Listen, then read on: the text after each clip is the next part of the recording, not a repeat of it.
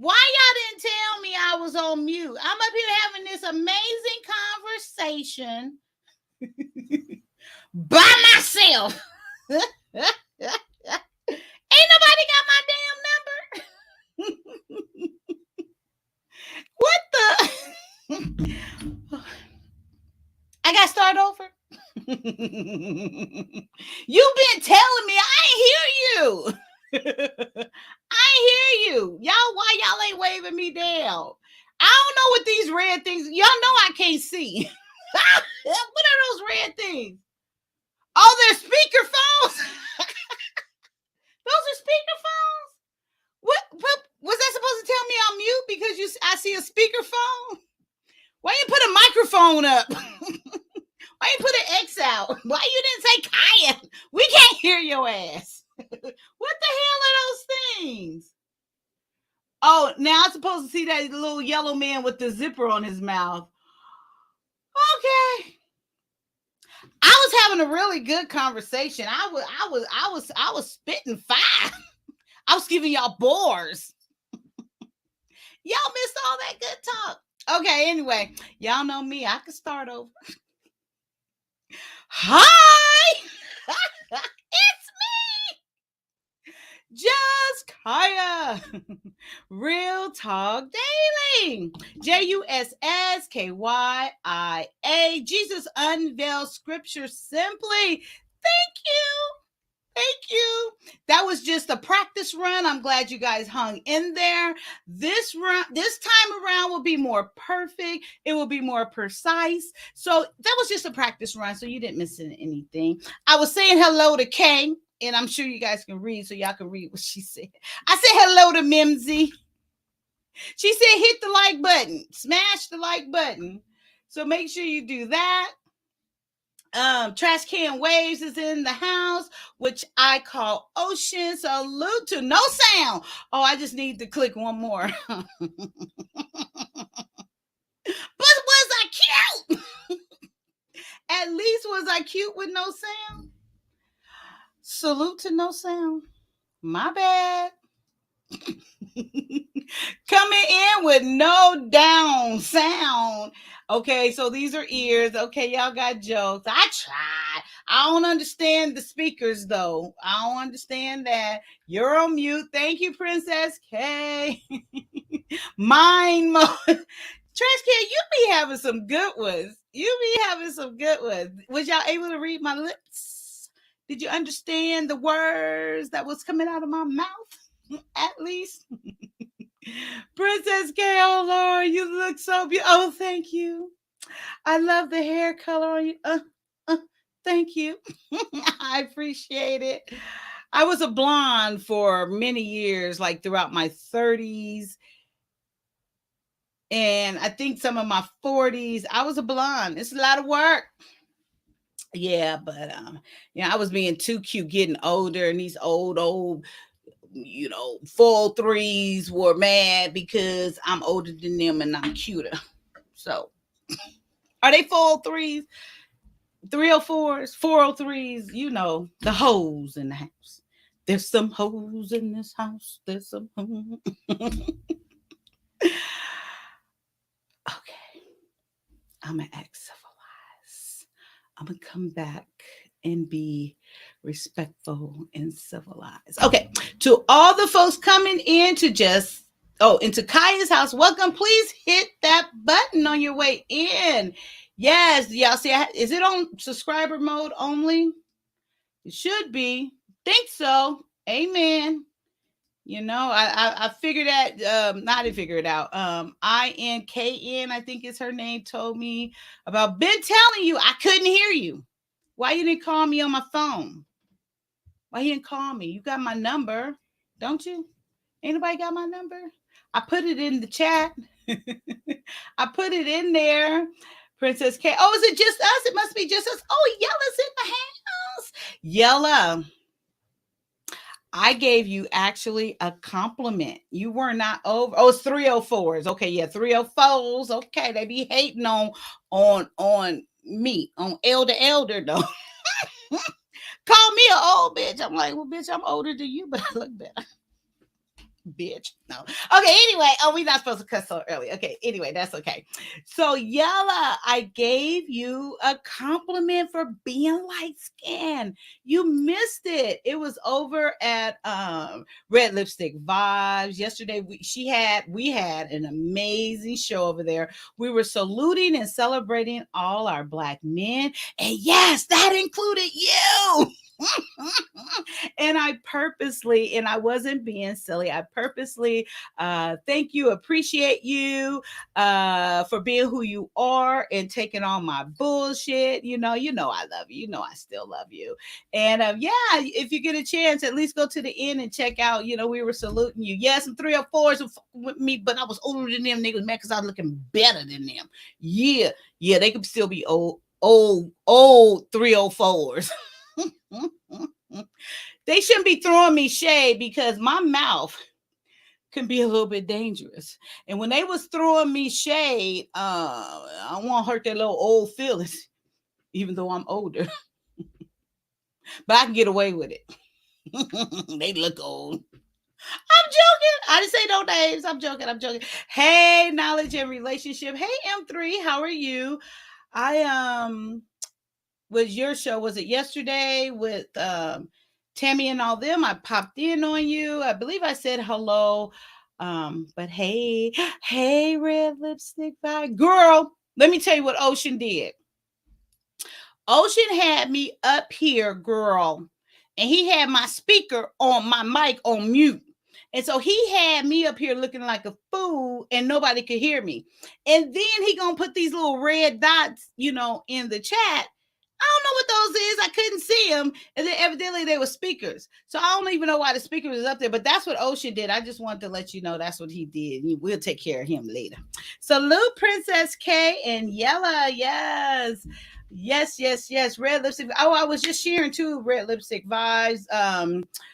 About your show yesterday. How can you please let Yella know? And if Funk come in, how I did appreciate them and that I acknowledged them. And yeah, we was over there, via your direction, celebrating our beautiful, beautiful black men's, and it was nice, nicer towards the end. Yes, it was. And I might have found me a beautiful black man. Shh, I don't know. I'm just saying, maybe. We'll see.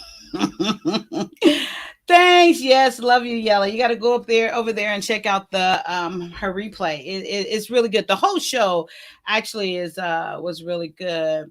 What I missed, I just told you what you missed. Oh, Ocean muted my mic and had me, and then gonna call it a mind show because he muted my mic and couldn't nobody hear me until I figured it out. And then the 304s was after me. That was pre-show that you missed the pre-show too. The 304s was after me, but the 304s didn't know that I was the older 304. Oh wait, I'm calling myself a hoe too, huh? That I was an older. Yeah, I used to be a 304, maybe way back in my day. No, I wasn't a 304. Maybe. What is a 304? So does that mean? Look, does that mean you just have sex outside of marriage, or does that mean you have sex with more than one guy in one day, or does that mean you have more than one guy at one time? Now, it depends on those if I was a 304. I'm not a 304 no more. Unless it's if you have sex outside of marriage. Because I plan on doing that at least one or two times before I get into the guy I'm going to get married to. Okay, well, just inform me and let me know. Let me know if I'm a 304 or a 403. I think I'm a 403, not a 304. So let me know. Let me know what you think. Please let me know. Sir Hell is giving me some tutorials, and he said I need to talk to y'all and give y'all some questions. So let me know if I'm a 304 or a 403. What I missed? Who's giving you shade?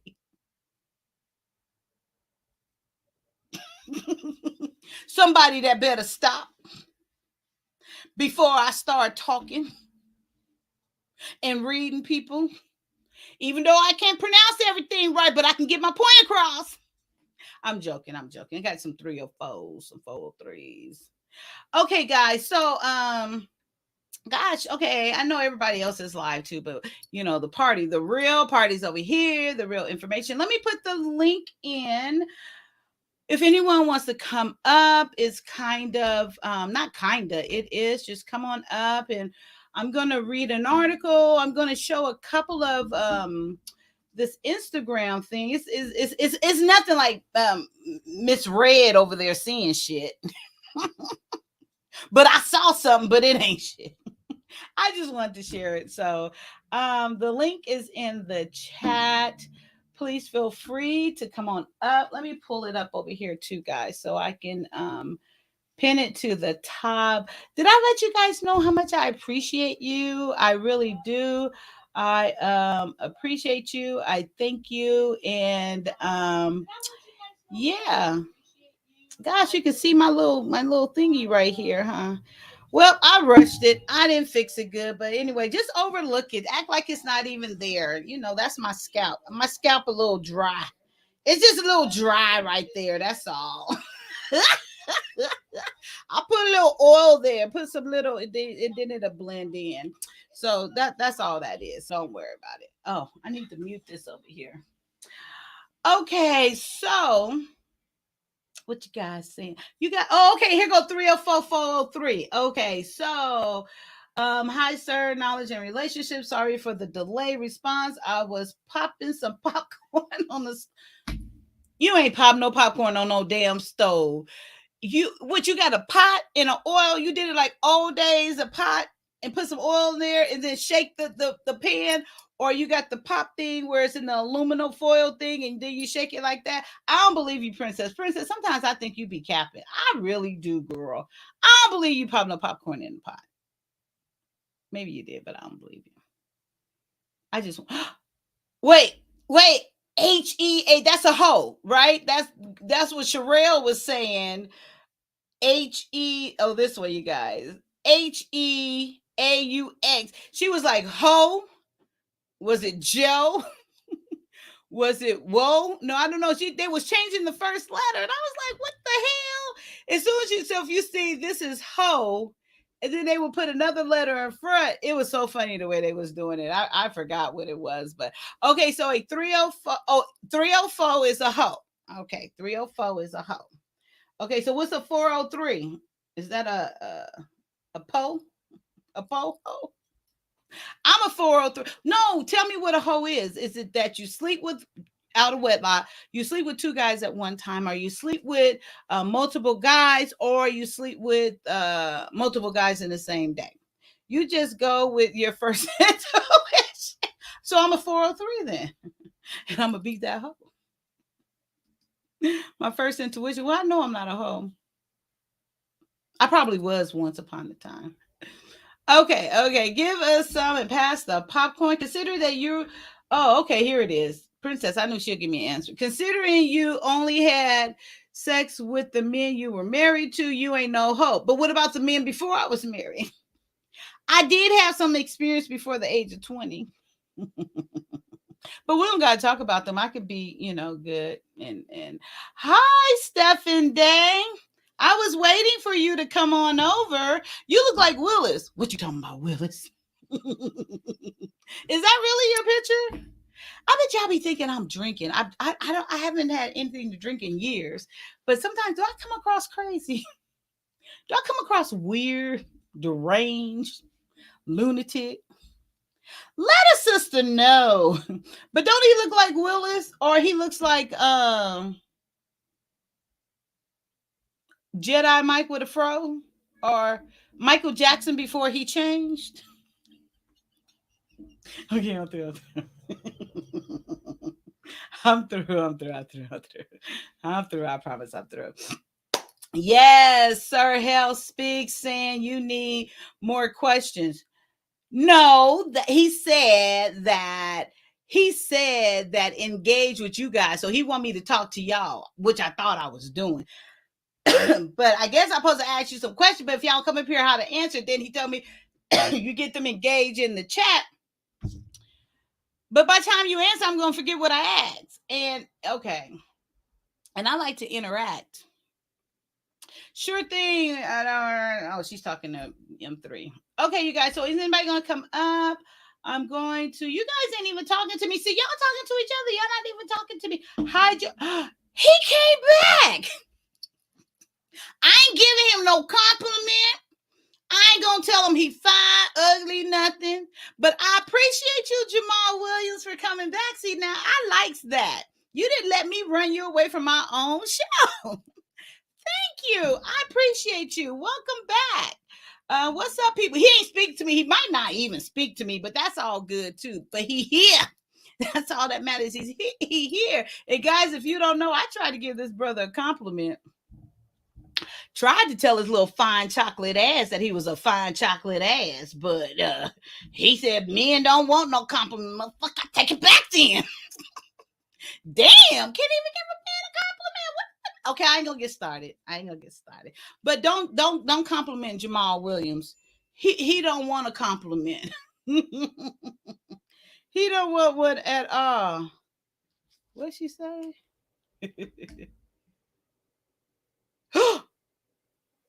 Ooh, okay, wait. I think we gotta watch something. Can I bring up someone else's live on here? Wait, guys, let me see. I think we got action. I think I can bring it up if we react to it. I ain't gonna tell y'all because y'all gonna leave me. So y'all stay here and let me find it. Okay, let me see. He won't get me. Okay, guys. Don't leave. Stay here and watch it with me. Wait, where is it? Is this it? Oh, I think we missed it. I ain't telling y'all because y'all gonna leave me. Wait, where is it?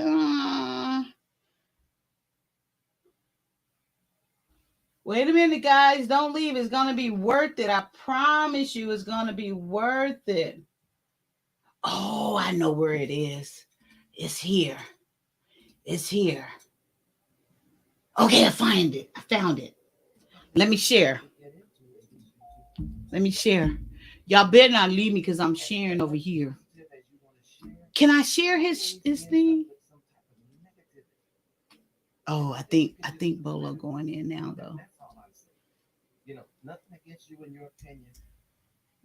Okay, we got to react to it. Anyone on the panel. It's just it can be done. I think we missed it. I probably can rewind it. You have to look and see what we have accomplished so far. When Sir Hale speaks was it? Y'all all left me. I'm gonna get y'all. I shouldn't have said nothing.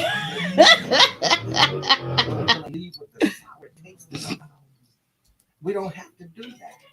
We can turn that around, can't we? Yep.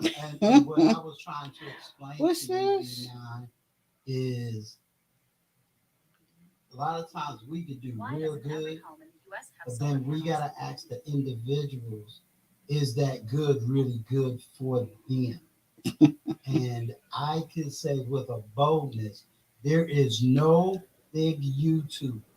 I don't care if they got 10. Played yourself. I know. Everybody left me, huh? That's okay. We got to rewind it anyway to hear.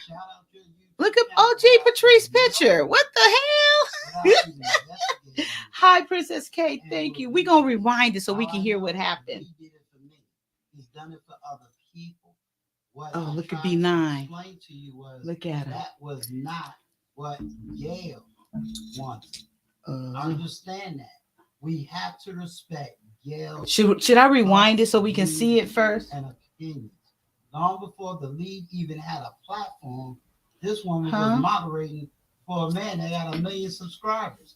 If anybody can get Gail, I don't know who that OG is. His words is even more okay, let's rewind it so we can see what happened. What I'm saying to you is, from us to converse. Let's see. Oh, we didn't miss too much. Okay, so wait. Let's see. Find some clarity in what? Wait. Let's see. The reason I don't need that back channel. because a lot of it has changed. But love it. I love it. I love it. To Kevin Samuels, she moderates for. I'm only stopping you. Oh, here we go. Here we go. Right there. Okay, here we go, guys. Shout her out. She did not want that. She wanted. Oh, I gotta go further back. Why you didn't tell me, Red Lipstick? Gail, if Gail wanted to, she can get 10K by next week. No, she did not want that. Why she not? Wants to grow her channel authentically on her name. So I missed it still, Red Lipstick? Because before it was the lead, oh, it's way back? Jackson. She moderates for Kevin Samuels. She moderates for huge platforms. She did My not eye want is hot. She made it very clear. I'm half asleep. So I need to go 40 minutes back. Go back some more. Okay, thank you, love. I have to protect her, but I also have to respect the integrity of the lead. Lead's going to be on there, right? Yeah. So now we're something on Gail. That had nothing to do with the lead attorney. That had calm down. The big YouTube. Don't be talking to be lying like that. Hey, Uncle Stu, you know I respect you and I appreciate you saying that. And it's gonna be. I know that Gail is nothing but integrity. So let me find where I'm gonna tell you right now, M3. I'm trying to find where did it start? Topic that you have. Let me take what you say. Oh, my eye is burning. If I sit here, what's up with that picture with OG? Oh, go back more than that. TJ, how far back is it? That person was talk too long. And I ain't gonna be sitting there. Oh, I'm offended because we know how to communicate. Ooh, my eye. Okay. When crack cocaine fell, which was in that later 80s. No. Okay. It's funny. I get approached, still believe it or not. Not to get too far off topic, but okay, I don't see. Okay, when B9 comes up. Okay. But since y'all keep dumping on baby boomers, I'm gonna help you out real quick. Let me grow y'all. Okay, so that's Vaughn. The world as we know it has changed. Fathers aren't in the home. You know what I learned today from the discourse that I was having with my son is because it's been a little bit of disrespect. And so what? A little bit of disrespect with what? People in America living this life. So at the end of the day, if y'all, girl, I could barely see. Wait, where's B9? You know, basically we're holding Woodstock. Okay, so M3. Let me see. Is M3 still here? Okay, M3. So what happened is, B9's been on like a campaign or just voicing his opinion about that. He feels Gail at Night should already be at 1,000 subscribers because she moderates for so many people. And he feels he has expressed, hi Snuggles, this is your first time over here. I see you elsewhere. Thank you for coming over. Appreciate you. But B9 feels like as many people as she moderates for, that she should already be at 1,000 subscribers. And what came to my attention that he was having a discussion on Uncle Stu's platform with the lead attorney. So I was trying to catch it so we all can see it over here together.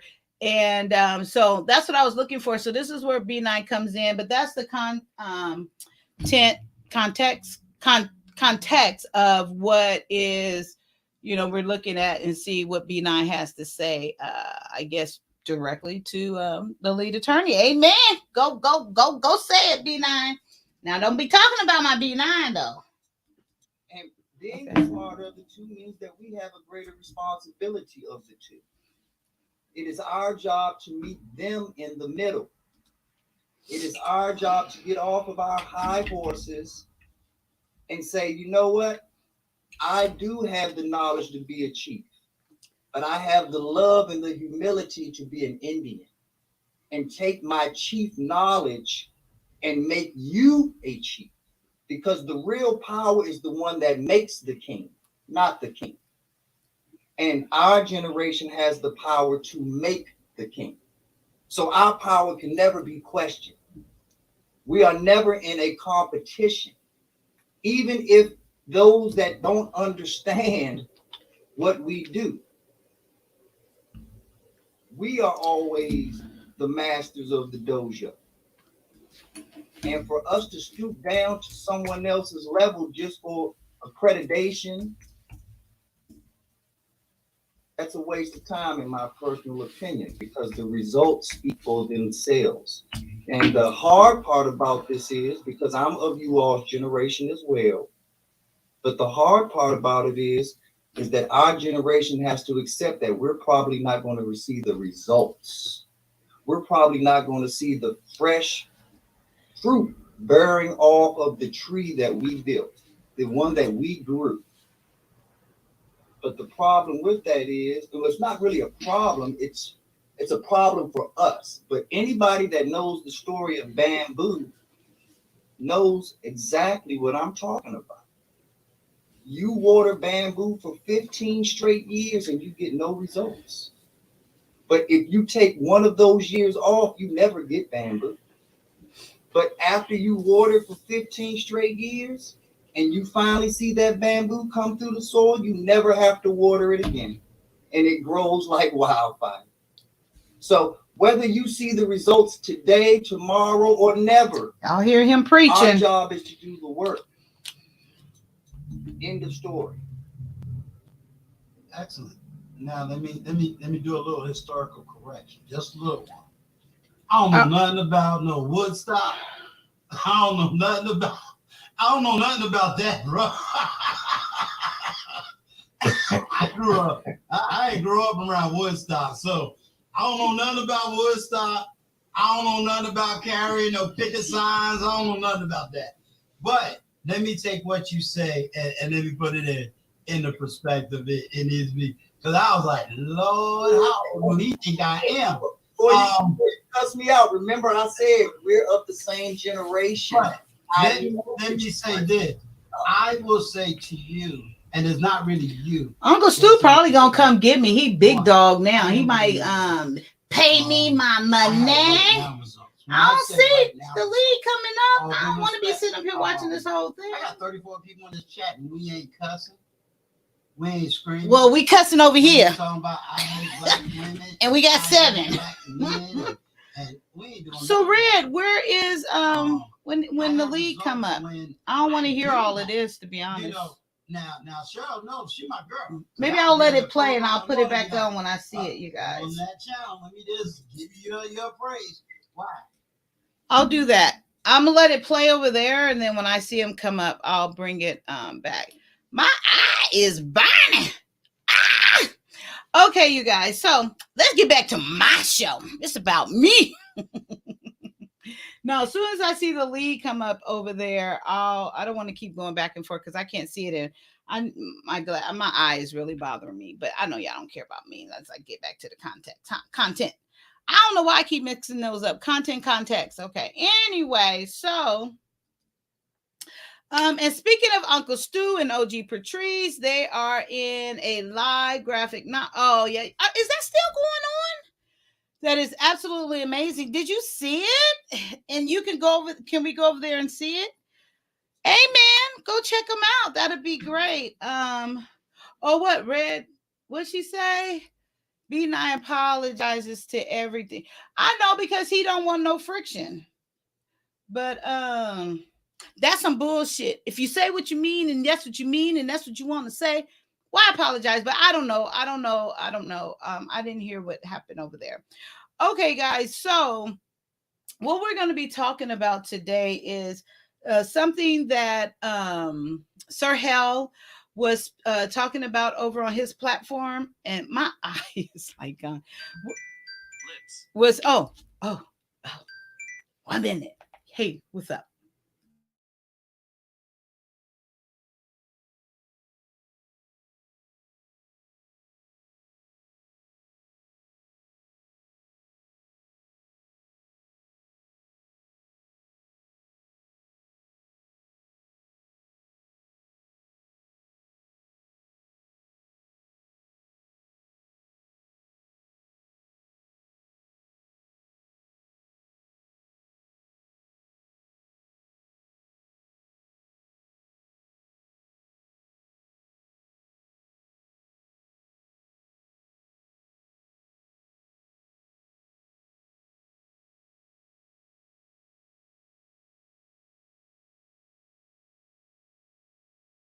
Uno momento, please.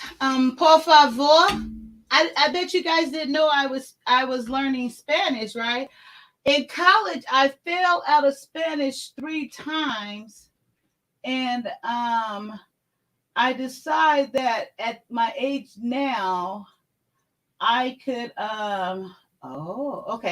I could learn again. So That had nothing to do uno with por favor, uno momento por favor. Okay, here we go. And I appreciate you. My girl called me up and helped me out. Y'all know I need some help every once in a while. So here we go. And in no way, shape, or form am I trying to. Can you guys hear it okay? Am I trying to downplay anybody? What I'm saying is wait. that we all have to take this initiative to use our power to help out others. Period. And all I'm trying to say is that Gail would have been a perfect example, because once lead attorney does something like that, it has the He in the power house. of paying for the coffee at How's Starbucks. the Spanish going? Everybody else Bueno. will start doing Bueno. the same thing. Everybody else will start pushing everyone else in our community. I know. Not because someone asked for it or somebody asked for the back doorway in. It's just a philosophy that we all preach in these YouTube. What's up with that picture? We have to. Hey, Uncle Stu, I know. I'm only stopping you because we gotta respect what Gail wants, not what we want. It's not about us. Hey, can I finish saying what I have to say first, Uncle Stu? And like Okay, because I got the lead up here, and I don't know how long he can hang out. Oh, No, you know, I got him. You can let him speak. Okay. Bullshit, but whatever.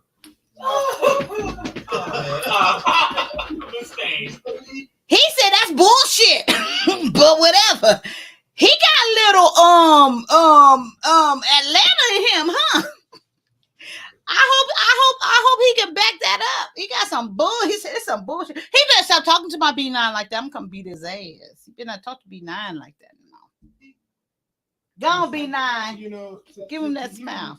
It's almost like you don't even know who I am. I don't know who you are. All right, then if you don't know who I am, maybe you shouldn't be speaking about what I need to do. No, I speak about the things that I think are right, irregardless if it's lead attorney, Well, irregardless. if you don't know who I am, then you just speaking just to speak. No, I don't have to know you to say what I think is Fine, right. as long as we know that you are coming from an uninformed place. And that's fine. Cool. All right, then say what you got to say. Okay, I'm more than happy to come from an uninformed place, Lee. My whole point is, like I was saying, we have the power to help out the people that are in our community. We have the power to pull people up and actually be the cream that we talk about and be personifications of that. If you don't feel that you fall into that demographic, then you don't have to be a part of it. As I was saying, I'm not trying to shame you in any way, shape, or form. You've done a lot for a lot of people in your own way. I'm coming with a different way that you can help out people. If you don't rock with it, you don't rock with it. But I've never disrespected you, and you're not going to disrespect me. Right. So, No, I'm good. As long as you've already stated that you don't know what you're talking about, then you can say whatever you want. I'll stay silent. well, you're not doing it. No, I know you. I thought you were giving me the floor. I'll give you back the floor, no problem. I'm never interrupt you. No, not once. I said I would love to have a conversation with you, but it's not going to be based on shaming. It's not going to be based on where our levels are or where you think I am on an aptitude level. So if you want to have a conversation with me and you don't agree with my points, God bless you. I don't agree with all of your points either. But that doesn't mean that I still don't think that you're a great man, that you're doing a great service for a lot of people, especially our people. If we don't see eye to eye on one topic, I'm not going to lose no sleep. And I thought you were man enough where you wouldn't lose no sleep over it either. But you coming in all clutching your pearls and shit. Ooh, I don't think it's that necessary. That deep to be not the pearls. Well, can I say something if I can, just for 2 seconds? Sure. You know, we were having a very good conversation, and all the love was being spread around, and everybody was apologizing, and we were coming together, and it was such a good thing. And see, so now a negative spirit enters, and this is what we have all of a sudden. Let them again. finish first. So we all Vaughn. need to check ourselves when it comes Yeah. to how we're addressing each other and how we're talking to each other. And Because- what is it based off of, Vaughn? The negative spirit is based off of me trying to be of assistance to Gabe. The pearls, Is not girl. doing it in a way that he. No. Well, you're not understanding what I'm saying. You're not understanding what I'm saying. I'm sorry, Vaughn. Yeah, you're not, Go you're ahead, not Vaughn. understanding what I'm saying. What I'm saying is that there's a time and a place for everything. Right. And because of the way that this stream has gone, and it had such a beautiful beginning. What's up with the and a picture, beautiful you middle, guys? and it shouldn't have to end on this type Let me of way. stop. Let me stop. So Oh, my that's basically Lord. what I'm saying. You know, the Oh, conversation can be God. had, but it can be had at another time. Okay, Vaughn, in get another- Ooh! This situation- Ooh! I'm catching my pearls, lips. You know, we Hey, Ocean, thanks for coming up. What's up? What's up? What's up? What's up? It's just, and these are the conversations. Lips that out we here get giving into shade to when we- Vaughn. We might have to, I don't you know, know, act like we don't know Lips for a minute. It always ends up with some type of negative. And I think we could just do better than that. That's all I'm saying. You know, nothing against you and your opinion. You know, nothing against Lead or anyone on the panel. It's just, it can be done in a different, you know, you have to look. Girl, and see the what we have picture. accomplished so What the far. fuck? When Sir Hill Wait, speaks was what like, the fuck? What's up with the picture? and so now Vi got a pretty good point. we're gonna leave with the He does. taste in our mouth. Yep. Mhm. We don't have to do that. Time and the place. Time and the place. Time and the place. Yep. And I think what this was is the trying time to and the say place. to you We were- Why? is I'm just joking. I'm just joking. we- I want to hear Lee Turney give some more shade. He ain't getting no shade out. Really good. Okay. He responded. He responded to somebody coming out on. You know. Okay, you right. I don't know. You can be right. Don't do that. I Don't don't do know if that's really her, but it ain't that flattering. that. Okay, shh. Don't tell Shout her. out your YouTube channel without even knowing you, without even investigating you. Yeah, He B9. will do that. How I know? The Lead did it for me. He's done it for other people. He ain't did it for What I me. tried to explain to you was You wasn't with him with the 3,000. You got to be down there for the beginning. I'm just He can do it now. You have to respect Why? Why not? It ain't gonna take nothing out of his pocket. Can't do it for everybody. I won't do Well, it for I this ain't just person. everybody. I'm Kaya, just Kaya. Hey, Anybody can get Gail. I'm to scared know of him. I that won't go on his and show. rock. It would have been him. oh, he a real dude. His words. I mean, you Just can't come slide- on there. You can't really come. Okay, go So ahead. what I'm saying Just slide to my you name is on up in there. You can't stay. I mean, you can't go and tell another man how he supposed to be running his own and That's what- true, thing he though. done built up. That's like what. So That's like you getting a business and you started a business and somebody coming and tell you what you ain't doing for the community Yeah. and whatnot. I'm That's saying that's where Just Kai. we Hello, have Queen to from the slow down. soon to be Take a breath and Mrs. just Jamal say, Williams. hey, Jamal is very maybe intelligent in man. this So space, compliments I- furthering I Sarah want go everybody over to his know. head. I think the lead Does it was- really, really? but He was getting nice. He other stayed. spots. What's the famous book Thanks that for he letting did? me Don't know. split the difference. I can't split the difference Did he right come now, send you on which me? is, and I tried to explain to you before. Even Productions was trying to do it, where he says, "Hey, slow down, wait. You have you spoke to Gail? You got to speak to Gail, and I had and like I said, you got to." And that's another thing. You can't speak on somebody else's behalf, and they don't got no problem with what's But going if on. but is that Yes, true? he She has- said that? he has a lot of No, power. Gail at night ain't never said nothing against TLA No, about that him she not. doesn't want nobody to help her. This isn't Wait, Yeah, yeah, she built it on her own. Okay, Yeah. I understand that, but why? I mean, I get. I mean, I don't get it. Why she's out there like B9 is saying, moderating for all these people. Why not take a shot out or two? I don't get Well, what. he allowing her to drop her channel in the chat. 15,000 people in there. She drop her channel. He don't say nothing about it.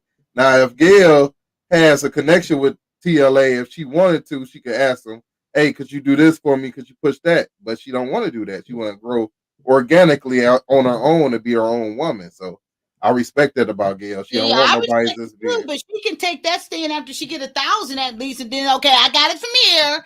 Just get that's my head start. You know, that's my 0 mark. Shout out to the independent women, you know, that say they don't need no man. Yeah, you can help me. Bring them on. But yeah, Gail at night ain't never said nothing about TLA ain't helping me this or ain't helping me that. Okay, You but never hear that okay, come out of her mouth. tell me this, Ocean. Couldn't he just shout her out and help? I mean, without her, because is it the thing where she don't want to seem like she's asking? Maybe he can just do it. Who is it for you to be? I'm talking about B9. You to take the place of I'm gonna speak on her behalf. Why not speak on your own behalf? If it's something that you want, Yeah, and that you want him to do for you, then speak on your own behalf. But when you throw that around about another person, they sitting in the background like, hold on, I don't got no problem. Why you using my name? That's weird. So if you got another agenda and you want to get at somebody or you want to talk to them or you got a problem with them as man to man, then talk to them with man to man. Don't put anybody else as the intermediary where I'm gonna use this person to get at you and tell you what I really want to tell you about myself or whatnot, or for myself. but no, he's not doing. But he says other people too, not just Gail. He's like, B9. I'm gonna be honest. I love B9. B9 cool as hell. I ain't gonna talk about B9. All right, but he did come into the lead attorney's chat and he blocked her and he kept on chastising the lead attorney, talking about the lead attorney, you're not representing for the community, you're not helping Gail at night. You see your moderator up in the chat. This is his own channel now. He doing this. That's like somebody coming on here, like you just got on what was it, Black Man Unfiltered, what the fuck, about them telling you what to do with your own channel. Oh yeah. And you said all that. That was the equivalent of what he was doing over there. Okay. That was kind of inappropriate. Okay. Okay. Yeah, I can see that. Well, if you put it that way. I'm just being real. Come over here with that bullshit. That's my channel. Okay. Yeah, you telling you how to run that motherfucker right quick. You ain't doing a good job over here. Just Kaya, if you was doing a real good job, you'd be pushing other people on your channel and not just pushing yourself right now. That's how they come in the chat like that. Especially just well, lead attorney, if you see that you can push my channel all the way to 50 million, I don't care. Let me pass you. I'll take the help. The lead attorney shouted a lot of people out. He shouted out Rush Ribbons. He got Rush Ribbons to 1,000 just like that. When she came on the channel, he shouted out a lot of people who's just too much. Why he do this? Ryan got his wife their life. He shouted them out and got them monetized or whatnot. He helps a lot of people out. Why does he be like, yeah, and blah blah blah? And why you do that? Why he be yelling? I be like, dang, what happened? It's kind of frustrating when you have somebody coming at you. You trying to do the best you can, trying to be stay 100, keep it real. Then somebody could come and tell you how you ain't keeping it real. It's another YouTuber out there feel the need that he got to hold other black people accountable for some bullshit or whatever that's going around there. If you got to build yourself by tearing down somebody else, I mean, who are you? What's your worth if you got to build yourself on somebody else's name, which Gail at Night doesn't want to do? Girl, come on now, girl. That's Gail at Night. Now, it was just Kaya. You was in her place. It might be different. I'll be like, TLA, till I get out. Help me. You can pretend I was after you and you had to turn me away at your window. Get my subscribers.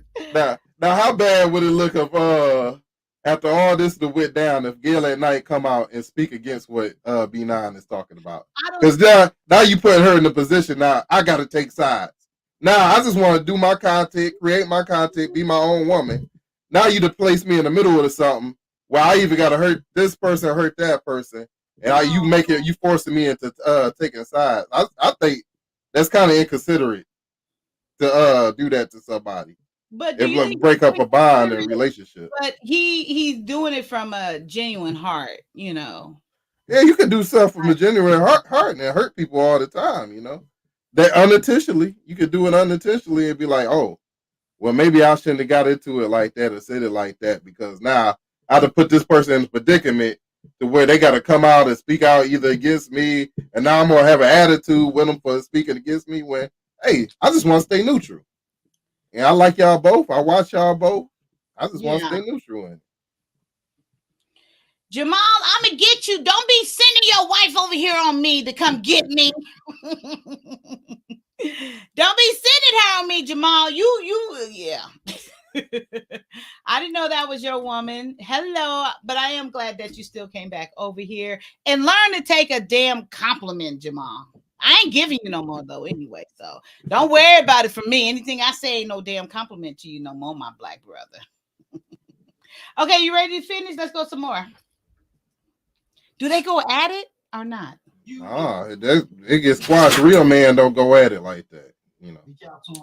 Email by IG and just, hey Lee, this is what I believe, this is what I feel, this is what I think, and allow him the ability to respond as opposed to he ain't doing this or he ain't doing that, you know. And I agree with Vaughn. I had a peaceful chat, and even OG Patrice that said she wanted to don't be okay. I knew that was. I figured you didn't. She came over here and spoke on your behalf. Yeah, OG Patrice wanted to joke with him up there about the taking his time to talk. Hold on, be not. You like that picture, Ocean?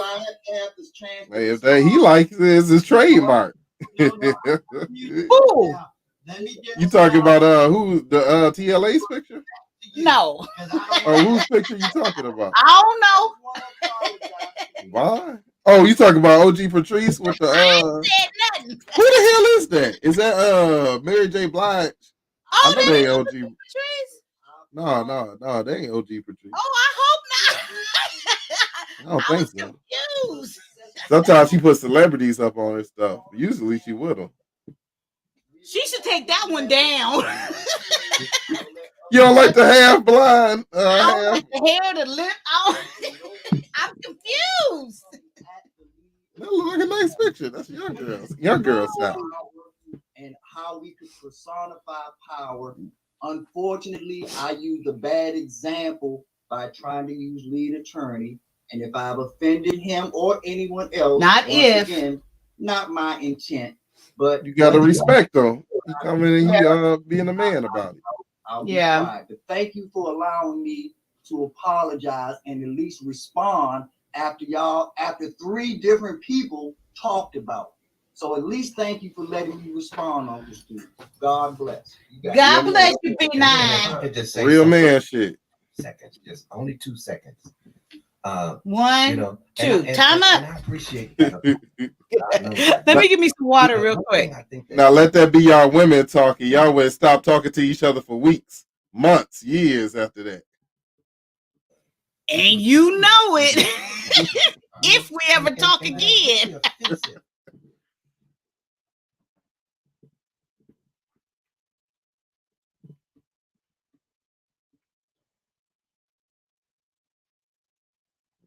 I can't hear Vaughn.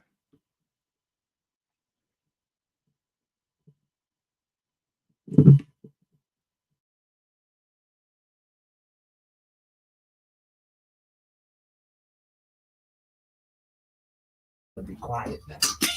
Right.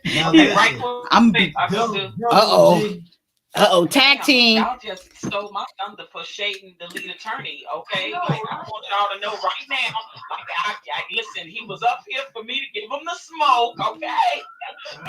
It's been y'all just messed it up. No, y'all just messed it up. You messed it up. Look. And OG Patrice. I got you can't hear me? I can hear you now. Oh, okay. OG, you were supposed to come at him on the right. I got spit and fire going to come at him on the left. No. I just came on here B9. He doing good. You doing good, B9. I'm glad because I just got my notification, and I was like, wait a minute, what kind of panel is this? And I'm not on here, and I'm gonna go back and look at what it is Oh, I'm. why is that side on? This side not on? I'm trying. Oh, it's playing Look, over look. here. I got Oh. the lead up here now. I ain't got to worry about getting clicked off then, huh? He didn't know he clicked off his name. He thought I was Barbara. He didn't know he had Dragon on his channel. He thought I was Barbara, but that's okay. We good. Is that it, Lips? Is that it, Ocean? Yeah, that's ain't nothing big went on. It should have been 2 women. It would have been more exciting. Nah. See, that's the problem with the black community. We get entertained after seeing controversy with our own brothers and That's sisters. not controversy. Yes, it is. Did you watch it all when it was happening? Yeah, I went over there and checked them out. You know. Oh, you did? So, did B9, did B9 stay up there or did he leave down? Oh, he's still up there now. Oh, he is.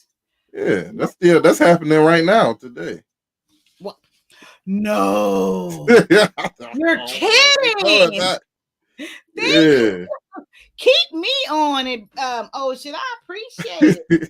I know you was talking to yourself for like the first 5 minutes, 10 minutes of the video. And then I looked down. I said, "Is that on mute?" And then I looked. I'm like, "What are those red things?" I said, she having a full conversation. We missing all the good stuff. I was too. I was funny too. Oh, man. So, did you see Sir Hell's show Monday? I listened to him on Uncle Stu. Nah, I don't. No, I don't really watch. That's what we were gonna talk about. You gonna stay up here with me? I don't know, for a little bit. I just got off of work early. Yeah, I just got off of work early. So what do you do for work? I'm a robot technician. What is a robot? Are you the robot or are you the technician? I program the robot. Oh, yeah, so I can be. Yeah. So are you really a robot technician? Yeah, I'm in skilled trades. Yeah. What does that look like? What is that? Like what do you do? You go in there, you go in the factory, you got robots that put your cars together. Somebody got to go in there and program them. They got to touch them up. They got to make adjustments. And that's what I do. They got to teach them to do different things. Might be a new job that comes up and they got to write a list of code to program the robot to do the next job and whatnot. Or set up the machines to perform different tasks and different other jobs. So the robot, you're keeping the robots functioning to do their job. Yeah, it's called a FANUC robot. You ever see? You watch Jurassic Park when the robot grabbed the raptor egg and it came over and it moved egg. It's bigger than that. Yeah. Oh, really? Mm-hmm. How did you get into that? Did they train you there? Fell into it after I dropped out of college, and then they trained me. You had to say drop out of college. Yeah, I fell into. I took some time off. Oh, there you time go. off. From you college, took some time off, and you haven't returned. It ended up not going back after I got it. Yeah. Let's be political correct when you say these things. You know. Well, cool deal. So, like I was saying, what do you think about the child support system? Oh my, child support system. Yeah, here, for as far as with the, with black men, and then how women are putting child support on men. Do you think that that's right? Do you think especially if a man doesn't even want the kid? That's a good question. If the man don't even want the kid, do you think that he should have to pay child support? I think every father has a responsibility to whatever he produces with somebody else. But I believe child support system is being manipulated and mutilated to break up the black family and keep them apart by giving women incentives to not stay with their child's father and benefit more greatly from being separated from your child's father financially wise. So I think that is something that's made to keep black people apart. But it Right. should be reconstructed to where you just pay for the child's needs, take care of the child. It should be automatic 50-50 unless you like some child toucher or whatever. You got some bad charges on your ass, then you don't need no access to your child or whatnot. But I think it should start off as 50-50. Equal custody. You and that mother is responsible for putting into that child. That's what I This was when I was on Sir Hell on Monday, he brought up this article and it was a nice discussion about it, and he was going to go on that evening and continue the conversation, but he was unable to. So I decided to bring it over here and have the conversation. So this is the article that he brought over, and the article it gives the origin of You pulled up one of the most racist motherfuckers in history, Bill he is Clinton, not. right You there. gotta leave Bill Clinton Sitting alone. next there with a single black woman there, a white man and white She women. black. Okay. No black man in sight. But, No black man. I wanted to ask you a question about your last show, but I can't remember. I'm gonna have to watch the replay. I really wanted. It was when Biden was up there. Did he really say the N word while he was up there, or black something? You know what I'm talking about? Your last show. Yeah, with the nigga. My last one I did this morning when he said the Negro. A good Yes. Negro. Yeah, he said that. Yes. He really said that, like for working or put them to work or something like that. Yeah, he supposedly was saying it for black people, saying that's Yeah. a good Negro. Talking about Page is a good Negro or whatnot. Wow. So They gonna blame it on his age, but Joe Biden is a racist ass motherfucker who dates back to the Ku Klux Klan. But but he was a vice president with Obama. Oh, Biden. Obama Yeah. racist too. Obama don't care about black people. Oh. Needs to chill. Like Malcolm X said, there ain't nobody you could call a sellout that's a black person who hasn't been pushed forward by the liberal Democratic Party. Ain't nobody that you could. Yeah, he said ain't nobody you can point to and say, oh, that black guy, he's a black sellout. He's been doing bad stuff already. That it haven't been pushed by the liberal Democratic Party. Wow. Okay. Sometimes ignorance is bliss. So this is the article that Sir Hell had on his show on Monday, and it brings up the genesis of child support. So I wanted to read some of it and to set this up. And then I have another story that just happened a few days ago of this man. He killed his 2-year-old daughter. I don't know if you heard about that. Because he didn't want to pay child support, or it's because it was over child support. Yeah, that's not a man, that's a boy, but yeah. Yeah, and then he killed himself too. So I'm gonna play that, but I wanted just to set it up here with the origin of how child support came about. It says when the U.S. child support collection system was set up in 1975 under President George Ford. A child of divorce whose father failed to pay court-ordered child support, the country and the typical family looked very different from today. And as the nation's social, economic, and demographic landscape has shifted, the system has struggled to keep up. So the director of Child and Family Research Partnership and Association professor of we don't even know all that. It was left the country with more than 113 billion in unpaid child support. Walk with us through the child support collection system looked like in 1975. What issues was it designed to address? What did the typical family look like? It was officially launched in 1975, which is when the government established Section IVD of the Social Security Act, no fault divorce, had recently been passed, and there was a rapid increase in divorce. So we were talking about that on Monday. Sir Hale was mentioning about this no fault divorce. And prior to that, which I didn't know, he said prior to 1975 and this going on, that you had to have cause, and I think he said as well as proof to get divorced, like adultery or something like that. But as of 1975, that's when it was changed to a no fault divorce. Did you know about that? Mm-hmm. I mean, the people didn't get divorced back in the day like that, you know. Yeah. The whole situation, they done made a whole weak society where, man, it's too much coddling that's going on in the world to where you treat these men as a boys and they never get to grow up. They never get to grow into their manhood. So when they encounter manly situations such as this, they handle it as if a child would handle it. That's the Right. same way a child would handle that. Is the oh, I gotta cover up my mistake. I gotta kill this baby or whatnot.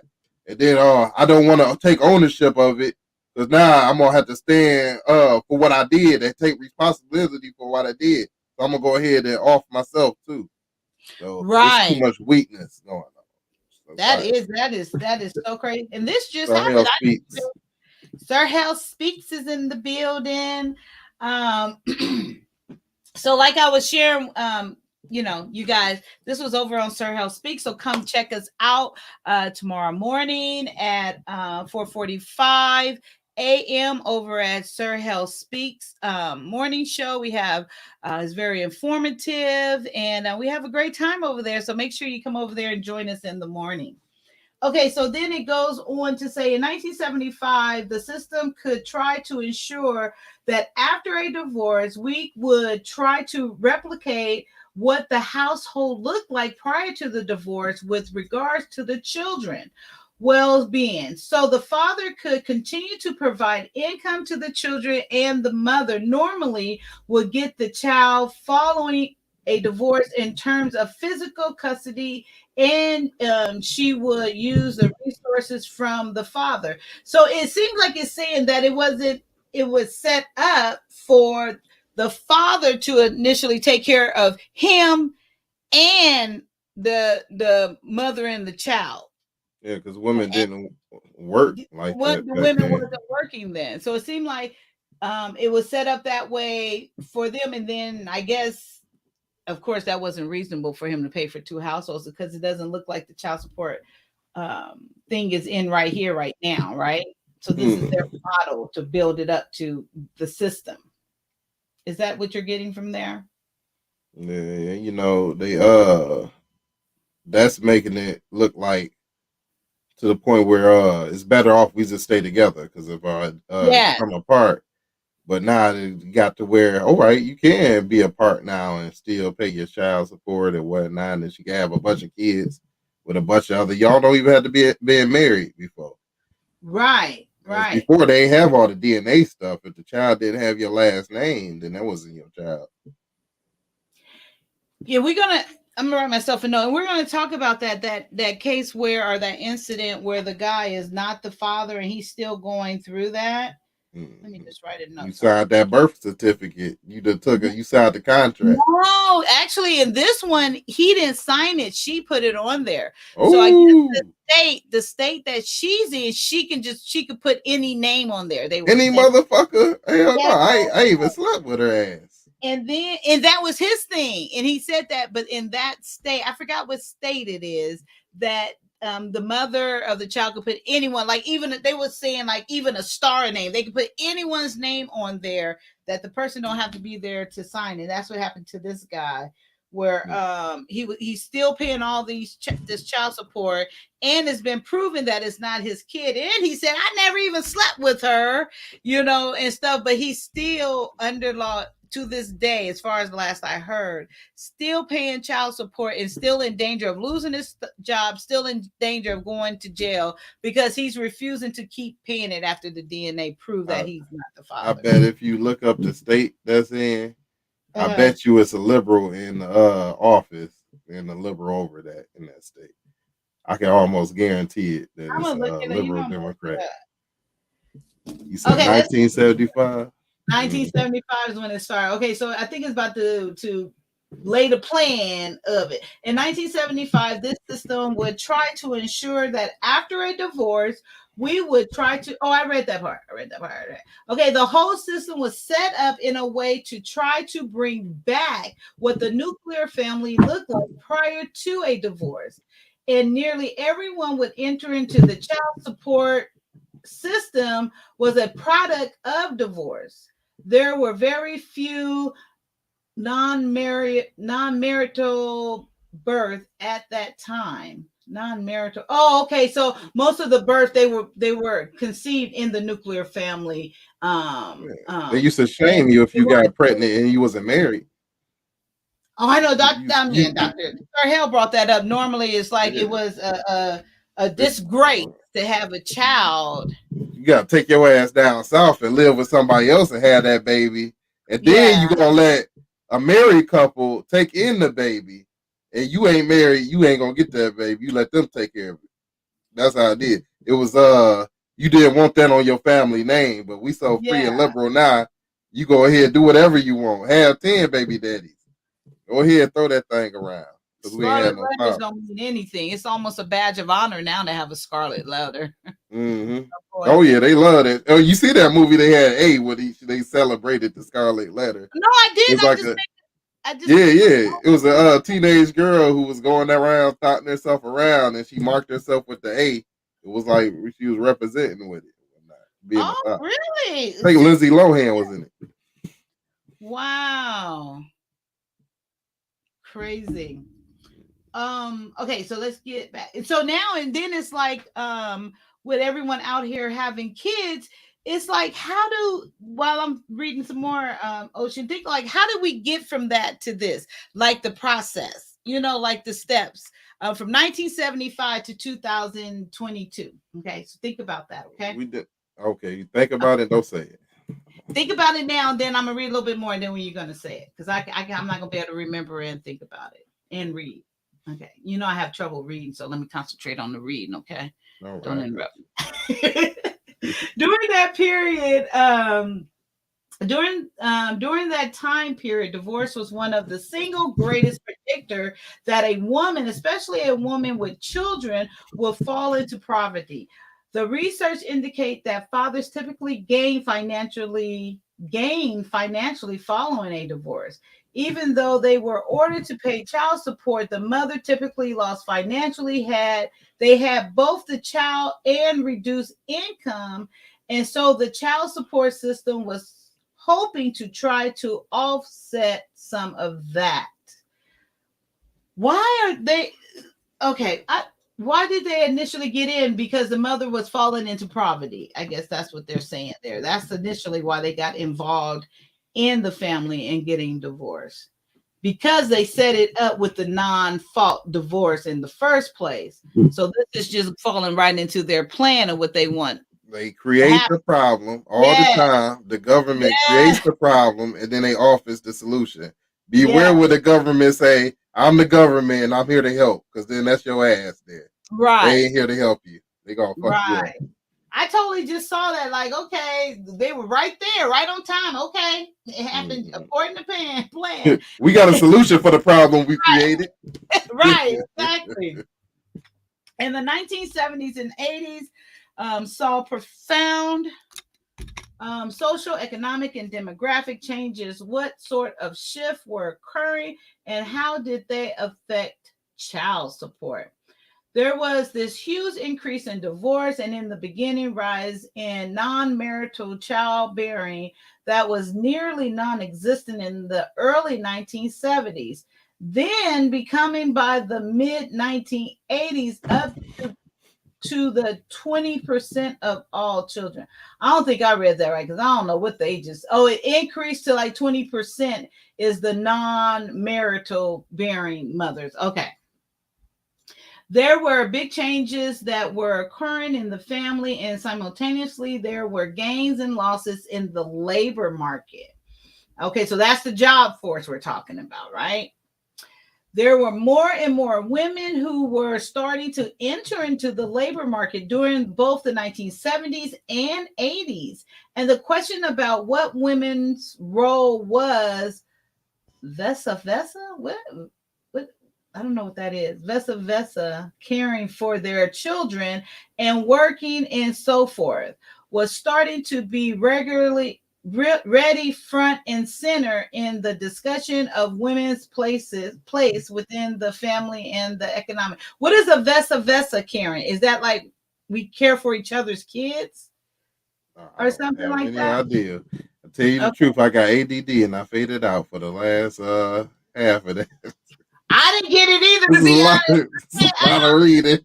Let's go down. Okay, wait. I think we got okay. Where were the Hallmark 1996 reform? Okay, here we go. Right here. Start talking about the daddy. Wait, let's make sure we hit the highlights. Well, I didn't read it beforehand. Okay, we'll go down here where the daddy is. Okay, so what were the hallmarks of the 1996 welfare reform? So now they're reforming it. What is this, like 70, 80, 20 years, 21 years later? Welfare reform, Reddy did punctuate this data that fathers should be responsible for providing for their children.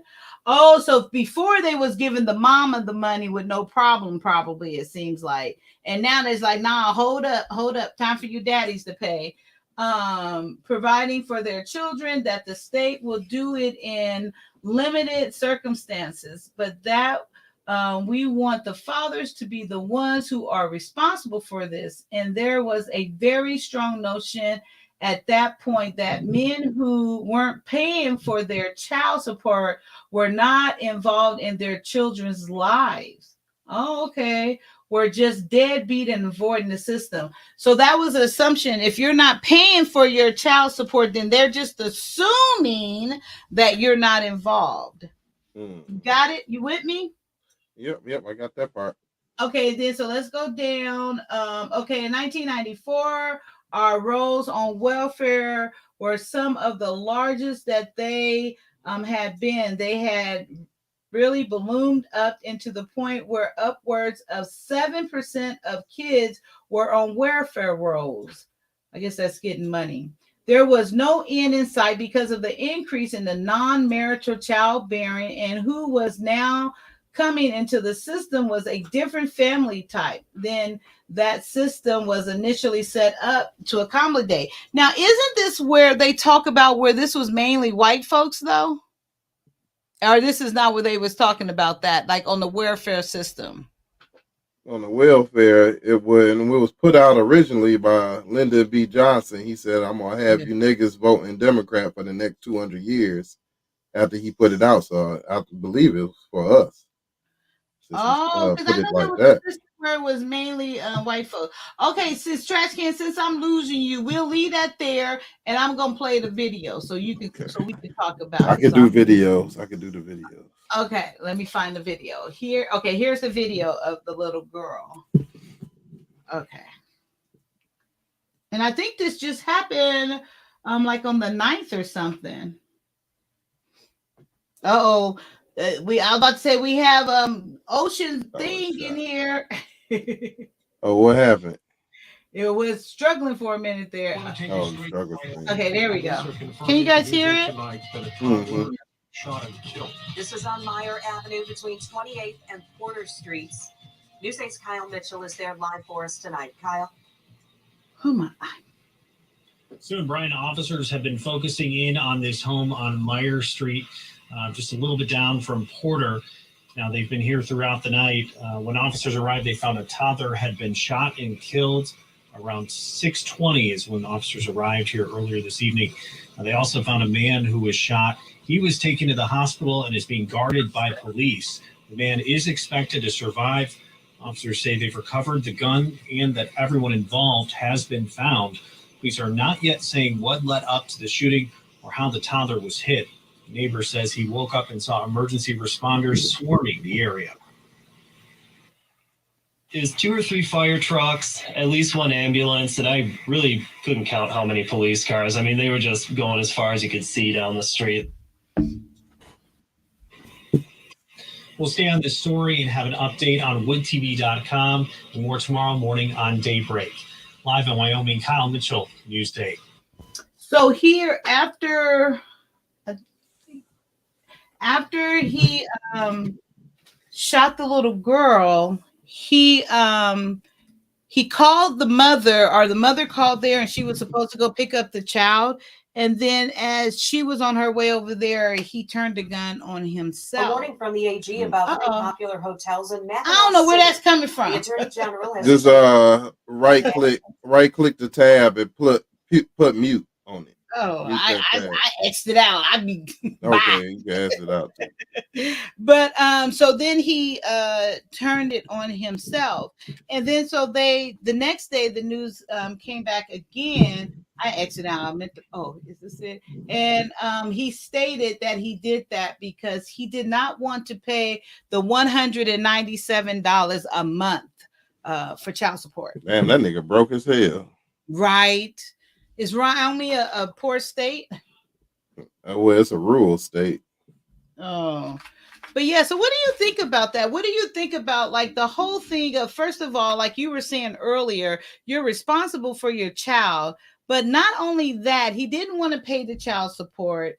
And I really want to ask you that, like, if a mother get pregnant, if a woman get pregnant and that man say, I don't want this kid. And I understand what you said, Ocean, about, well, he laid down with her and, did it, but he's telling her beforehand, he doesn't want the child. But if she didn't want the child, she will be able to get rid of the child no matter what he said, right? I don't believe in abortion. I don't believe in Neither. it being legal for you to kill someone. I might not like my sister. I can't go and kill my sister and say I want to get rid of her or whatnot.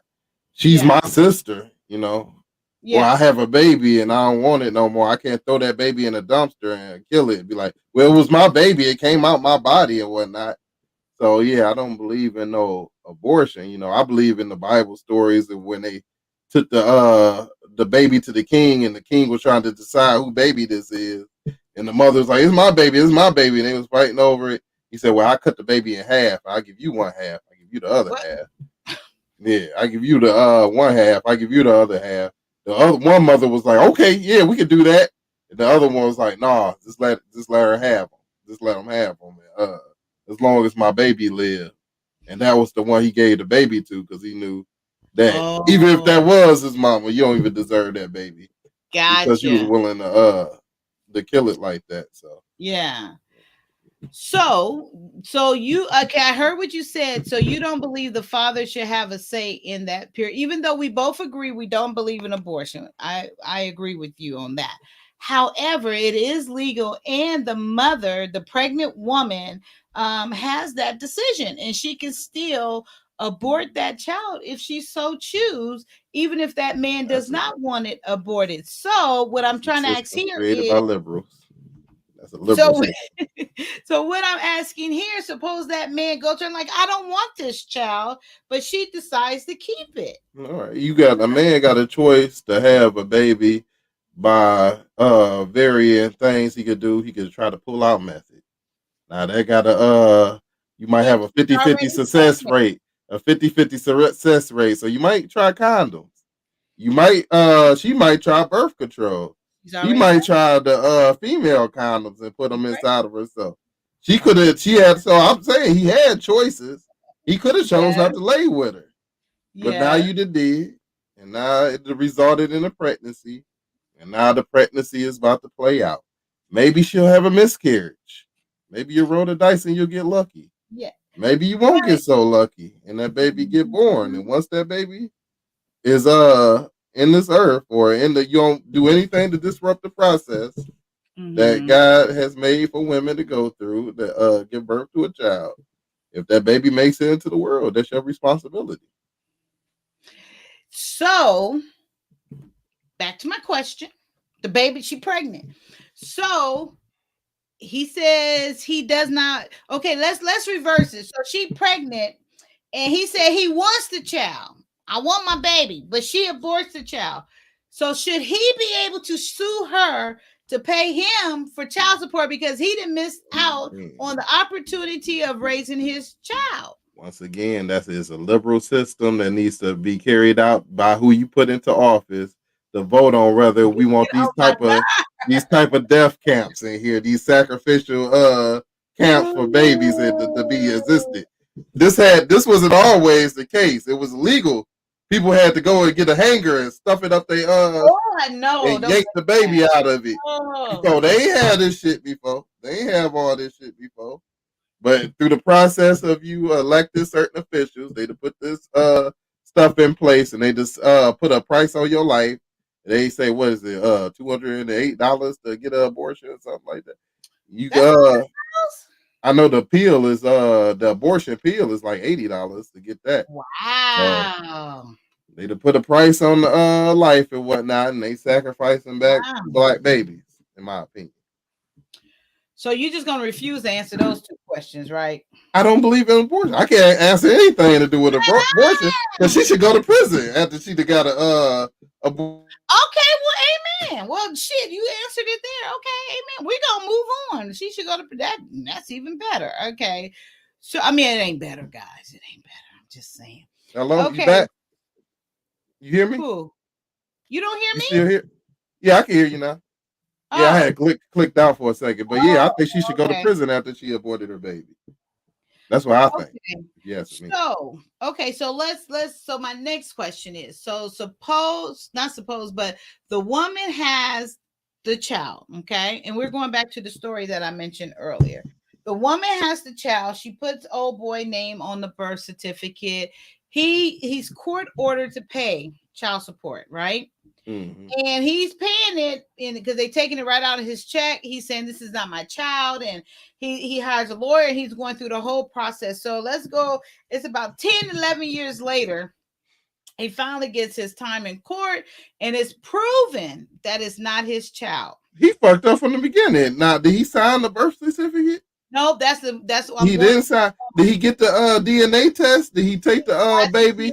Hey, I'm just taking the baby for a walk and whatnot. Walk his ass to the hospital and get this tested and be like, hey, I got this documentation. I'm taking it to court. He let this go on for 11 years.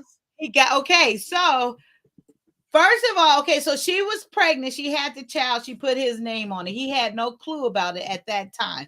Next thing he know, I think it was a year and a half later, he received the child support papers, and they started garnishing his check because it took a year and a half for them to find him. They found him his job, so automatically they start garnishing his check. And then at that time, he went to court the next time to figure out, try to fight it. So it was no hope. He was like, nope, I didn't have sex with her. And then she didn't even show up in court. And then the judge was like, well, you put the name on there. And then at that point, we found out that in this state, I forget where it is, in this state, the boyfriend, the father don't have to be there. They can put any name on the birth certificate, and that makes them the father.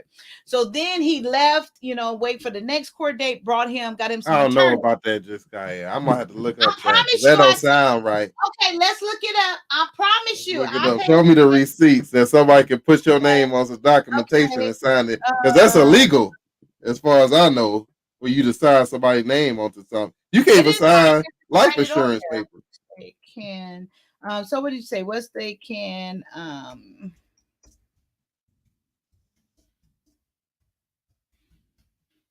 a question might be too long.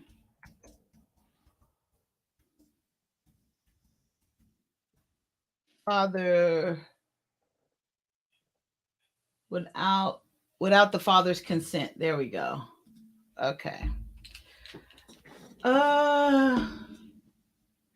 Can I name my father's consent? What state?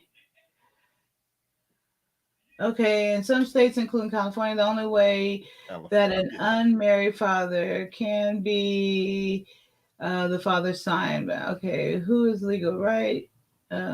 What state?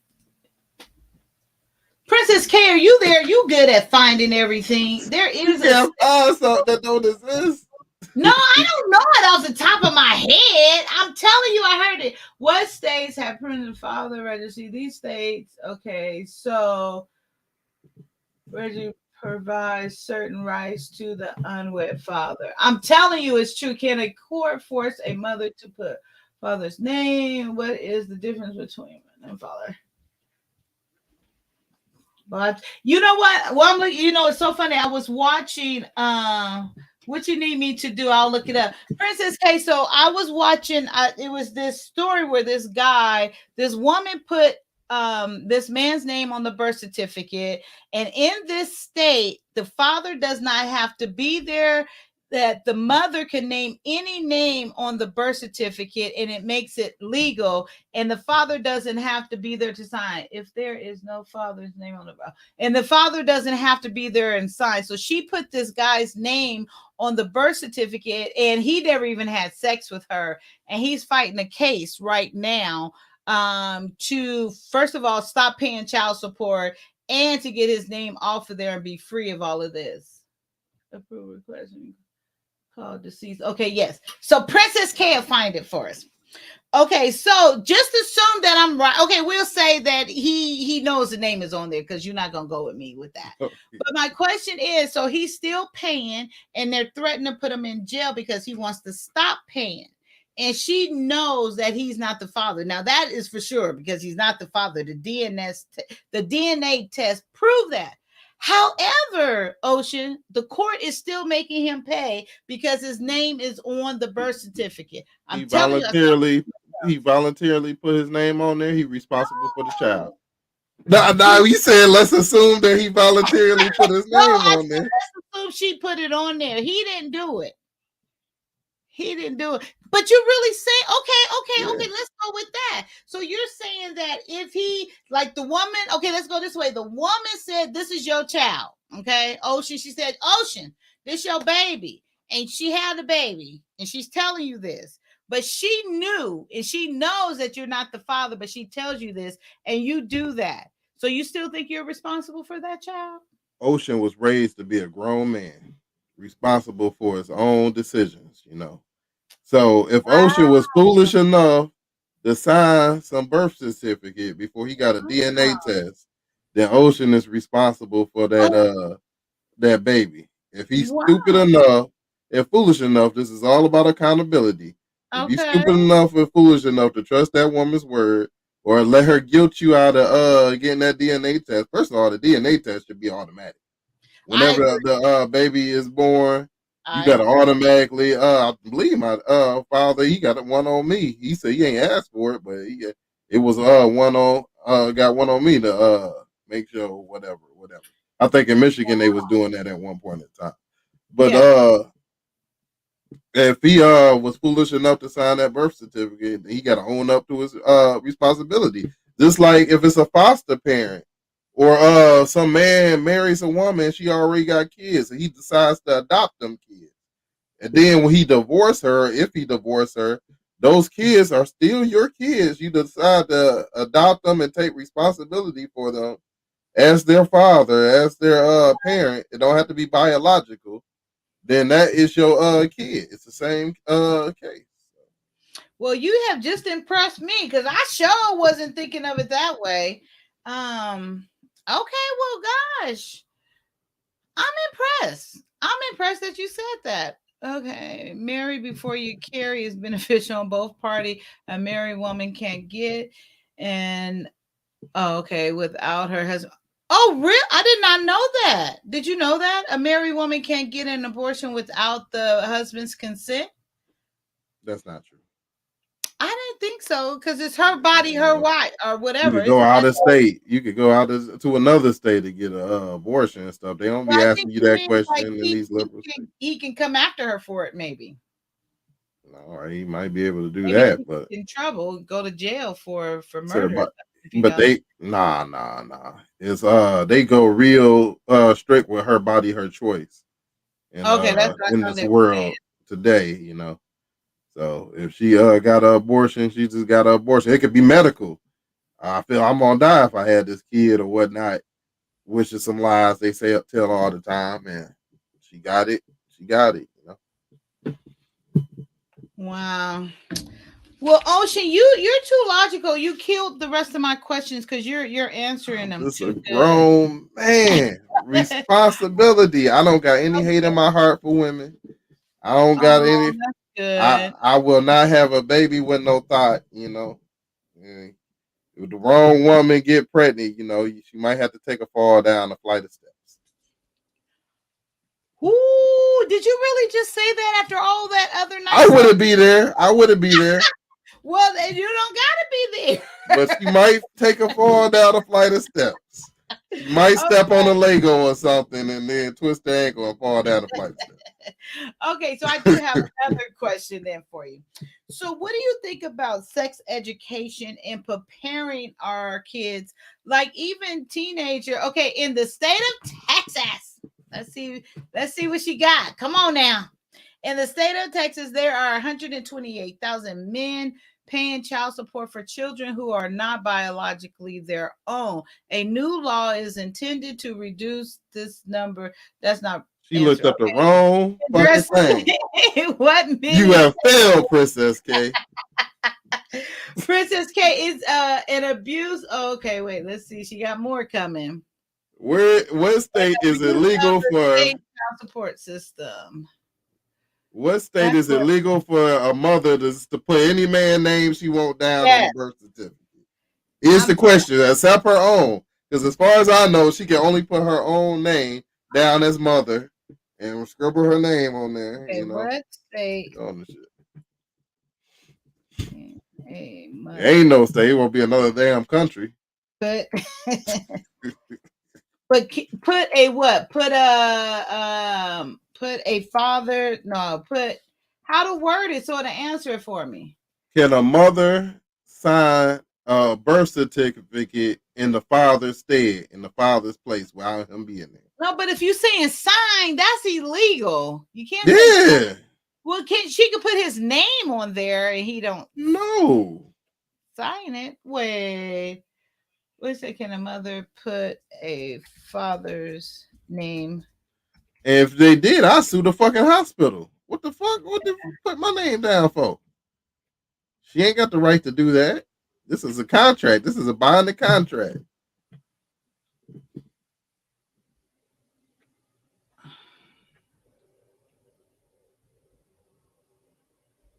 Okay. See, most states. Here's my answer. Okay, if you are going to be adding the father's name to the birth certificate, most states will require an unmarried father to sign an acknowledgement of paternity. Okay, so let's see how to. Okay, can a mother put a father's last name without his consent? They have to be married if it's not his consent, because then your wife could do that. You might be had died or something. Your wife could put your name down. No, but he said in most states. So can I get my father's last name if he is not present? Okay, boyfriend does not have to be present to identify the birth certificate. However, as a married, okay. Oh, she said my man and my boyfriend is in jail. And you better have the power of attorney over my ass if you're gonna put my name on some documentation. I ain't giving no woman no power of attorney over me. Be present to identify the child. However, you are unmarried and identify the father on birth certificate. You must exclude what is called an acknowledgement of paternity. You can take this form to jail. Oh, she still got to go down there and get him to sign it.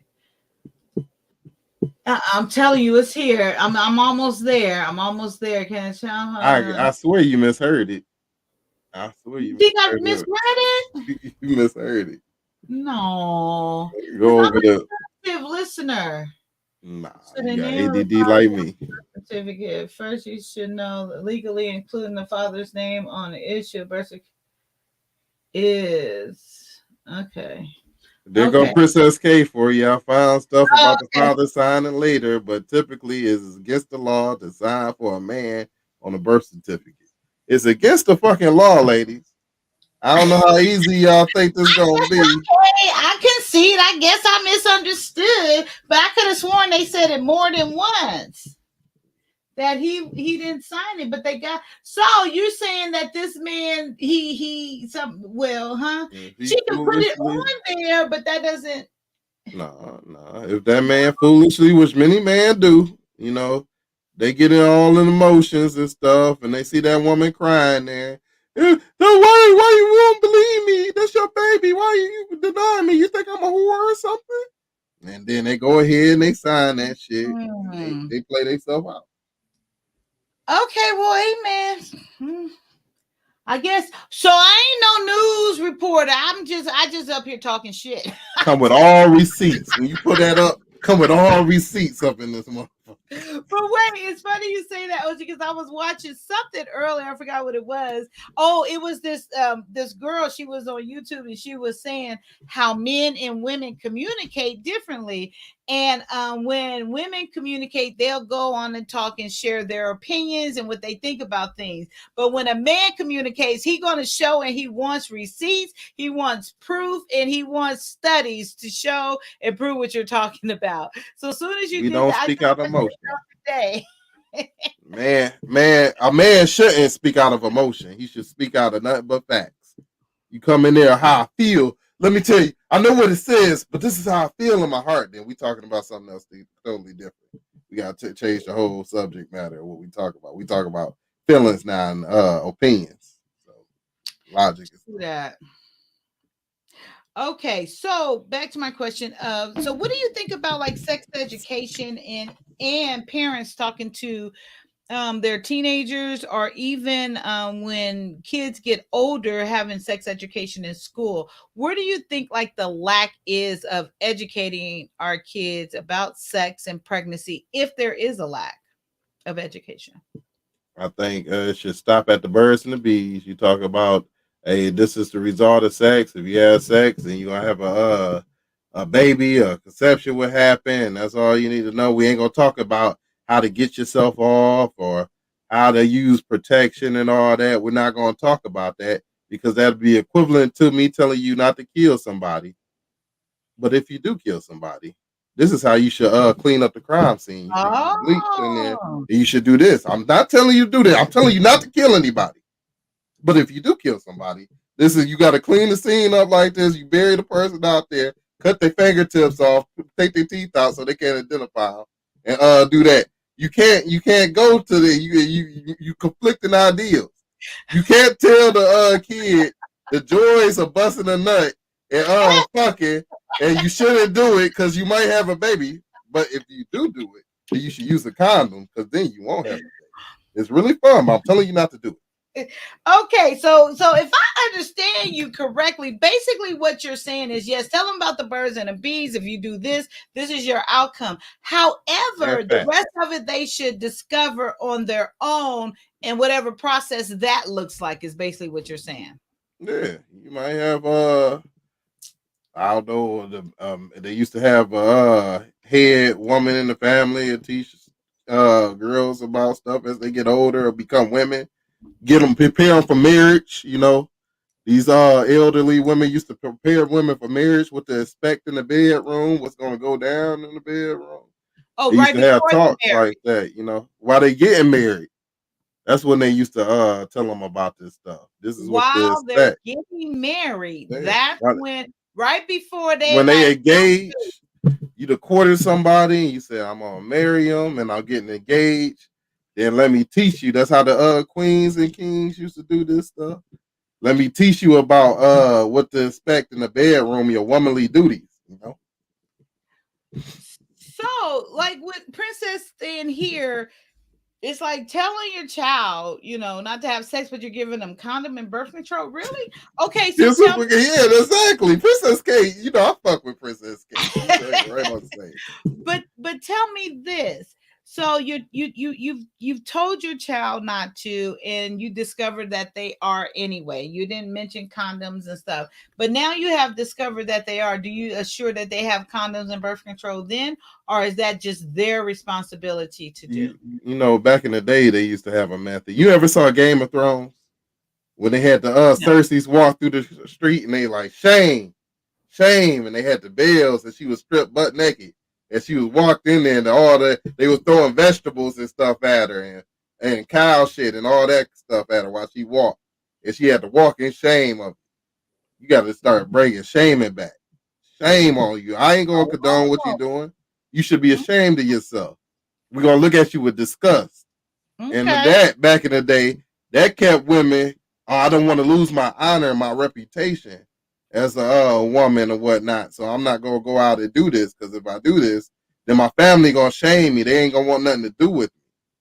Maybe it's time to bring that shit back and stop being so nice about it. But there's any way possible to do that in this society? We did it before. Yeah, you could look When? back in the 60s when the black nuclear family was at its strongest, and prior to that, that's what went on. If you got pregnant, then your family sent you away in disgrace. You go to live with down south, and you go have that baby down there, and that baby ain't gonna stay with you. That's gonna be your little brother. We gonna go and adopt that baby, and that baby gonna be ours. And we gonna say that's our baby. That's your brother now. Now your son is growing up with you or whatnot, and y'all might be 10 years apart, 8 years apart, whatever. That's your brother. They're gonna recognize you. That's your brother. They ain't related to you, right? But do you think that that's beneficial for the child? Like as they get older, not knowing who their mom is, and then the secret comes out, and to be beneficial for the child if the mother never got pregnant. But that's if it wasn't by choice. If it wasn't by choice, that's different. But if she made the choice to constantly sleep with a young boy who ended up getting scared, he don't want nothing to do with her now, and he done ran off, and he don't want nothing to do with her, and she done had this kid. What's best for the kid? To grow up with in a 2-parent home, even though it's still your grandparents is still technically they your blood still. So is it better for them to grow up and you willing to sacrifice for your child and say, hey, I know I'm not the best person for my child right now, instead of aborting them or putting them in a blender and blending them up? Let me give my child to my mother and my father to raise as my brother or my sister right now, and I'll just keep it to myself. Instead of the alternative is going to the milkshake machine and him putting the wine up the woman and blending everything up and sucking everything out. We don't do it like that. You are so graphic. I want them to feel bad about it. Shame. Shame. You just come out the blue with the I'm like, where did blender come from? Prissy, your little baby, tiny baby. You can hold them in the palm of your hands. Got little tiny beady eyes, little hands and whatnot. And picture him just dropping them in the blender. Just turn the blender on while the baby's still crying. There's videos out there where they let these babies that came to term they were supposed to be aborted, and they ended up being born anyway. And the doctors will leave them in the room by themselves to die. They won't feed them. They won't care for them. They won't come in there and touch them. The nurses go insane in these places, and they'll leave the baby off just to starve and without nutrition and whatnot, and then the baby would die then. They got a video of a baby laying on the table, moving. What? Head too big to lift up, just a little ass rat body. I got sense of humor. I grew up at DPS. Nah. So I handle depressing situations in a different kind of way, but the baby will die on the table like that.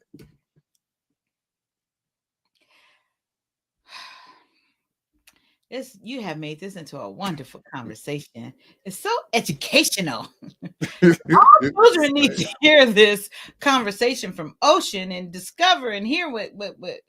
Okay. So, do you believe that once you, Princess? Do you believe? Okay, so once that child is born, do you believe that it would be better for the child just to go with the father? No. You said no. It'd be better. You mean like leave the mother and not know his mother at all? Just go off? No. Primary care. single father versus single mother. It depends on his qualities. Who's the best suited parent? Now, I said personally what I think and what I feel, and if y'all not married and y'all in y'all adolescence, y'all 13, 14 years old, you have a baby, you should give the baby to, you should have a proper family.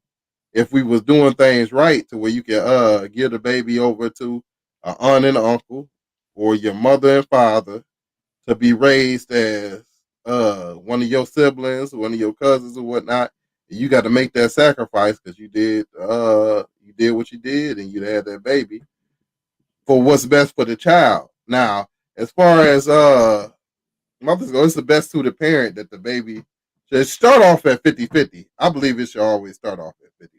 Okay. But if the one of the parents are unfit, like the dad could be unfit. He could want the kids so he don't have to pay child support. She might have left him because he was abusive. Maybe he was throwing glass bottles against the wall and yelling at her and shit.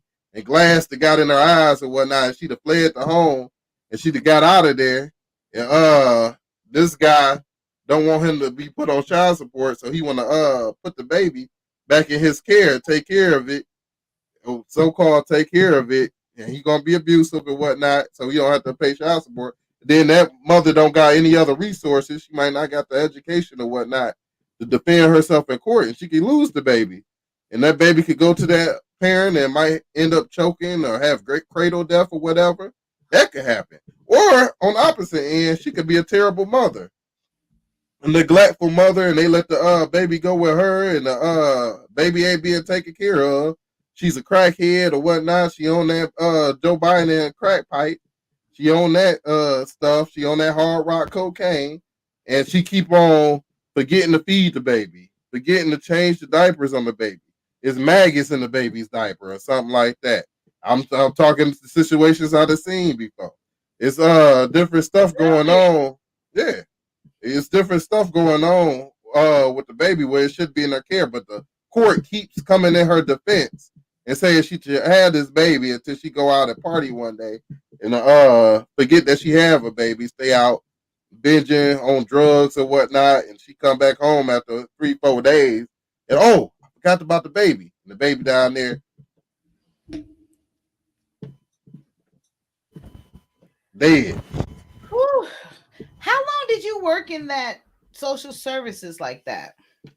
I dated a girl in social service before, but I don't come up with those stories. I just hear stories from friends and people who went through different stuff and family. Oh, you didn't really work in it? No, I ain't working no social services. You just came up with all of that off the top of your head? Yeah, Detroit is a terrible place. We just see some terrible things growing up in here. I just saw my first person get killed when I was 5 years old. This is a normal stuff that occurs. You remember that? Yeah. He was fucking around with the wrong woman, too.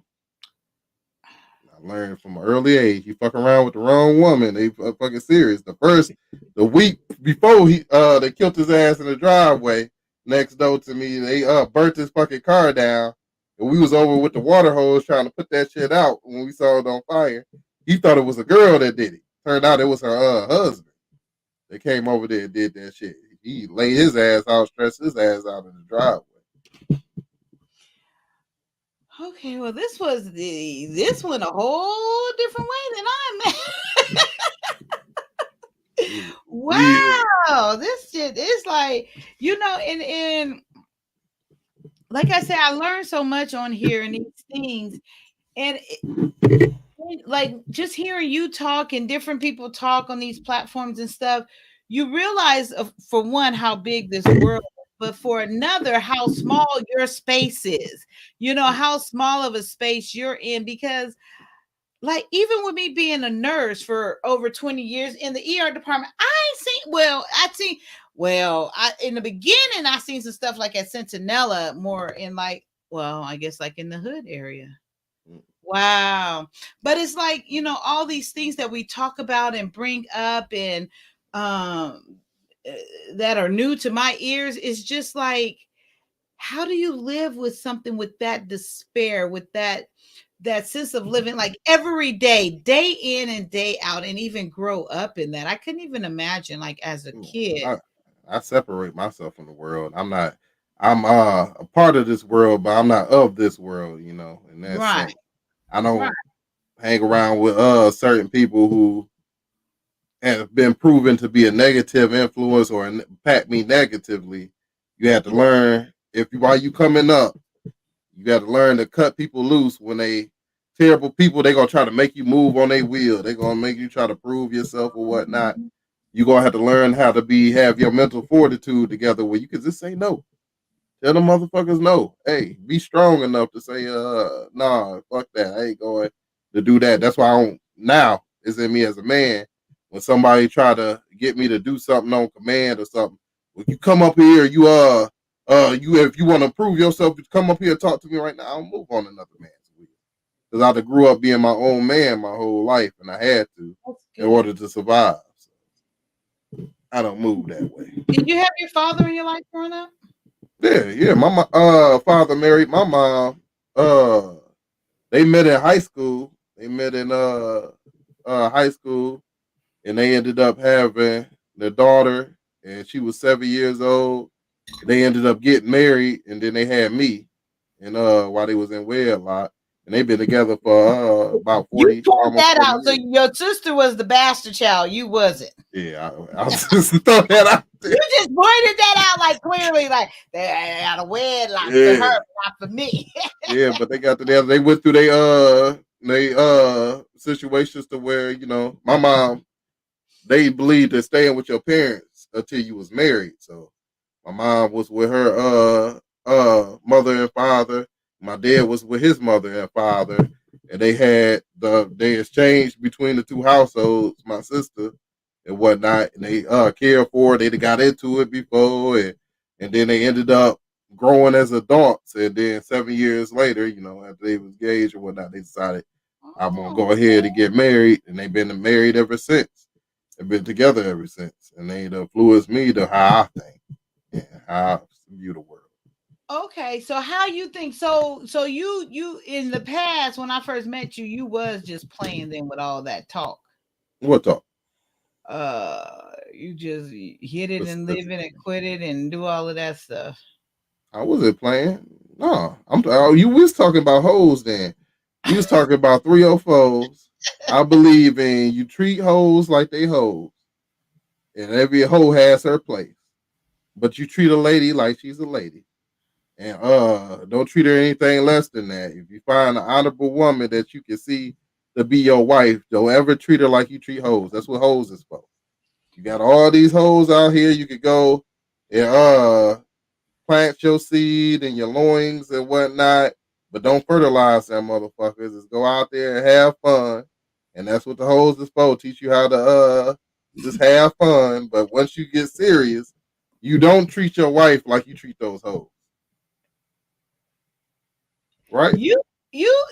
Well, okay. So I can ask you. So what really is a hoe? Is it that you're having multiple sex? And I know I asked this before, and they told me. So is it multiple sex in one day? Multiple sex? I mean, sex with more than one guy. Well, I need to pull my chart out. I got my chart right Oh, here. let me see your chart. This is what it is. If you're gonna be a high value man, share the chart.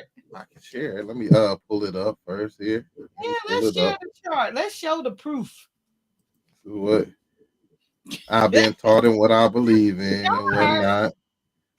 Let me pull up the chart. Who came up? I constructed the chart. My experience. I constructed the chart of manhood. Let me see. Let me make sure I ain't pulling up no naked pictures and no shit like that.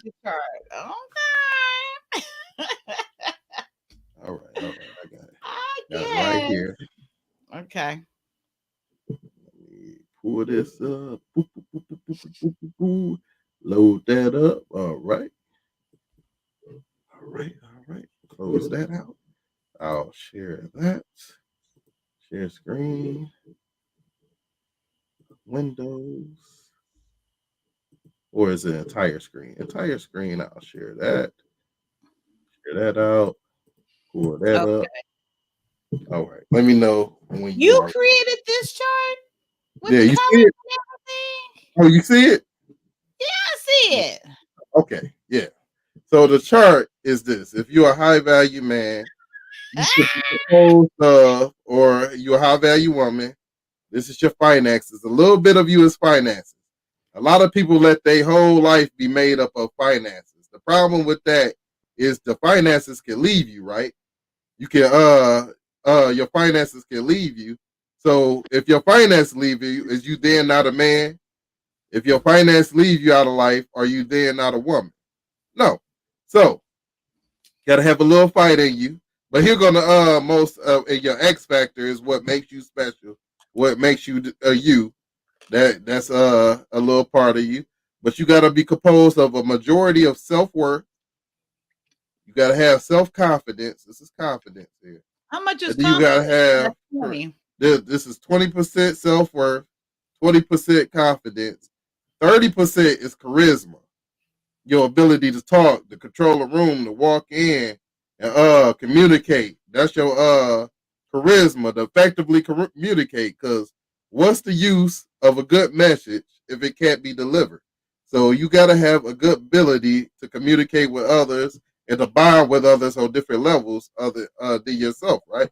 So what a hoe is somebody who has no self-worth, has no confidence in herself, she has no charisma, and she has really no fight in herself and no finances. All her chart looks totally different for this. Her chart, all these are zero for her, or it might be like 5% or a little bit of self worth. You know, a hoe might think highly of herself sometimes. She might have 2% self worth in her. You know, vitamin D. She got some vitamin D self worth and a little bit of confidence. Talking about she's in the sun. She need the dick to give her a little bit of self worth. 2%. Every time she get a dick in her, she got a little bit of self worth in her. Lord. 2%. You know, vitamin D. You know, but she got she might have little to no confidence and little to no. You don't want to really mate with a person like that and have offspring because they're gonna lead to weak babies. This will give you weak babies if y'all not balanced like this. If you don't get with a high value woman who has self worth in herself, I can't give you self worth as a man. I can't get with you and you validate you as a woman by being with you because I can leave you. And if I leave you, are you then not a woman? So if you have no self worth or self value in you, how can I find value of you? Because you're gonna carry yourself out in the world like you have no value. That means you're gonna be used by a lot of people, misused and whatnot. And you're gonna carry a certain bitterness to you.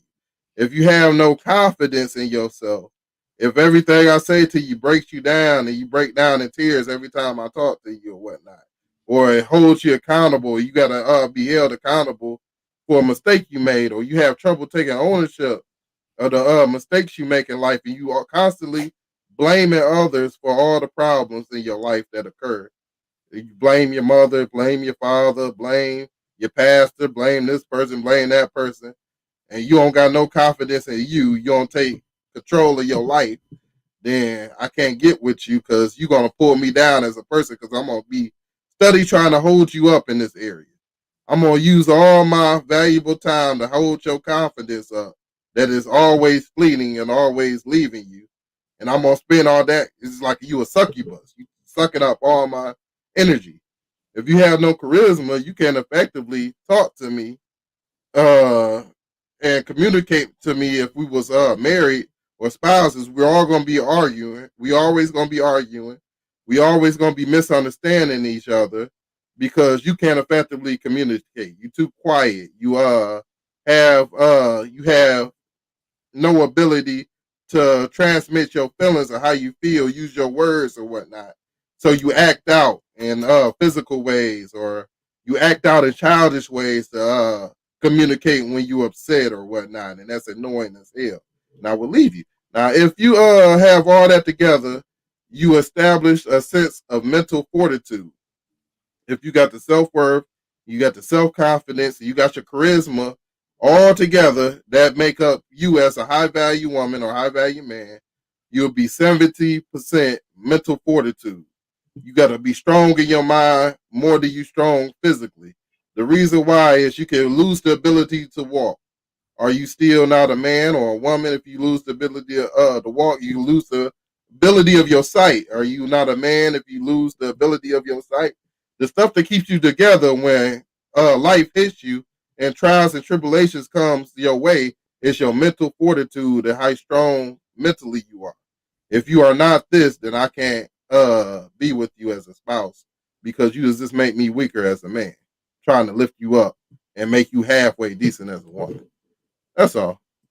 You better preach. You came up with this whole thing on your own? Yeah, you know, and one day I'll just think about stuff. You know, I do we used to have constructive reasoning in school. We used to make these pie charts and you used to think, critical thinking they used to call it. You used to think, so I'm a thinker and whatnot.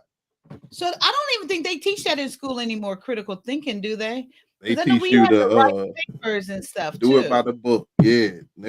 I always had straight A's in philosophy and my philosophy classes and all my writing classes. I had straight A's in. That was easy. I got papers right now. I got A+ on them motherfuckers. But Yeah. I did good on that in college, but in math it got weird because they started doing math differently. Yeah. I can tell you're so articulate with your words and everything. Oh, this is what I believe in. You gotta stand on your strength. I'm strong in what I believe in always. I can be wrong, but I'm gonna be strong in being wrong about what I'm talking about. Right. But you know, because it's like when I hear you, and like I tell you, I enjoy when I go over your show. I still won't get alerts, but I just click until I, you know, try to catch you. And I don't know, I don't get alerts from nobody anymore. But when I go over there, it's like I mean, I learn something every time. It's very informative. And I really think for me, because you know how I talk too. So, but I really receive the way you deliver it better. Do you see what I'm saying? I understand it. Yeah, because I got my charisma. That is my charisma to effectively communicate with people who might be of a different belief, a different religion, a different background as myself. I can still relate to you and have empathy with you because I'd have been at my lowest at one point, you know, and I had to fight my way up from my lowest, you know. We was taught, me personally as a kid, I was taught to stand on my own. Ain't nobody gonna come and help you. You getting your ass whooped. They'll pull up to school, you getting your ass whooped in the middle. If you ain't fighting back, ain't nobody getting out that car to help you. Until you were willing to stand up and you willing to fight on your own, then somebody will come to fight with you. But nobody come in this world to fight for you. So you got to be a strong individual by yourself. That and I tell you, let me respond to you now right quick.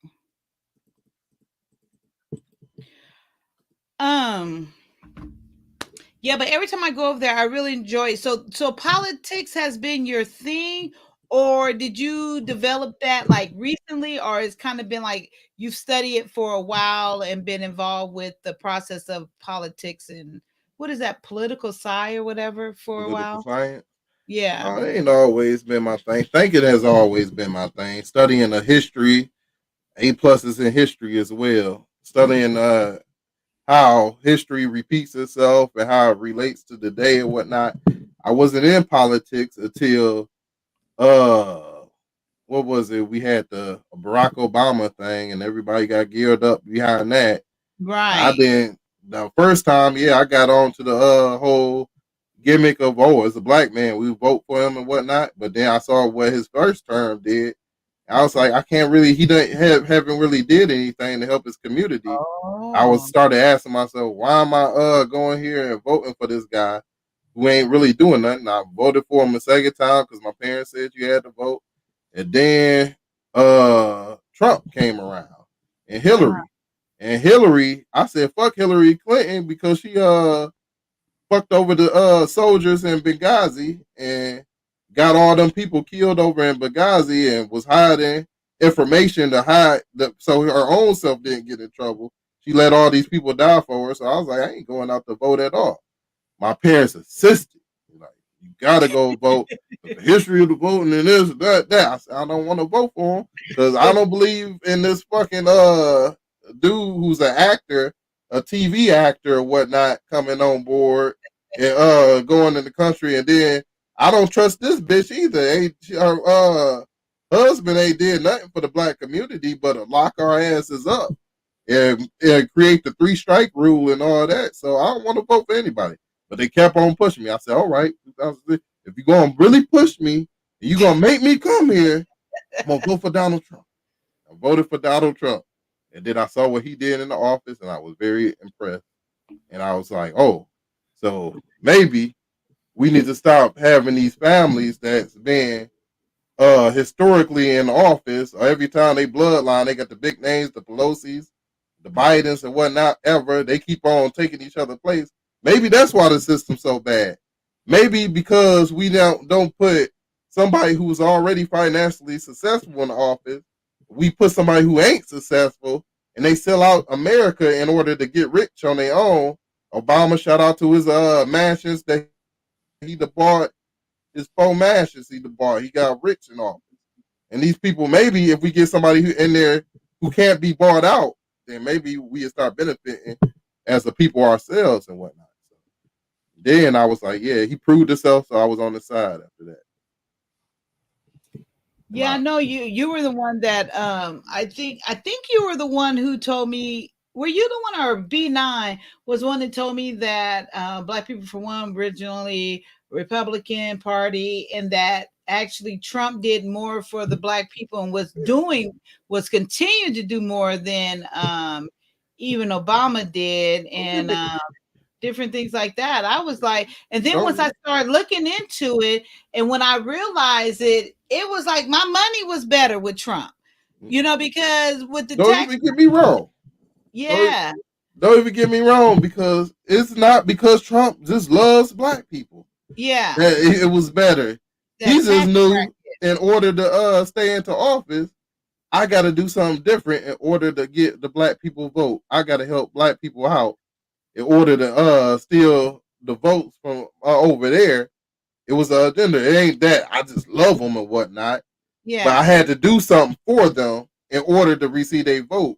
And opposed to the Democrats who believe they don't have to do anything for you. You vote for me because you Black. So I don't have to help y'all out. I don't have to do better for y'all communities. If you look at all these bad, terrible communities, the most terrible communities you can think of, the most police violence for Black people, the hardest place to go up as a Black person, the most deaths, the most R words and all that occurring in there. And you look at those cities and you look at who's in political power, it's always a Democrat. Yeah, yeah. And then that was another thing. So did you do a show on that? Yeah. Okay, so it was you. Was it recent, like in the last month or so you did a show on that? Yeah. Okay, so it was you. That's what I thought it was. So I did, and I paid attention to what you were saying in there, and I went and looked back. So, with me being the ER trauma nurse for like over 20 years, and the progression of my money growing and taxes and stuff, I was learning more like how much money was being taken out as I increased in the tax bracket. Who was the president in 2006? In 2006, before Obama was George Bush. Okay, and then Obama came in 2008. Yeah. Then. Okay, yep. So, and that's the uniparty right there. That's the historical families that's always been in. They act like they hate each other when they up on the podium, but you see them behind the scenes, they shake hands and they hug and they friends. They go to each other parties and whatnot. Those aren't for you.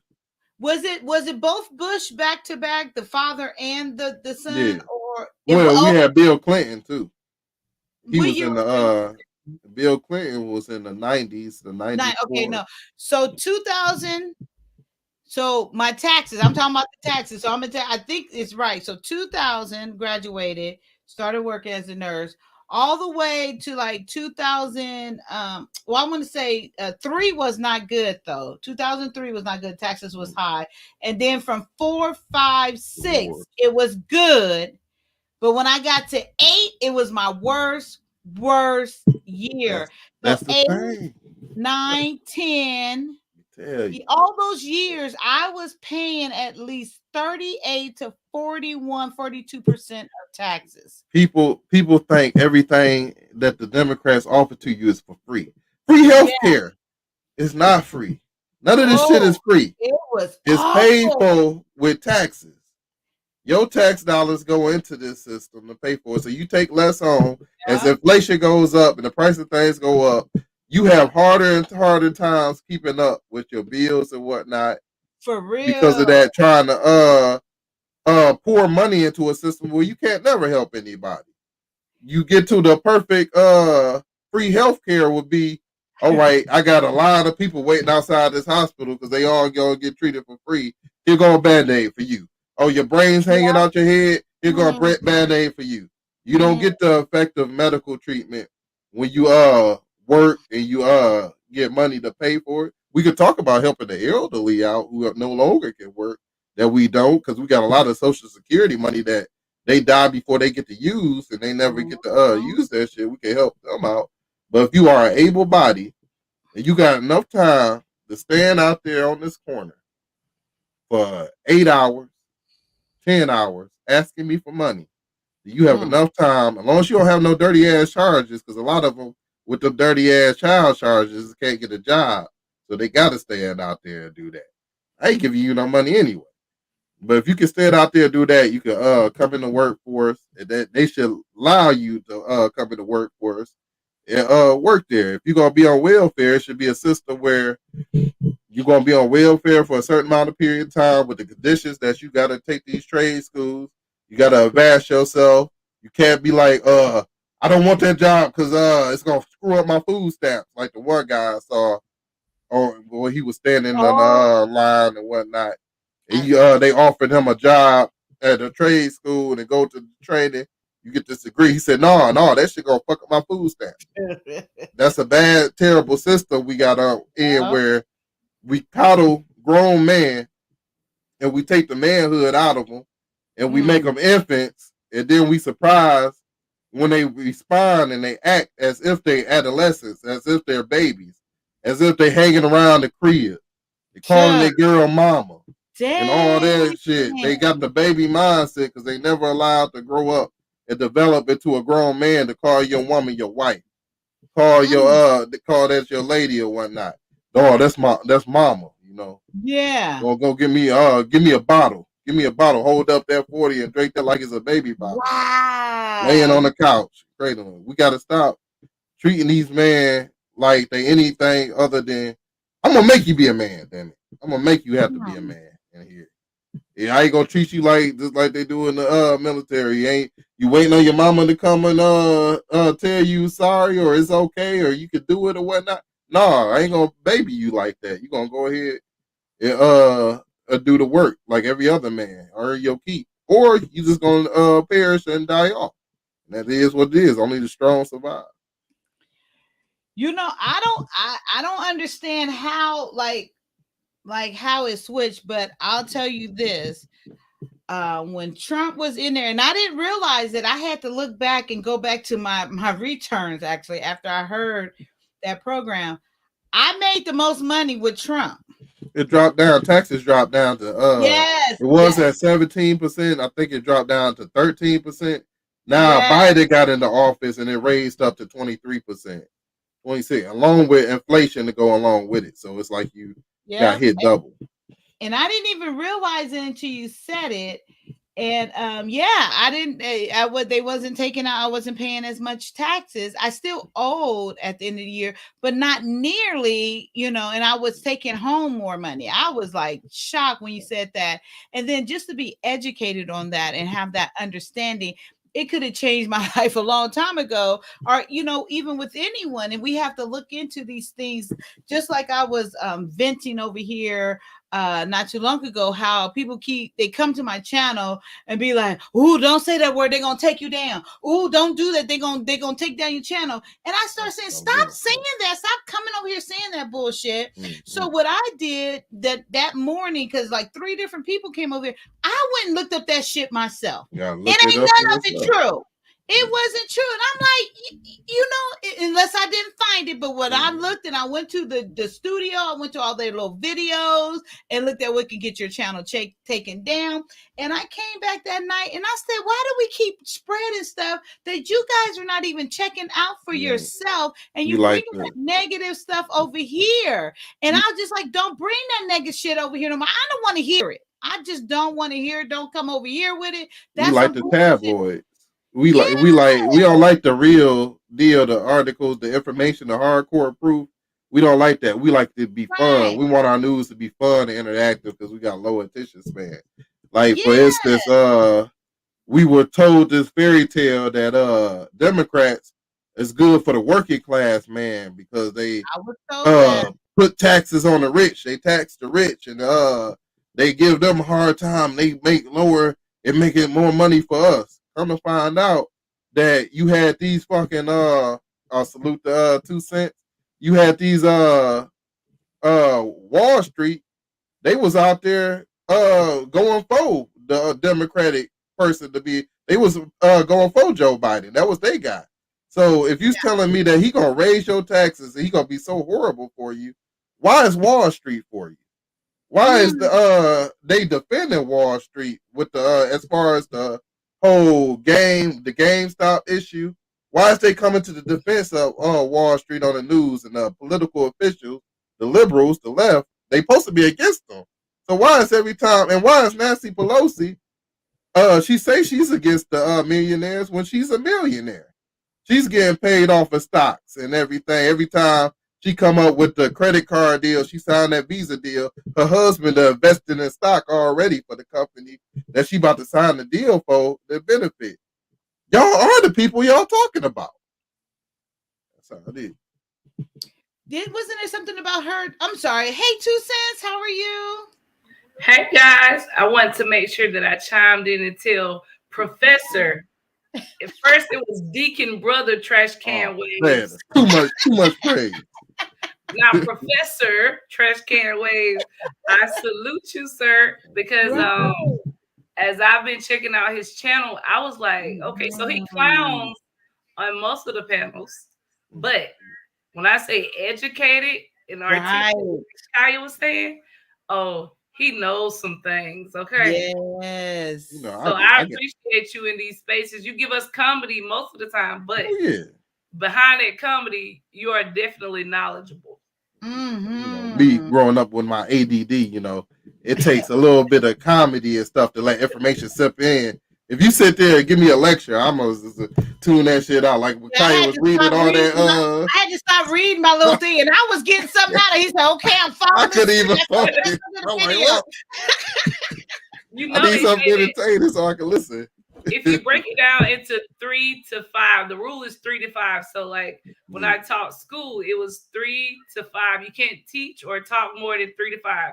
Whether it was 3 to 5 minutes, 3 to 5 phrases, just 3 to 5. If you had a majority of students, if you had a majority of students that had like real bad ADD or ADHD, you need to limit it to like 3. Yeah, because he and I was reading, I was getting in, I was trying to break it up to, he's like, nah, Kai, you lost me the last one. So we went to the video, but it was still good conversation. And did you hear his perspective on all of that with the child support? Isn't that, I was like, okay, I'm impressed, totally. Yes. That's why I love sharing his channel, because I learned so much over there.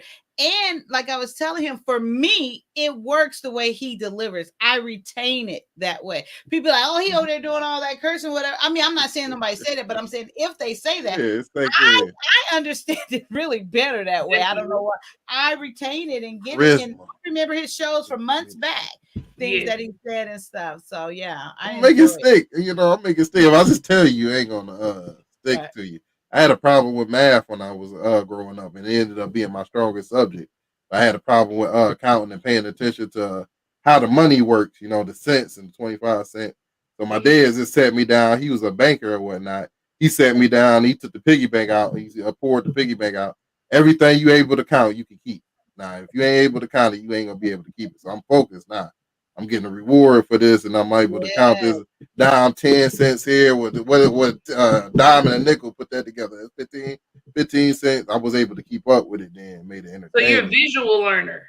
Yeah. Visual. I need to be. You know, it got to be fun for me to take in information. And if I sit down in the lecture, you'll forget it as soon as you hear the paragraph. You read a paragraph. I'm like, I can't even tell you what you were saying in the second. I know, that's why I was trying to stop in between, but you just told me I ain't getting it. You lost me. I'm like, okay, that's enough then. But like what Princess K said here, I learn best with lectures because I am visual. Like if that teacher is up there talking and writing up there, I remember when I was in college, like even right now, if electrolytes or something in bio or anything comes up, my mind immediately goes back to that teacher. I can tell you what teacher was standing in front of the classroom and what she was writing on the board, and in general, what she was talking about. So that's how I learn. Yeah. Well, no, that's how I learn anywhere. Okay. Yes, I'm just visual. If you have it there in front of me and you're talking and demonstrating, I remember it.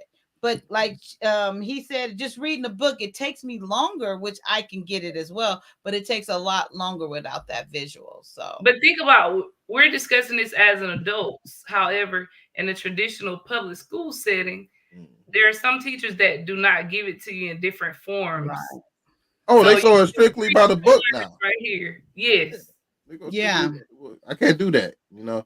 That's why I went to after I got out of middle school was still a Detroit public school, but it was like a kind of a school of choice. But I went to Henry Ford Museum and Henry Ford Village, and it was more like a school of choice to where it was one of those, what you call them, charter schools or whatnot, college prep school. So they was able to make it more interesting, engaging. And so like history books came with pictures and different videos and stuff to go along with the material. And it wasn't just black and white. You read this and you got to remember this happened on this day. I can tell you 1776 is when the country was born and we got our independence. 1865 is when slavery. I had pictures and stuff to go along with this. And I had, create the whole story in your head and whatnot. I think kids today can benefit from music, and since they so into music and they with the rhythm and whatnot, if we can effectively put education in there. They have taken so many resources from. They've taken so many resources from the art programs. Yeah, that's I went through that at DPS too when they closed down the playgrounds and they took out art, they took out gym, and they started taking on and now it's just reading, math. This is where you need to focus at. They ain't really care if you learned it or not. Only thing they cared is that you was there on count day. You had to be there on count day because that's when they got their money. Yeah. And then with the testing, we had to see the aptitude test and whatnot. The teachers would just sit down and they'd give us the answers and let us know. You just put that there. They'd make you do it on another sheet before you write it on that Scantron. They make you do it. They look over that. They say, nope, this is wrong. You got to look at this one.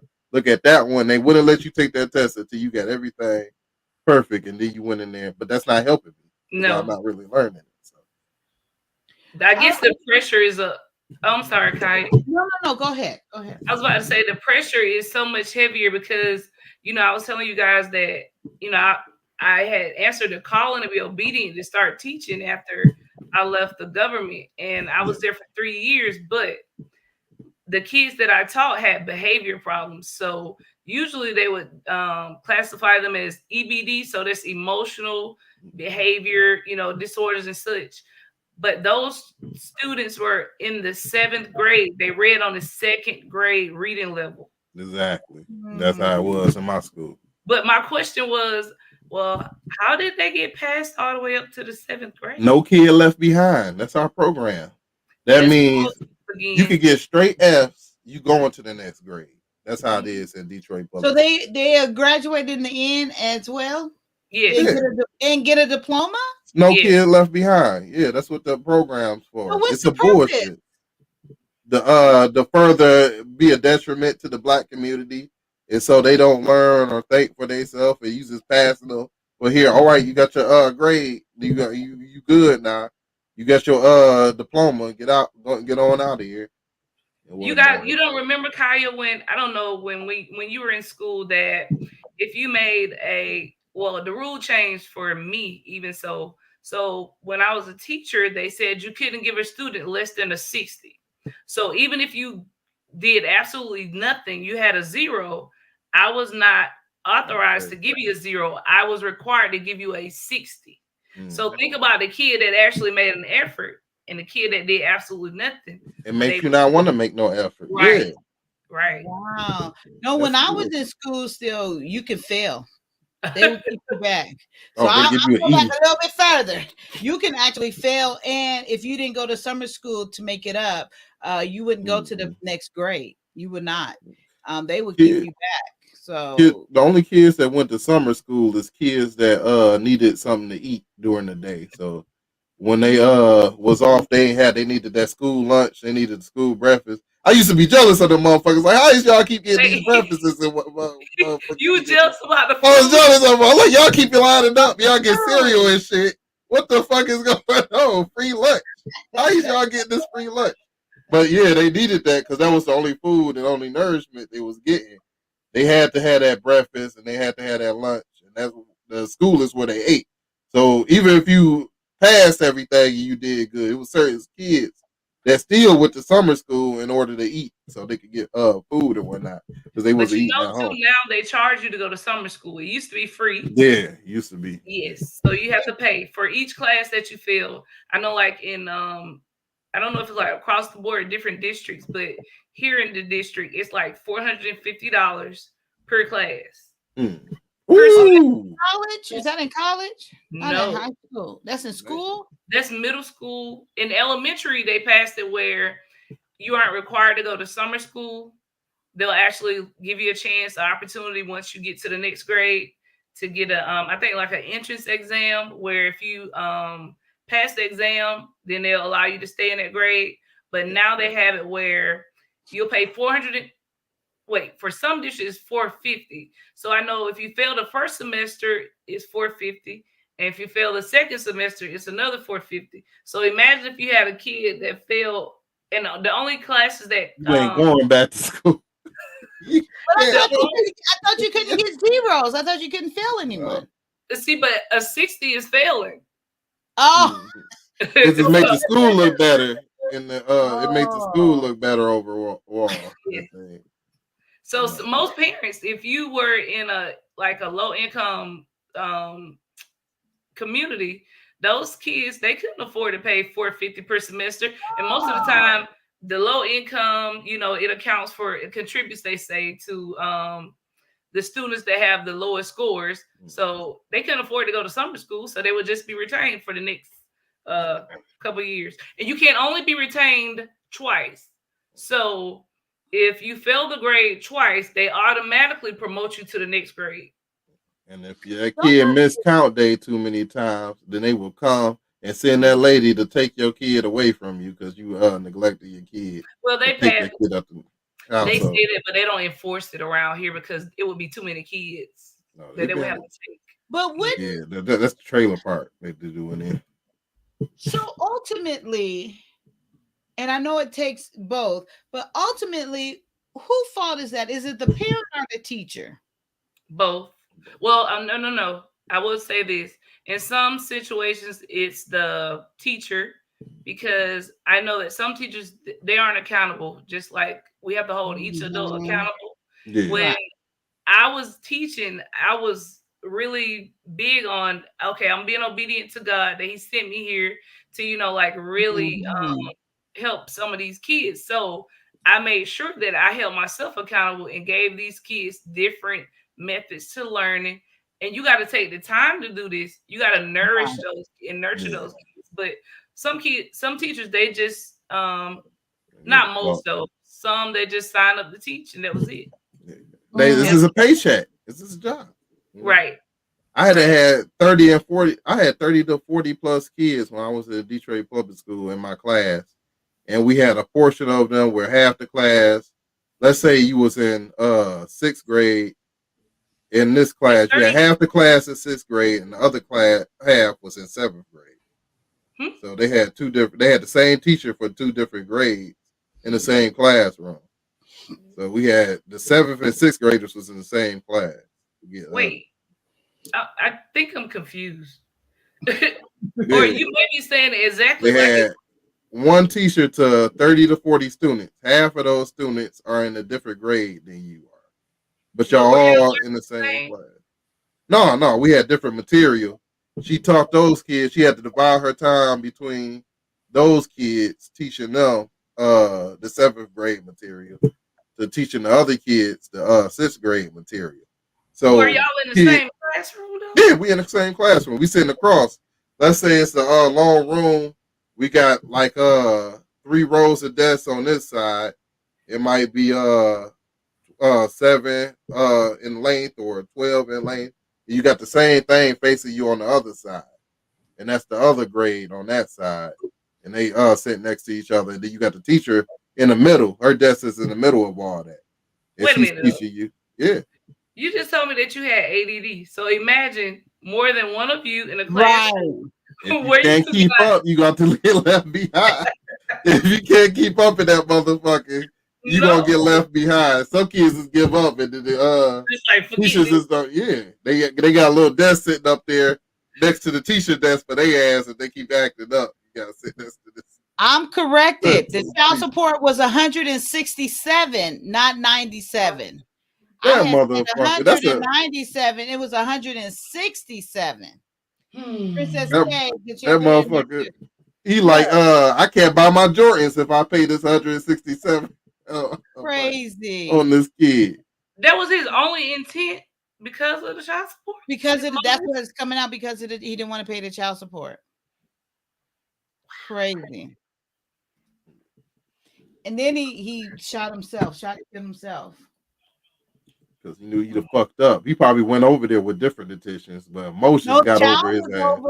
He was keeping the child. It was his, visiting or, to keep the child. So she took the child over there, I think 2 days prior. And then that was Wednesday. She was supposed to go pick up the child like an hour and a half later. And he did it before she came. That's a real thing with guys not being able to handle emotional distress, and they just react instead of being able to think. They might go upside if you ain't. A lot of the times it happened with people who ain't had a father in their life to raise them as a man, so they was given everything. They was called the man of the house. A woman, single women, parents call these little motherfuckers growing up, they the man of the house. You ain't even earned the right to be the man, but you give them everything, you coddle them and everything. You don't have to face anything alone in life. You don't have to face any stresses in life. So now that he laid up with a woman, he gets a baby with her, and some little bit of stress coming on. I don't know how to handle this. I ain't never had to handle this by myself. Now the only thing I can think is to react, and I end up, I'd have made a mistake and I'd have reacted too much and I'd have killed this kid. I'm gonna get in trouble. I don't know how to handle this. I'm stressed out again. Let me off myself and whatnot. He didn't die. I forgot. Yeah, he did. He didn't. He was wounded. He didn't die, and he was in jail before. So she's right. He was an inmate typically abused. Yeah, that's true. I forgot he didn't die. Okay, go ahead. What'd you say, Tusi? I was about to say, so how we talk about problems and then solutions. So I've been really like spearheading this whole idea that if we start now, like I have a 12-year-old and an 8-year-old, 12-year-old son, 8-year-old daughter. So my husband and I are discussing like the ways that we can circumvent and try to prevent these types of behaviors. And I noticed it in my brothers, my baby brother, and my nephews.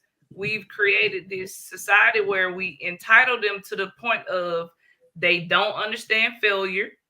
If you disappoint them, the world is coming to an end. If you tell them no, it's all over. So you got to prepare them by giving them failure. So take away the participation awards, allow them to participation trophies. Don't pat them on the back when they don't do well. You tell them like, hey, you dust yourself off, but this is what it feels like. That's what it feels like. so that they won't be surprised or shocked when they grow up and they realize that the world does not revolve around them. Yeah, my cussing out your boss and shit because of emotions and shit. No, if you don't like the job, then you find you another job and you go through there. You put your 2 weeks in and you do it professionally. No matter how, you don't let nobody make you react on that. So a lot of this can be done, like you said, no participation trophies no more. Put your kids in sports. This is what it feels like to lose. How do you like it? I feel bad. Okay, now it's time to train harder and fight harder for the next time when you do it. So when you win and you worked all that, you put all that work and effort in it, it's gonna feel a whole lot different right now. You're gonna feel so good about it because you done put all this work and effort into it, and you reaping the benefit of your result. But if I just give you that, I'll just go out here and buy you a trophy. Oh, the kids going out to the pizza party because they won and whatnot. I want pizza too. I want pizza. Motherfucker, you ain't gonna eat pizza today. You lost. You're a loser today. Losers eat broccoli. That's what the losers is. If you want to eat pizza, you're gonna have to work harder for the next time, and you're gonna be able to get to. Don't give them that. Coddle them. Treat them like a man growing up. Why do you think all of that changed? Because I can remember, back in the day when if you didn't win or if you wasn't a valuable player or whatever, you didn't just get a participation trophy just because. And I can remember my son when he was playing basketball when he was little. I'm like, what you get this for? Y'all didn't even win. And that's the first time I seen it. And so why do you think it transitioned to that? Or who's facilitating that you think? Do we try to overcorrect it? It's nurture versus nature. The guy's going to teach you. If you have a guy in the household, he going to teach you the hard aspects of life. But you got the women. If the women the only ones in the household, they going to nurture you. They going to baby you. They going to be motherly to you. You need that.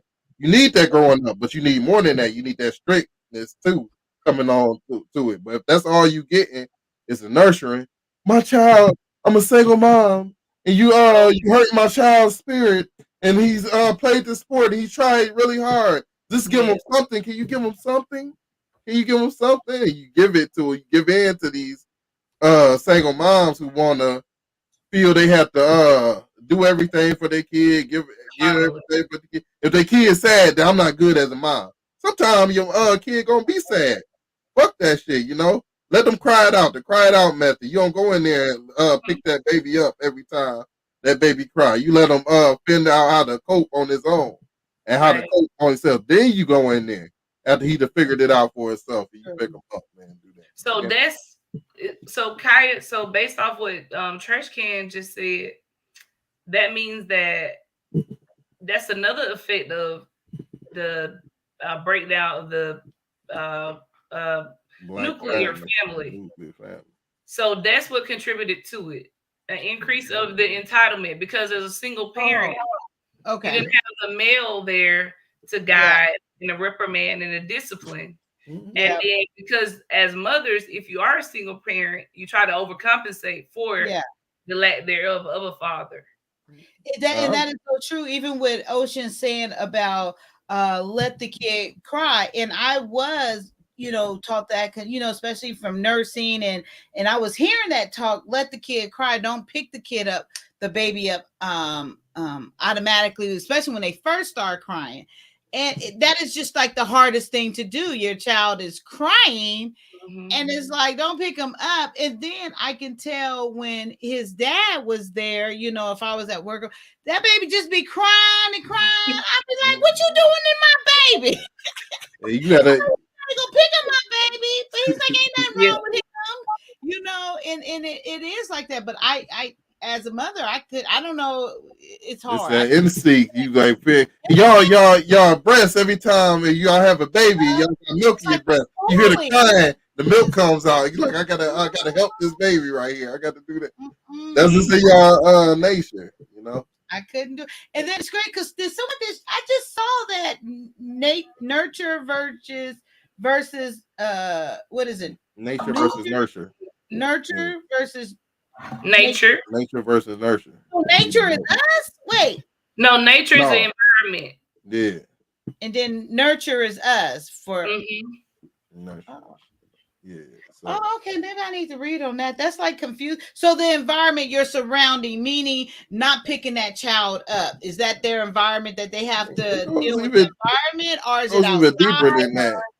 Kids gonna get made fun of when they go to school. They're gonna get made fun of. It's gonna build character. But a lot of times these mothers try to compensate their kids for, oh, you dressed a certain way, they making fun of. Well, I'm gonna go out and buy you every pair of Jordans as soon as they come out. I'm gonna keep you in the best of this and the best of that, so they won't make fun of you at school. And they have the kid having this sense of entitlement where he never had to work for anything of his life. He always got treated like he was the best, but he ain't put no effort. I ain't getting no my parents could have bought me shit when I was in school, but they didn't. They just had me the best. So to keep up with other kids, I saved up my allowance, and once I got enough allowance, I said, "Hey daddy, can I go to Sam's Club and get me some juices and some snacks at Sam's Club?" And I got all these Mystics. I had all these bottles of Mystics, Arizonas, and I took them motherfuckers to school, and I showed that I made $600 every month at school when I was up there, just to buy some clothes so I could look like all the other kids and fit in, because I was tired of getting made fun of and whatnot, but not having it. But it meant more to me, and I took care of my stuff longer because I had to work for it. You will see them, they get a little bit of dirt on their shoes or whatnot, they throw the motherfuckers away. Mama gonna buy me another pair or whatnot. I took care of my stuff, everything I got. I had to work for it, so it meant more to me when I got it. So, and then that carries on through you throughout life. So when you work for something, you put the effort in something and build it, then you take better care of it. That's probably what leads to the lack of confidence and self-esteem and work ethic as well, too. You gotta, in order to build that self-worth and self-confidence, you gotta go through the ridicule. You gotta go through the kids treating you like you ain't shit sometimes. And you gotta earn your respect up in there. You gotta earn your name. And then that's gonna be how you have to carry yourself like a man throughout life. Earning your place in here, knowing that it ain't gonna come easy for you. You ain't gonna get this. I like to say, I'm not gonna for my best friend or whatnot, I won't fight for my best friend, you know, but I will fight with my best friend. He fighting for himself. I'm gonna fight alongside you. I won't die for my best friend. I'll die with him. If he ready to go and he's standing on his own, I'm gonna stand 10 toes with you and die alongside of you if I have to. So it's not, we gotta stop doing that. Oh, we ready to do this for somebody and we gotta do this for somebody. I'm ready to do it with you. That means you gonna have to be willing to do it with yourself. And I see you able to put that effort in, and you willing to put that sacrifice for you. That makes me want to go 10 times as hard with you, in order to protect you. That's why I don't got many friends. I got that. That's my category. For you, my friend, and this is what I'm willing to do with you. I like that, and that's what I liked about that chart that you had brought up. And you said, I just remember the blue area. I forgot what word was in there. That's but mental you said, fortitude. Yeah, you said charisma. Whoever, no, the second chart with the that's mental fortitude. That's all. That's built. My spouse or someone would have to have this to become my spouse, and then just like having that intention and knowing what it takes and what you want and desire, that you're gonna draw that. Were you here 2 cents for the show Manifestation? You wasn't, huh? Manifestation and Soul Tides. Yes, I was. Yes. Okay. So now I wanted you to come up so bad because I wanted to hear your perspective on that. So you remember we discussed this when me and OG Patrice was up with you, and you did a follow-up the next time, but we discussed the soul ties. No, I did a whole show on it. Was that follow-up? Because we talked about the soul ties. Well, it's just like not even a week ago.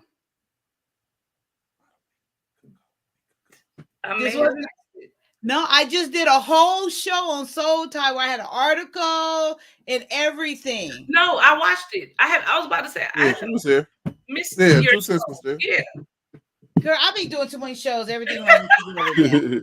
I'm telling you, you know, sometimes I'll be talking and I don't even be on here. I'll be talking to the kids and Right. I'll go into, and I was like, didn't I say? And I'm like, I'm talking about a whole show. You And that's something about the soul tie right there. Because if you get to with somebody and your chart, let's say your chart is complete and you got everything balanced and in order, however your balance lay out. If you get with somebody who's unbalanced, then with their chart, then you have to give parts of yourself in order to create a balance. So you have to give up some of your self-worth. You got to give up some of your self-confidence to them in order to balance it out. And you diminishing yourself. So you becoming lesser as a person in order to lift somebody else up to a little bit. You have to lessen yourself a lot. So to create equilibrium, to balance it out. Yeah.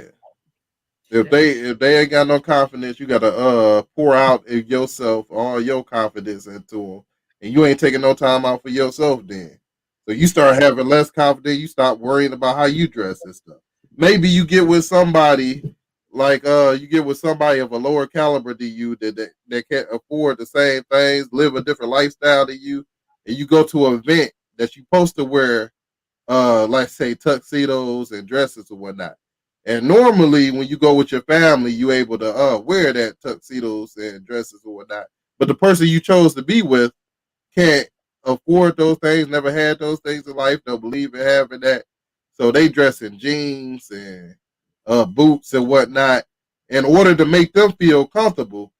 You don't want to dress in your dress or your suit anymore. You want to dress down to their level and go to the event so they'll feel comfortable when y'all both arrive there together.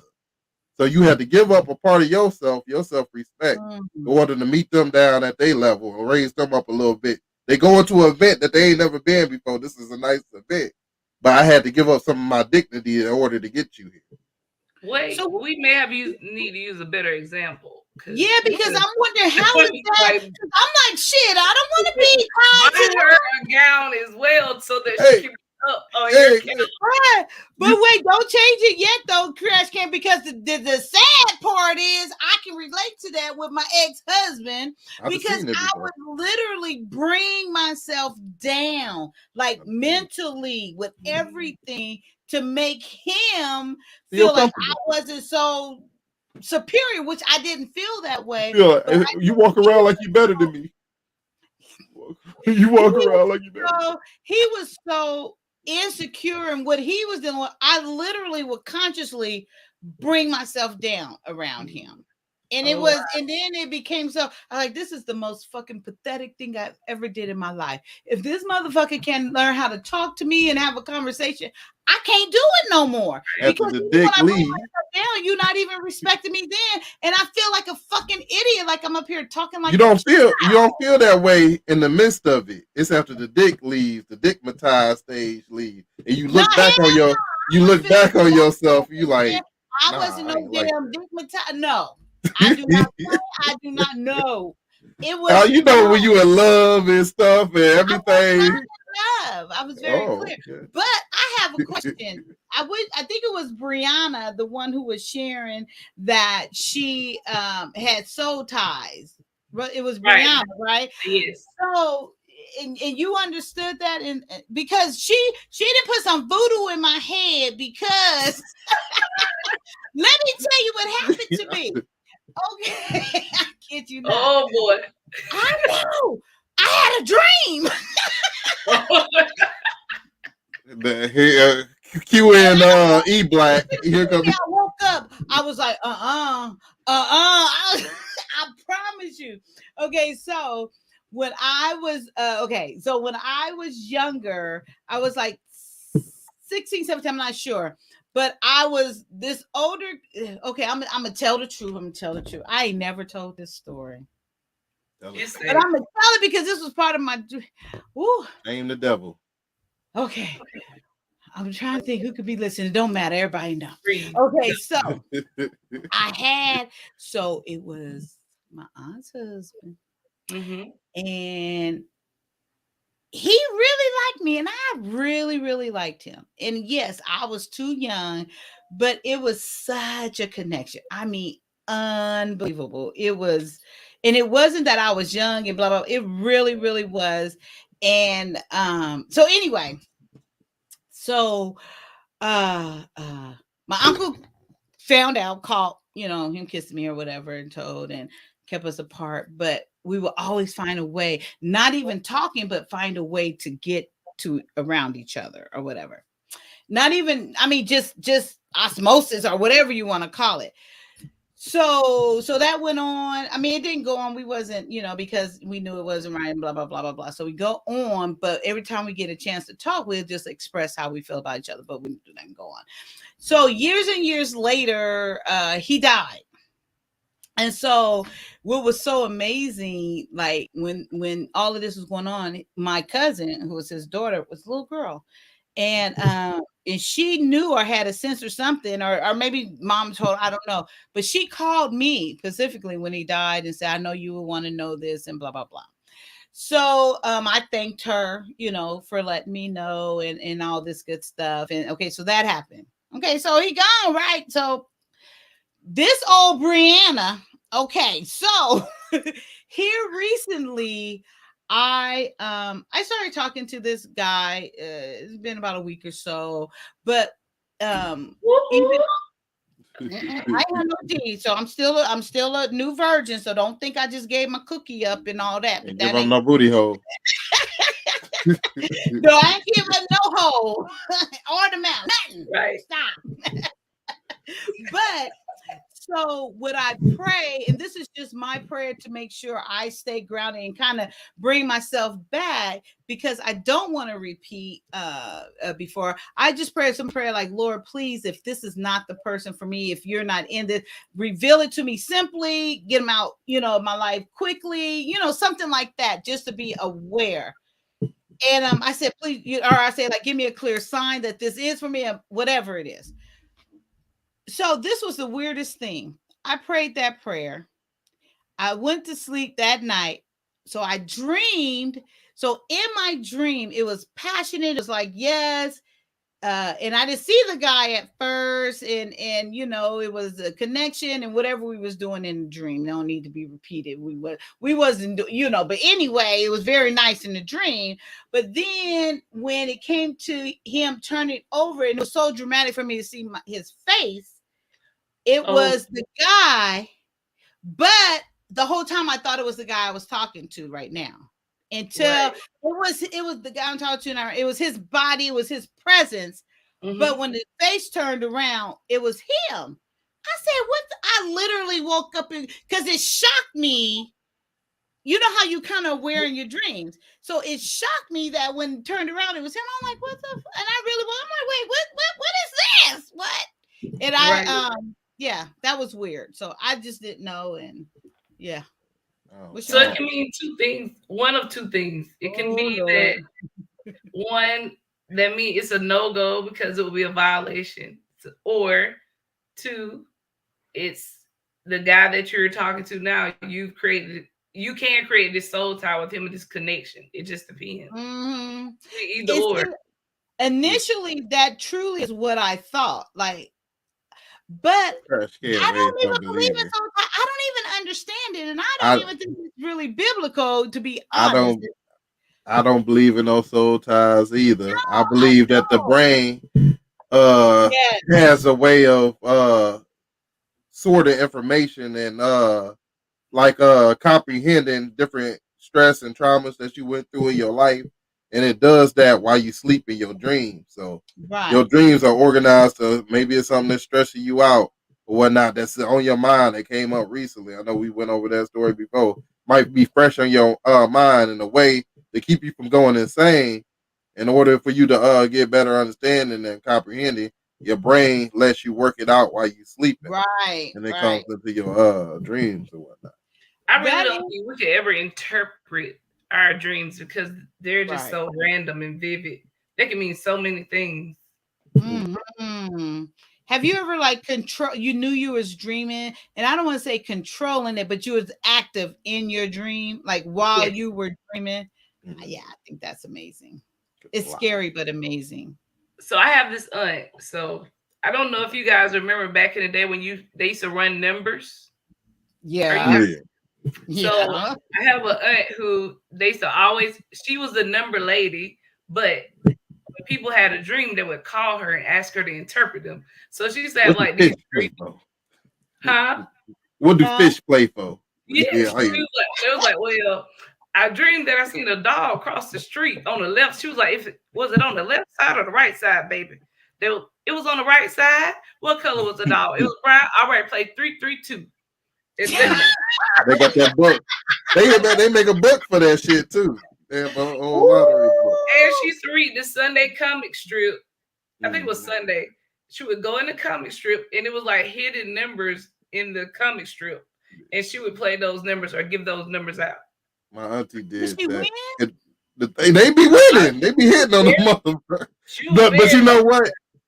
They don't win themselves. They can get other people to win. They can't Right. play them themselves and win it. Oh. Or they come out, they had played a number and then they come out the next day. Or it be Mhm. coming out the other they come out, they can't get it on the right day. So you end up playing the number, playing it. And the day you don't play it is the day to come out. Oh, Yeah. that's an addiction just happening. Like now you can't never stop because the minute I stop, and then my number gonna show up. Right. That's right. They're hooking you Lord right have quick. mercy. Really? Okay, look, I want to show you guys something funny. Now I'm gonna see. Okay, wait. Oh Lord. Okay, wait. I gotta see. I was trying to set it up while y'all was talking. Let me see if I can figure this She out. ain't smooth like me. I'll be talking to the whole thing Well, full at of least my shit is clear. We ain't struggling. Uh-oh, shots fired. Oh man. Don't come for me. So, y'all already know that. I told y'all. Oh, That's why I yeah. didn't let that old lady. That's why I just let what she said slide off my back because I'm older than her and I could have chopped her down. Okay, no, that's not. Let me stop. I gotta stop being so petty. Pray for me. I gotta stop being. We so shall. Yeah. Okay. Oh, here. I think I got it. Oh, I think I did it. See, look at God. Wait, let me go here.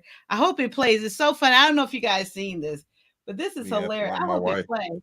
Oh, it ain't gonna play. I didn't move it over right. Oh, you can play. It got the play sign right there. No, I put it. Look, it says photo at the top. Oh, you got the what the hell? Just what the hell? Come on, sis. It's so funny. So I can't get it. Oh, this is so hilarious. I don't know how I be saving stuff. I didn't save it. I can't go back and get it. You opened up the screenshot of it. You took a screenshot of that motherfucker. Open it up. I can't get it to play. I'm trying. Hold on. Let me print it out first and see if I can play it. Just go to your browser and share it. See if you can just pull it up automatically over there on your browser. That whole thing won't come up. Should it be that whole thing? Let's see what comes up while she typing, y'all. Let's Do see I what try to sites she click visited. there? Oh, it just goes back to there. Don't have no prawn sites popping up. Oh wait, what did it say down there? Oh, okay. At black Oh, it's underscore. right there. Oh wait. Come on, man. What the hell? You got a slideshow? It's in my Oh, photos. I put it in the wrong spot. Because these are photos. I better not go too far. What's over here? Oh yeah. Oh yeah. So these ain't none of these gonna play? Oh, but this one's circle. Oh, this one to play. Hey, where you taking the book? Well, you say that one as a video. Like that. What's wrong? The other one's a video too, Hey, don't get though. them little nubby hands out of my face. I was just reading the book. Look, it ain't my fault your mom and daddy didn't live happily ever after. I wonder whether I guess I just didn't save it right. Okay. Well, I got something else. I'm gonna see. Okay. Oh, this one. I haven't seen this. I wanted to see this one. Oh. No good. Oh, How you doing? Fine like my wine. Let's go.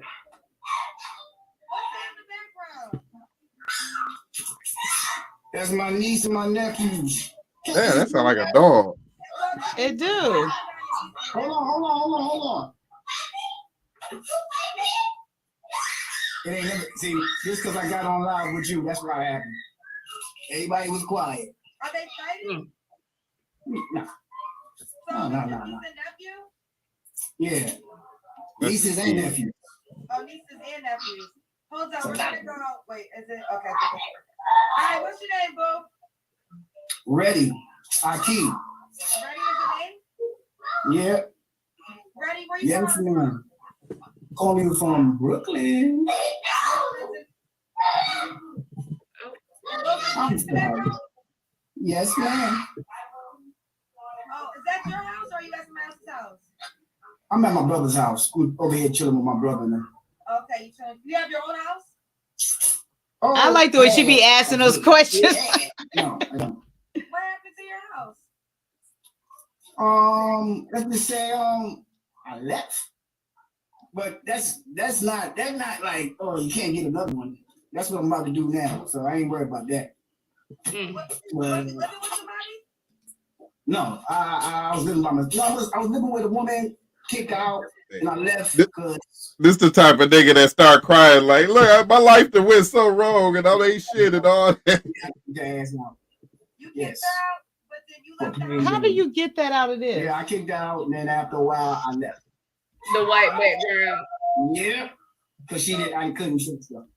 No loyalty. But I understand if you kicked her out, why did you leave the house?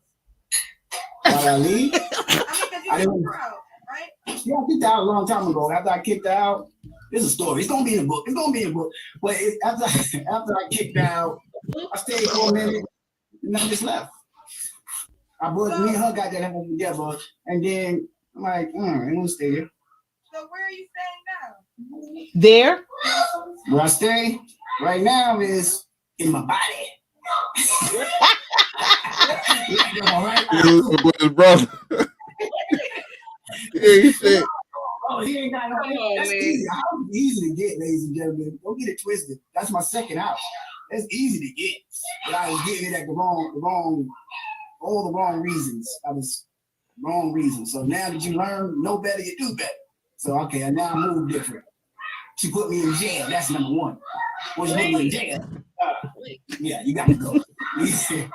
Yeah, there you go.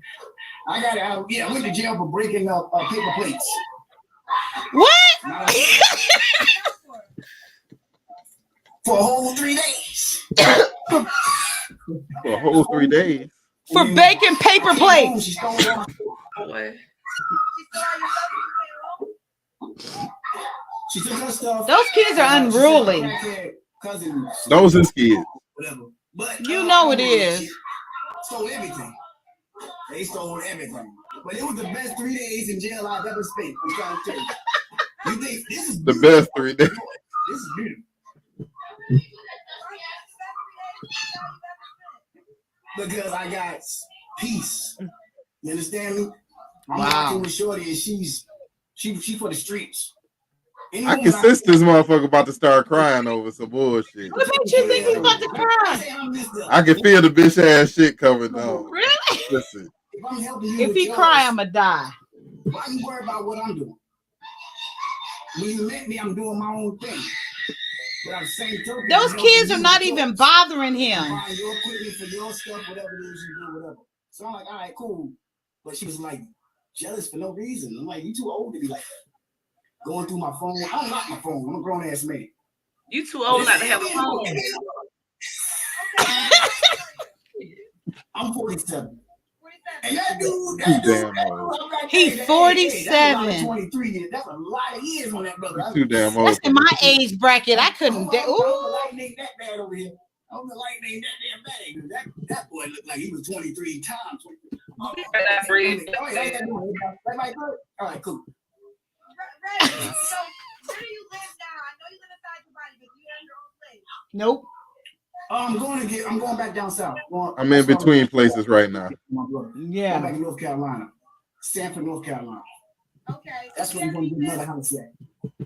I got five beautiful ones. 3 girls, How old are they? 2 boys. The oldest is 14. The youngest is 10. I don't know how old he is. Wait. Brother. This motherfucker Wait, paying child what? support from different houses. What happened? What happened, 2 cents? Nothing. She's just taking notes.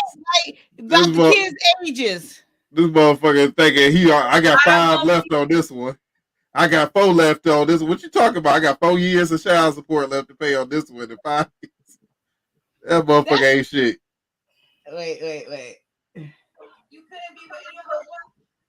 Oh, you can rewind on here, huh? A little bit. Early in What life, happened? You make decisions that didn't go right. One woman Wait. he just wanted her, she was just pretty, so he's like, I'm gonna keep her, so I'm gonna get her pregnant. Wait, why is it showing like that? It's going good. It's playing good. Oh, it's showing good for you guys? Yeah, it's playing Oh, good it for you, looks man. peach over here. The Okay. other two, one was a good mama, and the other one was just That's your internet. was just there. But it was bad decisions. Bad decisions. Okay. So this is Ready? Is that the name that your mom gave you? My mom gave me the name Aki. But you go by Ready. Yes. Ready in Brooklyn, New York. 47, 5 kids, 14 to 10 are the ages, 3 different women. And what do you do for a living, Ready? I breathe. He about to cry right now. He about to cry right now. This nigga about to cry. Well, you don't have a light bill right now. How do you pay your bills? Do you have any bills? Do I have bills? He got oxygen bills. I have no responsibility. I have no bills. I got I'm a no free bills. agent. No bills. No bills. You know, this nigga ain't got shit. Nah, I'm just playing. Nah, you ain't playing. Hey, You look, ain't hey, serious. come on. Look, I'm telling you, hey, this is what it is. I ain't looking for nobody's financial anything. Hey, pause it for 1 second. A lawyer. You notice how a dude would say the shit about himself before anybody else can say it. He Right, was just put it out of the air. Oh, you like, this dude ain't got shit. You know he's subconsciously thinking that shit. And Now, what did Let he me say about put the that out. kids? I missed that. He said he got 5 kids. 3 With, different baby 3 mamas. different. Yeah. But that means that they're staggered like 14, 13, 12, 11, 10. Somebody got Yeah, pregnant at the same time. Right. Back to back. Okay, y'all ready? Oh, yeah. Woman that's ready to be treated like one. All that shit's material. Nigga, if you look, you know I can get whatever I need to get, young ladies. That's not the problem. The problem is when you can't listen. How do you get the things that you need to get? How do you accrue income? I got a CDL, and plus, I'm needy. I can't explain it. If I explain it, be like, nah, you ain't lying. I can't explain it. If I need it, I want it. God bless you. Don't lie. That's why I said, I ain't What's a stressed out. When you CDM? need something, That's it's gonna- a driver's So, yeah. It would get done. Chauffeurs. Of course. I'm not a criminal. Come on now. If I was a criminal, I wouldn't be singing. Lies. That voice went high. Come on now. Be living the life. And I'll be on the run. Be Do it look like I beat old ladies up? Come on now. man that's been there, done that. And now trying to do it the right way, you still got these people that still want to be in the streets. I'm like, we too old for that shit. We too old, ladies and gentlemen. Too old. Yeah, your ass too old for this shit. Don't look at my background and be like judging that. Don't look at the background and be like that because I don't need no one to take care of my children. I don't need no one to pay my bills. We did I comment. don't wanna do nothing. You just gotta The be government take care of me, motherfucker. Hey, didn't we comment? Okay, he about to cry. He lying. What else? This He nigga lying said for sure. he don't need your money. The government take care of me and my kids. So I ain't asking for nobody. Did he say When he said he don't need nobody's help, he take care of his kids. I said the government taking care of you and your kids more. that? And then he breathes for a living. He breathes. He got a lives CDL. his body in his skin. He in between houses. He in between houses, and he has a CDM. A CDL. A CDL. Okay. Do we got everything? To sum it up, he ain't shit. Done? That's And about he's it. 47, and he know he ain't shit because he's commentating on himself in between. So he ain't shit. I know you thinking I ain't shit by you hearing this, but you would understand it if I explained it. Right. Is that the end, Kaya? No, because Princess K said we need to commentate. So No, wait. No, it's she's been singing long, the a song. long time. She's singing, sitting Yeah, on Dr. yeah.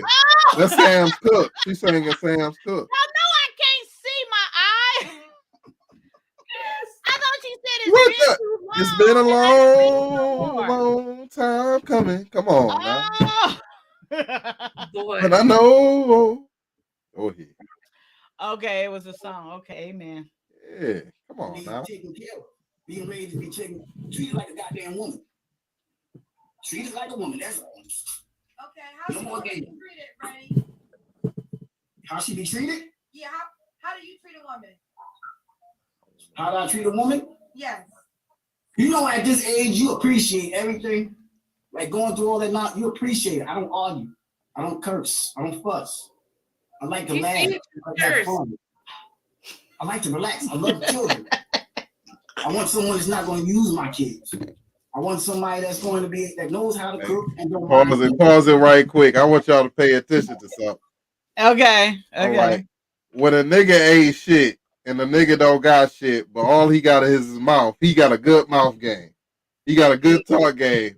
The way he talking, Yeah. he might can talk one of you ladies. He can talk one of you ladies into giving him a shot. Say, Not me he's no more. He got 5 kids. He got Not 5 me. kids now with 3 different women. He could sweet talk y'all out them You're a drawers. nice looking brother, but nah, not me. Oh, see, she's talking about he a nice looking brother. He is. I mean, you know, I like him I like him rough and ugly. You already falling for it. No. Go ahead. He Tisa. got me when his hat was turned backwards, and he's 47. Right.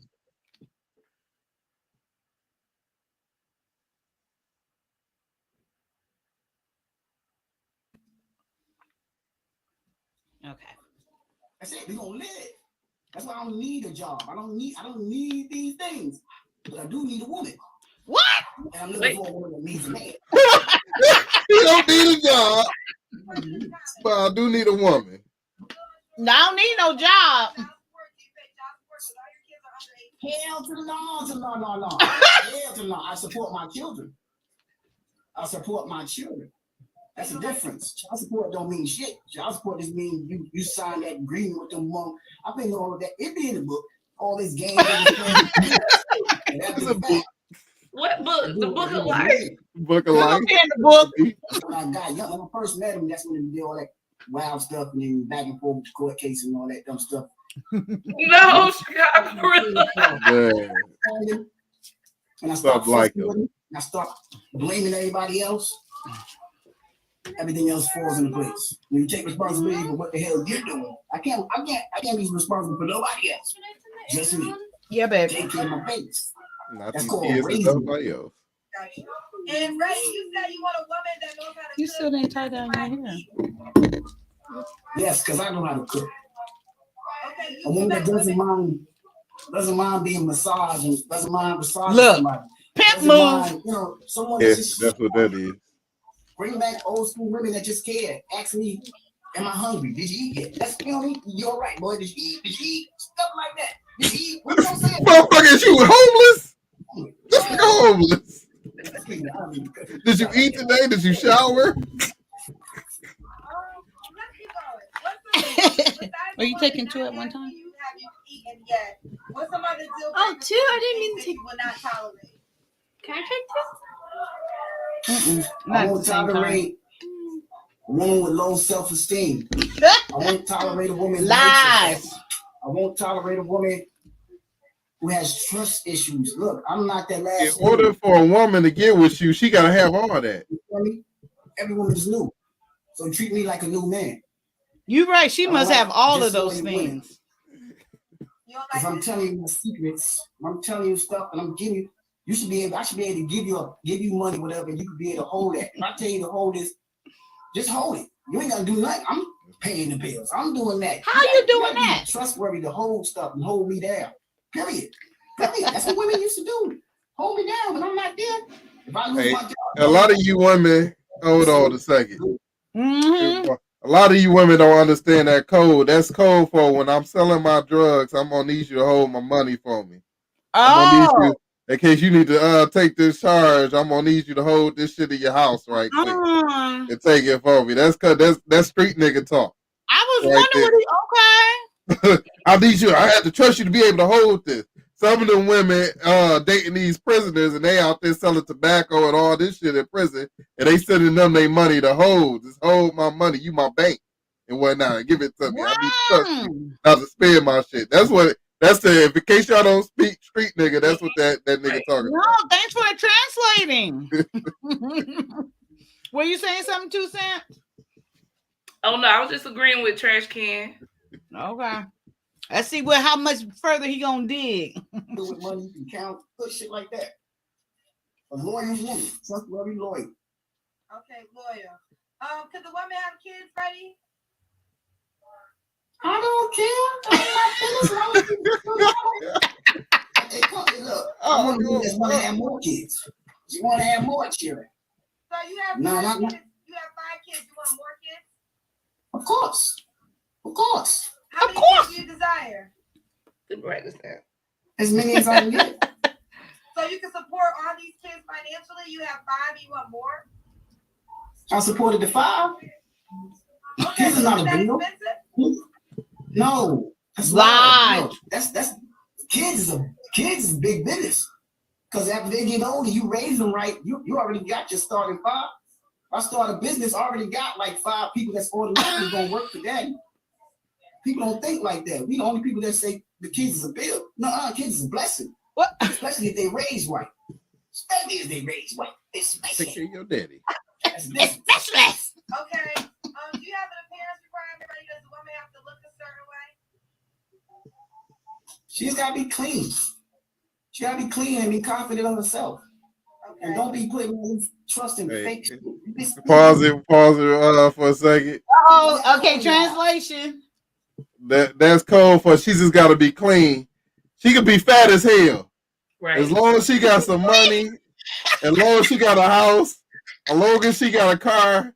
I don't got any of these things. As long as she got that, I will put up with her. No matter what. Because I have a no good nigga right here. As long as if I can borrow her car and I can borrow somebody and I can live in her house, then all she gotta do is be clean. Be clean. Big nigga talk. When you say that. I know this nigga, right? I've been seeing this nigga before. Did you know that? Princess K says this her cousin Jerome, okay? Girl, she been talking about We Jerome got the that whole motherfucker time. in the family. Did you know that too, 2 Cents? But Oh, man. Yes, and she must have no criminal record also because he needs her to be his like backup. Mhm. Bait. That's the Right. bait. Yeah. Wow. Because if he's on the 3rd strike, if he's on 2nd strike, and he gets pulled over for some drugs or something, he Take wants that you to shit. take that charge for him so he doesn't get the 3rd strike. She got it. She got it. Wow. Street nigga talk. That's street nigga. Oh, So man. entertaining with you guys interpreting. Because to be honest, I wasn't really understanding it. Man. I mean, See, a lot of ladies don't. They'll let this motherfucker get up between their legs and he pump a baby into you real quick. He know he ain't shit. You ain't gonna get me on no child support because I already ain't shit. I got other kids and whatnot with these other women, so you ain't gonna get nothing from me. I'm gonna get this street money. I'm gonna get this money out in the street though, and I'm gonna bring something to you. Be lay up with you and sleep with you or whatnot, treat you good, have you on my arm and whatnot. But I'm just the type of dude I am. Street nigga. We ready. Mm-hmm. Like boogers in your nose. What the hell? No. Just be clean. Damn it, shit. Y'all hear me clean. Damn it, y'all like doing it. And I can't stay a ton of makeup. I don't like no makeup. I really don't. Okay. I really don't. Okay. No makeup. Once again, no makeup Does she have to make a because he say no makeup because he don't want you dressing up and have another nigga take you away from him. He wants you to don't wear no makeup, don't fix your hair. I like you the way you are, and you my meal ticket. Don't be dressing up and get somebody better than me when you find out I ain't shit now. Let yourself go. Please let yourself go. But just stay clean. Oh my gosh. Wait, why did you start commentating from the beginning? Oh man. I had to identify what this nigga is. I ain't want to assume. I get it But so much now I better know. now. Oh man. No, she trying to make no money. Long she's not gonna take care of me. Yeah. I don't look for a woman to if that's the case, I wouldn't be on here right now. You know how many women that want to take care of a nigga? Damn. I don't do that. Please take care of a nigga. Clown shit. I don't care about job. There's women that are offering to take care of you, Ready? Women do that all the time with men. They do that all the fucking time. Like they see that, oh, he ain't got no job. No, I don't need that. You see I'm still alive. All my kids is fly. Go check on Instagram. Go there. I do all that. Go check Instagram. And it's not just for posting. That's what I really do. I really take care of them. I really get the job done. And I don't have to be. Where's his name to check Instagram? I don't do it that way. I'm just Ready. Oh, right. Or with me or two. Ready. What's the age range you want to date? This is Ready, 47 in Brooklyn. He has 5 Young and dumb. He breathes, is what he says, for a living.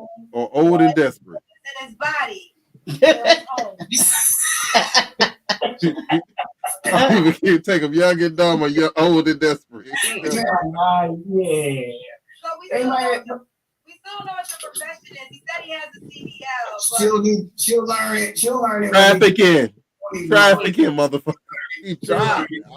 Did you say pause it? No, I was saying he said what's his profession. He said he got CDL. He trafficking. He moving shit. That's my. I'm driving. I'm on the road. Yeah. I'm trafficking. Wow. That's it out loud. I wouldn't do that, young lady. If I did, I wouldn't be talking about. Okay, what's the age range you want to date? From anywhere from 30. We was talking about that last night. I'm gonna move it up. 32 and up. 32 and up. You don't have to want to ask kids. Ready? When was your last relationship? Established credit. The beginning of that COVID stuff. The very beginning of COVID. And I was like, how we gonna break up between that shit? Like, how you gonna break up in this pandemic? And I was like, nah. I ain't got nowhere to go, motherfucker. Come on. Yeah, the very beginning of COVID. Y'all still up here with me? Yeah. It's still cool, but this the woman that put you in jail for breaking paper plates? Told you breaking paper plates. Yeah. How do you get jail for breaking paper plates? How do you break paper plates? Thank you. I posted it on my Instagram on my other page, my arrests and all that good stuff. It's just that Water whipping. I don't know. If they see you doing something, you ain't got no record. Of course, skin color, you chosen people. Of course, they're gonna give you any kind of reason to get rid of you. Right here, man. I had an argument. We didn't have an argument. I just was mad and heated over some BS, which I should have minded my business. Because if you don't have the balls to say it to me, I should have left it alone. But no, I'm like, okay, you posting on social media all type of nonsense. I'm like, what you want for this? What you want? So I got mad. I'm like, you gotta go. I can't be with somebody I can't trust. I'm gonna talk behind my back. I thought she put him out. Opened the door for police. Oh, okay. Then they pulled her outside and she gave him a story. Oh, he talking about the paper plates. I kicked him out of my house. Then they took her outside and gave her the story. I'm like, okay. I don't have no charges. Y'all can look it up. I'm not a lie. No pending charges. What? I'm not lying.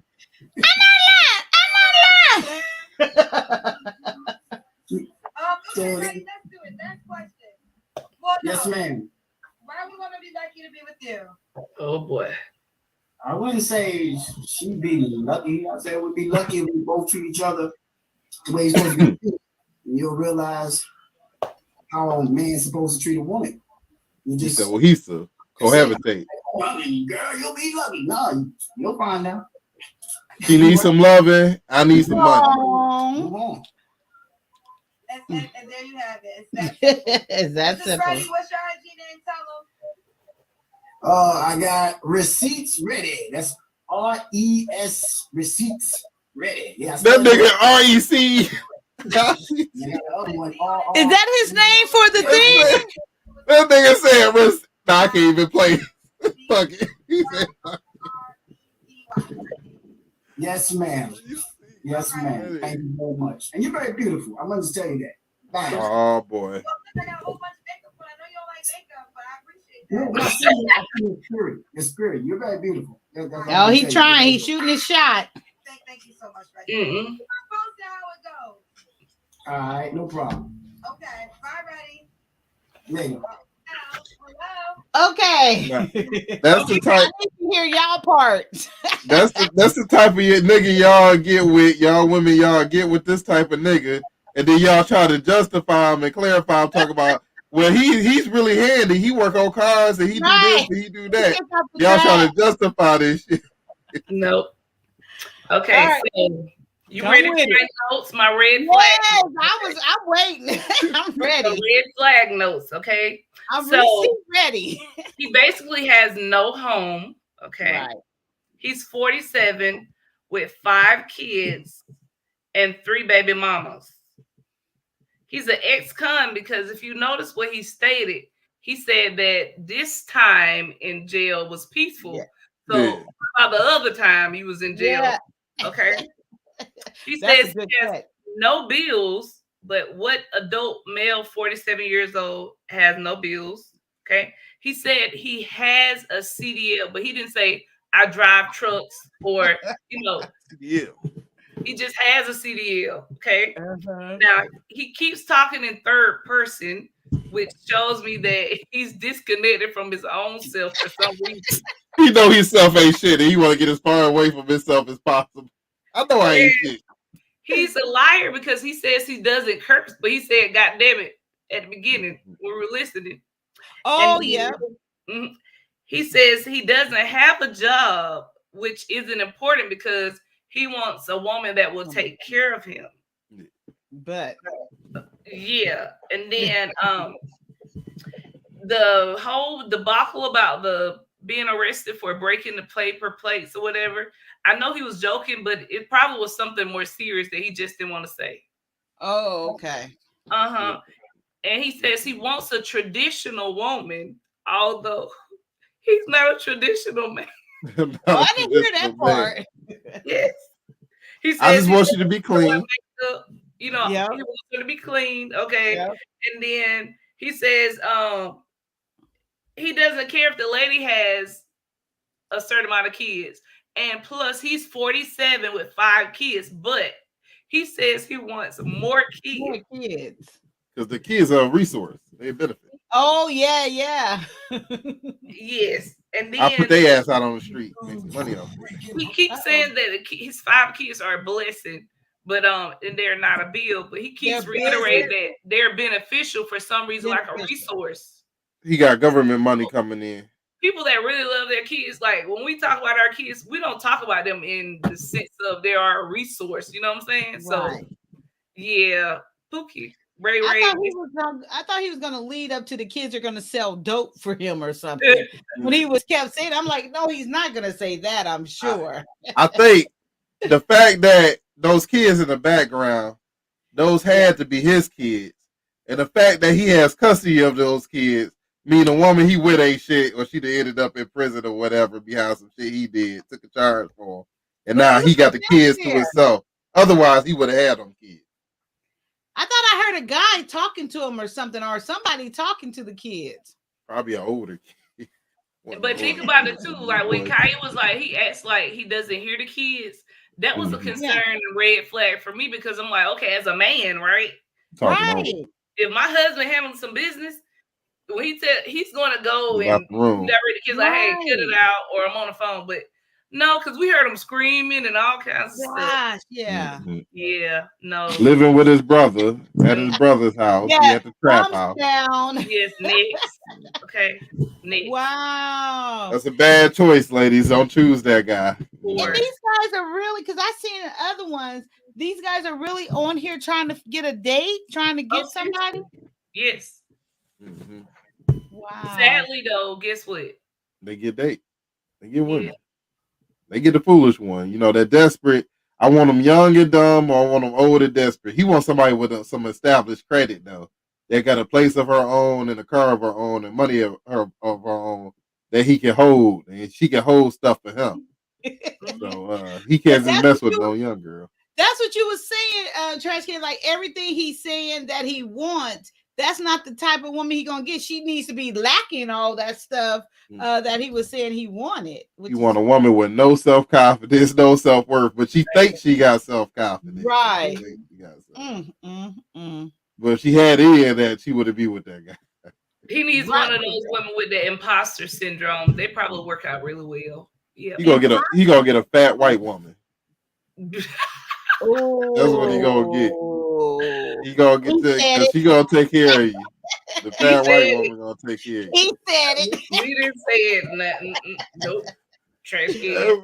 That fat white woman, she gonna have a good job. She gonna have good credit. She gonna have all that.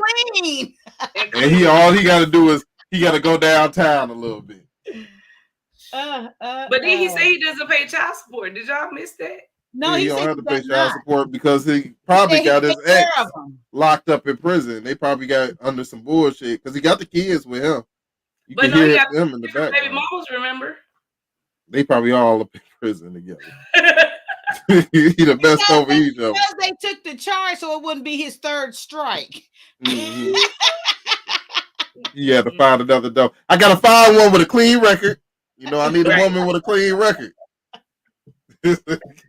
Hot mess. Low self-esteem. But you guys, my eyes have been killing me all. I don't know, since I turned this on. So I don't know. I'm thinking I'm gonna try to wash them out or something. Do you have some eye drops? I was putting it in, but you know what? I realized it's the red reliever. So I just think I need to hydrate my eyes or something. I just noticed that you got some wide ass eyes.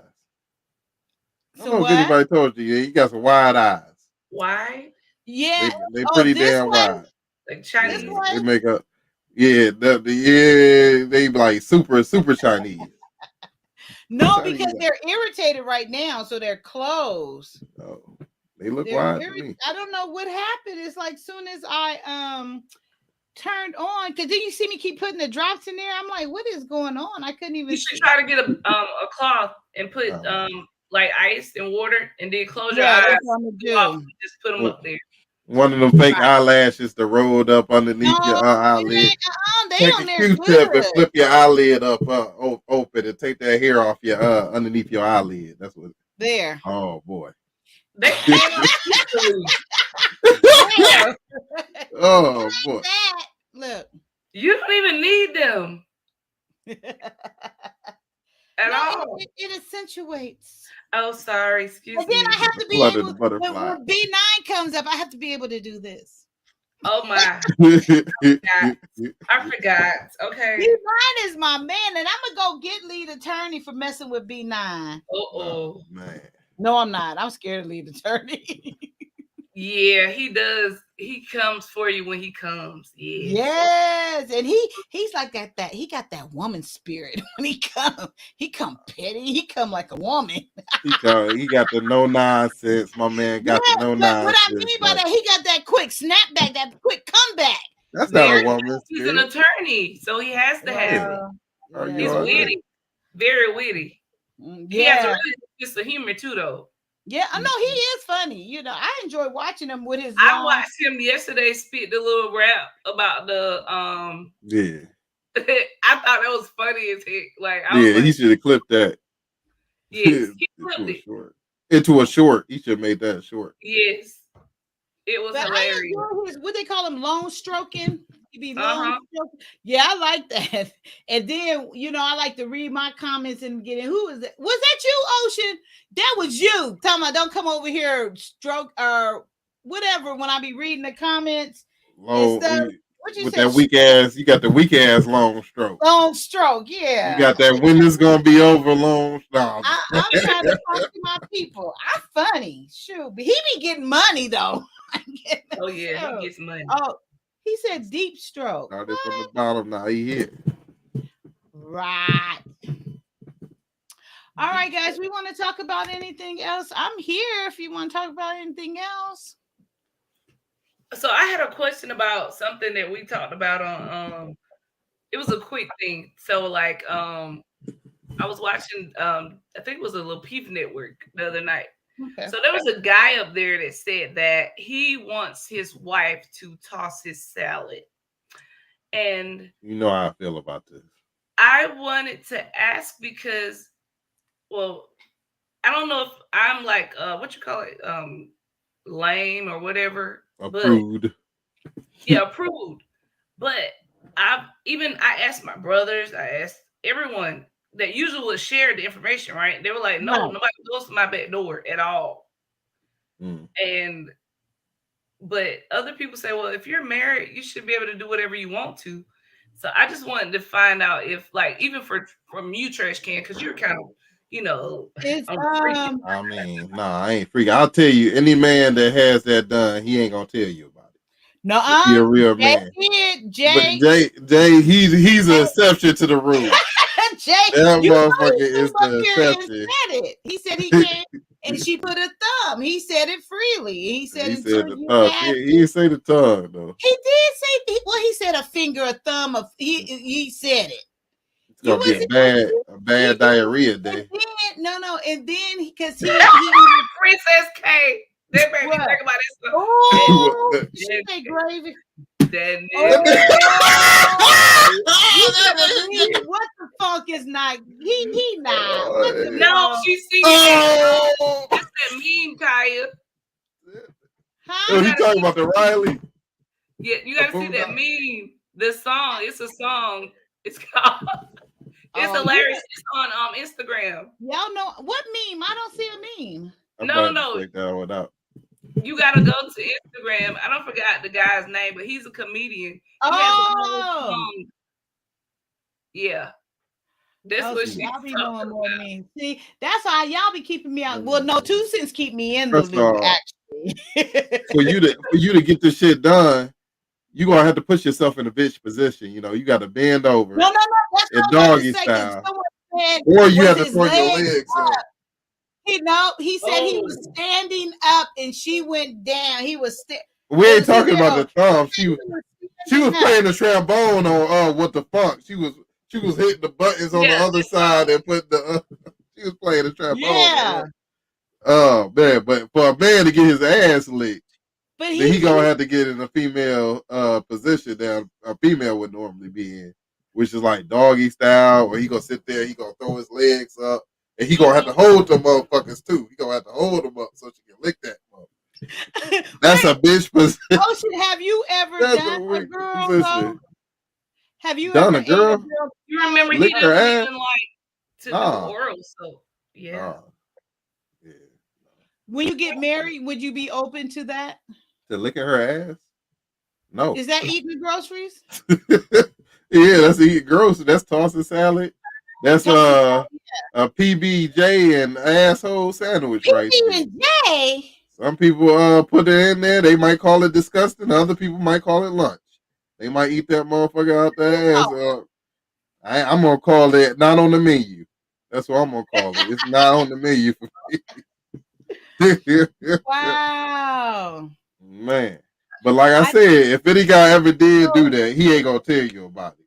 He ain't gonna tell you. With the exceptions of the rule being what the fuck, he will tell you. But you know the other guy, what his name? The young guy that says he's a virgin.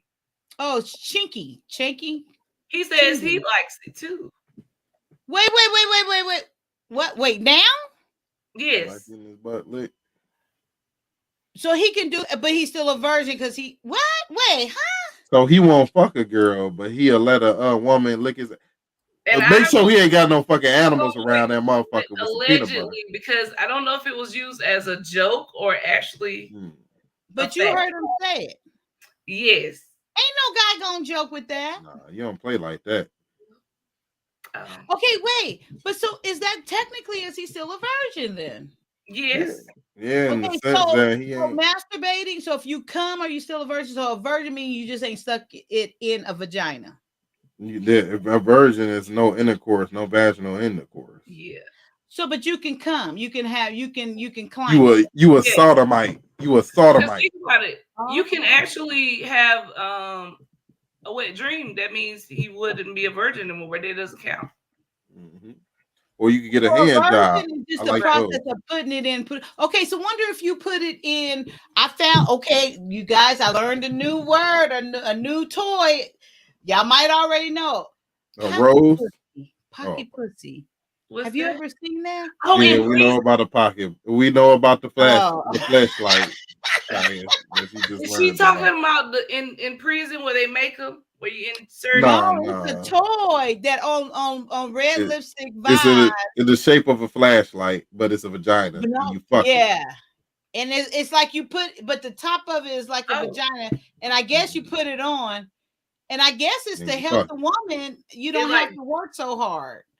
Oh, interesting. I guess. If she got dry vagina, if she's suffering from dry vagina and she can't have sex with you, then you can lube yourself up and then you hold that between her legs and fuck that while you passionately kiss her in her nether regions and her mouth and all that stuff.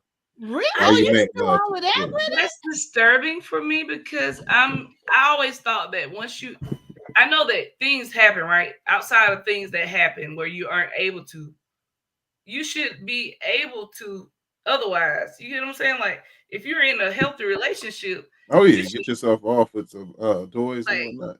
yeah, I don't get You that. know, we had brought it up because when we were over there talking, the scenario came up like suppose your spouse and we even went to like maybe had an accident or for whatever reason wasn't able to please or get it up, keep it up or whatever. And then they came up with different scenarios, and then that's how the pocket pussy came in. So I'm guessing you ladies are cool with the guys getting their ass ate. No. I was Okay. trying to go back to that. I was trying to ask 2 cents. So Okay, if your husband 2 cents, you've been married for a while and he want to spice things up. No. He was like, you know what I would like to do. I want to ask you, and the guy said that he liked that, and he wanted that done. He On said it. that right on the show. Yes. 2 cents. Oh. So I need to go back and clip it. So you know I'll clip something real quick and send it. Yes, I'll record. Girl, What? I wish you would have clipped something a while ago. I don't know if you saw it. Candy, what? You wasn't there. I wasn't. I mean, what? Or do you follow her? No. So you didn't hear the video then? You're gonna have to. You the only one in on this. Tell me. I'll tell you later because I have to tell you because it's funny. I gotta tell you. Oh man, is the video still up? No, that's the problem. Come at me. I bet you. You'll be surprised. You'll be surprised at stuff that I have in my treasure box. But yet because I didn't know, I wasn't that savvy. But believe me, if I knew, if I probably thought like 2 cents, I would have got it right away because it was that good. I mean, it was that. He had that licking thing that be flicking the tongue, that shit, that rose. It was a one of a lifetime moment, and you know what? If you were savvy, you would have got it right then and there. I guarantee you, you probably will be surprised. I probably have it. Oh, if you do, girl. Let's see it. Wait, let me put it in. You gotta tell me which. I'm gonna tell you. I'm gonna put it so you'll kind of know. Okay. I'll just give you a hint so you know shit. I don't like secrets. No secret. If I have it, it will be revealed. I mean, it's not a secret. No, it was out public, but I took it down before I got it. Wait, so do you think she asked for it to be taken down? No, I know she took Princess it K said, listen, Princess K said she might have it too. She might have that motherfucker in her chat. I know Princess K got it. She got all kinds of shit. Princess K a freak. She got shit still in the package that she ain't even opened up yet.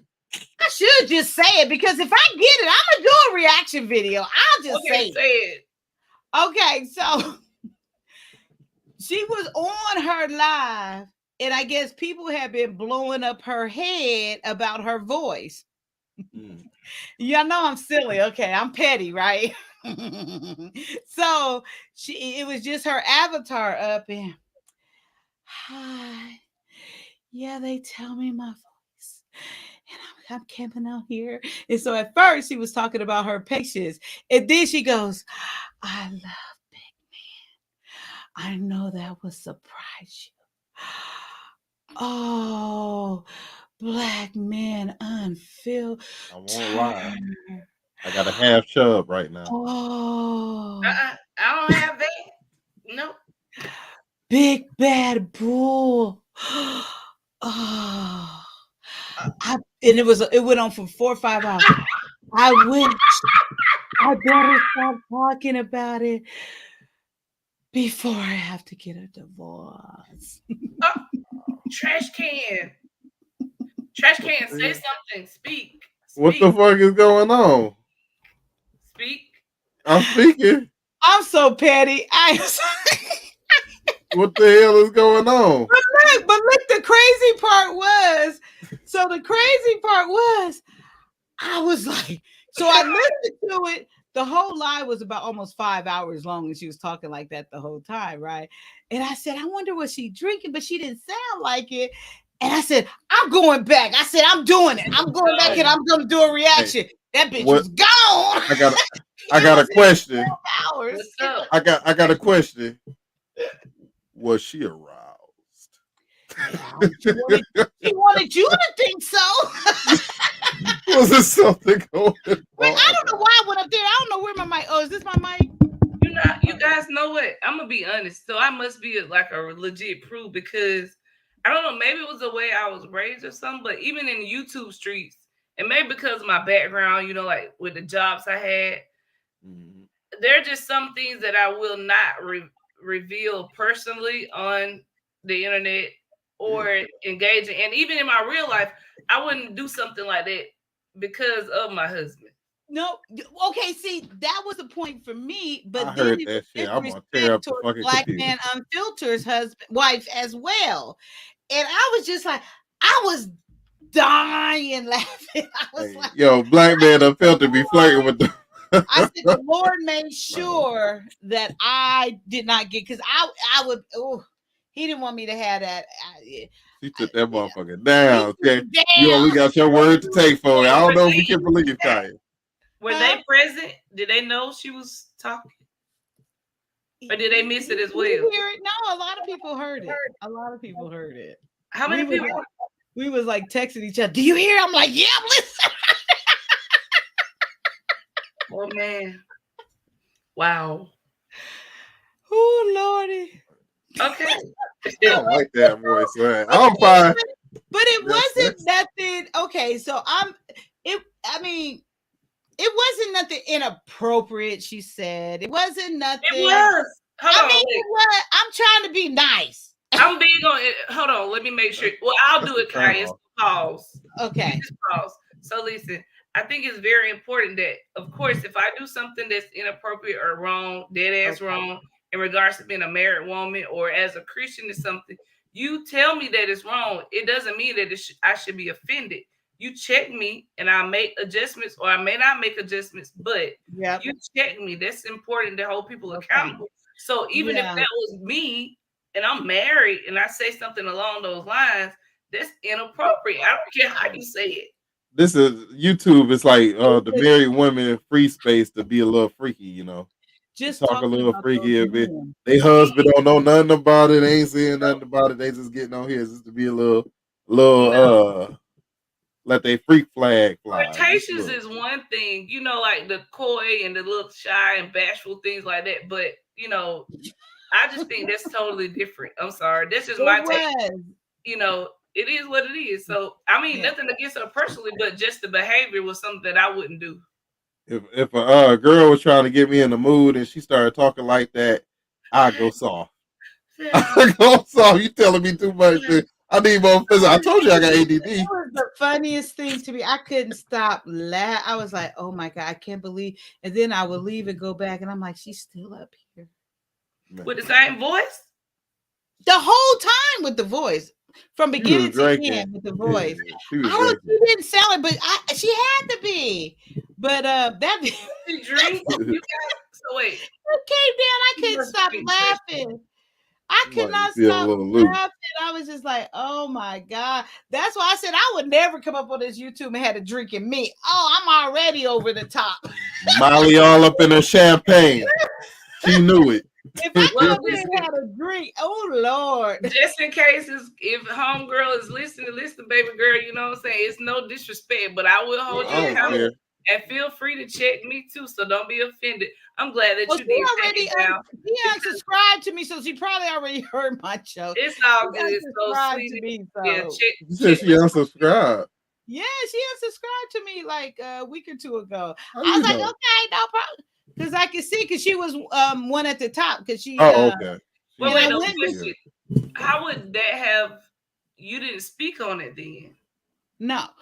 No, I didn't speak on it, Probably but something else she okay, said. I was petty. So she Oh was boy, bold. he trash The can. next- You know, she be saying some other shit. You know, just Kanye hold grudges. You know, that's Kanye. She should have like their And own. it Yes, is she because does. she the one who did that shit on the pen. Like you were saying earlier, who was that saying earlier?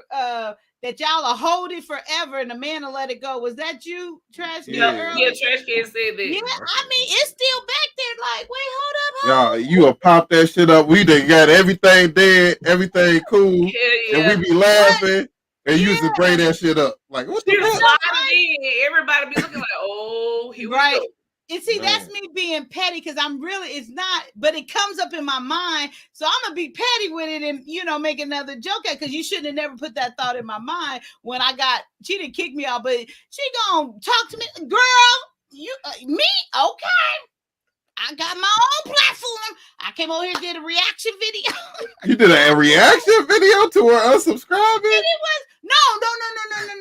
Back when, no. This is back when we was on Anton Daniels' platform. Oh, And so I wasn't, you know how I guess they call me, I don't guess they was calling me more naive. I was more naive before I started learning more. And Candy she and was, Shrill.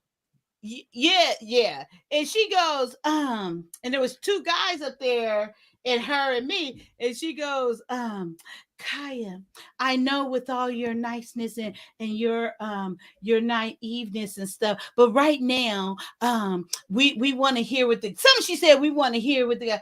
I said, oh, I put myself on mute, and I put myself on mute, brought the little avatar up, and I got my ass down. Then once the video was up the next day, I went on my platform. I said, since I was dismissed. This is all woman right here. No. Emotional. Don't you do it. That's the only child syndrome, okay? Only child syndrome. I can't toss all you women in the I same. said, I'm on my own platform and I can say what I want. And can't nobody politely or disrespectfully ask me to come down. And I did a reaction video. I said, and then I said, look how boring the show got once I left. I said, they all dragging. I said, normally we be up there for like hours. It ended like 20 minutes after I left. What the fuck happened? That was a great conversation. Petty. And anybody does not know, let me tell you, let me put out a disclaimer. Petty. If anybody that comes to the platform, I know Funk Master Flex down there, he knows definitely. Kaya is never going to let things go. She's going to hold a grudge. She's very facetious. She's very petty. She's going to be condescending. She's going to slide it in and get you back. Every time. I don't even realize I do it. It's natural. No, she realized she's. I don't. When I be condescending, a lot of times I don't be knowing. That's just really come out like naturally. Vindictive. But I noticed that more here. I don't let nothing go. Just like even now, I'm freely saying what she did because I said, okay, see, God don't like ugly. Don't. And then I'd be like, is something else going on? I'd be like, Lord, please just let me see what happened. Lord, please, because I know you're going to take care of your child. Well, you don't let him take care of it because you go ahead and intervene. You know. No. I do. No, I don't do that no more. I let him do it. I just ask to be able to see it, and if he don't let me see it, I let it go. My. Miss Kaya, you never let Yes, it go. No, you don't. You I don't know let I'm nothing go. saying I don't. I know I'm. I So wait, didn't was realize Funk I in was there that too? petty though. Was he in there? No, she No, I only like wasn't big there. No, I've been guys. You gotta busy. be big. My kids been killing my YouTube time. Funk. What now? Huh? I said, no, I've been killing- busy. My kids have killed my YouTube time. I got I time thought for a you were quickie. gonna say something else. Oh, Kid what? Yeah, Wait, did how it you quit on it. your YouTube time? And you said quickie? They killed your quickie? No, I'm saying I have time for a quickie now. Oh! That's why I kept getting confused. I'm like, how you get into a quickie? Oh, so you got a quickie before you came on here. What the hell, Kyle? What's wrong with I'm you? Is saying you I can serious? do it. I ain't been here in so long. Y'all I have are time not for a about quick. to have You me know what? clapping. I'm funny in my head. I don't care what y'all say. I have You time know- for a quickie now to Man. cam up and join this conversation about this topic. Oh, I thought you was trying to get some of my nookie. I was like, no, homie. I like that comedian be like that, always be saying, I'm from Alabama. I'm supposed to be look, slow. Princess K, she is. Yep. Big sis Kaya, she is. What? Definitely. This what? She Oh, you nasty. are Princess. You got me beat. Princess got me beat totally. Princess is a freak. She is Yes, a freak. totally a freak. Look, she So- said, "Not getting it." Oh, did you hear the conversation? I see you was like, here You I didn't go. get the video. No, I heard the conversation though that you had about you and Candid. Yes. So were Yeah, I you heard surprised or no? Y'all So pumped her surprised? damn Absolutely head no, up, no, talking about her absolutely voice not. all the time. Her head got blown up. You know, it. You said Woman. you're not surprised, Fo? Women like to be wanted. Between the interaction that happened between just Kaya and Candid Ann, absolutely not. I saw that coming. No. What about the He probably didn't hear about the video with the big sex boys, like call, the the big boys. phone call? I mean the recording. This is The video girl of the sick. recording when she was talking Right. sexy, or which video you talking Yeah, about? yeah. Yeah, I was there for that. It was amazing. Oh, you heard She got it? a talent. He don't miss nothing. Wait. Are we talking about the same thing where she went on when she did on her live stream and she was practicing her sexy voice? Is that what you're talking about? Yeah, we can call it practice. Yeah. She practiced for 5 hours straight. And then she practiced talking about her patients, and then she practiced talking about how she like big boys. Okay, no, I think I caught the first one that she did. I don't think I caught the second time that she did it. The first time I did it, the first time I heard her do it, she was practicing because it was like an idea she had because she was dealing with the lead attorney's Patreon, whatever. And somehow the idea kind of came up that she had like a voice that was, so she kind of wanted to practice it out. So I think it was like me, Big Bad Bull, and like a few other people in there. But we were like, yo, like, damn, you should do like an after hours type thing with your voice. Like your voice is legit. Oh, that's where she got the idea from. Oh, so that puts it into context. Yeah, that's more context. Yeah. Kaya. So it means that's why, it's important to take the full thing into context. Wait. Yeah. That she was practicing because they had told her that she may be able to use her voice for profit. Like Frank Gooden. She might be on Frank Gooden to do a role. Oh, Yes. okay. Oh, Yeah, I think one of the main points we were saying is that because she was asking why sometimes she can say things that don't come off bad the way other people say. And I say, well, a lot of times it's your tone. And I was saying that the way her tone is like naturally kind of it doesn't influctuate so much. Like, she doesn't hit those octanes like just Kaya likes to hit. She kind of keeps it. She keeps it at like a very soothing, like voice. Do you think some that's of the things that she can manipulation say, from women? men don't mind being manipulated in that way. We really don't. We really don't. We much rather have the things that we don't really want to hear manipulated in that way. Whereas I think a lot of women think they want to say those kind of things and they come off like our mothers. And that's when men start drowning you out, because that tone is like what we grew up with. Like didn't I tell you? And this is like, yo, I'm not even trying to hear that. But if a woman manipulates and says, now, like if she does it in a different way, then we're gonna receive that in a different way. We won't exactly drown it out. We're gonna listen to it. So that's what I was kind of saying with her, is that the way that she speaks, I think men will naturally listen to her points more. Okay. I was gonna say, because most time. Oh, go ahead, Kai. No, so all I want to say, so you talk like you're having sex. No, he like when a woman say something that you don't want to do, that you don't want to be involved in, she come up and she sweet talk you, and she grab you from behind and be rubbing on you. Come on, just let me come on, do this, do that. We know there's something you don't want to hear. We like the feeling, so it's fine. All right. Yeah. Okay. We're talking about the video, right? Or the recording? Yeah. Because I'm confused now. It's usually your feminine wild. To connect the dots, Kai, I'll make it simple. All we were saying is that, a lot of women in this space, a lot of times when they're maybe kind of having the talking points that go against what the men are saying, they kind of start approaching it with like a mothery type of tone. And she has a lot of points that mirror those women's energies. So I was saying, well, you're saying the exact same thing that these women are saying, but your men are receiving it differently because of your tone. Like she can say things to certain men about what was an example? Because she's a nurse. Or is she a nurse, or she worked? She was doing something. I think she's nursing. She's a nurse. Right. So she was having a back and forth kind of with a guy, and the way that she logically was speaking, like he actually like heard her point more. But if it had been someone else, he wouldn't have even given her the grace to say all the things that he let her say, because it wasn't an argument.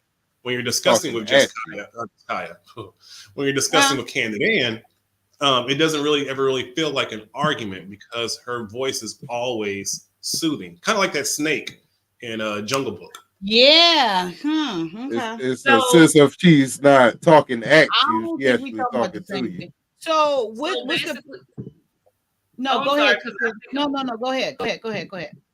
So basically, what we're saying is that I was listening to a conversation where they were saying that women are they use their body language. Kai, you was there. They was talking about how we manipulate men. However, I'm always been the person that says that when you're literally in your femininity, it's better to feed. Well, they say it's better to use honey than vinegar. Oh yeah, I remember that. So regardless of sometimes we don't do it intentionally. It's just our nature. So naturally, if you're operating your femininity, you guys just respond the same way. And that's not even like in a relationship, even with siblings, because with brothers, they respond to you, their sister, in a different manner because of your feminine nature. But if you're a tomboy and you roll around in the ground, the mud with them, they don't actually, ascribe to you as that, soft-spoken sister that they got to protect all the time. So it makes perfect sense that it would be more beneficial to be feminine and feed people with honey than vinegar.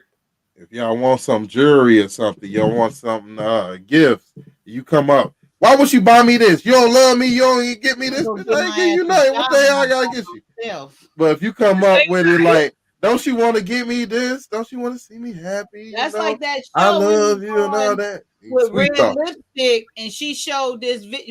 She showed this video, and then she was talking about how girls, they have in their phone lunch, breakfast, dinner, shoes, clothes, dress, whatever. Then we talk about relationships. That's a relationship. We talk about let me finish. You gonna let me finish today? Go ahead, finish. Thank you.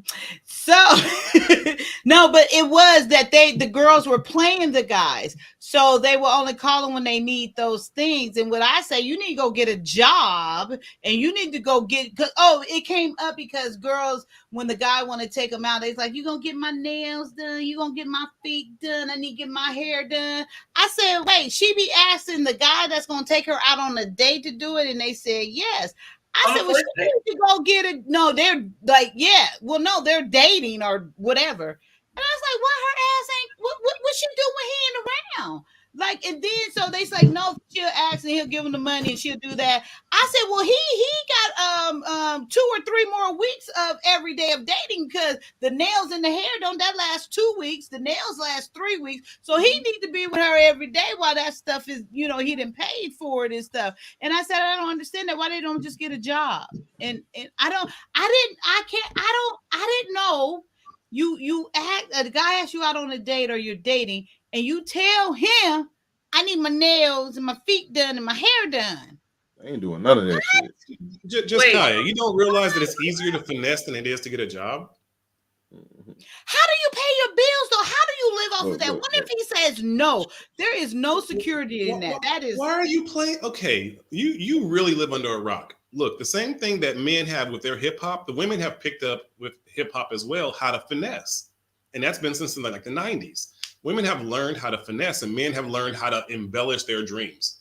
Meaning that men a lot of times will come out and try to look like they are balling when they ain't balling. And a lot of times women will finesse when they're not really feeling that kind of way about a man. But that's the culture that we have in America. And women have been finessing. That is such for a the bad longest. spirit to have in you and around But you. it's like trying to get somebody who sold let's say you sell marijuana, right? And you've been selling marijuana for like, let's say 3 years, and you do it well, and you have a very nice clientele, and you keep it simple. And then you try to go to a regular job afterwards, and you're sitting there like, oh my God, I'm sitting here for hours, and I can make what I make in a week with this job, what I probably made in 2 days just hanging out with friends and smoking weed and playing video games and selling my weed. I think it's the same thing for a lot of modern women, where it's just like, it's free money. There's too many simp ass dudes who actually will spend that money and buy the nails and buy the hair and do all that stuff for them to actually say, you know what, let me just go ahead and get a job and do the right thing because it's free money on the table. It's bigger than that though. That kind of like, yo, let me put some money in your pockets. There's always that dude who wants to rent the pussy, not exactly like buy it, but just rent it. Question. What about on the first date though? This doesn't qualify for a first date, right? No, there's many men who will still do that and buy and get the nails fixed, get the hair done on the first date. But it's bigger than that because go ahead. It's bigger than that because she can have a job, but she like the game of it, the head hunting aspect of it, to where I could get something out there. I don't have to spend my own money, So you can have that guy listed for hair and nails. Then you gonna have that guy listed for plumber. He ain't gonna give you none of that shit. He's just for the dick. That's the dick. You get your you use your hair guy to get your hair ready for him. And you use your nail guy to get your nails ready for him. So I've just seen because he gets your hair done. many men have bought women an outfit and got their nails done and got their hair done for them to go fuck the next dude. And they get a kiss on the cheek if they lucky. But how do you qualify the woman if you prepared her for your first date? I guess I'm confused. Okay, wait. Ask that question again. How do you qualify the woman? What do you mean? So you guys said that even on the first date, if you ask a girl out, she could hit you up, be like, "Hey, I got to get my nails. I got to get my hair." No, she can't hit me up. Oh no. Not you per se, but we're talking in general. Remember? You're saying that there are some guys that will actually sponsor the first date. Absolutely. It goes like this. I had to pull my shirt the up. guy's so happy to even have gotten her phone number in the first place, right? So the woman already can tell this. So as they're chopping it up, she's just like, well, yeah, he's like, hey, let me take you out. She's like, well, I can't really go out because I ain't got my. I need a babysitter. That was one too. You got to pay. And the dude will offer it, like, yo, like, what I got to do to get some time with you? Here, I'll get your nails done. I'll get your hair. Like it. And dudes, that's why women love the drug dealer type of dudes, because they have that money to spend. They have that extra frivolous money they don't really care about. Now, a dude that's actually on his purpose, who's actually, who's probably like me, like saving money all the goddamn time and trying to, build. Like, what are you talking about? Like, you bugging. So they'll be like, forget that dude. I'll go with this other dude who has the frivolous money to spend, who will take me to the place that, is going to be like $300 a night just for the hell of it, over the dude that's probably actually the better dude and a better provider and a better long-term thinker. Because women like to have men for seasons. So if you want a man for a season, you want to get the man that's for a season that has the most money that's willing to spend. Okay. And We a lot don't of think that times, far through. If the women that's doing that don't think that far ahead, do nah, they? a lot of times these women testing you out. They seeing what you gonna go for. If you willing, like he said, if you willing to say, "Oh, what I gotta do for you? Can I get you this? Let me get you that. Let me take care of you." You gonna end up as the friend zone. She ain't gonna never give you no pussy because she know her pussy ain't shit. So she ain't gonna never give you that motherfucker. She gonna let that motherfucker live into your head as the you got it up here. And you got the thought and the want to, I gotta get to this. I gotta aspire to get to this. You gonna give her more and more stuff. As to another guy who ain't gonna play that shit, take me for example. I'll be pulling off with a chick. If she hit me with that, I ain't gonna be do no fucking on the first date. I'm gonna stop that car. I'm gonna throw that motherfucker in reverse, and I'm gonna back all the way up in reverse. Everything. I'm gonna talk backwards and everything else, and let her ass get out there. Cause she's like, "Oh, I'm just playing with you, silly. You silly. You know I'm gonna let you hit this motherfucker." Yeah, that's what I thought. Yeah, Wait, on the first date? yeah, because they Trash. test Really, it's certain women. Really though, the first date. Wait, you're saying if It's you certain women offered that's gonna let you hit that fucking motherfucker. 40, right? Or the 4 for 4, you saying that if you paid or contributed to her preparing for the date? If you gave her any money, you ain't gonna get no pussy. If you gave her money straight up front, you First ain't off, about to that's get not none. true. That is not true at all. Unless she's asking for it. That's not true. I think it's a fine line. I think that if you spending the money like an idiot, you ain't gonna get no pussy. You're absolutely correct. But there's a fine line of like if you actually spend the money because you do it in the right way and you kind of do it where it's like yo, I'm just here to have a good time. Blah blah blah. It's not about you. It's about the event. It's not like I want to give you money to get your hair done. It's like I'll spend the money for us to go hit this spot up that you probably never would have hit up before. Like I'll spend the money for that. And if you do that and you give a woman an experience that she never would have thought she would have had, you're gonna get some panties. You gonna have to give her that experience every time when you go out with her ass though to get them panties. You really don't. You gonna want a new experience. I promise you, I've been a broke playboy for a long time. Like I'll spend the money on the event. I'll spend the money on the memory. I've never really spent money on women, meaning that I never gave women like money to get their nails done. But I'll spend the money for us to go chop it up. I'll spend the money for us to go hit like a cruise party. I'll spend the money for us to have that memory. And when you do it that way, women really, I think, appreciate it so much more. Because they always got some dude who's gonna spend money on their nails and an outfit and buy them drinks. Like I never be buying women drinks. I'll just be I'll make it a game. Like, yo, let's I'm gonna see if you can go get a free drink from that dude over there in the corner. See if you can do that. Like I make it fun. Because I ain't spending money on drinks. Ain't no way. Because drinks are free for women. Why am I spending money on drinks when the women can get drinks for free from any no, won't be me. In my experience, they like to test you out. Other dudes, and I make it a game. No, sir. No. If I was single, first of all, I always thought that I would first present myself as, applicable or, for the person. So therefore, I would prepare myself with the hair, nails, and all that stuff for the first date. Like that should be like a. We talk about thoughts. You're older. You're an older woman. Women in our generation and younger, they understand that it's free money. It's a finesse. Nah, don't get trash can ways wrong. You have a different code, but ask some of the younger women, and it's a logical statement that if there's always because remember, women have been approached since day one, since they've been like 14 years old. What about guys that actually foresee maybe being in a relationship with, not just like every woman going to try you out, right? So when you at this restaurant and you taking her out, you gonna pay for the dinner or whatnot. She gonna look on that expensive side of the menu and be like, I'm thinking about this. What you think about that? You as a guy have to have enough confidence to reach over to that menu and flip it over to the other side and say, I think you should be looking in this area right here. You gotta be. She want to see if she can get that out of you or not. Yeah, you better get off that seafood page and get on the chicken page. You better get on that chicken page. I get it, but dang. And she gonna like you more. She gonna be quicker to sleep with you and feel because she know where you coming from. That's If that's what she got you for is the physical, she's trying to see what else she could get out of you. I got the all right. Well, I want the dick, but can I get some money out of them too? Can I get the hair out of them too? Can I get the nails out of them too? Mm-hmm. You gotta let them know. Nah, not with me. You gotta But get since is asking about in a relationship, you're not dating, correct? You're asking about like mainly in a relationship. No, The same like thing? if you're getting it, if it's not just for fun, because you know some girls do go out on dates with guys just for fun. But if it's somebody that you're interested in, and I probably shouldn't be asking y'all because y'all guys, but as a woman, if I was really interested in a man like Kaya, I would not ask for all these things in advance on the first I date wouldn't either. because I want to make myself look like I'm actually, I got it together. Right.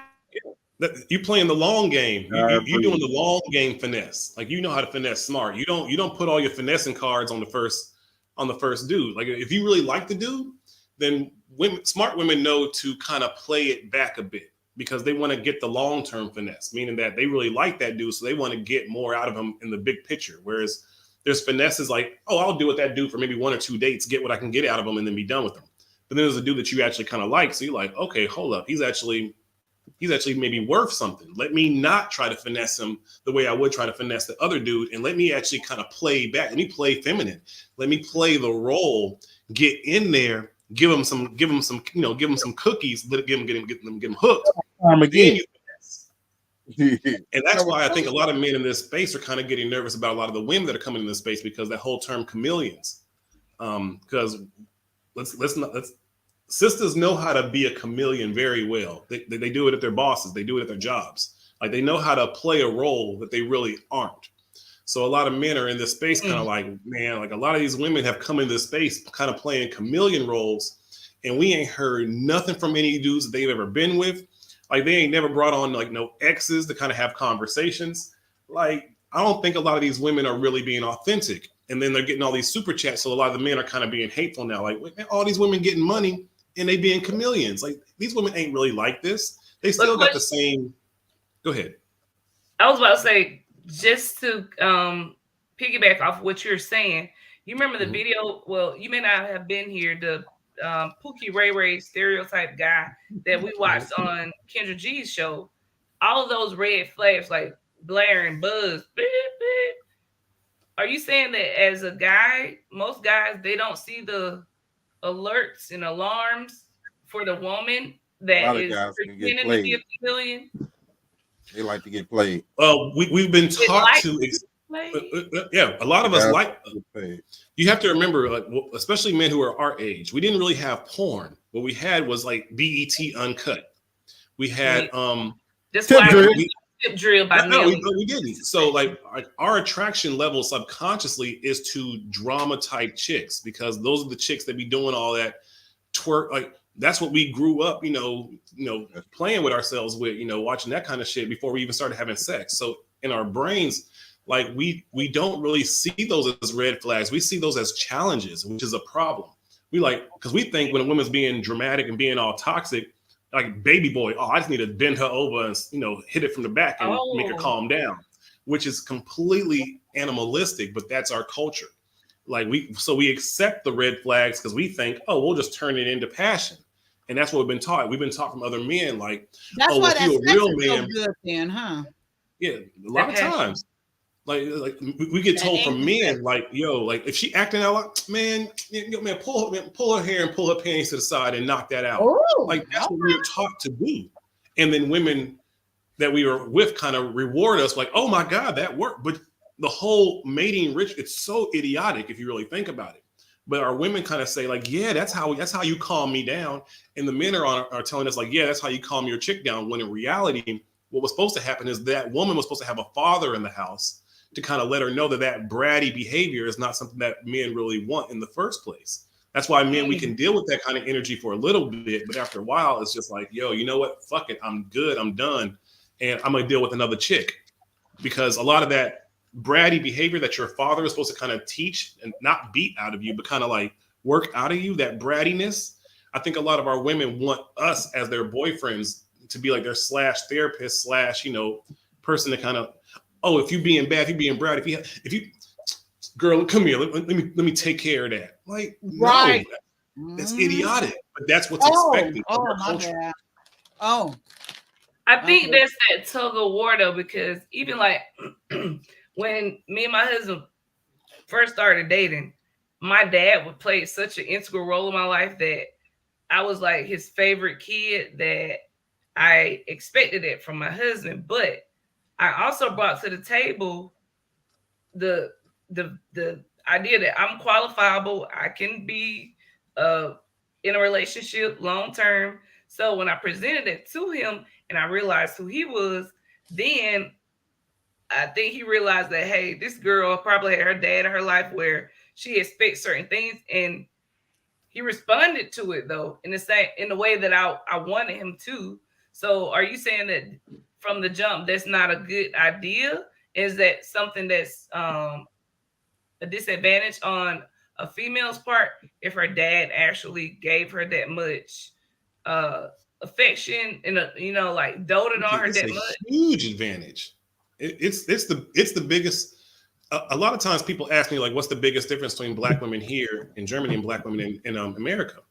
And the difference is that most of black women here were raised with fathers in the house, meaning that even if a lot of times they come from mixed relationships. So either they had a white father, or they had a lot of times on this side of the world, the black women here, unless they came from like Africa, and even if some of them who did, they still have fathers in the house. The culture of women completely kind of deal with you as a man differently than you get in America. I've been here 7 years. I've had 0 arguments with sisters. Like I haven't even had an argument, not one. And even, me, I can have an argument. They don't have fathers in the house? No, they do. That's the difference. A lot of the women here, they grew up with fathers, and they grew up with that kind of like that. Here, like the men are still kind of passive, but they're still in the house, and they still are kind of in charge at the same time. Whereas in America, we easily fall into an argument out of nothing with each other. That's just out of like for no reason. Whereas here, women will kind of be a little bit more passive, the sisters, and then they'll make their point, and then it's like, oh shit, like they know how to time their points better. Whereas in America, sisters kind of will, as soon as you say something that might even lead to an argument, they jump right on it. Here, the German sisters, they'll kind of let you. They'll be like, they'll listen to you, and they'll be like, really? Speak some more. Tell me more about that. So you can bury yourself, And then after you finish looking stupid, then they'll be like, okay. And then they'll jump on it. So I think it's just a different dynamic that I think that a lot of times fathers kind of show them, because it's not so instantly bratty, that thumb in the mouth kind of mentality. You don't get that here at all. So I see that it's a truly American black woman kind of thing, where it's like, that's our culture. It's completely different. And this is why I think it's important that black men don't just judge black women by what they see in America. I think you have to also see black women in Brazil. You have to see black women who are from America outside of America. Like I think that's a whole subset of women that are completely being forgotten, that are absolutely amazing. The women but wouldn't that be American women in general? Wait, say that again? No, American women in general, stay the hell away from. But American women outside of America are amazing. But most of the families, like even in the white families, the fathers, they're usually, even though it's a 2-parent household, most of the time the father is never home. True, he's usually working. Right. Yeah. So that daughter would not have had that impact of a relationship like a person that had a father that was playing an integral role in their life, right? Right. That's why it's better to meet a woman who's from a third world country kind of and has a father, because that father was working and that father was in the house. Oh, absolutely. Like if you meet a sister who has a father from Brazil, like, because they have a family. This is the thing that I learned in Brazil, and this is what I wish women could understand is in Brazil, when a man comes home from work, like the wife is genuinely happy he made it home alive. Meaning that like when he comes home, it's a celebration. Holy shit, you didn't die and you came home with all the money? You didn't go past all those strippers and prostitutes and give all my money? I thought I was going to have to marry your brother. Celebration. It's party time. Did you say trash can? I thought I was going to have to marry your brother if you didn't make it home. I'm happy to see you. because you have so much temptation in Brazil to spend your money. Like if I'm in Brazil and I have $100 from working a shift, $100, that means I'm passing, and I come to you as my wife and I give you $100. That meant I passed all the drugs that was on the street. I passed all the big booty prostitutes that was on the street. I passed up all the alcohol that was on. I passed up all of this temptation to come home to you and give you what I provided. I hear what the fuck saying. She wants that, so she's making. Hey, she got the music in the background. As soon as she sent me pictures of lingerie. She's like, hey, get here soon. I'm waiting for you. Like women play that because they want to make sure they get what that man provided home right away. Put a twist on it though with the Brazil thing. Because Brazil, fellas, I just want to let you know, Brazil, the TS capital in the world. You know, a lot of trans up there. You might get tricked over in Brazil, so be careful when you meeting all these women. They might not be naturally born women. And that's very true. Caveat to this also, because I really get offended when the males say that they're going to travel to another country to get them a woman, to a third world country. However, here's the caveat. Of course, those women will be more grateful for you because they absolutely have nothing to compare you to. So their standards are very low. So of course, they're going to appreciate you. And when we say submissive, I think I look at it differently for those women. Those women aren't just submitting to you. Those women are basically just groveling at your feet. So what you saying, 2 Six, is you're also forgetting that the American black man is a celebrity worldwide.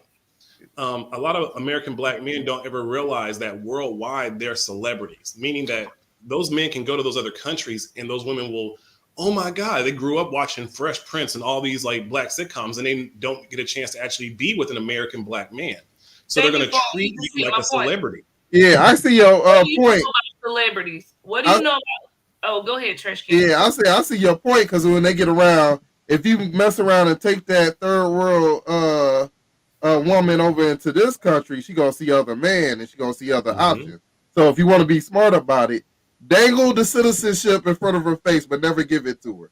Keep her over in the other country. You want to come to America? You want to come to America? Give me some ass. You want to come to America? I'm thinking about marrying you. You want to come to America? He a hot man. There's a lot of men that do that. No, let's keep it 100. A lot of men do that, but I think most men do it where it's like your child. Like if we have a baby together, the child will have dual citizenship. And I've seen a lot of men do this, black, white, wherever, where they'll go to. This happens all the time in Germany, where white dudes will go to Africa or Thailand, and they'll be like, "Look, like I'm not going to bring you to Germany, but if I have a child with you, then eventually." Like that child gets dual citizenship and you can come and visit. So you can come and visit me with the child. And then as the child gets older, the child will have dual citizenship and be able to go to both countries freely. And that's something that I see that happens a lot. What does that say about the woman though? That means that they were not genuinely, sincerely interested in you in the first place because men don't care. But I guess my issue is that when not you per se, but when men compare American women, especially Black American women, to those women from those countries, there's this common theme that, oh, well, those women are more submissive. They're more feminine. Yeah. And my thing is, okay, those women may not be more feminine. They may be more submissive, but they're more along the lines of being enslaved, which is a total difference to being submissive. Because submissive is a willingness. Dependent. Enslaved though, but okay. The reason why I say this, and I wanted to make the difference with a negative connotation, because those women for third world countries, if they genuinely loved you for you and appreciated you as a man, it wouldn't matter if you brought them back to America because they would love you. And if you're in that motherfucker raw, you're gonna get the heebie-jeebies too. No. First, that's not true. What happens a lot is that a lot of men go there and the women don't want to come to America. Like there's a lot of women that you get meet in other, like my uncle has a whole family in Cuba where like he has 2 children in America with American woman, and whole thing went to horrible shit. And then he just had a third child, and like he's like there's a family tradition, like the families are closer. And he wants to start making sure that he has a place to be as he gets older on in life. Like, I mean, once he starts getting 60 and 70. And he's like, my kids in America ain't going to give me the life that I really want to have when I'm in old age. But the family that I just made in Cuba, once I get to a certain age, I can come here and relax and chill and live in a lap of luxury. So it's all a finesse no matter what. I mean, men realize that women are finessing us regardless, but it's about who finesses us better. And I think that a lot of Black women in America have lost the art of the finesse. Cleopatra almost took over the world by finessing Julius Caesar and, Mark Antony. Her brother. And all she did was she just played the role and almost took over the whole damn world because she knew how to finesse.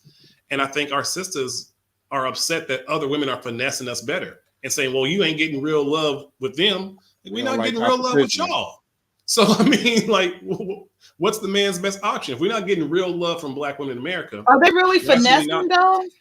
It really is a finesse. Absolutely.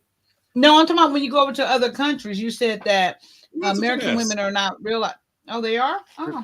It's called mutual gain. You both mutually gaining something in this. Yeah. Now it can also be a long-term finesse where it's like you can actually feel like I'm a firm believer that when you do that as a Black man, you're never really ingratiated in the community the way that you think you are. You feel like you are, like you're like, oh shit, they really love me. They don't really love you. They just like that you entertain them because they've been entertained by Black men and like American Black men on television. So now they have one in front of them. It's like, oh shit, you can entertain me in public, or I can use you and we can make more money. Like that's really the way that a lot of foreign cultures take the American Black man, and a lot of Black men don't realize it. But you can go, you're going to get finesse. You're going to get, especially in the American system, like to find authentic love, like the way we think we're going to get it as men. We don't get it. And so it just makes more sense, especially for young Black men, to start realizing, look, start thinking globally. Start thinking globally about meeting women because you actually get better options. You get better behavior and you get better results once you start getting outside of America. Like it's something about 20 years old can go to Brazil and would you say meet a woman that he would never have sex with in America. It's something about Black women that gets threatened every time y'all hear a Black man talk about dating another woman nationality. No, it's the different that y'all get a little threatened by it. Y'all try to take offense to it a little bit. Like, how can you date outside your race? Brown Peters over there and go on and I'm get just saying, when you got options, you get better Brazilian women. Black or Latino, just Kaya. Do you consider Brazilians, are they Black or Latino? Don't you come on now. We're having a conversation. We just chopping it up. Okay. So you know my stance on it. They're not Black. They're not Black. How's they not Black though? And they got dark skin. They ain't I'm just saying. They don't look like me. They looking like an exotic version how of I you. feel about this, and my opinion has not changed. I truly believe Black men should be with Black women. Okay, and that's are Brazilian women not Black? On it. Huh? Are Brazilian women not Black? No, they're not Black. They're Brazilian, right? The problem with what you said, Black, Kaya, is Black an American Black thing? Like, okay, so when you say Black, are you specifically meaning mainly just American Black? Why aren't they called Black if they Black? Then why are they called Brazilian? it wouldn't matter what color they was, because y'all still be threatened. Okay, because so y'all don't want Black men to have options. Black women is fine for a Black man to date outside of America. No, I want a Black. I think a Black man should be with a Black woman. But in America, correct? Or do you, no? It could be a Black woman from anywhere. So okay, a Black woman from, let's say, Canada. So when I say fine? Black, I mean someone that. Okay, so the reason. Let me give you the reason. Maybe you'll understand better. The reason why I think a Black man should have a Black woman, because I truly believe that she is that strength that he needs, and that can understand how it feels to be that black man when he goes through certain things. They're brought up in the same type of culture. They brought up in the same type of environment where it's easy to understand each other, where he doesn't have to explain all the time what he's feeling and what he's going through. She knows and understands, and she can relate to him. Stop shaking your head. No, But I'm we're talking. I ain't shaking my always head no saying for to you. American black women, y'all don't understand us. We're always saying to American black women, y'all don't listen to us. So if we're saying that all the time, like if you're saying that that's what American black women Okay, offer, so they listening and then over black there. men are saying that This- we this don't the get key. that from you. This the key that everybody missing. So you're This going to the wrong black women this- then. This the Because key there's that plenty of black this the women. key that she missing though. It's supply and demand. Now, if you black women think y'all are only supply, then y'all in high demand, so y'all can treat us however y'all want to treat us. Y'all can talk to us however y'all want to talk to us. But when we branch out that supply and say, okay, we can go to this different culture, that different culture, that's a different culture, that gives you competition to where, okay, if I treat you anyway, now then he's just gonna go off to this other culture right here and try them. Now I'm feeling backed into a wall. Now I gotta treat him with respect now, and I don't want to do that. So I'm gonna But try to that's guilt him ridiculous. and make him feel low of himself for dating another culture. That you betraying the black culture. You betraying the black people by dating this other culture. That's what happened. No, I don't think of it as a betrayal. I truly do not care. You go date who you want to date. Seriously, I don't. It doesn't bother me one way or another. I'm finding me a black man. Period. Okay. Period. Why are you laughing? What if your son met a woman online, right, who's from Brazil? No, that's what I said. I'm fine with that. I really am. My preference, I would want him to be with a black woman because I think she would be a better strength for him. I think that she can relate to him better. That's just, but I wouldn't. Do you think black women in America relate to black men in America? Yes, 100%. I Just 100%, because we I maybe 100% say no. I 100% say that black women do not relate to black men in general. And divorce in rate fact, is I would high. say black women in America in general do not even like black men in America. Oh no, you're a lie. I wouldn't You're go a lie. that We far. did a whole show. No. They say they love us, but I do not think they like us. They don't like that you got a free mind. All of it. I think They don't we like that they certain can individuals, manipulate you. But I do not think because they like black men this is in what general. pisses me off. What Ocean I'm not is trying to doing piss you right off. I'm just now. making- Because you're, for one, you're lumping all the women, and I know Well, you don't then mean let- all. Let's I say all just- y'all I cutting me didn't. off. Y'all cutting me off. Y'all brought. I was eating my damn chips, and I went on mute. Y'all Okay, brought me all I into said this is that I think that conversation. black women do not like black men I in heard general. you, and I said in that America. I believe they do. We do. How? Like I said, How we do you know like we're not. us? Like I said, I know we're not talking about all. I know you guys are not talking about all. I'm not talking about all when I'm saying what I'm about to say.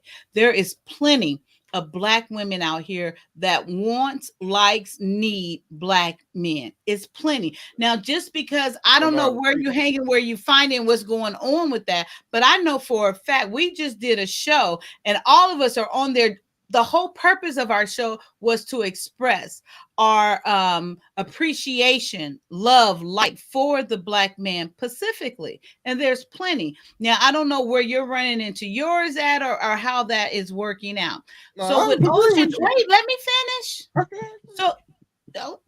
So with Ocean, it was like, don't put down the black woman. Go ahead, damn it. You put words in my Don't put mouth. down the black woman and say these things because, for one, if we're not saying all, then you shouldn't be saying it at all. You shouldn't be saying, "Oh, black women are this way or that way." It's not true. If you really want a black woman, if you truly want that, you will find it. There is no doubt in my mind that you would, especially in spaces like this. Okay, because you guys are talking about the, what do you call them, Pookie and Ray Ray? What is the girl version of that? Rodonda and Janessa, or what is the girl? Keisha and Moesha. Oh, Keisha and Louisa. Okay, they're not on here for the most part. So you can find plenty of women on here or wherever that is aligning with you. So I don't want to hear it. Just like I'm here, shit. Can I I'm the best clarify woman you can what get. Trash Black, Can Ways white, did? Chinese are indifferent. Let Because me that's what let I me believe clarify. about Don't put that out on me now. Don't put that out on me. What? I said I agree. Black women want black men. There's many black women. It outweighs them. They just don't know how to treat a black man. That's all. That's all. Okay, They know so how something, but they don't know how to treat them about right. this? That's all. How about this? And all that I said is that black women maybe want to love black men, but I don't think that they like us. Okay, I so think how about listen, this? listen. If you've been in a relationship, there's a huge difference between someone saying "I love you" and someone saying "I like you." It's very important that when you're in a relationship, that the person likes you. And there's many times where it's like, we love each other, but I don't like you. I think that's where we are in our culture in America. I think that we want to love each other, but we don't like each other. A lot of black men say we want to love black women, but we can't stand their behavior. We can't stand the way that they treat us. And black women probably say the same thing. It's like, we want to love black men, but we don't like their behavior. So we have to figure out how to like each other again. But I stand by my original statement that I don't think that black women like black men in general. Okay. Now. So my comeback there is, everyone is not perfect, and everyone has, and I mean men, women, and I'm specifically talking about black men, black women. So we all have our different. Wait, can we give a hand clap? You actually said specifically, so I want to let you know that you did it correctly that time. Congrats. Did I say it right? You said it right. Yes, I'm proud of you. I need the TLA horn. It's only when I think about it I say stuff wrong. Don't let him distract you, sis. Don't let him distract you, sis. Don't move off square. I'm talking about black men and black women. Okay, so it's like we have our quirks or whatever that is, but for the most part, we were brought up in the same culture, environment, kind of the same theme in our family life, right? So women, we understand for the most part how us women in general present ourselves, not to the extreme of the Keisha Rays, whatever you call them, and not in the extreme of the modern of the, what's her name would be Tiffany or whatever. Right there, that nice nestle, okay? And we still got all our little problems there, or whatever our issues is, or whatever we are individually there. The same thing with the man, okay? So let's stay right there in that nice little hub, okay? So when we get together, when you find yourself, that's why I always say I have to be sexually attracted to a man up front. There's nothing, it has to be that for me first, okay? So once that is established that I am attracted to this man, and then he comes to me, there's going to be things, I hate the way he said this, or this little, he got a little tick, he does this too much. However, whatever it is that you don't necessarily like, it's called conversation, because you already established you're attracted to him. Evidently, he's attracted to you because you guys are engaging. So now this is where the work comes in. This is where you come in. Am I willing to put in the effort to talk about this? Am I willing to share my thoughts on this? And then that man, that black man has to be willing to, okay, let me hear what she's saying. We're not, like you guys said, we don't know how to communicate because we're not taking the time to put in the work to understand what is this woman saying. Don't just quickly go to, she's a nag. Oh, she's this. Oh, she's about her money. Just because she says a certain thing, she doesn't necessarily mean maybe all the other 10 women that said it that way. That's like with me, I say things, but my interpretation or the way I think about it is different, even though I'm using that same word. So get to understand what I'm saying, get to understand that individual, and it's going to be work. As much time as you guys are able to spend on these YouTube streets, if you find yourself attracted to a woman, why not spend half of that time learning that woman, letting her get to know you. Every woman ain't worth learning. Hush it up. And then building something from there and cultivating something. But it is an effort. You have to want it. Just like you want to get on that plane and go across that country, because I assume you think it's easier, or you're going to get what you want over there. Just as though you can do that intentionally, you can intentionally get to know this woman. And then maybe, I'm sure there's some things that she can change about herself.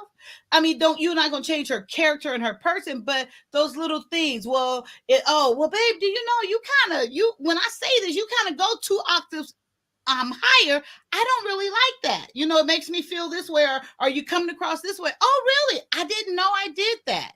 Then, she might do it again. And then after that, she's going to be aware of that. I'm not going to do this because Jay said, this is what he's interpreting this, because it's about intention, because I already attracted to you. I already want to be with you. And by this time we didn't had it, and I hope you're not crap in the bed, because then, that's another story. But anyway, let's assume you're good in the bed, and then, okay, we want to build something. And you keep going. But it's work, it's effort. You can't just look at this woman over here and be like, oh, she's like all the others. And you haven't even had a conversation with her. You haven't even sat down to get to know this person, but you're lumping her in this group. That's why I can't get with that. There are too many. Put your hand down. I see it. When I'm done talking, you can talk. I can't hold it like this. I don't get why you keep putting your finger out. It's only 4 of us here. But seriously, I really believe if we were more intentional, if you really wanted that Black woman, any of you guys, there is no doubt in my mind you can find an amazing Black woman. She might not present totally what you want at that time, but I'm sure that right woman, she is willing to work with you, compromise that, just as you could be willing to work with her. I'm done, trash can. Go on and talk. I just wanted to ask, how did it work out for Ike and Tina?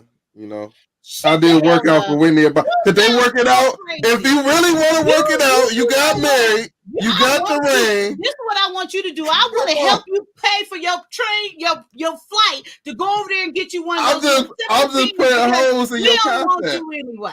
I'm just putting poking little holes in your concept here. You say you can work it out.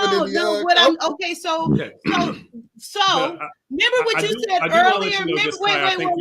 Remember what you said earlier about the video about those people being insecure and self-esteem. So she was that. Tina had a low self-esteem, and she, no confident. But once she got it, did she not beat that nigga's ass and got the hell out of there and then got better? In your aspect, she should have stayed with him and tried to work it out and change it. Don't you put that in my mouth. No, I did not say that. I said you get to know the person from the jump. I ain't say you in no marriage and you come. Okay, rewind a little bit. Before you can even have a conversation, be sexually attracted to a man, you have to be whole as a person yourself first. You have to make sure who you are first and be content and happy with you. Then you go to start. Okay, does that help you out, brother? That's better. Okay, you can stay a little bit longer, then I won't pay for your flight. Go on, Jay.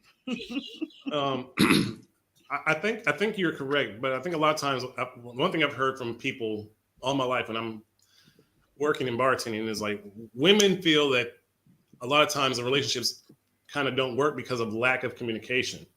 And I think a lot of men feel like it's been over communication, meaning that I think a lot of times, women have to really realize that you have to start saying what you want to say quicker and more concise and more to the point. I think a lot of times our women are freestyling, meaning that when there's a problem, they're just kind of like freestyling in the head and kind of letting it all pour out. And I think it's very important that I do believe there's a lack of communication, but I think women have to really realize in general that our brains, we only kind of are listening for about 4 minutes. It's just like when we're in school. Like once we're in school, if it's not engaging, then pretty much as young men, like we start, our daydreams, we go there. We go and we'll look at you the whole time and not be paying no type of attention. And you'll be like, what did I just say? And then we like, oh shit, I'm in trouble. We know. Right. So I think this has to be like a cultural shift that I think women have to have conversations with other women about, okay, how do we get our points across faster? I don't believe we need to have conversation with other women because we all think the same. They need to have conversation with that man intentionally, individually, whatever man is, because we think the same.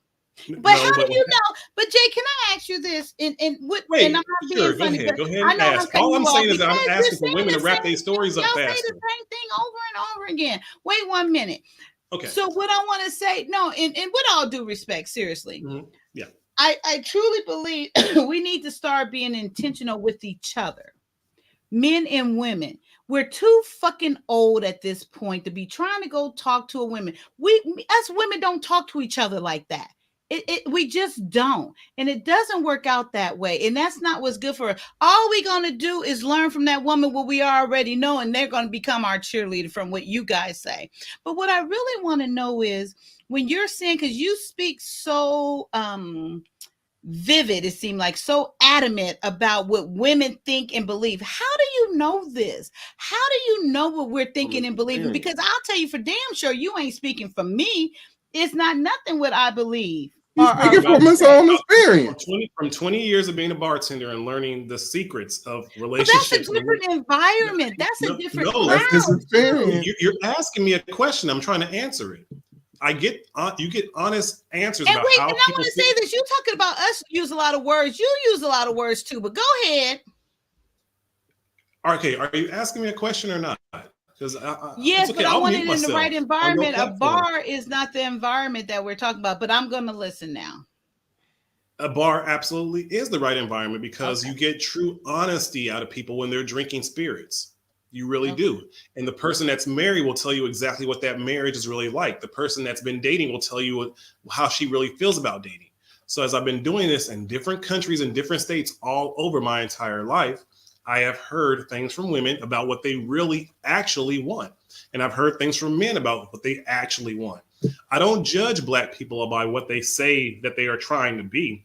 I judge Black people by what we are doing when we're trying to have fun, because that's when we're in our element. That's when the mistakes happen. And that's so you can say, oh, well, Black people, we're trying to do this and we love each other this way. But I see how Black people treat each other when we're having so-called fun, when we're supposed to be having a good time together.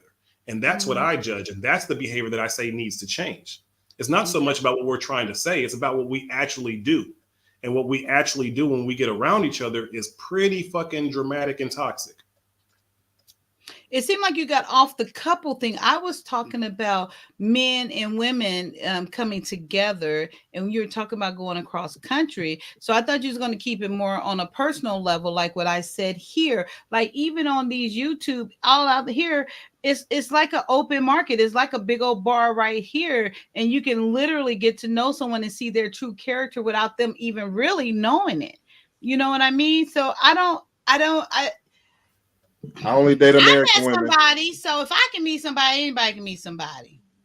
That's not true, because you're a woman and you look good. It's completely different for you as a woman who looks good to say that I found somebody. I met somebody. Anybody can find somebody. It's new. It's not the same. I really think that women have to realize, one, you're not ugly. So just by the fact on the strength that you're not ugly, puts you above most men, meaning that the ugliest woman can find somebody faster than like one of the best looking men can find somebody. And the proof to what he's saying, but it's the truth. The proof to what he's saying, if you look at an ugly woman's Tinder page, she got more matches than the best looking man's page. That ugly woman got more matches with different guys that he just swipe, he just want to fuck and whatnot. Then that handsome gentleman got with other young ladies. They're just trying to fuck. Trying to fuck, yeah. But women Ain't are no not out emotions here just in trying to fuck. He's saying that a woman can get hit. Accepting applications. And by you being willing to accept applications rather than me as a man trying to find a job, it's a different structure. All you have to do is accept applications. I have to go present myself and get the job. Meaning that all you have to do is say that I'm open. I presented myself. All you got to do is say that you're open, and you're going to get men coming to you. Being like, oh, okay, let me put in my application. Came to me, I went to him. Ladies, if you want me to give you a pointer, if you want me to give you a quick pointer, lady, how to trick a guy to into caring more about you than he attended to. What? When you go out to dinner and the guy, he goes to pay the bill. If without asking, you reach inside your purse and you put some money on the table for the tip without even saying nothing, then he gonna think that he likes you. If he goes to the bank, Oh, I do that. and he Yeah, gets you the do money that, and of course. he's withdrawing some money out the bank, and you sitting in that passenger seat. If you look over your shoulder and he say, "Hey, what you doing?" I'm just watching your back and make sure nobody walks up on you while you handling your business. He gonna think he care more about you than he actually care about. That's the way to trick the No, guy. he do care more because she's showing him the signs and things he wants to see. I'm giving you the tricks here. Huh? You gonna teach just Kaya the door test from Bronx Tale? Hey, the door Oh, I know test. the door test. You reach That's over outdated, and though. I know. I can't even get girls to hit the button. I'm like, can you even hit the button for me? Like, I ain't asking for you to reach over, just hit the button. Oh, They be like, man. oh, I forgot. Like, I ain't taking you out for shit. Get out of my car. Don't. You can't even hit the button for it. Why- It's an why your car not automatic. All you gotta automatic? do You is got an old car. Why it ain't automatic? this woman can't even hit, and then she gonna hit the automatic wrong and lock it again, thinking it's funny. No, get the fuck out of my car. Hey, you gonna lock you ain't never fuck with a woman when she trying to get in the car and she pull up and you pull off a little bit while she trying to. I used to do that shit. That's not I funny. used to do that shit, but a friend of mine ran over a girl's toe doing that, so I stopped after that. It Did ain't she funny. sue? Once you get ran over. You sure it wasn't Megan? If she get too mad at you, she stay mad at you all day, then they ain't the woman you want to be with. She ain't got a sense of humor. I'm petting. You gonna keep hearing about it. We know 20 just years Kaya. down We on know. our anniversary, you're gonna hear about it. You're gonna be on this deathbed. Like, don't think I about forgot that you pulled off on me on the first date. Right. That's why I lived longer than you. I want to let you know man. that you ain't shit. Yeah, You guys right. know That part.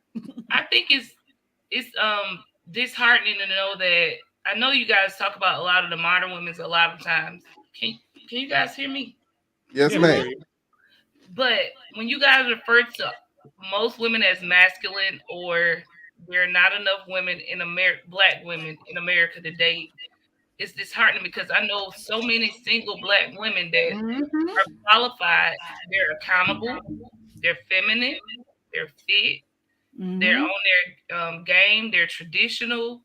And the issue is that they're just like you guys are saying that you all are meeting those modern women, they're meeting the guys that are modern men that aren't qualified to date as well. So I think you guys are missing each other some kind of way because there are qualified black men and qualified black women, but we keep talking about the people that aren't compatible with each other. And I think that's a problem because it's destroying the actual hopes of actually those single people finding each other. I Have intentionally you ever missed spoken those. to any of the men that you say you know a plethora of women who fit the mold? Have you ever spoken to any of the men that they've dated? Yes. How I did can they say- experience them? So 4 of them, it was 8. And then after I talked to the guys, it dropped down to 4. So the guys are just saying they just aren't compatible in regards to the things that they like or don't like to do as far as activities and hobbies. They'll do it just because the other person wants them to do it, but they know that they don't vibe well with each other. So they want somebody that they actually vibe well with.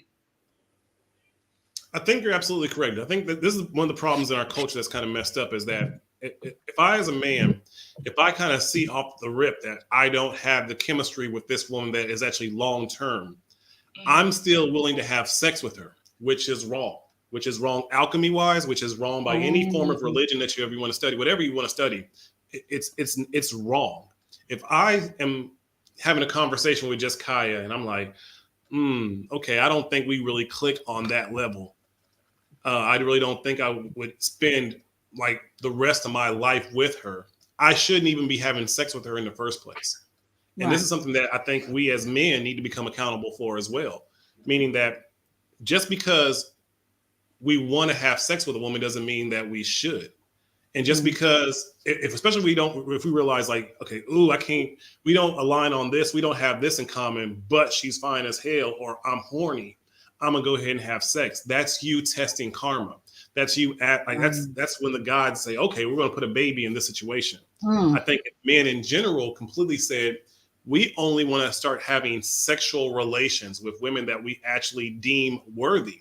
Not even women that we say that we want to marry, but let's start off with at least women that we align with, get along with, see eye to eye with, have legit chemistry with.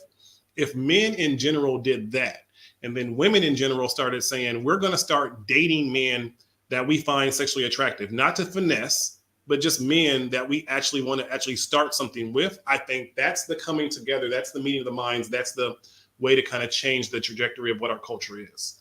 But I think men definitely have this dick discipline and women have finessing. B9, I was over here cussing them all out, and I told them they better leave you alone. You can everybody over here, my witness. Oh, see how messy women is? That's messy. I told them to leave. I said all that lovey-dovey shit about the community, and she went right to the drama. They love the drama, and that's the problem with black. No, that's why you gotta get a black woman outside of America. Man, hey, did I miss something? My bad. Did I miss something? See, no, I feel like he had 4 minutes and he went 4 minutes over. So he using all these words. He lost me. I drowned. I'm like, I forgot. You know, he was just being messy while we focus on this conversation. He was using a lot of words, and then B9 showed up and distracted my mind. I'm sorry. All he said was "Hey boo." He said 2 words.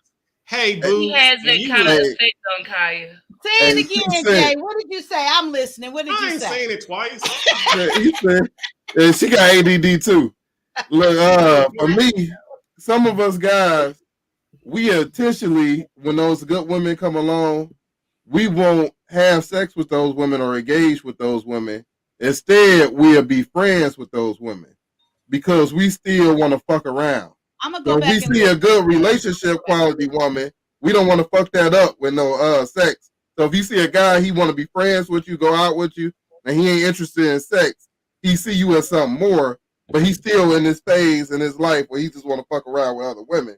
And then after he finished with that, then he'll go back to that roster. Those good women that you talked about that's out there. They good. We people, we see them. We can tell the difference. We don't sleep with those type of women. But now they're at the age where, let me think, the oldest is 32. They're creeping up to that age where now they're like, okay, hello, we're here.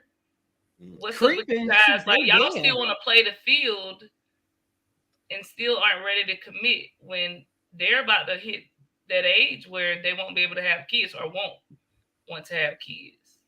Yeah, you're right, because men can play the field longer than women can. Women can play the field better than men can, but men can play the field longer. True. So what's the solution? The solution is, I think, age gap dating, which I believe really needs to be kind of examined in America, especially in our community. The solution is that one, we start to admire the process of what we're trying to get to, meaning that average men, if you didn't have all those mistakes that a lot of men make, then you're not really average by American standards, meaning that the average man, if you are making $50,000 a year legally and you don't have a whole lot of strikes and you don't have kids, like you're above average. And I think Black women have to start looking at those men and saying like, hey, we see you, instead of always focusing on the entertainment type men. Wait, I think that whole spiel, I'm sorry for interrupting, but that whole spiel is only on social media and here in this space. Women in the real world, not true. They've been to a black church. They know that they're not going to get a 6-figure guy. That's cap. They know that. Have you been to a black church?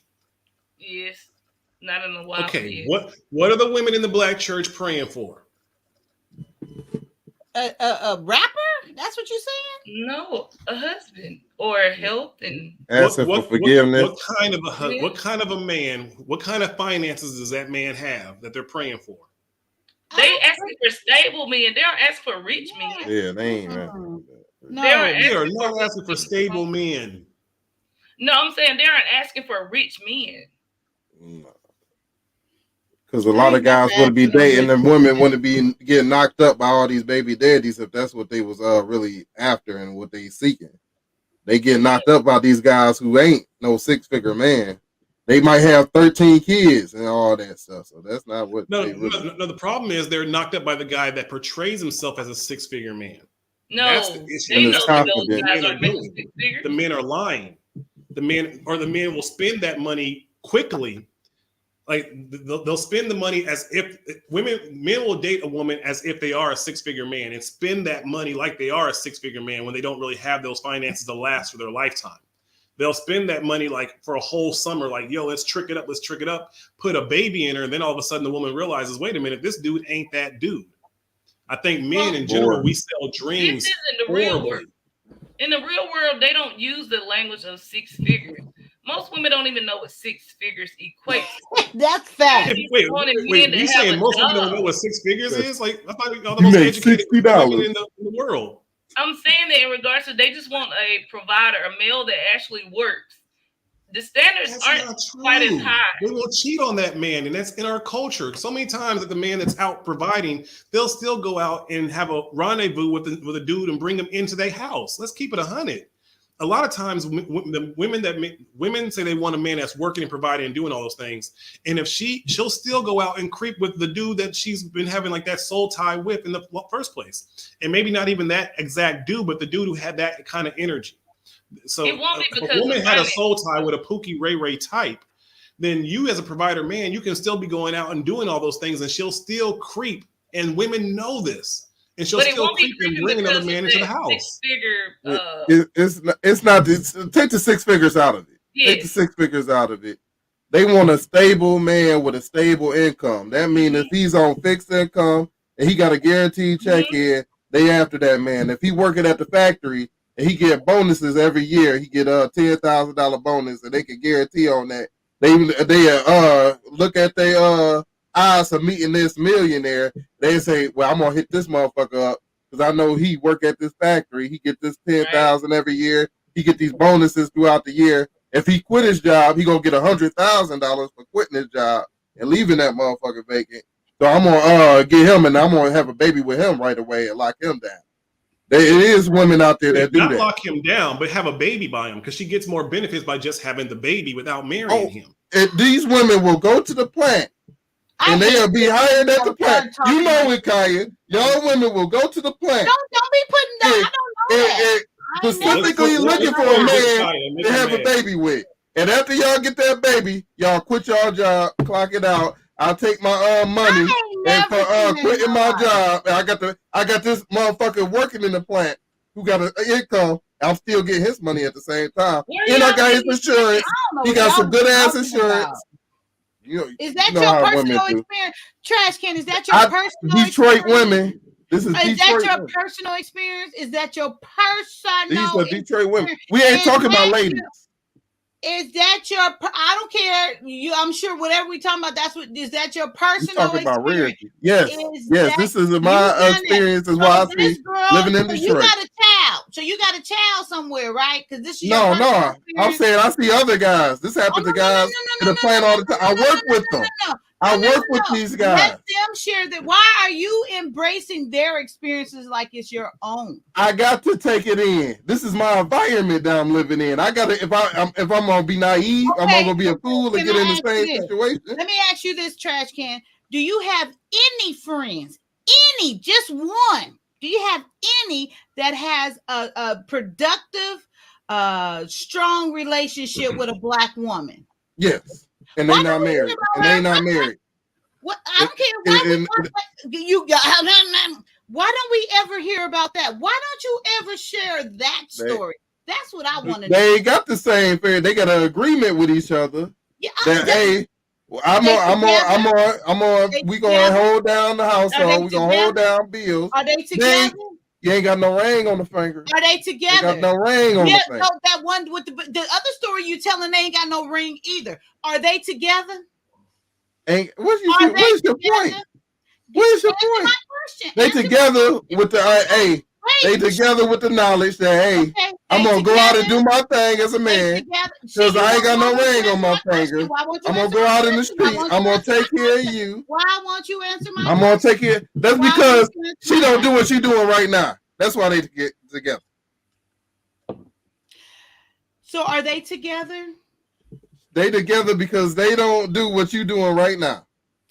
So And they're she able to together. keep them. If she does act like that, then they would not be together. Are They they will break up. together? Are they together? I have answered your question No, I many can't tell times. because you keep you. Many It's so times. much. I said Are they they together till the point where she start acting like this So display you're right saying, here. and Ted, what I'm asking you at this very moment, are they together? They Yes or together no? with circumstances on whether they're gonna stay together or not. If she So what? misbehaves, if she acts up, if she becomes unruly, then she will be single. But Trash Can, she asked you to give an Yeah, example of are one they productive, happy. Yes. healthy- Why can't we hear Productive, about that? as long as they can No, not as long cohabitate. as. That's what it is. Anything. It is. You with your husband as long as you can treat him as respectfully Okay, as but that's your my husband. point. So why don't we hear about that couple that is together? Why do you keep talking about hypothetically like the girl gonna get pregnant and then she gonna do all of this? Why Why don't you do black share? women? Why? See, why you wait? Hold up. Why do black Hold women? up. No, I Anytime want we to hear talk about personal. respect and having respect for your man, and we put that in there, that's the necessary thing to have in order for you to keep your man. Then y'all get angry when we tell y'all if y'all don't respect us, then y'all won't have a man, and that's just the truth. Okay, are you done? Okay, so that couple that you just said are together. She hasn't done nothing at this point. I mean, you talking about my people. I'm letting you know what's up. I'm letting you finish because every time I say it, you have something to say. So I want to make sure you Add that part onto it, please. When you say they together, say they together as long as she's respectful and Okay, obedient. they're together. So they're together as long as she and he are respectful to each other. This ain't your people, Kaya. They're together Okay, as long as I'll she's give you that. respectful. I'll give you that, and I do hope you marry you and find you a little Filipino woman somewhere because that's all. I don't date out of my country. I love America. He said he don't. He said he dates black women. He ain't gonna and there's get black one. women outside of He ain't gonna America get to one. date. I said I don't date outside my country I'm now. trying to help him out. Oh, He ain't really? gonna get one. I said I don't date You wouldn't outside date a my black country. Canadian. So, You wouldn't date a black Canadian. No. I don't like Canada's policies. You're right by Canada. Why wouldn't I don't like their policies. Jay. Now, I have fucked women from you? Canada. Don't like their policies. Their I policies have- are I better have than USA had sex. policy. I'm an all American. I need an all pure Trash American, can. man. Trash can. So Yes, ma'am. with your friend that are Wait, together, as long as let's she tie is this back into Jay. the topic.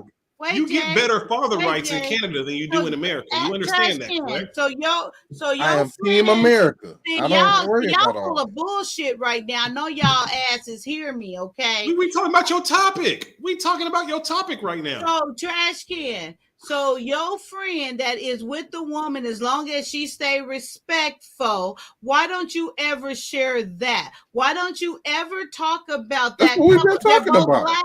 No, because I fucking brought them up. You No, ain't brought no, 'em up. You no. brought up I talked about. hypothetical. I talked about dating black women as long as they respectful, and then made me give you an example of a couple who's together as long as she's respectful.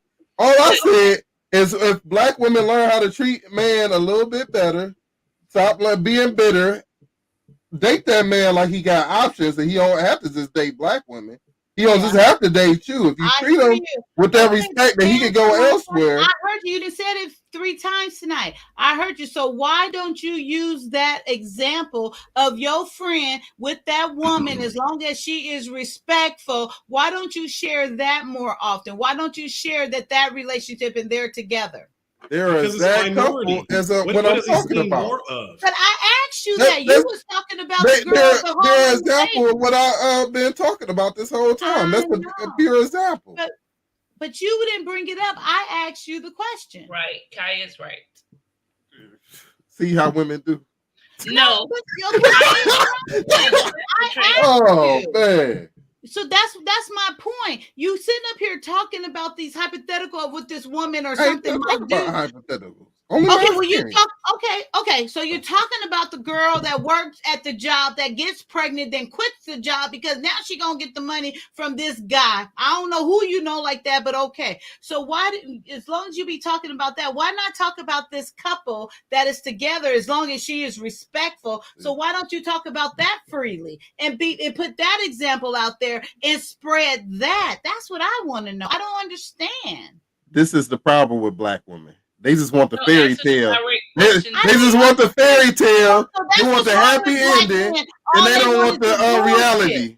And that's When you what's wrong try, with black men. when you That's try all to they want talk to is them about the bullshit. reality of this situation, just tell me the That's good not part. the reality. Just tell That's me. not the reality. What were you talking about with the other guy? We're They want talking about the what black part. the What fuck does that say? do? You just want to perpetuate the bad What the part. fuck say? They love black men. They just don't like black men. I They don't like the way we think. They love I us. like trash can But when we wags, have a but I mind of our love own, and I like black men.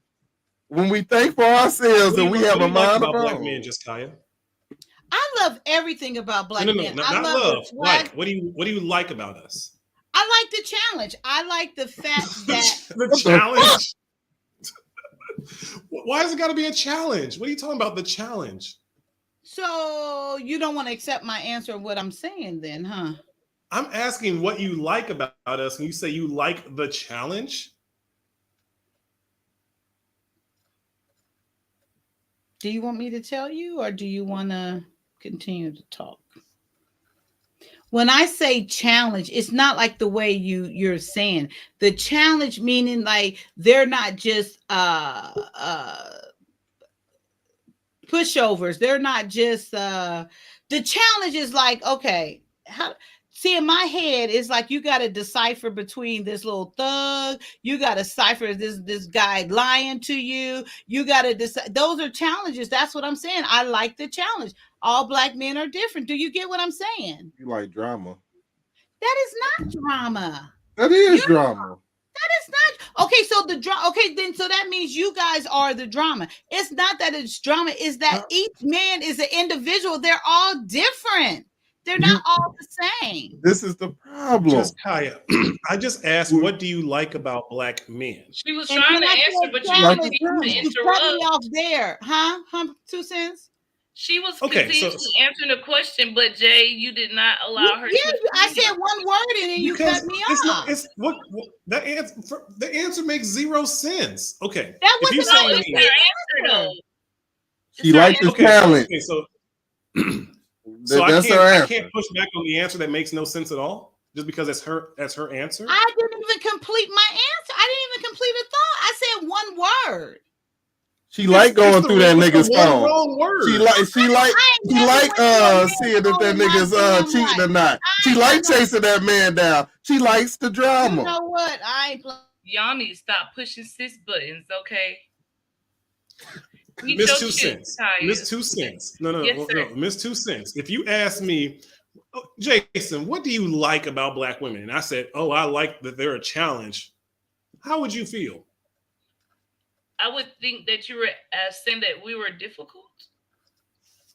But then her next statement is, but her next statement qualifies that most men are difficult. She says that they're not pushovers, that she likes that some men are lying and cheating, and she likes to figure it out. Like, that's what she said that she. No, she stated. I will correct you. Clean She it up. stated that she liked black men because they were a challenge. They're all different, and that they aren't pushovers. That you have to come correct with them or behave in a different way. They're versatile. It's a variety to them. It's just not one. She didn't say any of that, Miss 2 cents. She said that they were You not. showed cleaning it up. I did say that. That's exactly what I said. That's not what you said at all. Like seriously, she did say that they're not all the same. They're different. Did she not say that? Well, welcome, Zoe. Zoe, how you doing? Zoe, you came into this battle arena.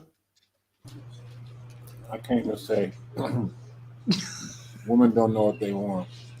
So, You don't want me to start. Sherelle, You don't. hey, Sherelle, come get him.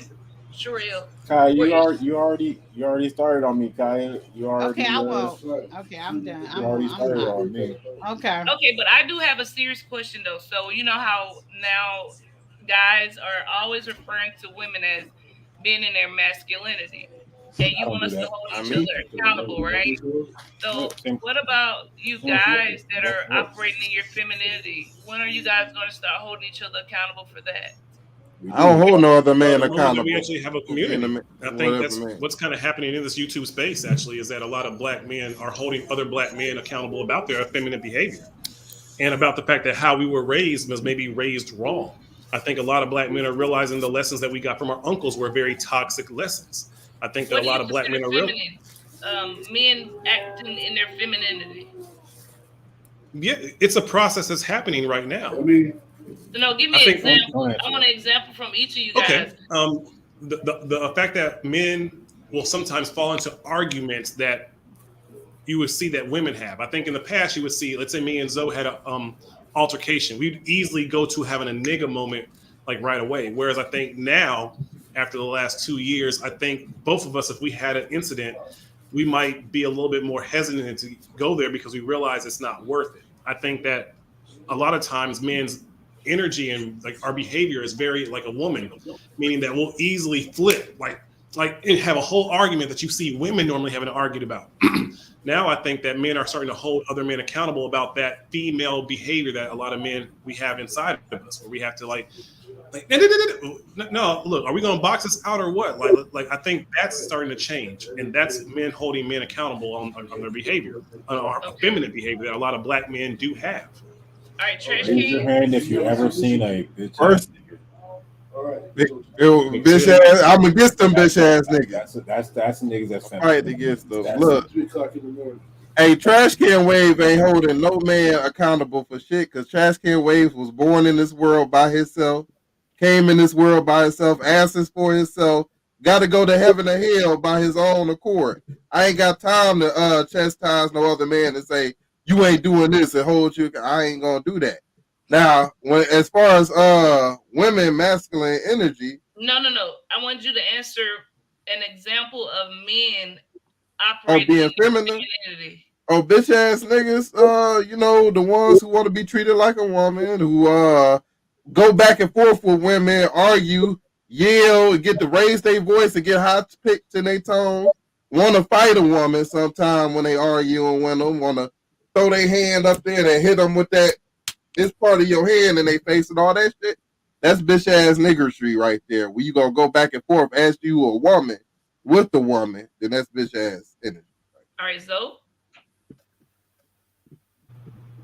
I already said bitch ass niggas, just bitch ass niggas. That's it. No, examples. Like what? So, for instance, you know how when you guys always refer to women operating their masculinity. Okay, I don't do that, but okay, I know what you're talking about. Yeah, in general, not you specifically, but in general. So do you have an idea or an example of men operating in their femininity? Hell yeah, these tight ass pants they wearing. Bring back the bold jeans. Zoe is such a man that he know he ain't gonna call no other man out. That you try to trick him into saying a particular name. He's such a man that he ain't gonna put another man's name out his mouth like that. No, he know he ain't gonna do that. Call out these skinny jeans, Zoe. Call out these skinny jeans. That shit is effeminate. Let's bring back sweatpants But and do you Jabot guys jeans. not see the parallel though? There's for every parallel, there should be another parallel. So if women Men who tell their wait, emotions. hold up. That makes Men zero who sense, tell- Dick Cheney. men who cry For every in front of women. parallel, there needs to be a Men who do what now? They know. Men who cry in front of women and tell all their secrets. Okay. Samson. All right, Uncle B9. Hi, B9. What's up, ladies? What's up, gentlemen? How's everybody doing? I was over here defending you. I ain't let nobody talk about my B9. I was cussing them out through the That's a screen. woman.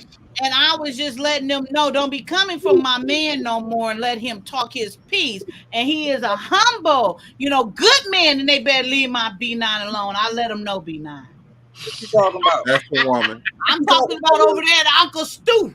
I'm talking about over there. I it's all- told them. That's a It's all woman. good, because see, the thing about that is that was a perfect example of what I talk about to women. Mm-hmm.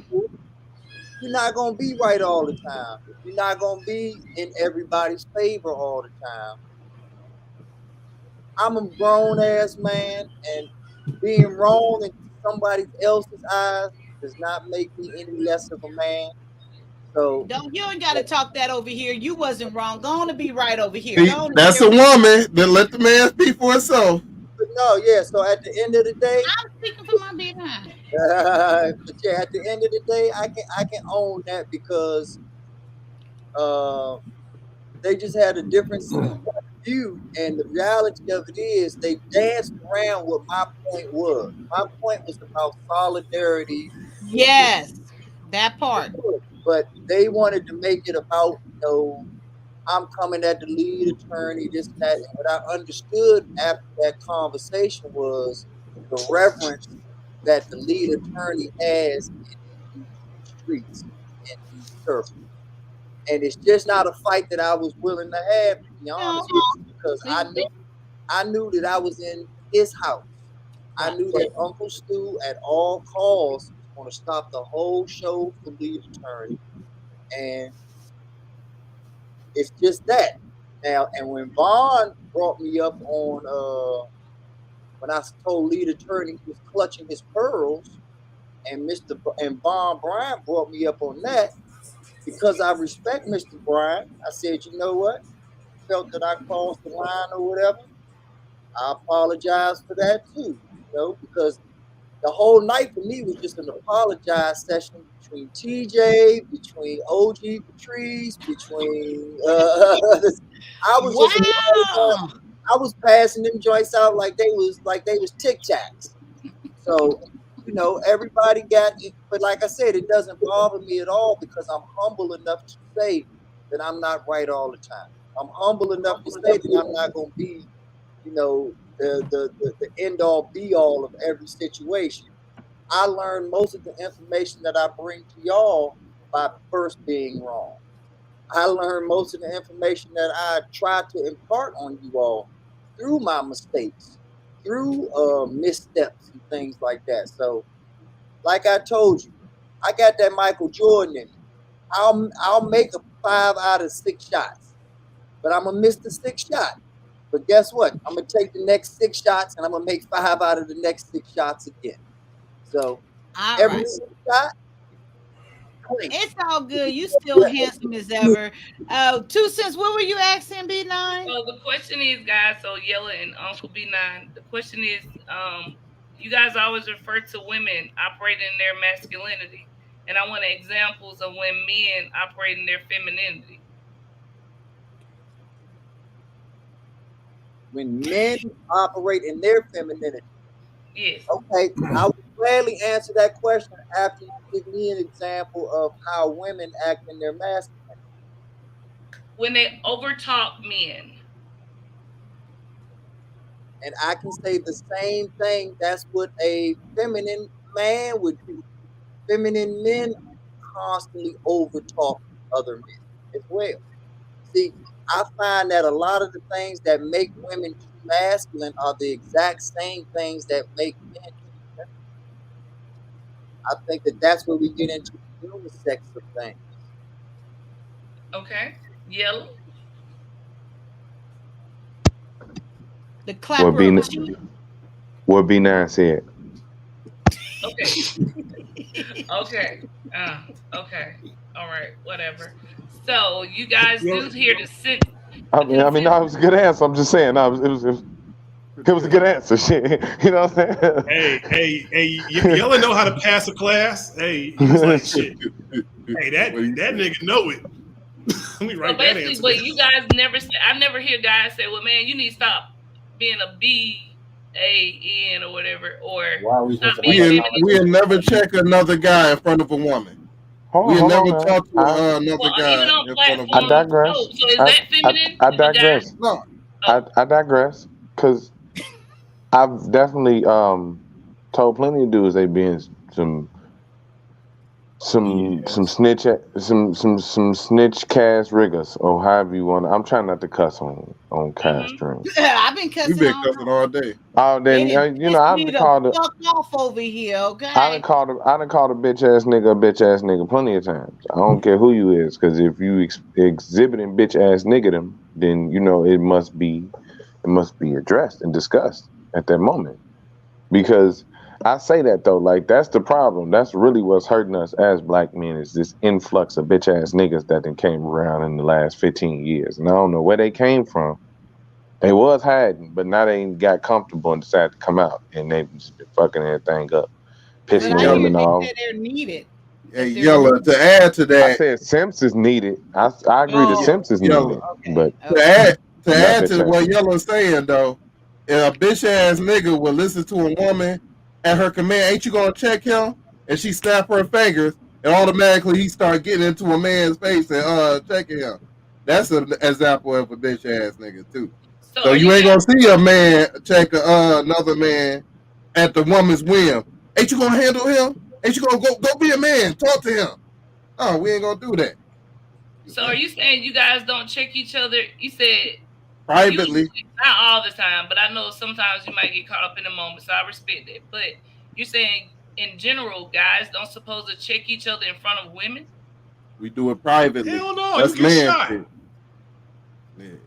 Even about it's a respect thing. It's got to be some. It's got to be some. It's got to be some whole other shit. Yeah, it's got to be some whole other shit going on. Like, you know what I'm saying?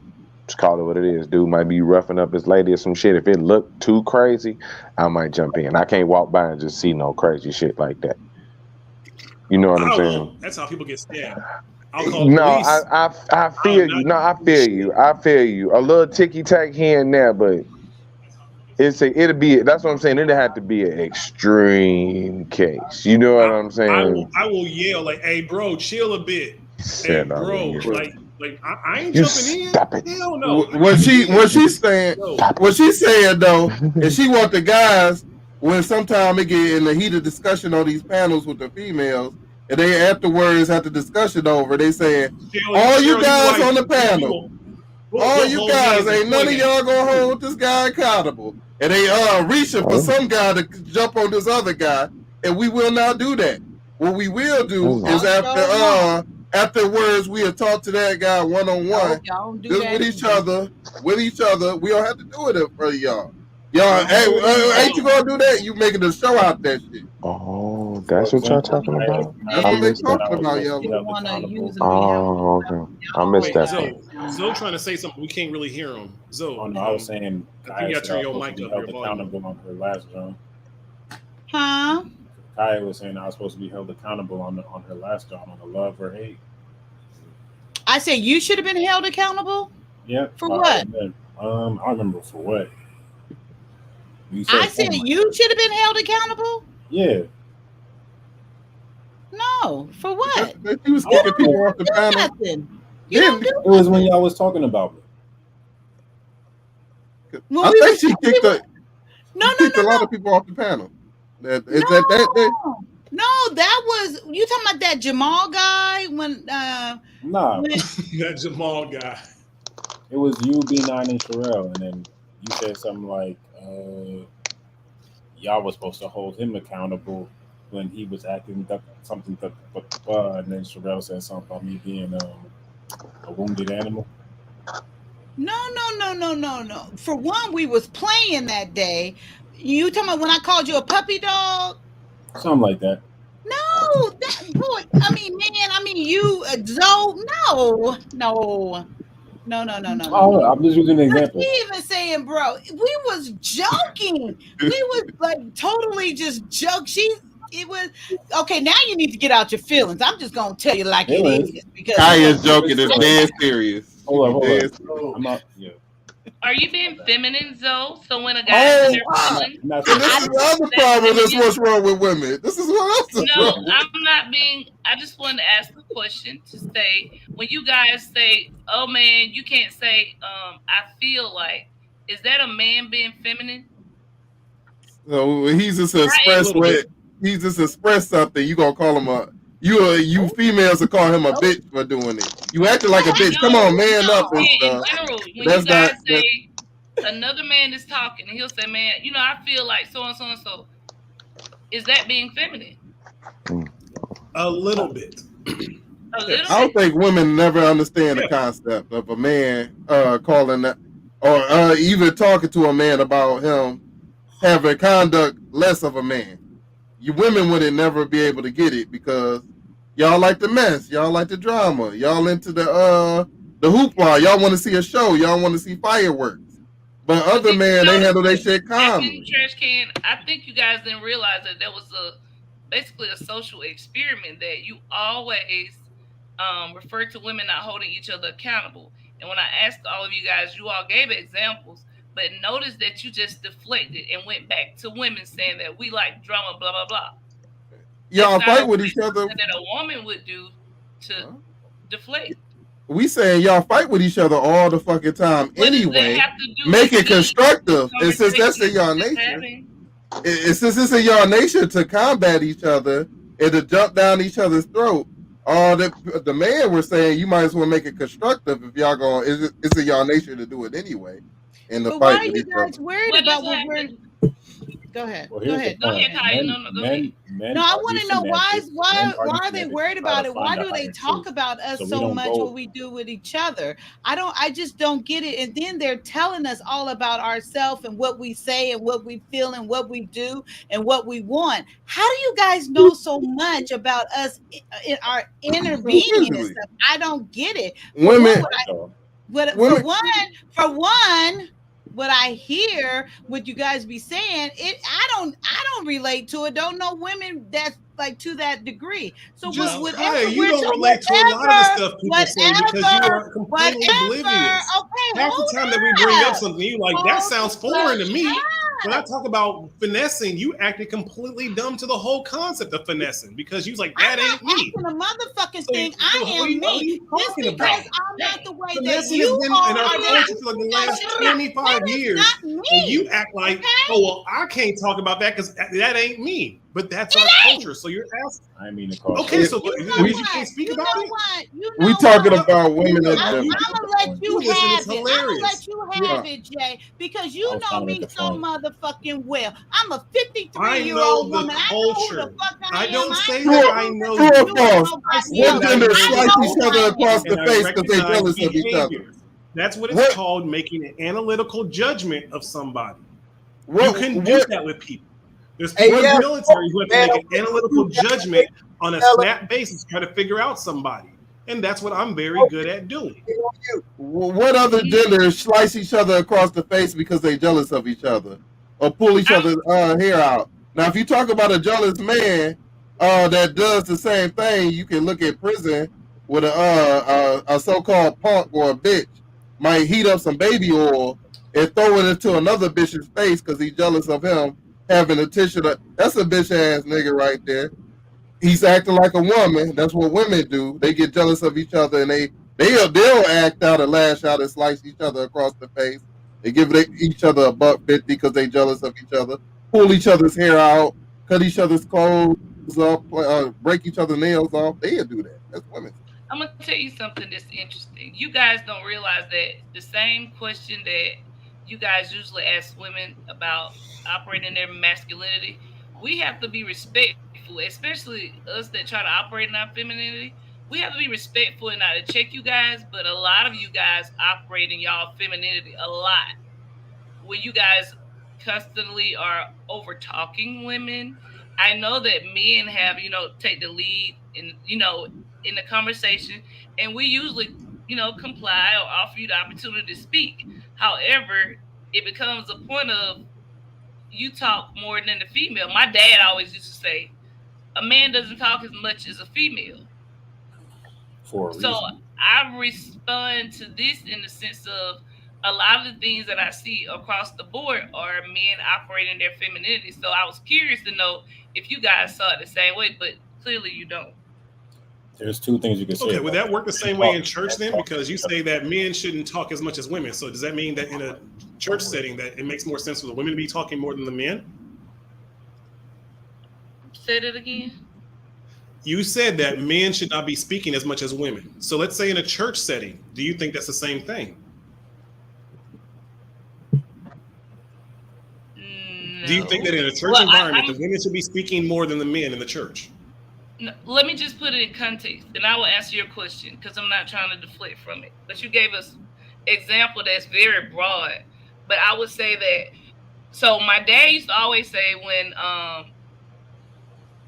if me and my brother were talking and I was explaining a point, I would complain and whine about it. And he was, go on and on about it. And my dad used to tell my brother, like, just let her have it, man. Chill out. That's some a female do, all that talking and stuff. She gonna keep talking. She ain't gonna stop talking. You get what I'm saying?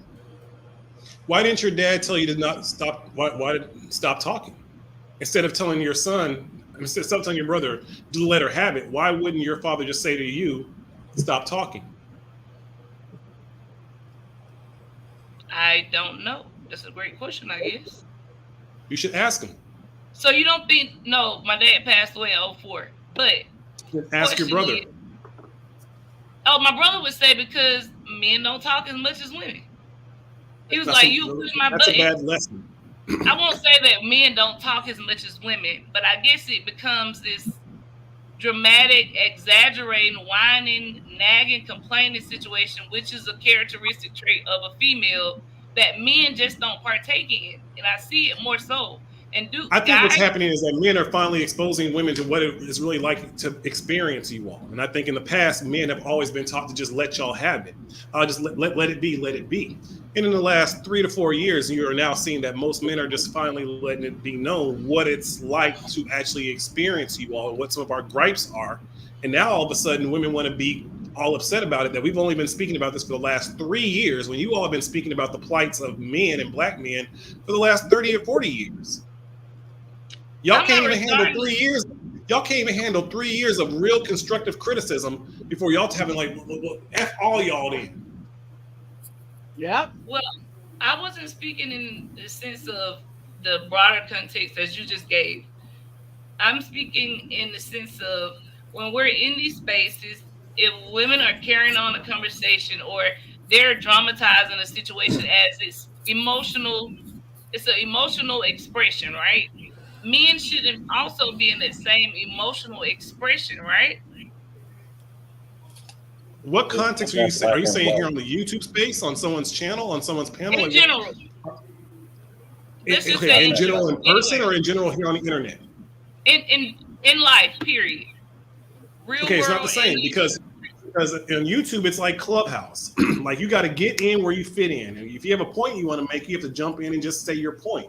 So to say like, well, the men are over talking, you can't really conflate it to that because again, it's like Clubhouse. If you have a point, you got to say your point. Maybe it lands, maybe it doesn't. And that's why it's important to sometimes do that one mic type shit. But there's no over talking in this space unless you already have like some kind of format where, you have it constructed. But in do you general, see how that would be counterintuitive, correct? Because counterproductive, my bad. Of course, because it's the internet. Of course, it's counterintuitive. You can't always be quiet if a man won't shut up. Like you never detour. You never like offer like, okay, let me allow the woman to speak because you know that she's trying to respect your masculinity. But instead, you continuously be in your femininity by going on and on and on. I got a question for you on that, 2 cents. Yes. I've been known to talk a lot on these YouTube streets or whatever. So would you consider me being feminine or how I carry myself a feminine way because I'm known to talk a lot, or would I fit that bill? No. Okay. I'm regarding it in Wait. How? Because he's from your yelling example, over the how is woman. that not? I'm not saying B9 is feminine at all, but from your example, that's exactly what you're saying. No, it's not. I'm really trying to articulate this well so that let me get back to you. Let me think about it. No, take your time. So that I can express it in a way that perfectly. You don't have to say it perfectly. We're having a conversation. You don't got to say it perfectly. Take your time and speak your piece. But let her gather herself if she feels like she needs to take a point to gather herself so that she can articulate her point. Just let her gather herself. If she feels like she need a break, just let her have it. Yeah, of course. And another I thing just is think that that men aren't supposed to be as emotional as women, as sensitive when they're speaking. I respect that men, they can talk more than women, but not in regards to the way they express themselves. That makes sense. Well, can I say something? It's a difference between an emotional male and a man. You know, to the degree men carry themselves a certain way, and you have emotional males that, you know, think a little different and move a little different. Not saying that, you know, they don't move like men, but to the degree, it all comes from the upbringing. It all comes from, you know, situations. And to the degree when you just brought up the situation between your brother, I guess, and your dad and you, I mean, in that situation, you kind of almost was literally taking shots by saying that, you know, men talk too much. You know, when it come down to it, we all have something to say, you know, and nowadays, just like what the Funk was saying, you know, men are being more open to talk about things versus keeping it in, you know, because like I always said, when you were young, boys always was told, you know, you hurt yourself, get up, don't cry, you're a man. And to the degree nowadays, you keeping that pain in so much, it hurts. And you know, now guys are having a voice to talk. You know, it's a relief sometimes to just even talk about things on panels or online because you're not doing it in real life. And when it comes down to it, you have a man that might be a little emotional, want to get something off. It's not that he's thinking more or moving like a, you know, a female or has female ways. It's just certain, you know, things about him. He's trying to gather his thoughts, just like you were trying to do, and articulate things. Or you might get into a situation where there's so many arguments on the on the panel, in which, you know, people do get out of themselves sometimes. You know. I respect it. And so, can a female, when they're operating, when guys say they're operating their masculinity, what if they're also speaking from pain or trauma when they're trying to express themselves as well? Is that understood? Because yeah, that makes sense. Look, we're all ones and zeros. We're all X's and Y's, meaning that men can be in their femininity and their masculinity, and women can be in their masculinity and their femininity. The important thing is to realize maybe where it needs to be. So a woman can easily be in her masculinity if she's on these panels and speaking about something. But it's her job to kind of make sure, let me go ahead and pull this shit back. And a man can also be in his femininity, but it's his role to be like, wait a minute, let me make sure I pull this shit back. What happens is a lot of times in our culture that the people around, when you 2 cents are in your masculinity, then your female sister group around you is going to start pushing you to be even more masculine.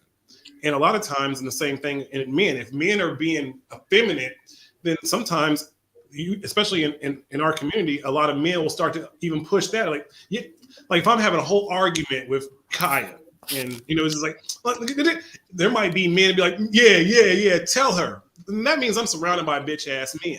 That means I'm surrounded by effeminate energy, because those men are pushing me to be more effeminate.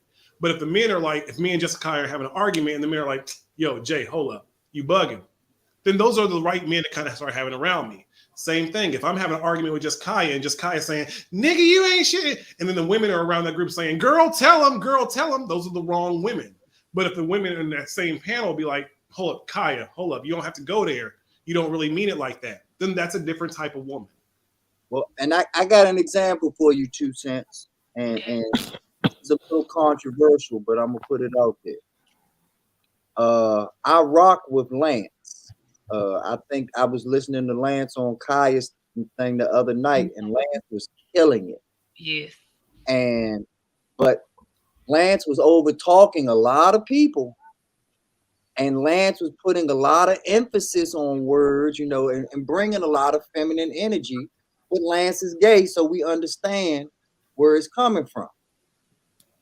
But because Lance was hitting points that everybody was rocking with, nobody brought up that he was over talking everybody or cutting, because there was a lot of times people tried to cut in. And I did. He had his name as for listening. And Lance just had to Where was I? And so my point of it is that I think that we focus on this cutoff and over talk factor when the words are what we don't want to hear. If I'm cutting you off or over talking to tell you how fine you are, and that, hey, girl, I hear what you're saying, but girl, I'll drink your bath water. No, that is aggravating because Jonathan always does that. And he really cuts people off to be like, oh my God, like that's aggravating too. To you, aggravating. Sherelle, we all know Sherelle. We all know that you really think like us. You really, and because of your brothers and because of your dad, you relate to us. Like, I would love to just hang out with you, Sherelle. Like, it would be cool just to say, I got a friend as fine as Sherelle. But we would kick it as friends because me and you, we have that same eye-to-eye energy on how we see things and how things are. And same thing with Kai. You know, I love you, Sherelle. I love Kai. But y'all have so much in common with me. And is she hitting that chew?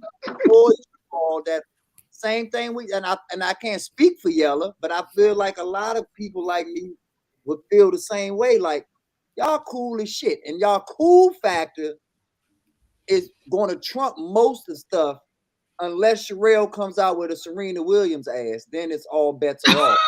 Oh my goodness. Yo, cool factor is going to win. So Sherelle, go ahead and make a post saying I'm doing squats and watch every dude jump in your DM. The clapper of cheeks approves.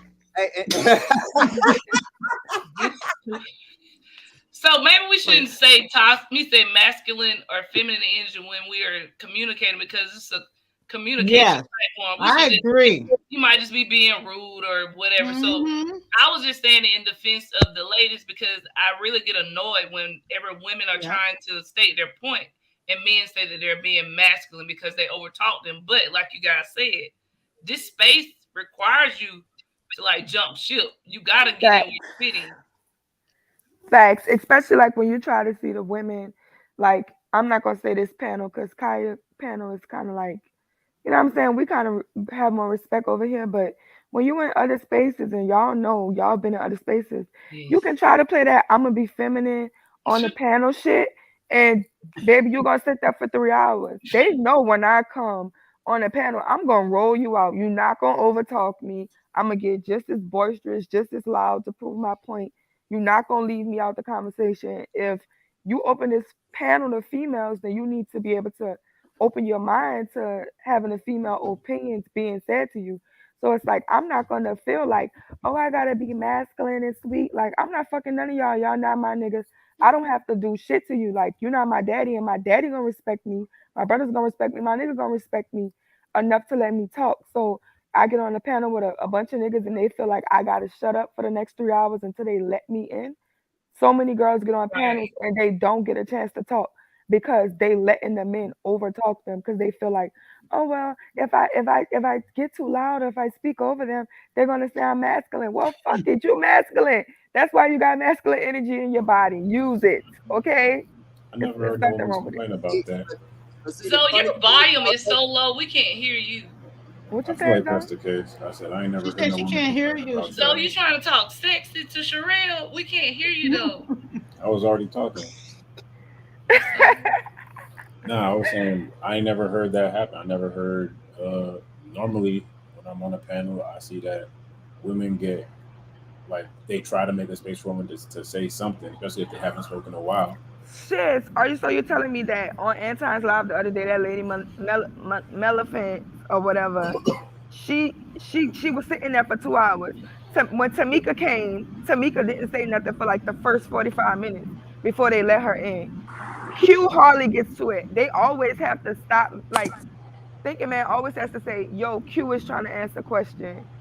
Like, I always ask you what she got to say, and I always try, and I don't know what Melephant. I don't know who that is, or who. Tamika, I know who Tamika is, but what I'm saying is, like, Melephant, the white girl, but and Cora has to beg to talk all the time. F Cora, but listen, I knew you was gonna do this. Fuck Cora, fuck Cora. I knew it. I don't give a fuck about no Cora. Hey, She's full of that's, shit. but I But got another example for you. Chief. Now, We can't hear you, B9. okay, I said I got another question for you all. Now I know that I have, like I said, I know I have my reputation for As talking. other supply lines bypassing Ukraine, the latest. On the Yeah, flight like Eric, line passing over Ukraine, you'll see the open mountains. Watch as the birds fly over. It's such a beautiful sight. Thank you for flying Negro Airlines. I can't stand you. My fault, y'all. Go ahead. it's all good. It's all good. But what I was saying is that even though I talk a lot, have y'all noticed how much I listen? And I'm asking. Yes. Yes. we watched you be like That's quiet the, for hours. and that's the key right there, is that it doesn't matter if you get a word in or not. Sometimes being quiet and listening is the most masculine thing, and for a woman can be the most feminine thing. See, what we have to realize is that these things mirror each other. A masculine man is going to carry things differently than a feminine woman, but they're going to get the same results in the end. They're going to get the same treatment, the same reverence in the end. I've seen people get respect just because they listen. It's that certain things are just a human trait. And when you handle that human trait, then your gender takes over. Doing the exact same thing, sometimes doing it the right way, makes you feminine if you're a woman, and makes you masculine if you're a man. Just doing things the right way. But see what you were saying. But see what Sorry, you were go saying ahead, before. See what you were saying before, like when you were talking about the guy that gets on the panel that's gay or whatever, right? So that's the thing, Lance. So the thing about it is like that, like sometimes when we feel like when we say that men are being feminine, y'all automatically think we said they gay. But no, when you say when people call me masculine, I don't automatically feel like y'all saying I'm a dyke or nothing. You know what I'm saying? I just feel like y'all feel like I'm being masculine. So we're not saying y'all gay when we saying y'all being emotional or y'all being feminine. It's two different things. You see what I'm saying? The same way y'all may feel like I'm masculine but don't feel like I'm gay. We feel like y'all sometimes can be emotional or y'all can be feminine and not be gay. But what I was saying was just that I feel like it's the same traits. So if I get on here and I start cursing and going off and talking crazy to men, y'all gonna say that's masculine. Y'all get on here and start cursing and going off, we're gonna say y'all feminine. So it's like every time what I don't understand about the masculine feminine thing is that it's only attributed to something negative. There's only one guy in the chat on Anton's show, and he says Sherelle is masculine as hell. But the thing about her being masculine, her being so masculine makes her logical, which makes her more relatable and understandable to men. Right. So we don't necessarily hate her masculinity because she has positive components of masculinity, which gives her enough logic to understand. You see what I'm saying? So it's like The time to say all that. But I thought Nah, do you want to fight me? He was really cooking. Do you want to fight me? I will get a load. Where you at? You in New Jersey? I'm in Philly until the end You of the in month, Philly? and I'm in Okay. Miami. Let me see. So you I'm see in Miami on the 28th. I ain't seen you in a minute, Vanessa. Wait, who the Vanessa? I know, too, since we was trying to get a Yella team got in a too. personal moment. Well, Who's Vanessa? But too bad you still don't have a Mic better? child. Oh, shots fired. It's okay. Boom, boom. Tell her you can still shoot into one. Shoot. It's all right. Just like what you taking my child, you'll understand soon that life is very fleeting. Who? Did he say fleeting? Oh my God. Who is Yella talking to? Vanessa know who I'm talking to. So you missed it. We did a whole stage play. Oh. Okay. Yeah. I'm yellow, but I'm not messing with you because you want to be part of the 11. Yellow just took our shine, though. I don't like that. 11. What Why happened? did you let him do that? I'm just Number playing. 5 of the 11. I see you, yellow. Yeah, No, yellow. what I was saying was masculinity. Like, I don't know. I think when somebody start being sensitive, I call it that, being sensitive, which is typically a feminine trait. So when women start snapping and getting loud, I look at them as being sensitive, and I let them know that you sensitive right now. Obviously, you feel me? It's not a. And when a man is doing it, I let them know that too. But when I tell it So to a what is man, it masculine? normally comes in the form of being a bitch ass nigga. Masculinity is pure. It is silent. It's stoic, but it's not. So when would you call a woman masculine? I wouldn't. It's not a. It's like So you don't it's think self Kay and defeating. Kayla are masculine? Nah, maybe Kay a little bit, but not really Kayla. Kayla just be sensitive. I think I told her that. So what's masculine about Kay? That's my twin, just to let y'all know, so no Kay slander. Oh, well, here. It's the fact of how much she uses. She's just more masculine than more women because she try to use logic in certain ways. Kay's probably one of the most. I always say that she's one of the most intelligent people on Lapeef. She She is the just most does not intelligent know. person on Lapeef. I would even say that. I would argue that. She is. But the thing about it is, she who's don't. smarter than Kay on Lapeef? Let's not go there. Who's smarter than Kay on Lapeef? I'm trying to make my point. You're trying to gas Kay for some reason. No, I'm saying who's smarter than Kay? I said I would argue that Lapeef. Kay is probably the most intelligent. Lapeef. But Lapeef is more intelligent. Kay is smart. Smart has to do with quick smarter. thinking. Intelligence has to do with book deep smart. thinking. She's So more Lapeef is smarter. versed. Hey, this is semantics. But the point I was making was she's the most intelligent, the smartest person on there that doesn't know how to use a Venn diagram for how much she try to stay in the middle. Like she knows how to be stoic to it in a female sense, and she just kind of knows how to throw things back at you and reflect stuff. So she has a high level of intelligence. She's more smart than she is intelligent. She's more reactive, which still makes her kind of feminine, but it makes her more masculine than most women in general. Now, you, Sherelle, you be kind of on the same page, except you are rowdy with the shit. So you just come off as sensitive, at least to me. I'm just ghetto. I'd never call you not ghetto. Ugh. She don't get all rowdy for real unless it's like provoked. At the end of the day, ladies and gentlemen, Don't Sherelle qualify her rowdiness. Sherelle is what? I said at the end of the day, Sherelle, I believe you live by a code. And I don't think Kay lives by a code. I think Kay will, for an example, I think Kay will go back and forth between Crip and Blood just to survive. Sherelle, once she takes a side, she's gonna stay on that side. Now, is she gonna ride for that side in any way, shape, or form that she can? Hell yeah. Hell yeah. But she gonna stay on her side. Like I said, for Kay just to say I won, she will be a Democrat and a Republican at the same damn time. No, but you know what I say about Kay? Kay is, I think a lot of times on the show, everybody tried to paint things as black and white as possible. Somebody might come and try to create some type of gray area. Kay is the rainbow. Kay wants broad strokes, bright colors. Kay never learned how to use a Venn diagram. She missed that part in school. But you know that the most solid argument, you must understand both sides of it. So like Zoe is saying, so that you can be in the center, so that you'll know both sides of it. But Kay, when I listened to her, I went back and watched things so that I wouldn't be judgmental.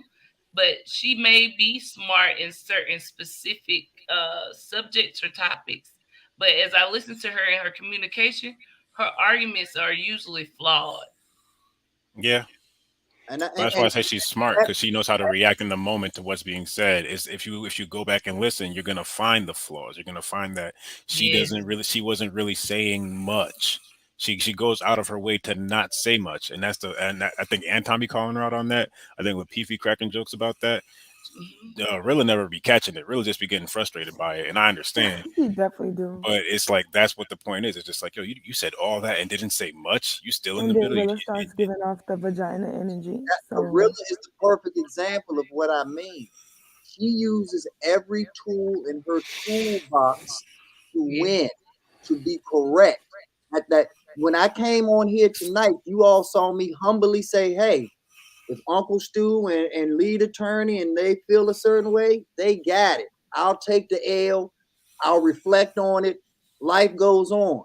If Kay came on to panel tonight, to explain why she won, why they were wrong, why they were still right, why this and that, and anyone who thinks otherwise just don't get it. So that's the difference right there, is that there has to be with the difference between wisdom and intelligence is being humble, is knowing when to let everybody know you're the smartest in the room, and knowing when to shut the fuck up and don't let anybody know anything. Yeah, see, I would call Kay intelligent. I wouldn't call her wise. But that's a Kay, good point to make, B9. And this is where I think there's the difference. I think Kay is wise in real life. I think that Kay, because we have to understand, whether we like it or not, this is a reality show in the same breath that Housewives of Hip Hop Basketball Wives is reality show. There is still, because there's still I'm a telling script. you. I'm sorry. Let me Go ahead, Sherelle. Go ahead. I don't think she's wise. I think. Oh, go ahead. I think I'm delaying, so that's why I'm like cutting y'all off. So y'all finish. No, go ahead. Oh, I was gonna say one thing. I think she's wise. I don't think she's wise. I think she's good-hearted, and good-hearted intelligence usually sometimes will come across as wisdom, but I don't think she's like wise in like a sage sense. But go ahead, Sherelle. That's all I want to say. Good-hearted. Okay. So yeah, Kay is sweet. Kay has a good heart. So my conversations with Kay outside of Lapeef, it's like, first of all, I'm a conspiracy theorist. And I always attribute this to the fact that when I was young, I used to be punished a lot, so I had to read a lot of books. So I knew pretty much a lot of stuff really young. So as I got older, I just started traveling to alternative things, different kind of books, different kind of readings. And like I'm a big conspiracy theorist or whatever. And I share those ideas with Kay. Kay never judges me. We never go in circles. Like Kay is the only person on the whole entire show who has never considered me a troll. Like literally me and Kay have the conversations. Like Kay is not a flat earther. I'm a flat earther. We have flat earther. Yeah. We have flat earth conversations. She doesn't do that with me. Our conversation is not that.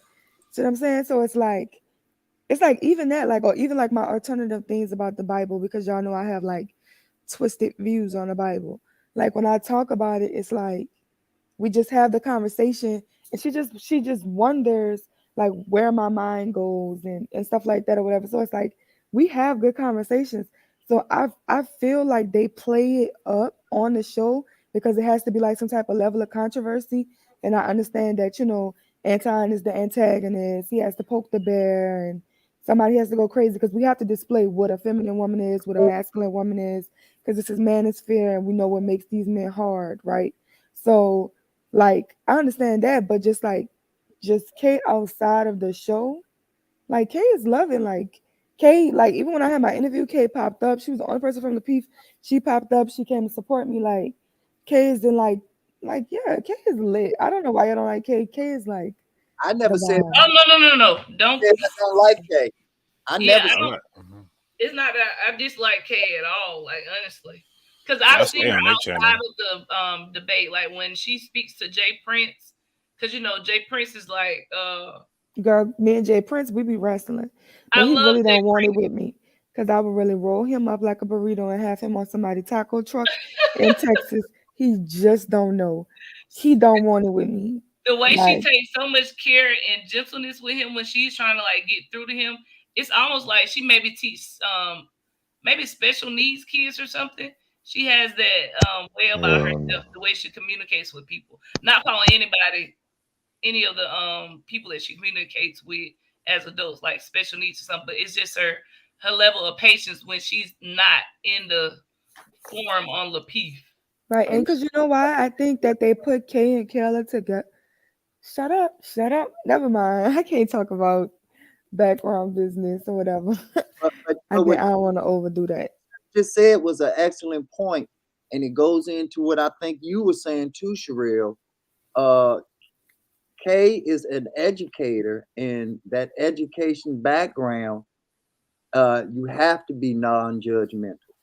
You have to be able to accept children and families and lifestyles from all walks of life. Right. And treat them fairly and listen and give no opinion or feedback, because you don't want them to be shaped by your personal feelings, beliefs, or otherwise. You want them to have a full clean slate to paint whatever they want on their campus. You don't want, as an educator, you don't want to influence colors or styles or whatever. You just want to give them the information, and then they kind of pick in their own accord which one they gravitate to. So I feel like when you were describing your conversations with her, that was her style, and it's very beneficial. The problem that I have with that is that I always take one of the number one variables in my life is time. And because I know that is not infinite, I don't waste it. Right. And whether you agree with me or not, if I've done the research and to find out what is considered or perceived as the truth right now, I have no choice but to give it to my people if I claim I love my people. Now, do I do it the best way all the time? No. But for most people, they get the intent and they appreciate the information, and they realize that, hey, having B9 in my life makes my life a lot better, and vice versa. You know, having Zoe, having Sherelle, having Yella, having all of you all in my life, Black Man Unfiltered, even Lead Attorney and Uncle Stu, because like I said, all of this is reflection and learning. It all makes me a better man. So once we realize that we need each other, and the part that's hard about it, especially from a woman's standpoint and the bitch ass nigga standpoint that we talking about, and by the way, it has nothing to do with homosexuality, Sherelle. I think that Lance is more man than a lot of these heterosexual suckers out here. So it has nothing to do with that. But what it has to do with is just straight up emotions.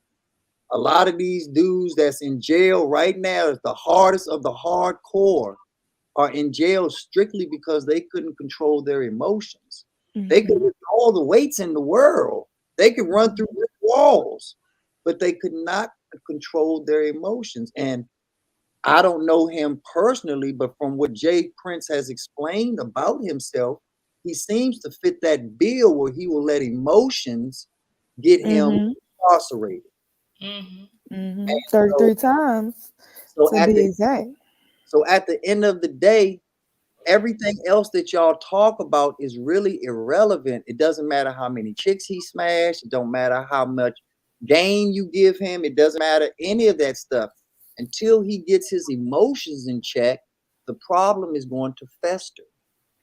Because his problem wasn't finances. His problem wasn't, you know, all of this other stuff that we're trying to pour into Jay Prince. The problem is, can you actually control your emotions?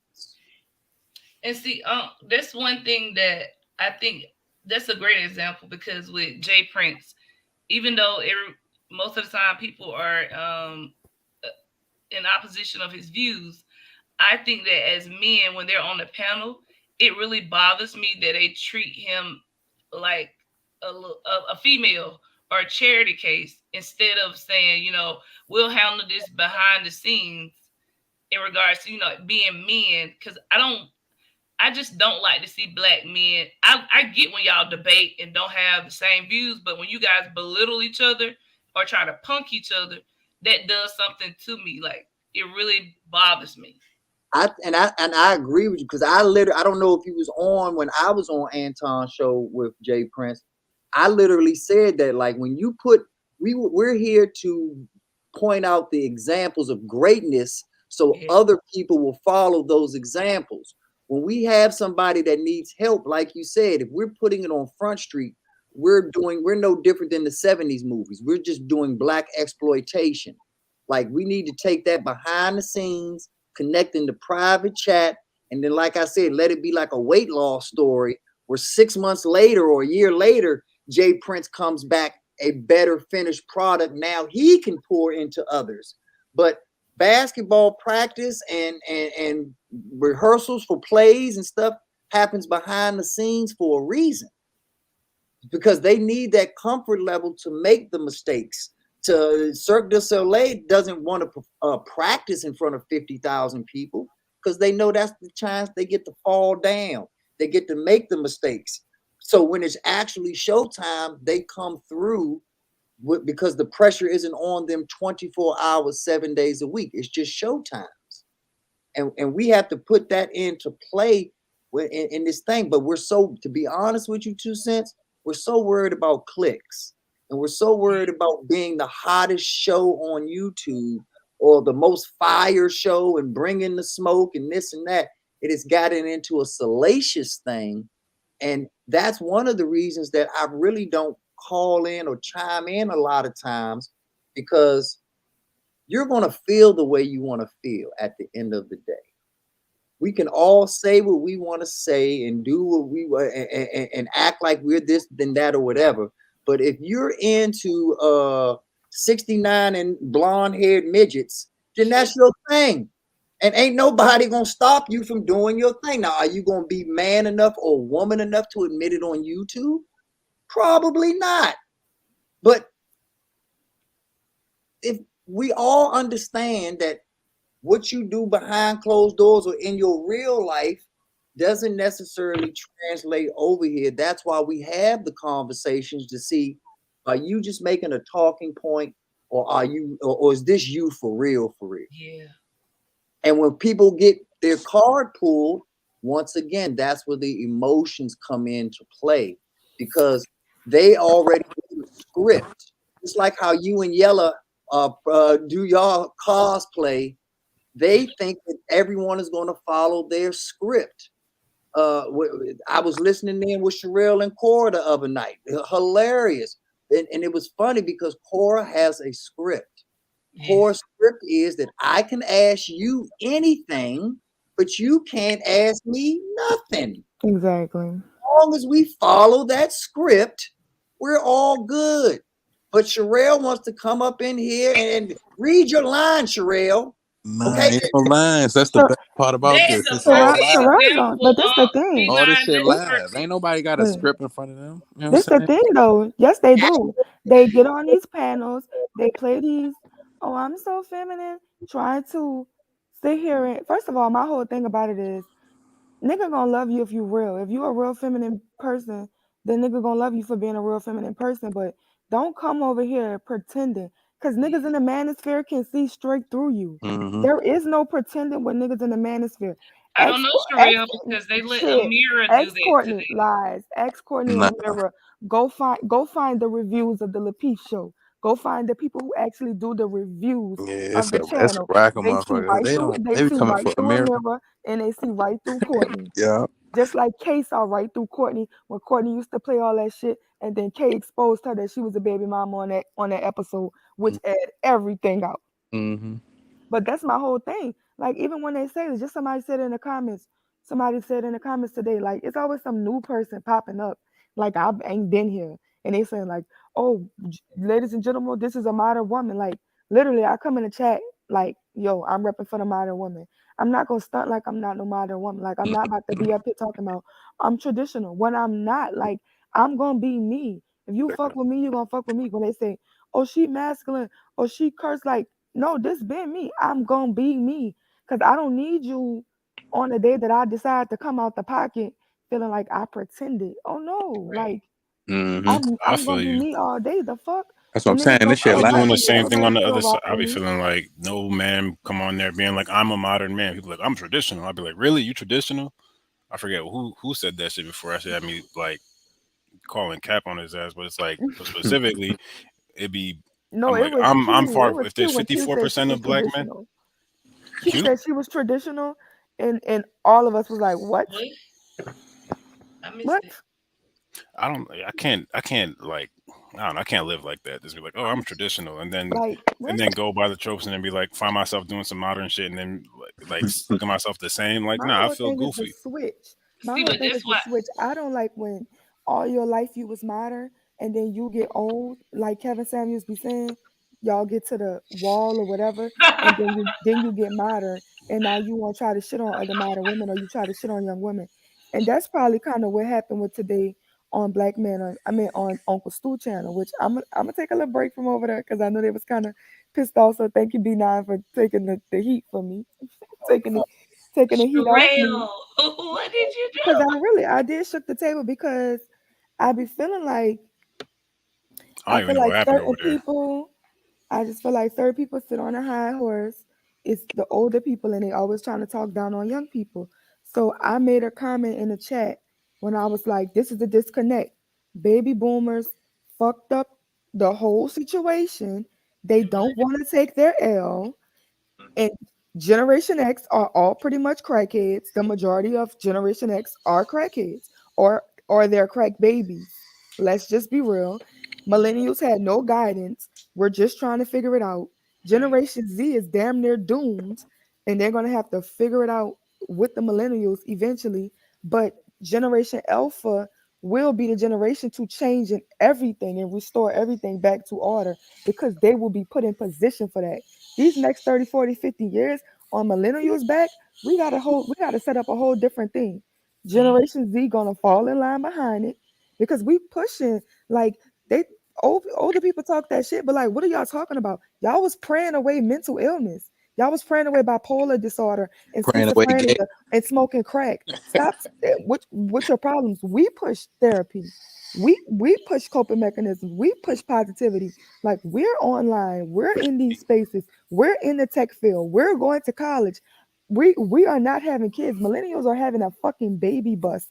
We are not the ones having kids. All them stats that they keep coming about single mothers, that is not millennials. Millennials are not having kids. We're trying to make money because guess what? Yes, the generations before us set us so far back, the money is not traveling and moving like it is. In the last couple of years, it's been moving. That's millennials. That's Black millennials taking the money. That's us stepping away because we have the technology, because we have the information. We literally have millionaires from just being baby mamas and going to clubs. Like we're doing something totally different. We're making money from our phones. So to try to dismiss millennials like we're not doing anything when y'all know that y'all failed is crazy. So my thing is I can have a conversation with OG Patrice even though she's a baby boomer because OG Patrice can't admit where they misstep because they was asking like, well, when did it get so degenerate or when did it change? Like you motherfuckers know when it changed because you the motherfuckers that changed it. What are you talking about? Both of my parents are boomers. My parents are old as fuck. I have boomer parents. I'm a millennial, but I have boomer parents. My sisters are Generation X. My sisters are Generation X. My parents are boomers, which means guess what? My grandparents are traditionals, and my grandparents have showed me that the boomers fucked everything up. Traditionals. If you go talk to any traditional that you know, go talk to. I can get y'all to talk to my grandpa at 95. And he will tell you how Black people fucked everything up because they thought white ice was colder and how they stopped supporting Black businesses. The moment that somebody let them in their establishment, they stopped supporting it because they always thought white ice was colder. Like they stopped marrying people. They stopped getting married. They allowed welfare. Them motherfuckers was the ones who did all the fucking feminists and everything else. So how could they not take accountability for fucking shit up? That's you, boomers. That's boomers all up and down. You fuck shit up. And now you don't. Now the thing about it is, back in the day, you used to earn respect. You build and you earned respect because you was a respectable person. People respected you because you was a respectable person. If you was nothing and you just was on drugs and you laid in the street, nobody just respected you because you was old. We respected you because of the work that you did. A lot of boomers now, they want to be respected just because they're old. Just because you decided to make it. You've been smoking crack since the fucking 80s. You want respect now because you made it to 80 years old, though. Like, that doesn't make any sense. You wasn't teaching. You're a boomer on YouTube. That was the bullshit. We here giving our time and this and that. And who gives a fuck if it ain't hitting the home? If everything trying to hit the youth and we over here like saying bullshit to what you saying, then it ain't hitting the youth. And the that's what I'm problem is, saying. once you pointed that out, Sherelle, it goes right back to what I was saying with 2 cents. They start getting in their feelings. She was triggered. She was so triggered, and she thought that in the space she was gonna be able to belittle me, like I can't stand on my square because they feel like I'm a troll. Like I don't get up on panels because I really don't want to disrespect my elders. So when I don't respect you and I know that you older than me, I don't get on panels with you because I have old parents, I have old grandparents, and my siblings are old. My sister's 50 in her 50s. So my thing about it is just like I don't want to disrespect you when you my elder. When I know I don't have no like good like courtneys with you, I don't get on panels and I don't chop it up with you because I know that you coming from a disingenuous place. But before a bitch sit on a high horse before me, I shoot your fucking horse in the head and I bet you be on the ground. Don't come to me with the bullshit when y'all was not teaching y'all kids financial literacy, y'all was not buying homes, y'all was not passing down properties, y'all wasn't doing none of that shit. Y'all didn't give a fuck about their education. What the fuck is y'all talking about? Y'all was either smoking crack, your kids were smoking crack, or you was on it. My daddy watched the community be destroyed. My daddy never smoked crack. My daddy never sold crack. My daddy said women needed welfare because you know what niggas was doing? Niggas was swearing to God that they was smoking crack or selling crack to take care of their families, and they wasn't. They was doing what the fuck they wanted to do. Yeah. That's what happened. Stop pretending. And that's the thing. We ain't gonna never be able to have a genuine conversation if you want to try to make it seem like millennials just tripping for no reason. We didn't have no motherfucking guidance. We didn't have no guidance. Y'all slipped up, y'all failed, y'all let y'all businesses go, y'all wanted to support everything else, y'all fell in love with degeneracy and let them people play y'all, and now y'all want to give us advice. That's the same way we keep on saying about people who don't have you divorced 16 times. Man, You ain't got a successful marriage, but you want to tell somebody to go get married. Like, what the fuck are you talking about? You don't have a successful business, but you want to tell me how to run my business. Y'all fucked up y'all whole entire 20s, 30s, 40s. Now y'all 60 years old, and now y'all got a high horse to sit on and want to tell somebody what to do? It's a whole different generation. Y'all don't even know how to work an iPhone, and y'all want to tell us what to do? The fuck is You you gotta talking drop about? the mic, Sherelle. Drop the mic, girl. I'm just saying. Not when, said everything I'm thinking though. That's tight. not when we making millions of dollars. Not when we coming out. So we're making money from our phones. We are making money from our phones. Y'all didn't even have the opportunity to do this. You can't. You dropped the ball. We got the ball. Now you trying to tell us how to rock, how to. You can't tell us how to play. It's a different game. You wasn't even great. You was failing. You ain't got a championship ring, and now you trying to tell us how to win. Get the fuck out of here. We don't need your apology, and we don't need your help. If you're not trying to be genuine, come They to the can't table. even pass the ball because they ain't had the ball. Exactly. You ain't got no trophies. Ain't got What shit. you got? You got Nothing to pass down. feminism. You got feminism. You got crack. Multiple names. What you got? Oh wow. But why they can't come at us like B9 or OG Patrice? You know how there are some elders who come at us from a certain viewpoint with this level of respect and transparency that we can't do anything but respect them. So why can't they approach us the same way? That's why they get triggered. They get triggered because I saw Yella in the comments holding it down for the millennials. Because you know what? Because a lot of people was trying to be on their side at first because they was over there in that space. But I don't give a fuck what space you in. Because like I said what I said. Y'all keep talking about I don't know boomers. The fuck is you talking about? My parents are boomers. My daddy has been in my life every day since the day I was fucking born. My mom has been in my life every day since the day I was born. I know they friends. What the fuck are you talking about? I don't know boomers. I know all the boomers. What are you talking about? We don't know boomers. Everybody has a boomer in their life. And this is not your future. This is not a boomer future. In 30 years, sorry to say, you motherfuckers is going to be gone. You're going to be gone in 30 years. You're 70. You're 80. You're not living past 100 like that. Come on now, let's be real. I saw a meme that was like, y'all want to switch the metric when the boomers die? I was like, go ahead, John.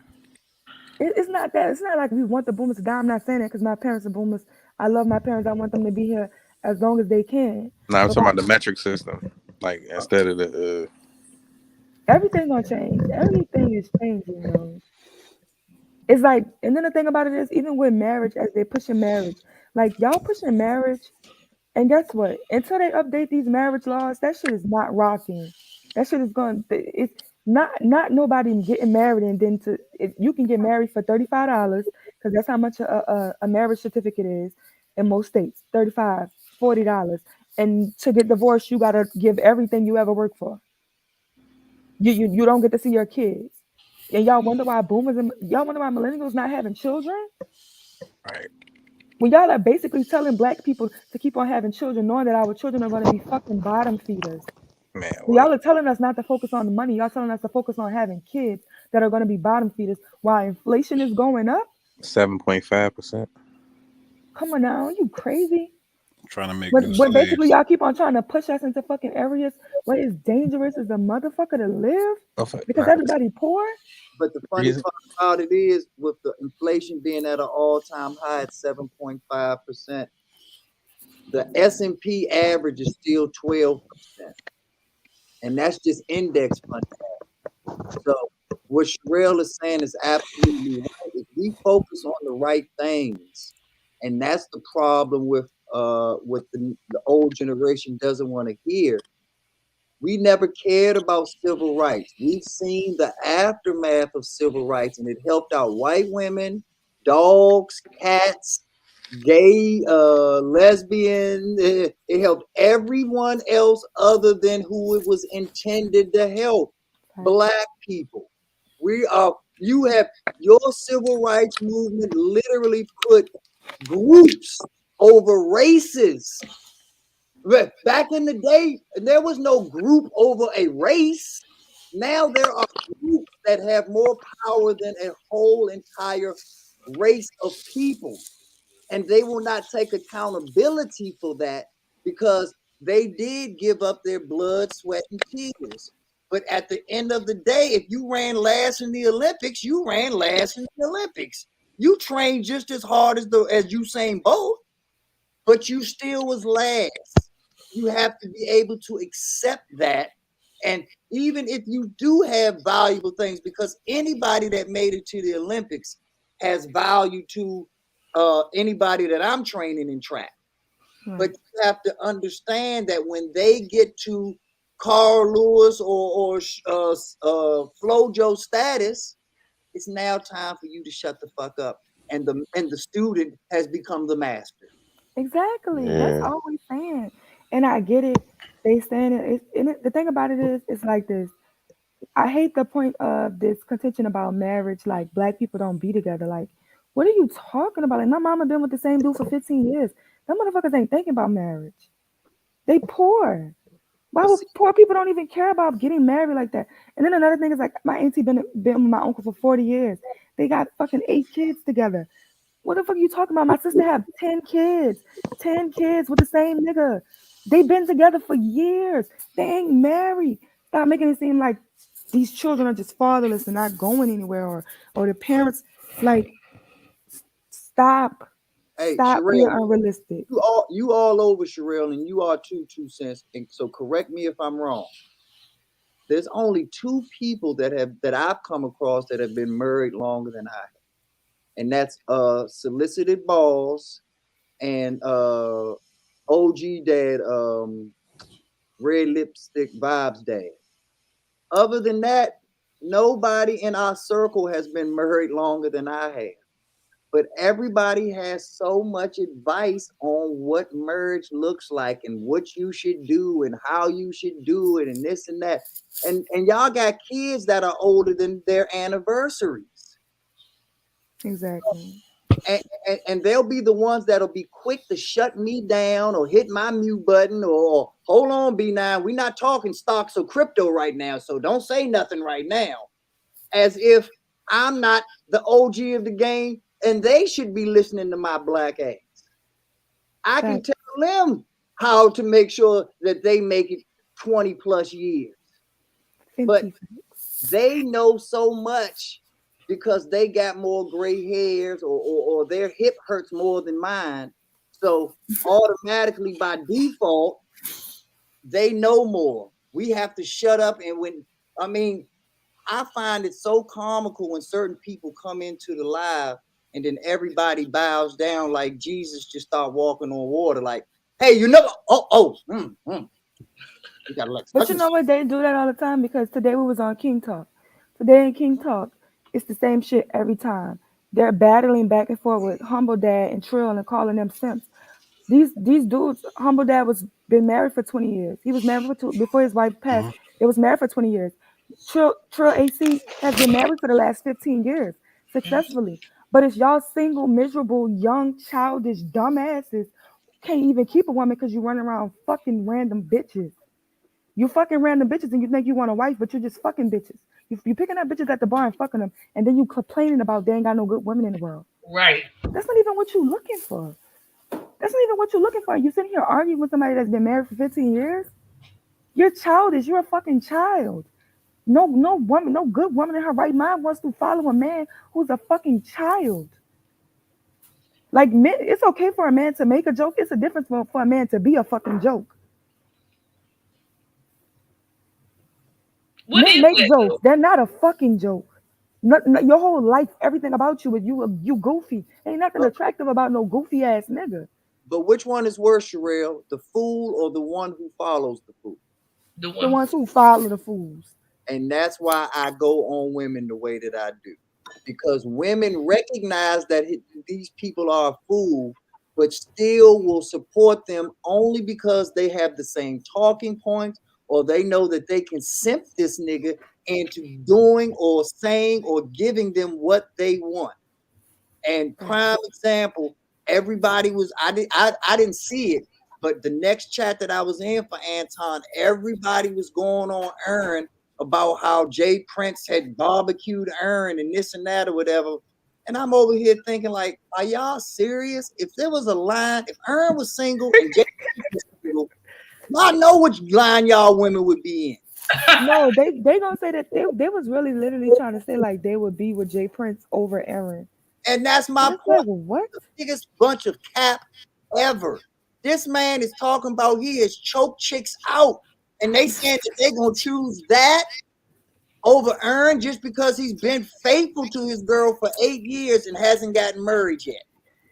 So you'll take the merge and the ass whipping over the non-merge, but it's a good person and you have a healthy relationship and no fights and everything's going good, because you don't have, see, the thing about merge, everybody thinks the L word of merge is love. The L word of merge is leverage. When men get married, we give up leverage. That's why it is so important that you choose the right woman. Because when you put that ring on, it's just like driving the car off the lot. You go in reverse, it's lost $5,000 in value just because you drove it off the lot. And it's the same thing with a woman. She doesn't lose value, but you lose value in your leverage. And you know something else? Like, it's like when I remember like actually it was Courtney and Lead Attorney, when Courtney was like basically the woman that was with DMX wasted her time because she wasn't married and she didn't get any benefits. And like Lead had snapped at her and was The just one with like, the new baby or the old baby mama? the new one. Okay. And Lead snapped at her and Lead was like, a man give you 8 years of his life, providing for you 8 years, and that's nothing. So that's my whole thing, because I be like that when I tell people, like, because you know how like when you try to cut people off or end something with somebody because it's not moving, people be like, oh, well, you never loved me, oh, it wasn't nothing. Like, you can't say it's nothing, because it's like, I've been a person that's lost so many people in my life. Like, okay, I love my brother. My brother dead. I can never see him again. It doesn't change the times we had together. It don't change the memories that we had together. It didn't change the shit that he's done for me. It doesn't change everything that we had just because we don't have another day.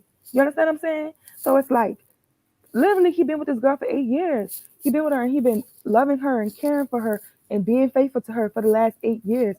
A piece of paper or marriage or whatever they feel like got to solidify their relationship, it doesn't change the time that they've been there.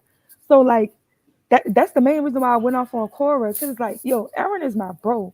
Me and Aaron talk even after the streams.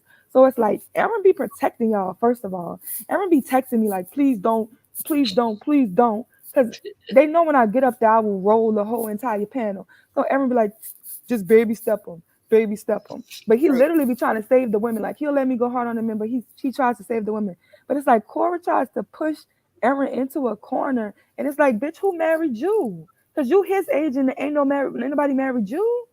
But And I Murray, know let's not forget that in the other corner is someone who might potentially whoop your ass. That's game, set, match, ladies and gentlemen. Like it does not matter. As much as lead attorney is talking about don't be with somebody for 8 years, he's not saying leave them for someone who's gonna beat your ass. And so that's the point that I'm making, is that because he was saying what women wanted to hear, they were acting like they forgot about all of this and forgot about all of that.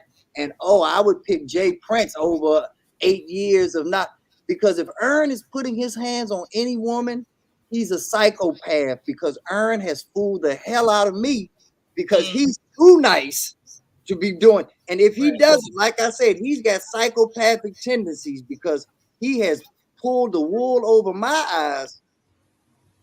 That's true. Question. So listen, so when we regard, like, I guess because I'm so used to like my brothers and my family, Sherelle is like, you know, like a family member, because I understand the way she speaks and her tone and her delivery. And even when it comes off edgy or rough or controversial, or like she said, she go into her spiel about her conspiracy theories, I may not agree with her, but like you were saying, B9, I respect her because she stays on her square. You know where she's coming from. She's going to be real. But why do we take someone like Sherelle and call her masculine, but someone like Amira, we don't see straight through her? Well, not me. You don't see straight I've been seeing straight through it. And Amira I'm gonna tell use you a one thing mask. I hate, because y'all know y'all don't catch me in on Sundays, She don't which be I don't have sensitive. no hate towards nobody. But my thing is that you can tell the shit fake. You remember the time that she yelled at that cat like she was about to kill that cat? Of course, she's on the camera.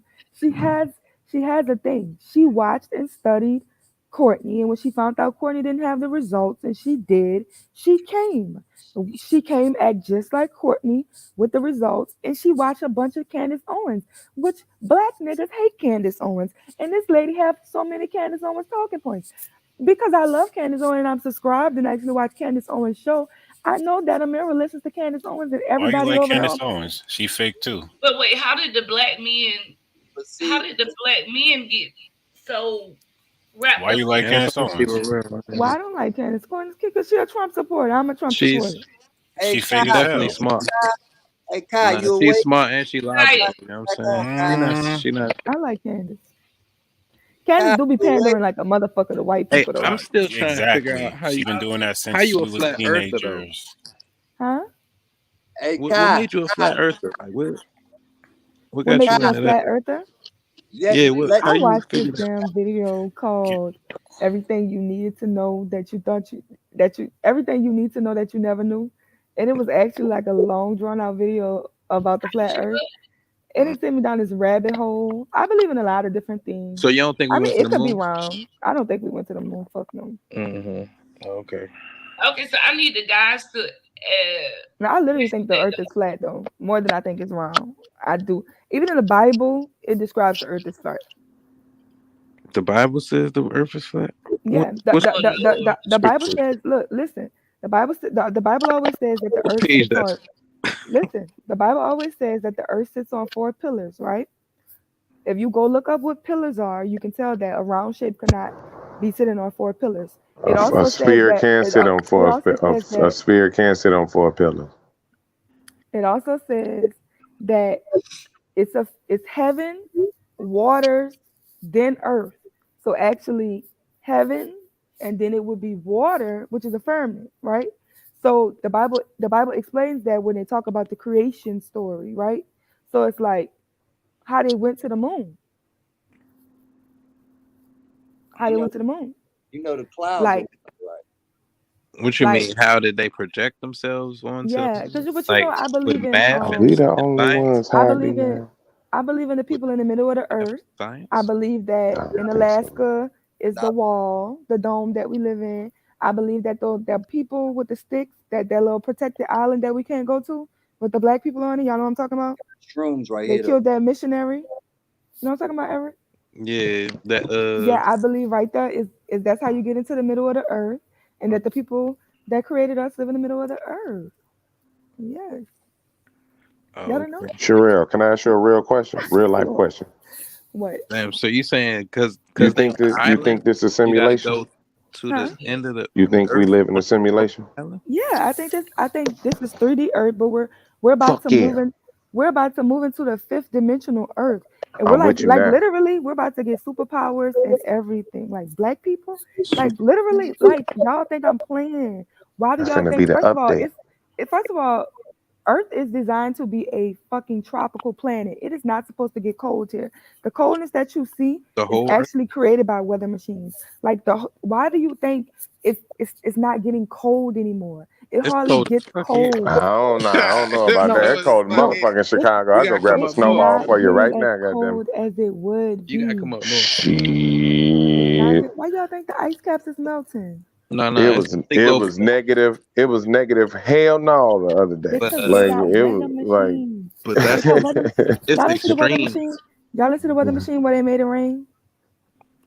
They I know Made it about that. rain. Yeah, like in I Okay, Y'all can't gotta watch remember the where it's movie. at, like They listen, overseas or listen to something me. like that. I think it was They like in made Saudi it Arabia the way that they made it rain or something was like that. through You a know what, certain Yellow scientific and method. That's what Eso, I'm saying. They actually y'all sink these conspiracy theorists too, to because make y'all it. entertaining me. No, Yeah, y'all trying to I judge got me. my conspiracy theories, yeah, but I'm not subscribing to that one. It was a flat Earth. You ain't been in Yeah, a I'm with plane. You never been in you. a Yeah. plane. I've been on a plane and it looks real flat every time I get in the plane.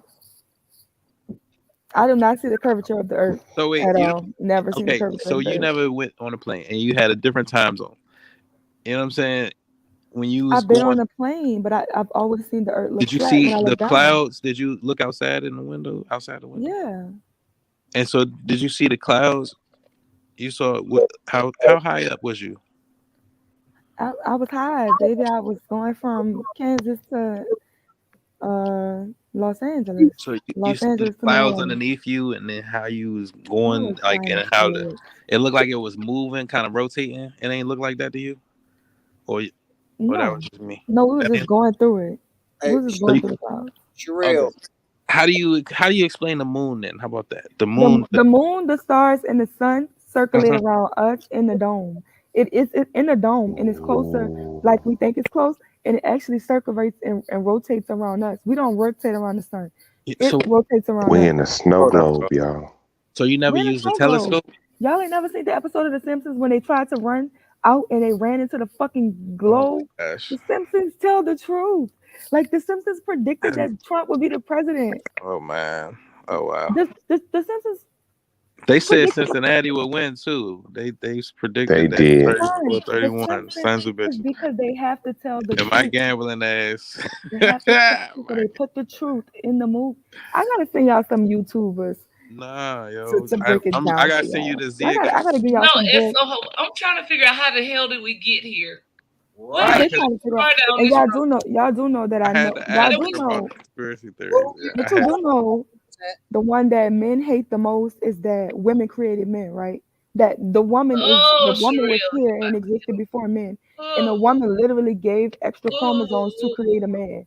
Like yeah. you were literally You created to can't make go life back easier to for them. science after negating No, all science. first of Like, all, science is black people are science. what's We happening created right now? science and math. Black what people did created I? science and math. All of us This did science and math. is masculine. I'm trying to tell you. So y'all don't get me started. Though. Don't get me This is started. Don't lovely. get I me love started. it. Right now, Nah, 'cause Don't T-Mac. get this me is the thing. started. It's certain women who Leave me can be alone. meek and still be masculine. I ain't gonna lie, dog. For real. Like, will whisper some crazy stuff, but it's like you gotta understand. I'd rather you expose how you feel instead of keeping that in. But nah, But y'all don't don't think get this me is wrong. All of interesting it could though? be bullshit. All of it could be bullshit. I'm not like I'm gonna die on this cross. Like I'm not dying on nobody's cross. Let's get that clear. Jesus did that shit. That's That what I'm was saying. it. Exactly. Yeah. So did you That just really try to move the conversation back? Okay. the Jesus cross, all that. I'm trying And to then skip you past all that. redirected yourself again, and you got Sherelle still wrapped up in this. I'm just saying, cause Damn. don't get me started, cause y'all know I'm a conspiracy theorist. The books I be reading and the stuff I be seeing, Like, don't get me started on You know, this. once you open Pandora's Whoa. box, you can't close What was it. just Kaya's topic? Oh, look, let Anyway? me tell y'all. Do y'all understand Child what I experienced the support. other day, last night? Child support? But no, we're gonna talk about my last conspiracy theorist, and then We we're ain't got gonna no go. kid. No kid. Child Eric. support. And how it affects gay men. I'm sorry, I Sherelle. Go was ahead. saying like, with the Adam and Eve story. I don't know if y'all was on the panel. Zoe was over there on the panel, and I was No trying to Bible tell them. stuff. You I can't was trying believe to the tell. Bible, yo. No, That's I was trying to tell them that Adam and Eve, the forbidden fruit, like it's only one thing that a woman can do and it cannot be a sin, and then a man do it right after her and it be a sin. And what is that? the pom pom. Give up the pom pom. Being Yeah, a exactly. listening to Adam the woman. the devil. Cock Adam blocking. and Adam and Eve had a threesome with the devil. Cain and Abel was twins, but they had two different fathers. When you look for This Cain's is a wild genealogy interpretation. is not in Adam's genealogy when This they the count Jordan down his Peele children. version. When they count down his children, they do not add Cain in his genealogy. That's why Cain was immortal. Why would Cain be allowed to be immortal? The only reason why Cain is immortal is because his fucking daddy was an immortal. He was not a human. He was Satan's child. Like Cain literally is supposed to be walking the earth right now. If y'all didn't forget, Cain never dies. Like his punishment was that he can never die. What human do you know He can never die? is. He mayor of Knox County, Tennessee. So Eve's first I baby like mama. Y'all talking about Kane, right? The wrestler, right? I said Oh, Eve's I'm first slow. baby mama off of Sherelle's theory. Nah, Eve yeah, was he his had baby another mama. chick. She wasn't even married to Adam. Like He had another. literally, like I'm just saying, like He should have had another chick in the beginning. Like, he should have just gave up he two ribs. did. He did. He had Lillian. Lillian was his first wife. Lillian would never Where submit to did him. Lillian come from? Lillian was his first. Y'all don't know Lillian? Lillian will Oh, that's never in submit. But Lillian wound up being with Satan because Lillian left with Satan. Lillian is like literally the queen of hell. What And Bible all was the that? demons are her Did you children. get this And she can information, steal children and Sherelle? stuff. It's really the book of Enoch that talks Oh, about This Lillian. is I remember that. this is the next episode of As the Bible Turns. Nah, they be having books that's missing. That's what I'm saying. Yeah, they have books. They do. I read the Book of Enoch. I read the Dead Sea Scrolls, and I How read y'all, the Apocrypha. how Which y'all is know like they 12 missing if books they that's missing? missing. Because Exactly. they told them that found they them. didn't include them because they were not able to corroborate the information that was in them. They can't Cause niggas corroborate been, none of it. cause niggas been lying for a That's funny as fuck. long ass time. That's why. Somebody You been sure lying for a God said that? long Yeah, time. nah, God said that. Then Yeah, he said it. Sure, why not? Ready there.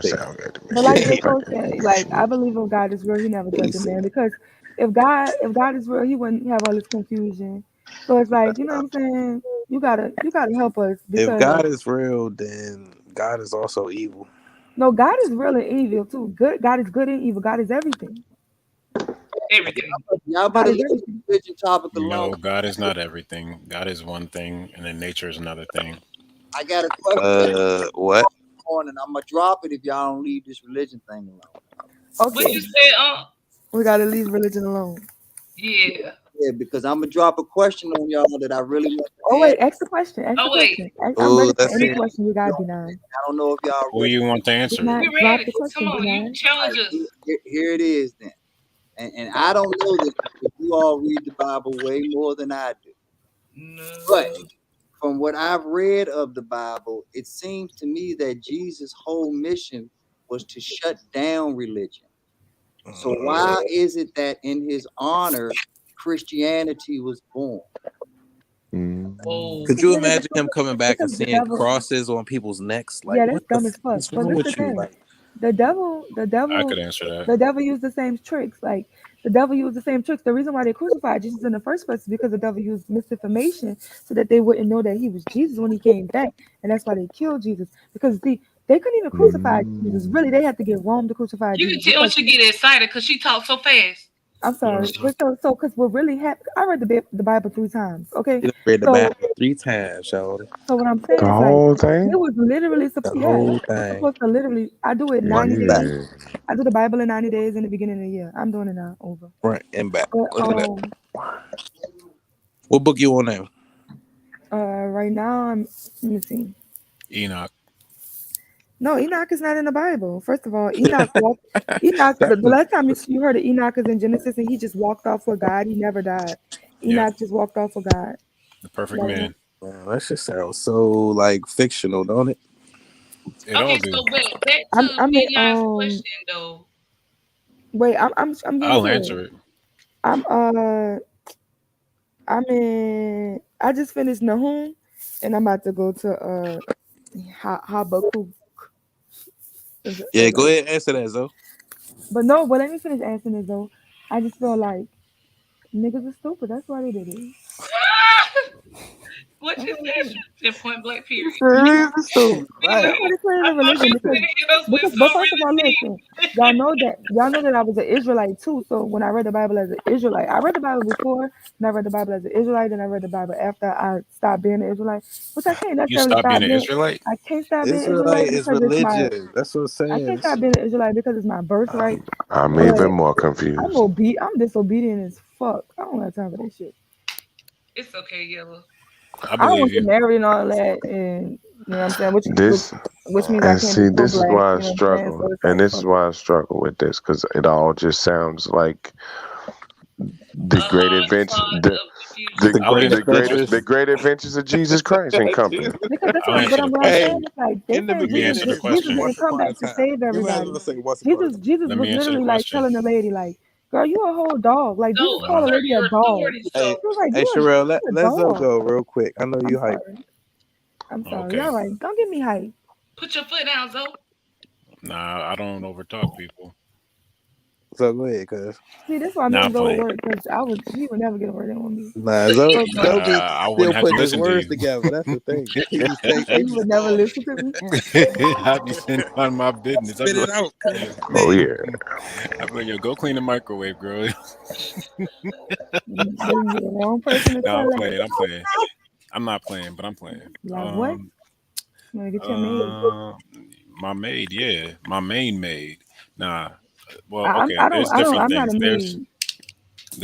There's everybody wants the Bible to be like scientific or all this super like Wait, are you a Christian? Before super you finish the accurate. answer question, you a Christian? I believe in God. I know you ain't no Haitian Okay, Christian. so you're not gonna say Why am I a Haitian Christian? you a Christian. You The believe only in reason why Christian. I Haitian grew up won in the the Jesus war, Church Christ. of God. So do the only reason not why lose Haitians focus. won the I war grew is up in the because Church they of let go God. of the white Jesus. You believe in Jesus Christ, right? Yeah, it doesn't mean I don't have freedom of religion now. But you believe in Oh, Jesus so Christ, right? the shit that y'all had to lose, y'all I had to let that understand what religion Jesus go to Christ win is. y'all war, and then y'all took the religion back after y'all won it.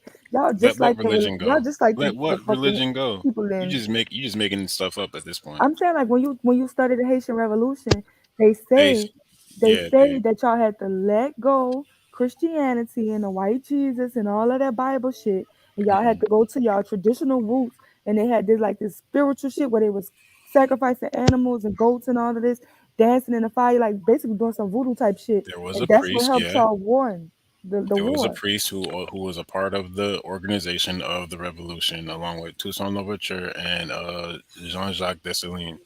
There was a part, but that's the thing. I don't know. I always believe in trinities. I always operate in trinities in three. So there's always there's always religious, cultural, and legal. So the religion that moved the revolution was voodoo.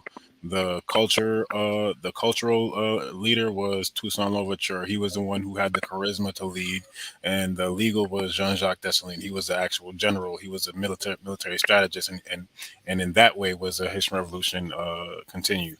Now the Trinity I'm going to speak on is to answer B9's question: is there's life, there's there's birth, life, and death. And in that cycle that all humans have understood since the beginning of time is what Jesus represents. Like Jesus represents the same thing that they do in Egypt, where they have the sun god, the death god, and whoever Horus, the guy with the eye or whatever. And Jesus just represents the reforming of religion, the restructuring of religion, the re-understanding of it. Whenever you create rules and laws and you say this is the way things are supposed I'll to let be, you know when it's safe, Yellow. that time will tell that those laws will eventually be broken, and you will need to have new laws. You will need to renew what people understand in a new fashion, new way, but you're going to have to pull those from the old principles, because there's nothing new under the sun. So Jesus represents looking at the laws that were there before and saying, we don't need to do these old laws no more. At least not the way that we're used to. We don't have to follow tradition no more. We need to make the old laws make new sense. So when people would ask him, well, why don't we follow this law? Why don't we follow this law? Why do we pay tax to Caesar if everything belongs to God? Why do we do this? They would ask him so many different types of questions to try and challenge him, but he'd just be like, he'd be living in reality, which is all Jesus represents to us even now, is that, hey, this is the last lesson that we need to learn, to say that even as time passes and we see these old laws, like, we don't have to stone gay people today. We don't have to do shit like that because Jesus made it clear that you can look at what the lesson was from the old laws and find a new way to apply it. Right now, at this point in history, we're still going through that. So even though we formed a whole religion around Jesus, we formed Christianity and everything like we wasn't supposed to, it still served a purpose, and it had to die for something new to come up. So right now we're in the generation that's going to cause whatever new, I don't want to call it a religion, but whatever the new movement is, that's going to take the principles from the Bible, take the principles from the Quran, from everything that's already been here, to make something new again. If that makes sense. So it's never. Sometimes I just feel like God was like, man, I fucked up and left us, like. And went and found some new people and created new people and made them better than us. Because we some fucked up people. Like, if God in us all, like, God isn't a single thing God isn't something that could leave us. It's not possible. It's not plausible even, because we don't have the ability to even understand God if he was here or not. It's more of it's a collective idea. Like, why you think it's a man? Oh, him? Yeah, God is a man because he set structure up. He creates. But why is God a man? Because he creates. Men are creators. Who said that? Men? God said it. When did God say that? Yesterday. I asked him. So why they still locking men up for child support though? What happened? Why did he? Why they still taking their driver's license for child support? He's a wildin' ass Nick. Nah, I'm playing. Because that's not for God to decide. That's man's folly. Everything that's on earth is. But on the serious note, Kaya showed us this story about this guy who killed himself. Well, he tried to kill. He tried to delete himself and successfully deleted his kid because of $167 in child support order. These niggas broke. That's their problem. God is not a woman. What is SOE? You right here on the panel. Why are you sitting here showing out that God is a woman? And women are not the creators. They're the incubators. They are a source. So what would have to come first is nature, which is where everything exists, right? And then something would have to come and impregnate that thing. Right. So the thing that's impregnating is the thing that's doing something to create life. I'm the reason that you have a life in you. Did you just drive us back to the same stop sign after I tried to drive us down the street? Because this dude isn't sitting right here in the panel saying this stuff in the chat. Like, okay, I can't see. But you can't get mad at him for believing what he believes. Like, I'm not getting mad. I'm clarifying. You can't call nature God. No, God is a woman. God is something that creates. God is a creator. God is a creator. A creator is a man. God is a woman. Like, nature literally, is why would it be proven that you? Mother Nature. Why would it be proven that men are a mutation of women? You're a fucking mutation. It's not proven that. That's just rationalized. That's not proven. That's proven. It's not proven. It's just doesn't X come before Y? Doesn't X come before Y? You're gonna use a rationalization yet again. You just doesn't X come before Y? You're gonna ask me that? No, that don't make a difference. Zoe, are your parents from Haiti? Yeah. Like they moved here, like they was both born in Haiti? I'm first generation American. They were both born in Haiti. So you speak French? No. I understand some French. They both spoke French. My dad spoke French, Spanish, Creole, and English. My mom spoke French, Creole. Wait a minute, so you and Sherelle, y'all have each other's number, don't you? Exchange numbers. She got my number. I don't have hers. I don't know if I even want it no more. Discuss this over the phone so that maybe you all can spark another connection. No, she's trying to find out my genius. She always be asking me questions to find out everything about me, and then don't want to talk to me really. Like she's What? found I out don't more know. information about me in the past Okay. week Maybe than I've told not. anybody about myself. Maybe not. I guess I can't talk to Zoe no more. I don't know. You can talk to me. You just don't use my number. That's all. Oh, I'm we need. not getting wrapped up in this talking on the phone with dudes this year. Like I wrapped up in that last year. It did not turn out good for me. I'm over it. It's a whole new year. Let's run the panels. Blessings blocked. My blessings can't be blocked. It's too Ain't late. no man no blessing for me anyway. That's not in my future. Yeah, you can't say that. You wouldn't know. I'm an oracle. You have intuition as a woman. You don't have foresight. You I'm an wouldn't know. oracle. You trying. I'm an oracle, and I don't see a man in my future. Oh, I That do sound see bleak. a little boy though. I still do want to know why My they baby's birthday's why are they coming up. still locking men up and taking their driver's license? That's some ignorant shit. You would not You catch know, I me. think I that's would be really, right in really Haiti. true. I think that the laws need to just be updated. Marriage laws. I'll It should be in be Haiti easier eating to get fish. divorced, and like we need equal parenting. Like matter of fact, the judge should make people move close to each other so their kids could like literally like go see a parent every day.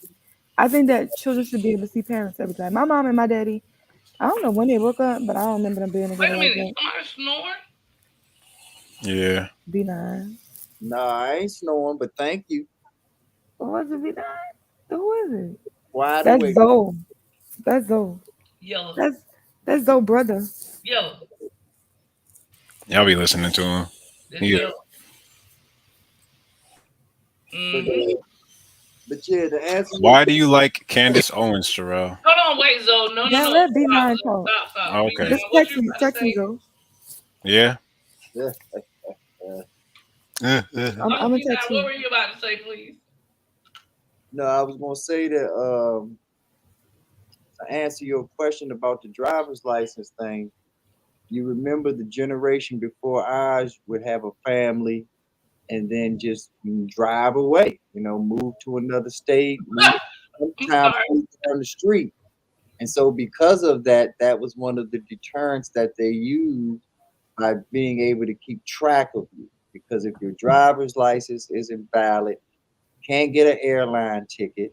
You can't get, unless you're going off your passport, but they also freeze your passport along with your driver's license.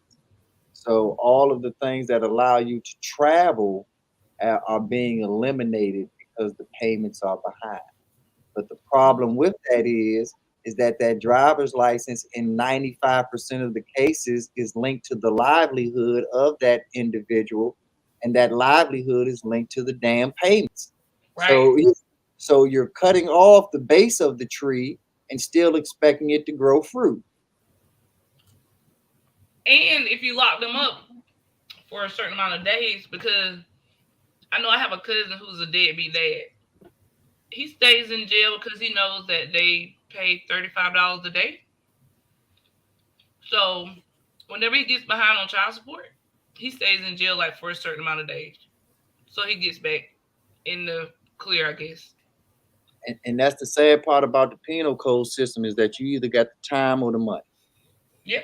And that's why I tell people that I don't beat around the bush. And I know a lot of people don't like my style, but that's why I am the way I am, because I understand time. And I understand how people manipulate time to use against us. And like you say, use our time as collateral. And when you get down to it, that's pretty much the premise of slavery.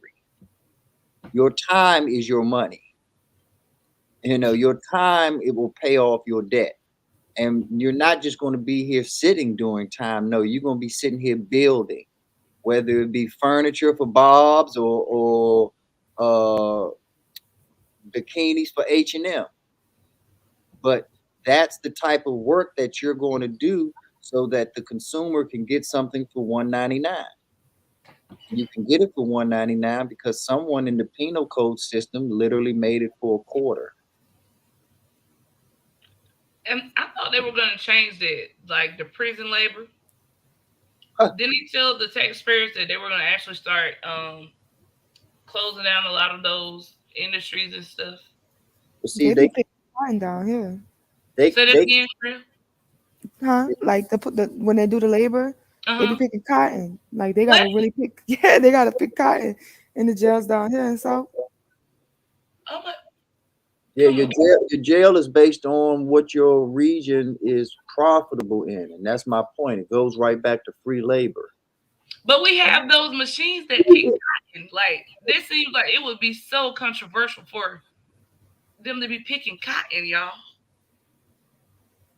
No. yeah, but I mean in Louisiana, that's what it is. Like we got cotton fields. The But they 13th have actual machines though. The 13th Amendment clearly states that when you are locked up of a crime, you go back into what's called a criminal, and and in parentheses they have slave. So criminal is a synonym under the Constitution as slave. So check this out too. I was thinking about this the other day. We were talking about slavery and like indentured servants and the correlation like for the penal codes and stuff like the incarceration. So I know a lot of males who are, say for instance, they got a traffic violation. We'll just say driving with suspended license. They are placed on probation for a year because they can't afford to pay the fine. Mm-hmm. But the fine also includes the fee to be on probation every month. Right. So they're going to get the interest from the probation. Okay, say for instance, if the probationer doesn't satisfy the requirements, well, they can revoke your probation and charge you an additional fee and require you to like serve some time in jail or whatever. But guess what? When you get out of jail, it's not over. They put you back on probation. Sometimes they even give you an ankle monitor.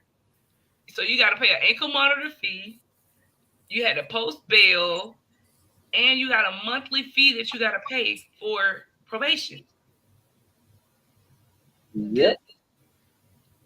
And does anybody not care or are concerned about it? What kind of system are we in? Is this a capitalist society that we live in by any chance? You know why I don't care? I'm gonna tell you why I don't care. Because do we know what crack do to people? Yep. You know that they got new crackheads in 2020, 2021 that just freshly started smoking crack. You talking about crack rock? Yeah, crack rock. Like I have peers that smoke crack and it irks me, okay?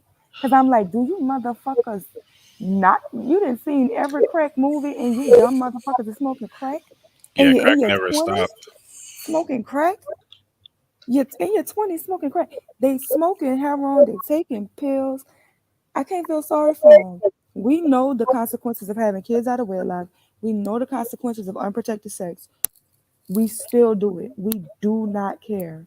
We do not care. And that is what's going to always separate the losers and the winners. The people who win in life are the people who are intentional about life, who move a certain way and do the things that they need to do to be successful in life. And then there are people who are going to always move the wrong ways and hope for the best. And hope is bullshit. There is no such thing as hope. Hope is stupid. Like hope is dumb as fuck. Like I don't even know where do people get hope from. Like I get it having hope in God, but like I'm pretty sure even God be like, oh, you motherfuckers are stupid. Like that's common sense that if you smoke crack, you're gonna get addicted to crack and you probably Wait, Sherelle, I'm sorry, have but bad I'm teeth. still caught up on the fact that so we're gonna reintroduce crack. No, but first of all, your president is about to send crack pipes to everybody, so check your mailbox. Okay. Yes, they're smoking crack. The president's son is smoking crack. So it's like niggas know how fucked up it is with kids, and they literally still out here raw dogging shit. Me? No, what I was gonna say is that Sherelle brought an interesting point up that, and I'm glad that she brought that up because it goes back to what she was saying earlier about the 80s and that generation being the crack generation and this and that or whatever. And she's absolutely right. But what would the white people call the 80s? What would the white people call the 90s? See, for what we called it the crack generation for the 80s. White people called it the age of the yuppie. So while we were going down, they were going up. So what the 80s created and why Ronald Reagan is considered one of the greatest Republican presidents of all time is he created a wealth gap. He created the certain race of people went up while a certain race of people went down when we were about to be even. And the same what's a yuppie? A yuppie is the white boys back in the day in the 80s that listening to the soft rock and had the boating yacht shoes, penny like loafers. hippies. Oh, okay. And no, they were basically like snobs, like the preppy ones, the ones who wore the little sweaters around their neck with the sleeves. Carlton Banks would represent a yuppie. Gotcha. But so that's the difference between the decades and the eras that we speak of. Our eras are filled with downtrodden and us going down. And like Sherelle says, we're just getting over the crack thing and getting it out of the generational baby system. And so what do? They reintroduce it so that it not only gets into their system, now they've guaranteed it's going to be in their baby systems. So now we're going to have another whole cycle to go through. And we just went through that. And what do I always say? What's the definition of insanity, ladies and gentlemen? All right. But you know something that I'm saying, because New Orleans has always been like a big heroin place, right? So like everybody's like heroin is the thing. Don't get me wrong, we got our crackheads, we got our winos. They all judge each other, right? Like winos will be like, "Oh, you a damn crackhead." Crackheads be like, "Oh, you a damn wino." They don't really mix. You know what I'm saying? Like the winos be with the winos, the crackheads be with the crackheads. The heroins be with the heroin addicts, but the heroin addicts actually sell crack. Crazy, yeah. So what I'm saying is because a lot of people that I know have died. Like I know a few crackheads that have died this last year or whatever. And Quick it's like question. this, So like, the heroin addicts believe that their heroin is a higher grade than the crack. oh well, yeah, because heroin is in New Orleans is a rich man's high. Okay. Like, you know what I'm saying? Like BG and you know all the people that used to be with Lil Wayne and stuff like that, they all did heroin. Wow. Our big rappers like Soulja Slim, like he used to do heroin because it's like you do dope in the city when you the made man. Like if you a made man and you can handle your fix, you do dope. Like everybody do dope. But I always thought they just snorted powder, or I never knew they were powder doing can be fun. That's kind of probably what they start, but they snort heroin, the brown shit. Like they don't want no bitch. They need boy. Like that's what it is. Like they want boy. Like that's what they be looking for. And then they start shooting up and stuff like that or whatever. But they started off with snorting it, or like they'll put it in their weed first or whatever. But like pretty much everybody on dope. Like a lot of my friends are on dope. That's why I don't really go home often, because I be looking at them niggas like, man, yo, wow, like, wow. But the thing about it is like with the dudes that do coke, let's say coke. See, heroin is expensive as fuck. Like heroin is not cheap. And the thing about it is when you can't afford heroin, you probably try to do pills and shit. But the pills been killing people. Like they got this new fentanyl pill. Oh, And I'm telling you, everybody that's taken that pill has died. I know plenty crackheads who have died taking that pill. So Is meth there in New Orleans? we all black in New Orleans. Like there's not really there no white people in New Orleans. So it's no, we don't do meth. They do heroin and they do. So what I'm saying is that the crack is cheaper. So they've been going to the crack now. Like they've been going back to the crack because the crack is cheaper or whatever. So I was asking this dude, I was like, why you smoke crack? Like you trying to chase a high? And he was like, every time I smoke, I get high as I ever been. The fuck? Like I tried it all, but this my shit. So like I know a bunch of crackheads. You know what I'm saying? I'm cool with the crackheads. When they see me, they be like, "Oh, there go my niece. No, I got me a bill." You know what I'm saying? So I'm cool with the crackheads. Because you're But non-judgmental. But question though, didn't it used to be the crack that they used to say that was chasing the high? Or is that what the heroin? yeah. But this bitch said he get high as he ever been every time he smoke crack. You know what's scary though? I know a lot of younger kids. So like when I used to work for DHS. I used to meet a lot of younger kids that were just smoking marijuana just for fun, but they didn't realize that they were lacing their marijuana with other things, and then it attracted them to the drug that they never wanted to try in the first place. You know what? That's what my teacher told me. Because look, I've never done drugs, right? I never even smoked weed. But in health class in high school, like my health teacher was explaining how your tolerance level is like at this line, and every time you smoke, your tolerance goes up and you get this high, right? But when it comes down, like it goes underneath the original line of your tolerance, right? And it keeps going down and down and down and down. So it's taking you more and more to get high. And that's why people might start turning to pills or coke or like trying to just like, put some extra shit in their weed, lace their weed a little bit or whatever. And that's how it's a gateway drug. So I do understand that. Your head saying, alcohol is more of a gateway drug than weed. And it could be not like, don't play with my weed. No, the reality of it is that people lack self-control. And people lack this self-control because they're just not educated. If people are really educated on what's going on, they wouldn't put certain foods in their body, they would put certain chemicals in their body, So when we allow stuff like that to happen because of miseducation, we're all messed up. We were told back in the day that it was healthy to smoke tobacco. Like there were literally ads that said, I smoke a pack before I go to the gym and I feel great.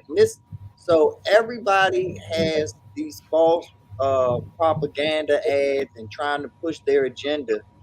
But when you really research and you really find out the truth on these things, you really understand that you don't want to mess with anything that is man-made or man-manipulated.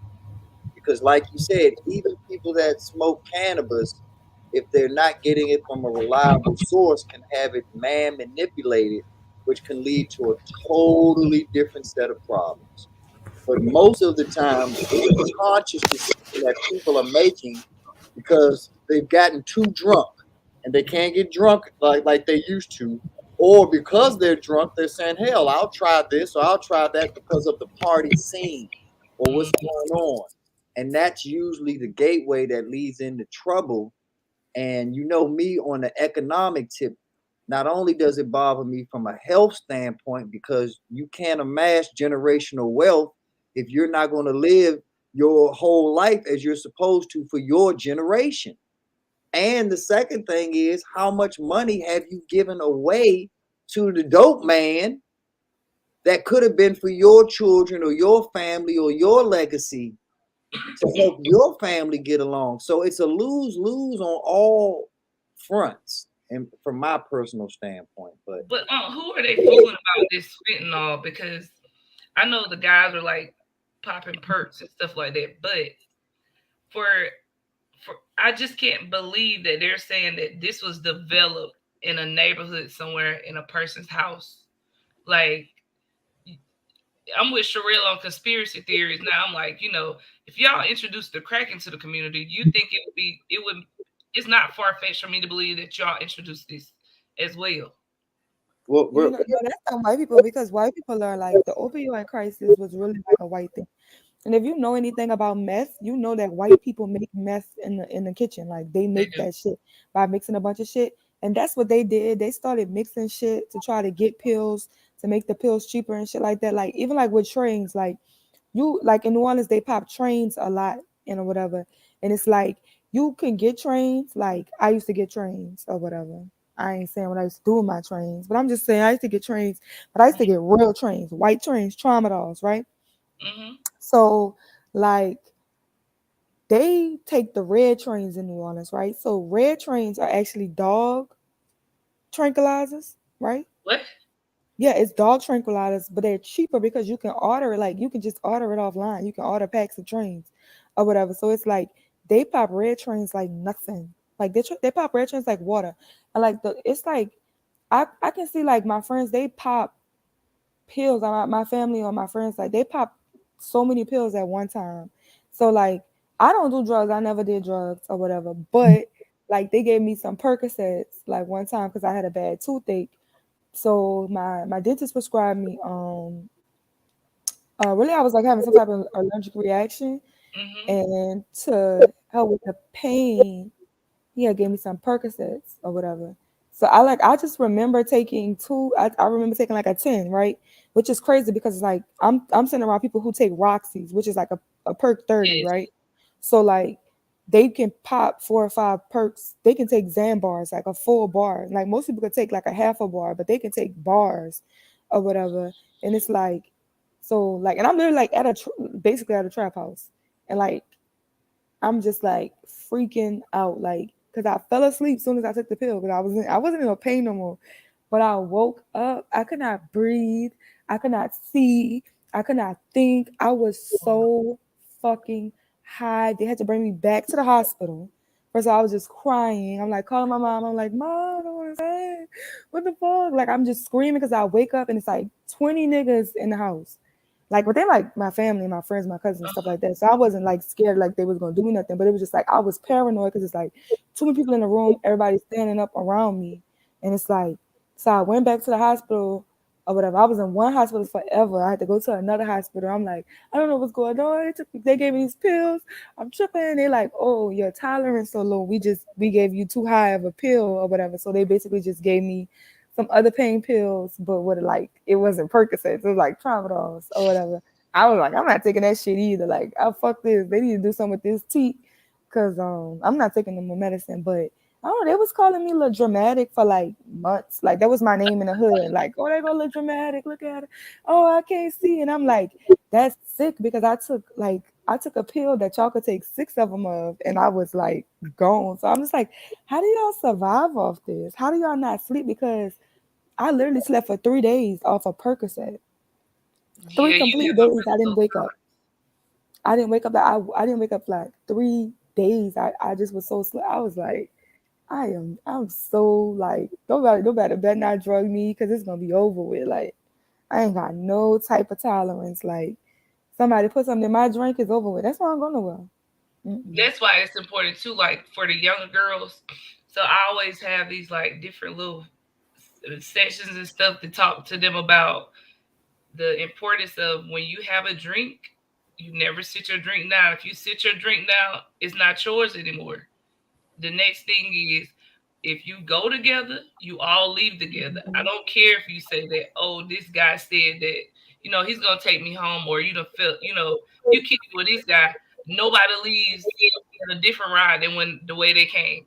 If they want to leave, you got to bring them all the way back home from the way you came, and then they can decide to leave. Because so many different things are happening with situations with girls, and then I'm telling them it's our responsibility as a female also to be accountable for the way we rock. We can't always control the bad guy. It's always gonna be a bad guy. Right. But you can try preventative measures to keep yourself from being in danger when situations like this happen. Because And you know something?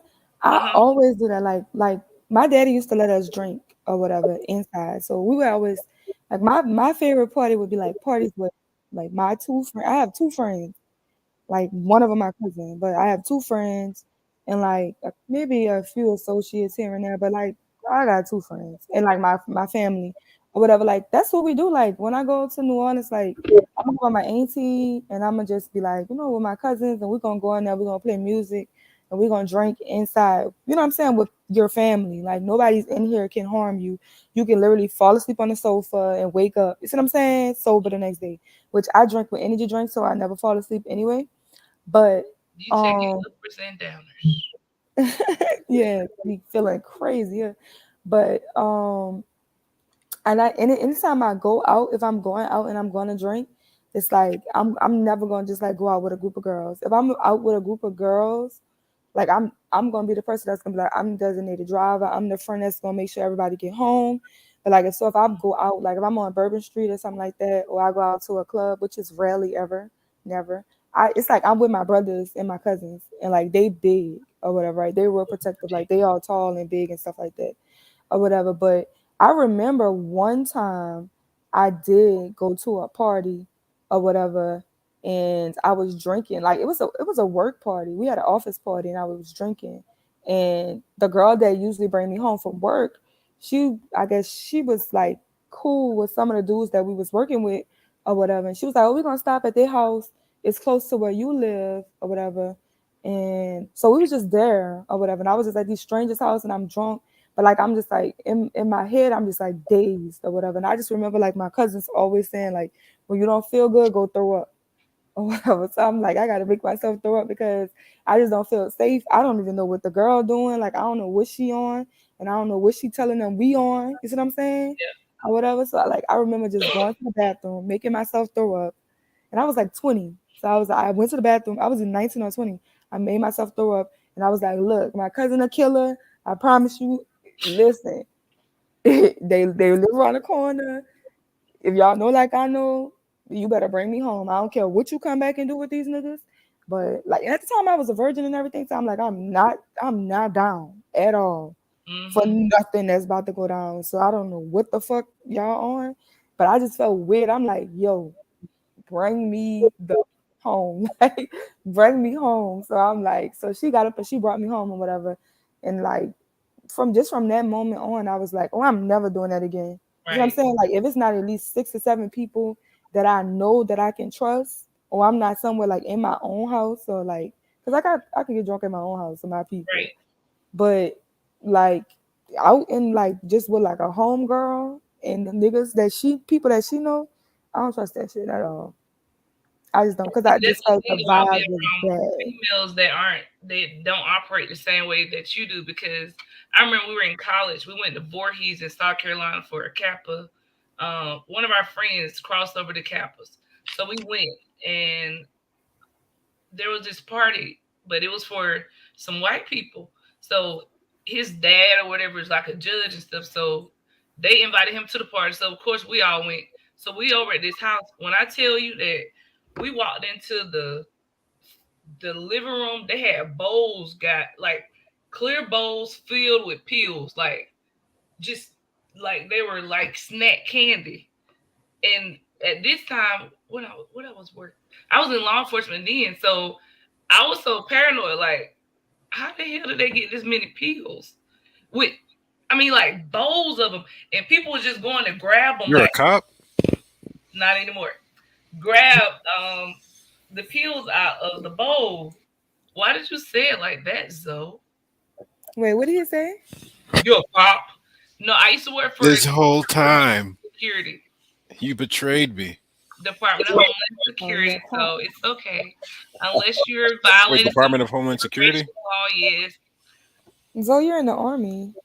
I'm in the Air Force. The Air Force. Like, are you a cop, Zoe? Are you No, I'm not a cop. And first of all, like cops wouldn't even deal with you. They would just send you to the military people. Well, you asked me about my parents' immigration status, and she's over there being Homeland Security. I'm starting to feel I didn't boxed ask in. you your parents' generation status. I was just saying, like, was you like, you know how some people be like, I'm Haitian and they've been here for six generations. Like, former. I don't have those privileges anymore. Don't trip. I'm gonna be a cop one day, and I'm putting all my friends in jail. I told them I'm gonna build my career off. Wait a minute. You know too much. They gonna take you I told out. you, I said, Hold on, I'm wait. gonna You been at build the dope my career house. off You know y'all. what all the pills are. You gonna get knocked out. I'm gonna be detective in no time, girl. I'm No. cleaning up these streets. Listen. I know where the bodies at. The You guns. you gonna sell all this time. You're not putting no handcuffs on me. Wait a minute. Oh. I feel like you've been imagining that for a long time. so I feel like you wanted that to go another way. I feel like you wanted that to go another way. I already got some handcuffs.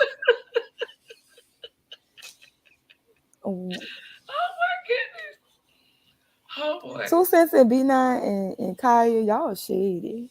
What are you talking about? Y'all shady. I don't know what you're talking about. You the only one allowed to have fun, Sherelle? Yeah, y'all can have fun. We all gonna have us a good old time. That's right. Y'all, I Anyway, wish y'all was all coming to Houston.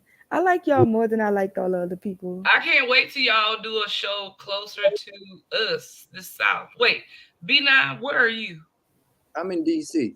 He in DC. Where you at, 2 Cents? I'm about to in slide on Georgia. B9. DC, I'm right Oh, they here. definitely gonna come to Atlanta. So if you come to Sherelle, if they come to Atlanta, if you come to Georgia, girl, I will be in attendance. Okay. Come down to New Orleans. Shit, I love New Orleans. Oh, if they do Louisiana too, we come down there all the time. I was telling Although Sherelle, I don't like New Orleans like that, Sherelle. no, Y'all give me New a Orleans. bad voodoo vibe. New Orleans. Ain't nothing wrong with voodoo. I'm taking a break from New Orleans. I don't necessarily know if I'm going back to New Orleans this year.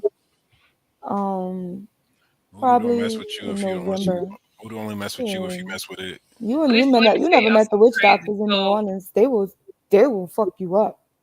We went to my very first time visiting New Protected. Orleans. My nephew played for Georgia, and we went to the game, and we were sitting in the stands, and the Saints team. Wait, this is what they call that? Yeah, I think Yeah, so. Saints. The Saints. The crowd started to do like they lifted up their hands. You know how you go down, and they started Yeah. like saying, "Ooh, boo, boo, boo, boo." Like, Girl, I know you lying. I swear, They and play too much. I promise you, the Saints won the game. They wasn't supposed to win, but I was like, y'all know what? If something fell off anyway, it's these spirits that's swimming around down here. You know the Saints. The Superdome is actually built on a graveyard. Wait a minute. And they didn't dig up the bodies either. From the hurricane? Or No, no? like it's like it was a graveyard and they built the Superdome on top of it, and they never dug up the bodies. So they say it's haunted. That's what they say. I used to work at the Superdome for a long time. I didn't feel haunted. Oh, okay, you said no. I didn't feel haunted, but I'm not gonna say it wasn't haunted. So wait, isn't that the place where they house all the people during the hurricane? Yeah, it was a lot going on. What? Not all the people. A lot of people was over there. Some of my family was in there. I wasn't in there. I was on a bridge. On a bridge? Mhm. In a tent? No, like we was on a bridge. In a car? No, we was sleeping on a bridge. Oh my God! For how many days? 5. Oh my God! Did it like the Red Cross bring out food and stuff? Fuck no, they didn't give a fuck about us. Oh wait. Kanye West had to get on the TV and say that George Bush was racist for them to send help. Oh, I remember. Listen, I remember that incident, but I didn't know. Like, so to think about it, it was like a direct correlation to you guys being like really. Yeah, that's why we said. That's why we say we not from Louisiana. Like literally, when we left, they was calling us refugees. You know what a refugee is? Yes. I They had were saying like, oh, is Texas open to accept refugees? What states are open to accept the refugees from New Orleans? And we're like, refugees. I had some students that they referred to as refugees. Yeah, they was calling us refugees. And that's why I tell all of these black folks and all these ADOS folks, don't go on Haitians. Don't go on these other cultures or whatever, because at the end of the day, like you said, they can make refugees out of fucking Americans. That's See, we didn't see it because like it was I was only like 10 when it happened, right? But I mean I'm 10, so I'm coherent. And I remember just like it wasn't that bad. I remember watching the storm. I remember watching it rain. The lights went out, of course. But I'm like, okay, we're gonna wake up in the morning. So we woke up in the morning, it's like we all went downstairs. We was in the sheriff office. Like my auntie was a sheriff at the time. So we was like by the women's prison. It was a shelter. Like we would stay there through all the storms because we had just had a storm that didn't come really or whatever. So nobody thought that Katrina was gonna be so bad. But I remember like the day after Katrina, I remember waking up and like the streets was flooded or whatever. And it was like a beach. Everybody was just standing outside looking at it like a beach or whatever. And I remember saying that, oh, I'm taller than a fire hydrant. So if we gotta get out, I could walk in the water because I'm taller than a fire hydrant, right? Baby, day one, the water started coming in. We started realizing we thought we was waiting on the water to go down on the streets. And it was And rising. and it was rising. By day two, our first floor was completely underwater. By day three, the second floor was completely underwater. And they were just basically letting us know if we didn't get, like, we had to move everybody who was on the second floor onto the third floor. So now the third floor was packed, or they was climbing the ladders and they was on top of the roof because it was so hot in there. It was so hot in there. So we were just like, damn. And they had this man up in there. The man was walking. I can't believe I'm telling y'all my Katrina story. But the man was walking and he was just like, man, we're going to die in here. He was like, we're going to die in here. I'm not about to die with y'all. I'm about to get out of here. And everybody was like, well, I hope you go. Because we thinking, yeah, something going to happen to where the water going to start going down. Or they going to come and rescue you. You guys also thought that they would come and rescue you, right? Right? So, but no, that did not happen. But that man wound up leaving and he came back with like this raft, like it's like a big whiteboard that had fell off somebody's roof or whatever. And he literally pushed it through the water and he came back and he was like, yo, he said, I went out, I saw how everything going, how the city looking. He like, yo, the whole city is underwater. It's not just our area. Shit is bad. Nobody not coming to save us. We need to get these people out of here or y'all gonna die. So my daddy and everybody, like all the men had to get up and literally like, I got this scar from my knee. I got this scar on my knee right now. I got a Katrina scar because it was a rusty nail went into my knee when I was trying to get from out. Because see what they had to do was, and my daddy can't even swim. This how I'm talking about black men be G'd up, money or not. Like the fuck, a man and money, that shit ain't got nothing to do with. Because we no dollar couldn't save us. No money couldn't save us. Like literally we was in a building, a 3-story building where the water was up to the second floor. So you know what that means? Like my daddy literally had to go underwater from the second floor to the first floor to get people out. So he was carrying everybody on his neck, all the women and children, just pretty much carrying them on his neck. So he was just carrying us on his neck. But when it was time for my daddy to let me go, I'm thinking, yo, my daddy coming with me. I don't got time for him to keep saving people. Like, you know what I'm saying? Let's go, Dad. What the fuck? You know what I'm saying? But nope. I got the nail in my knee, and the man left. Like we had got on that little roof thing, and that's when they took us to the bridge. And we was on the bridge for 5 more days after that.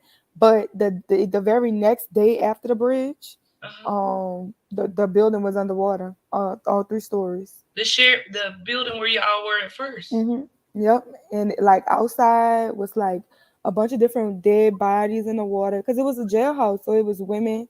And like they was trying to swim out of it because they was drowning, but they was getting caught in a barbed wire. Release them? Huh?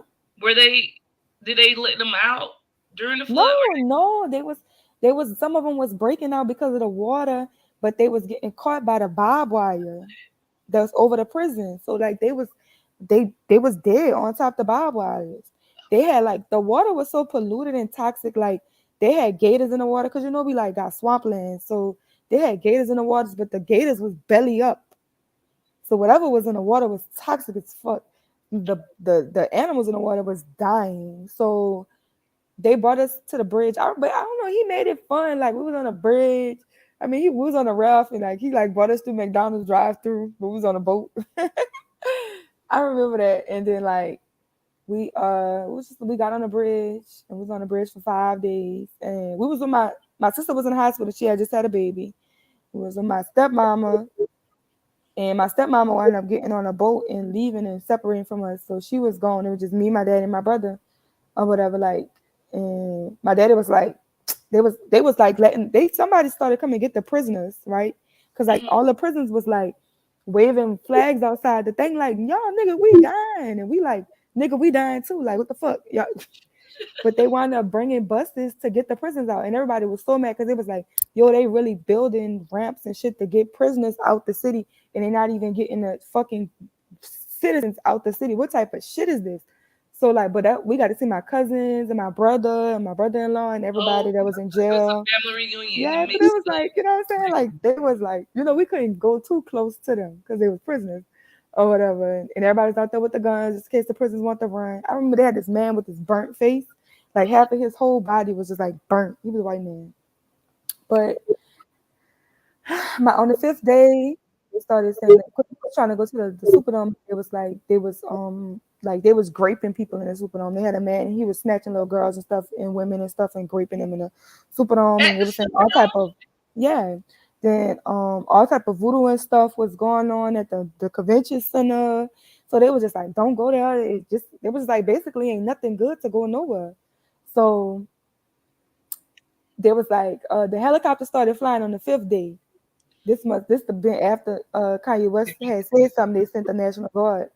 So the helicopter started coming, and everybody was saying, well, they ain't gonna land the helicopter on the bridge. The bridge too small. And my daddy was like, no, they gonna land this helicopter. I'm gonna show y'all. Get out the way. Like my daddy was flagging the helicopter down, like y'all gonna land this helicopter.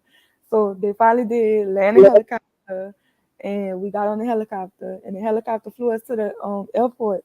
We got to the airport, and it was like, we need a family of 3. We only got room for a family of 3 or whatever. And like they had them little army meals at the airport. That shit is horrible. Oh Lord. What they call them? MREs. But they had a little, but so we ain't eating days. You know what I'm saying? We ain't eating days, so we was hungry. We was eating the shit. So like they was like, we need a family of 3, and it's just me, my dad, and my brother. So they put us on the shuttle. Like we wasn't on a regular plane. We was on like a military shuttle. So I don't know if y'all ever been on a military shuttle, but it's not like a plane. It's like real open and spacey, and there's a lot of people, and it's basically got like a lot of doors on it, like you can jump out. So we got on a plane. The plane took us to Texas. When the plane got in the air, it was like, y'all lucky. Everybody on this thing is lucky because the power just went out at the airport, and nobody can come out. So everybody was at the airport stuck for 3 more days. So we got to Texas. I think we was in Houston or Dallas. We was in Houston. And my sister lived in San Antonio. So my sister drove all night through San Antonio and came picked us up, and then we went to San Antonio. It's crazy. But do you know what the craziest thing about it was? It was that like we was underwater. The whole entire city was underwater. When they brought us up to the helicopter, like the surrounding areas of the city, niggas was cutting grass. Like people was dying across the river, and on the other side of the river, people was cutting their grass. Like it was nothing. Like they was in total bliss. Like they didn't give a fuck. Like it was like they was shooting people. Like because that's how it is in New Orleans. They got to cross the river part.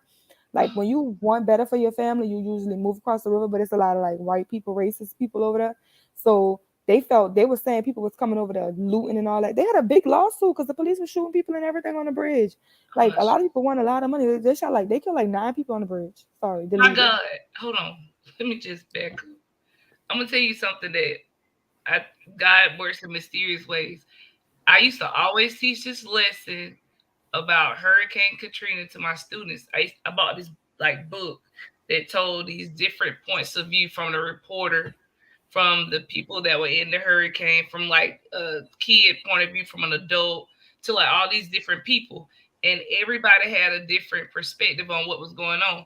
And you think about it, like you were giving us your story from a 10-year-old's point of view. And like an adult, your dad would have a whole different perspective than you. And then your aunt, maybe the sheriff, would have something different. So we read through the books and we saw those caskets.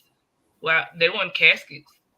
Well, I don't know how y'all bury people, but the mausoleums and stuff, they were just floating. You can see like the bodies floating on top of the water and stuff. Because in New Orleans, we have all above, pretty much, since we're below sea level, we don't necessarily put people in the ground as often. There's only certain places you can actually put people in the ground. So most of our cemeteries are above ground. So they're just in coliseums and walls and stuff like that. Like we have pretty much like we put caskets in the wall and it's above ground or whatever. So yeah, like all of that was floating. It was so many dead bodies. It was so many dead people. Like I was crying. I really thought it was the end of the world. Like I was just like so sad. Like, and then think about it. Like I didn't know where my mama was for months. Like even after we got rescued and I was in Texas, it was like 8 months later. Like we didn't know where nobody was. Like all we knew is that we had each other. So did they place y'all in a hotel? That's great. We was in shelters and stuff. And you were 10 though. You got to think about it. You were only 10 years old. Yeah, damn. Think about the aftermath too, because I remember listening to how after you guys left, they like went through the entire city where these people had been staying for like 30, 40, 50 years and started redeveloping the area. But they were filing lawsuits and stuff because these were people's properties, but they transitioned them into different condominiums.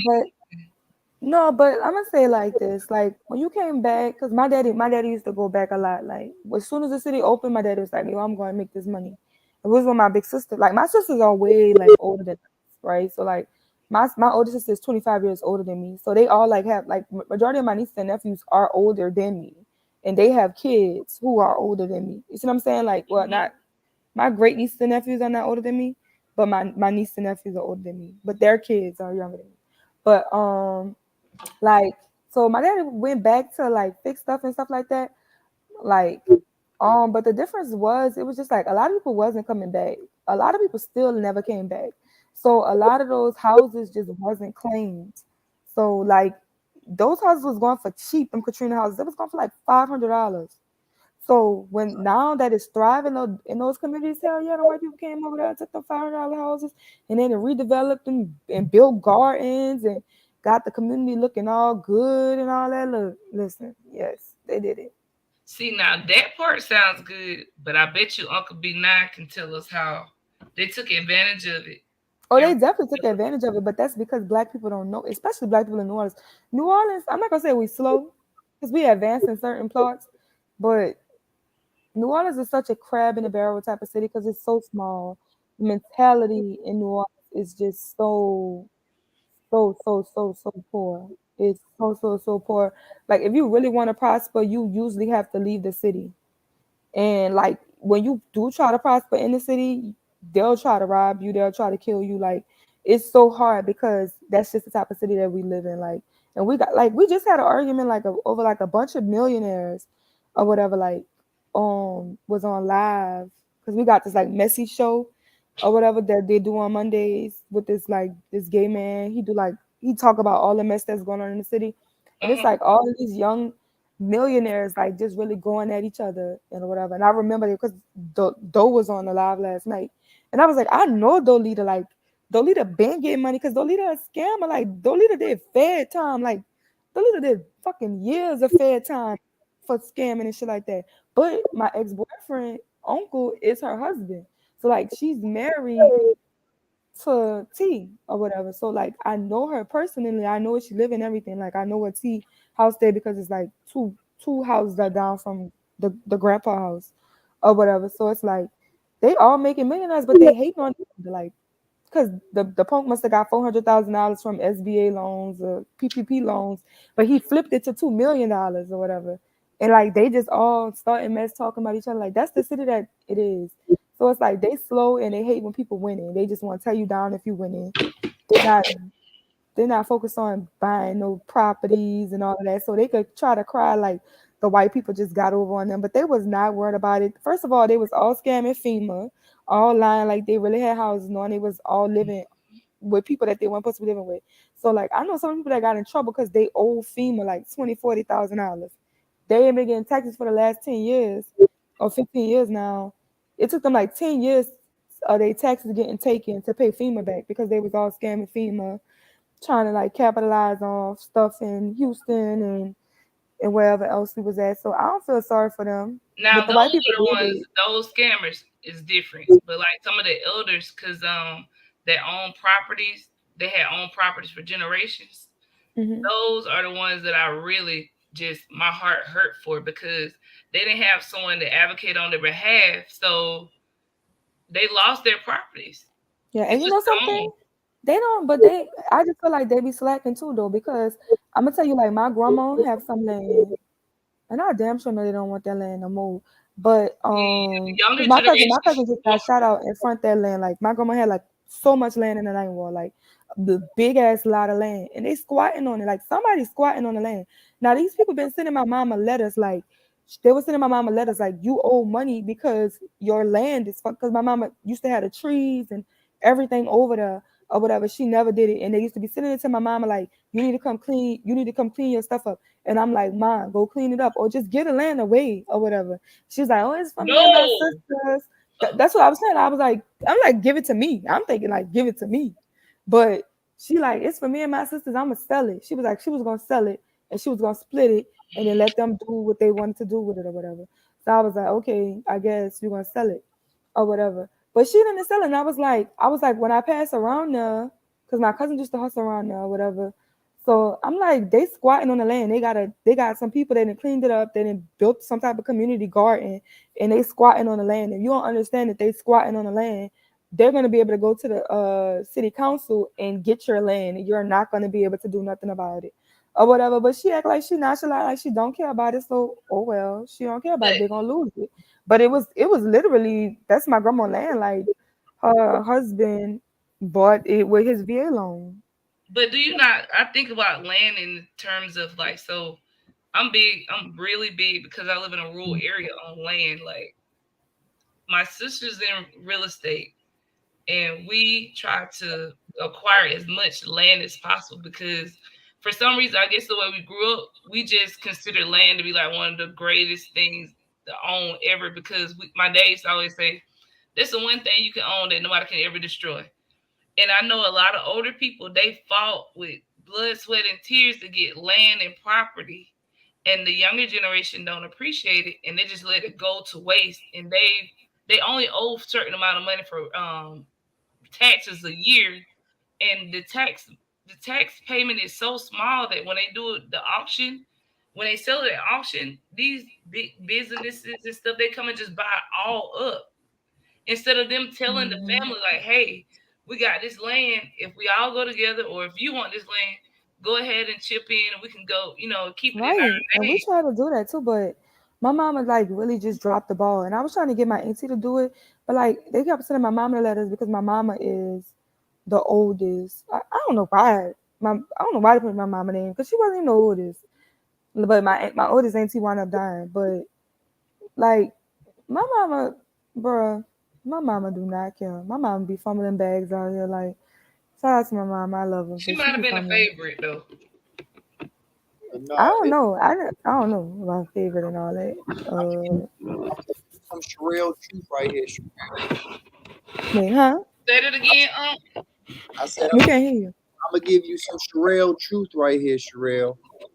It's whoever owned it before your mother's fault, because your mother would not have fumbled the bag if it was deeded to her through a trust. Because a trust, you get to avoid probate, and by Oh avoiding, no, it was rightfully hers. She knew it was rightfully hers, right? But look, listen, like my grandma was with the man, so it's my grandma's house. But since my grandma was married to that man, when my grandma passed away, the man used to still live there, they stepdaddy or whatever, right?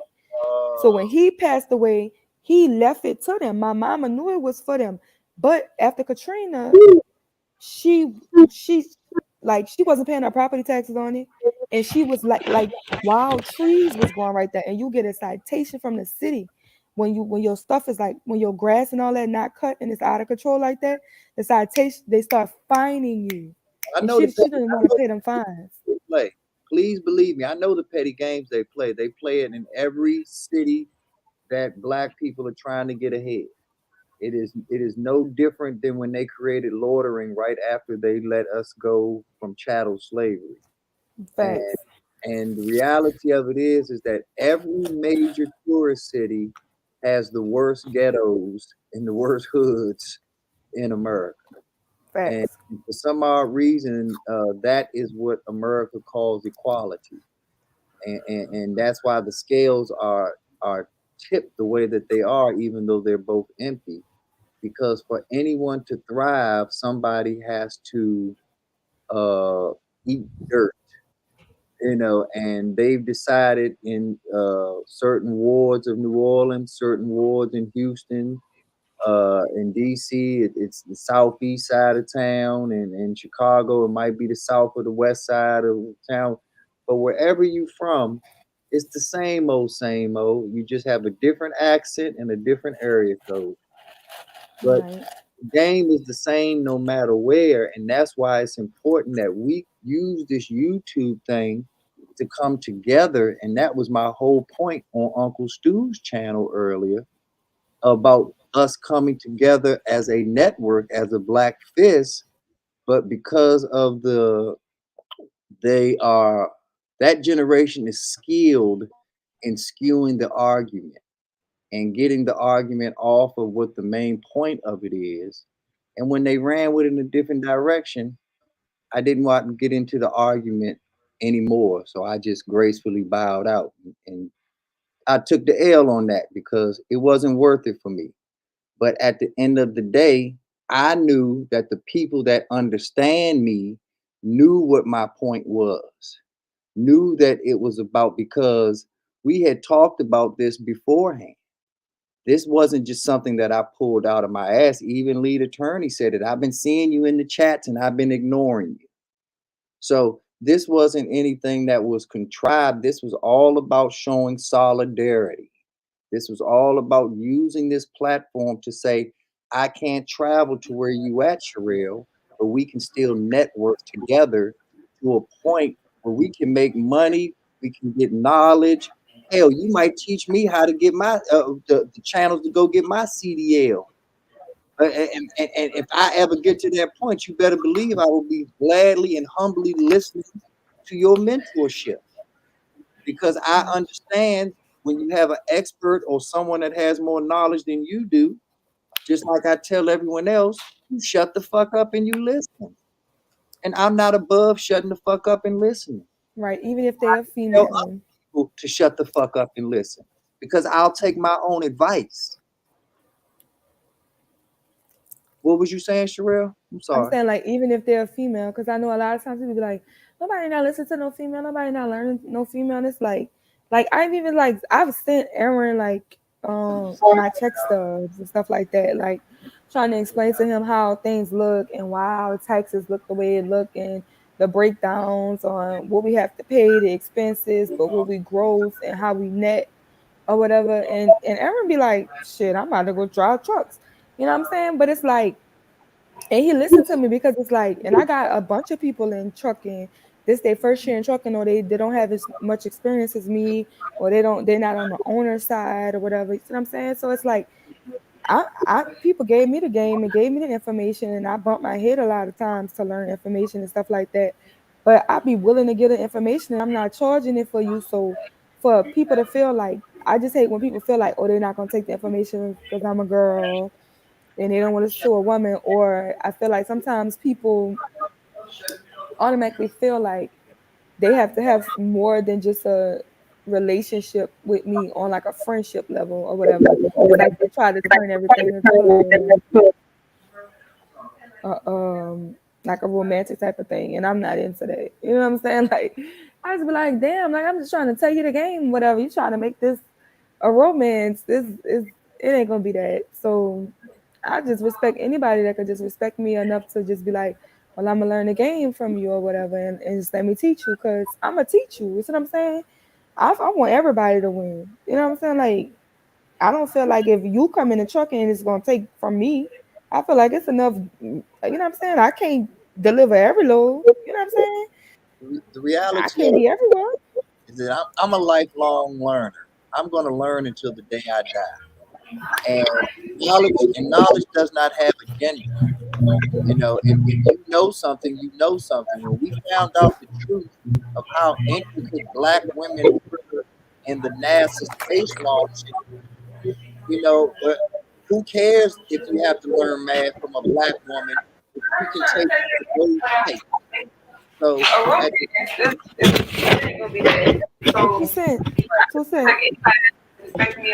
don't even think she know that she's not muted.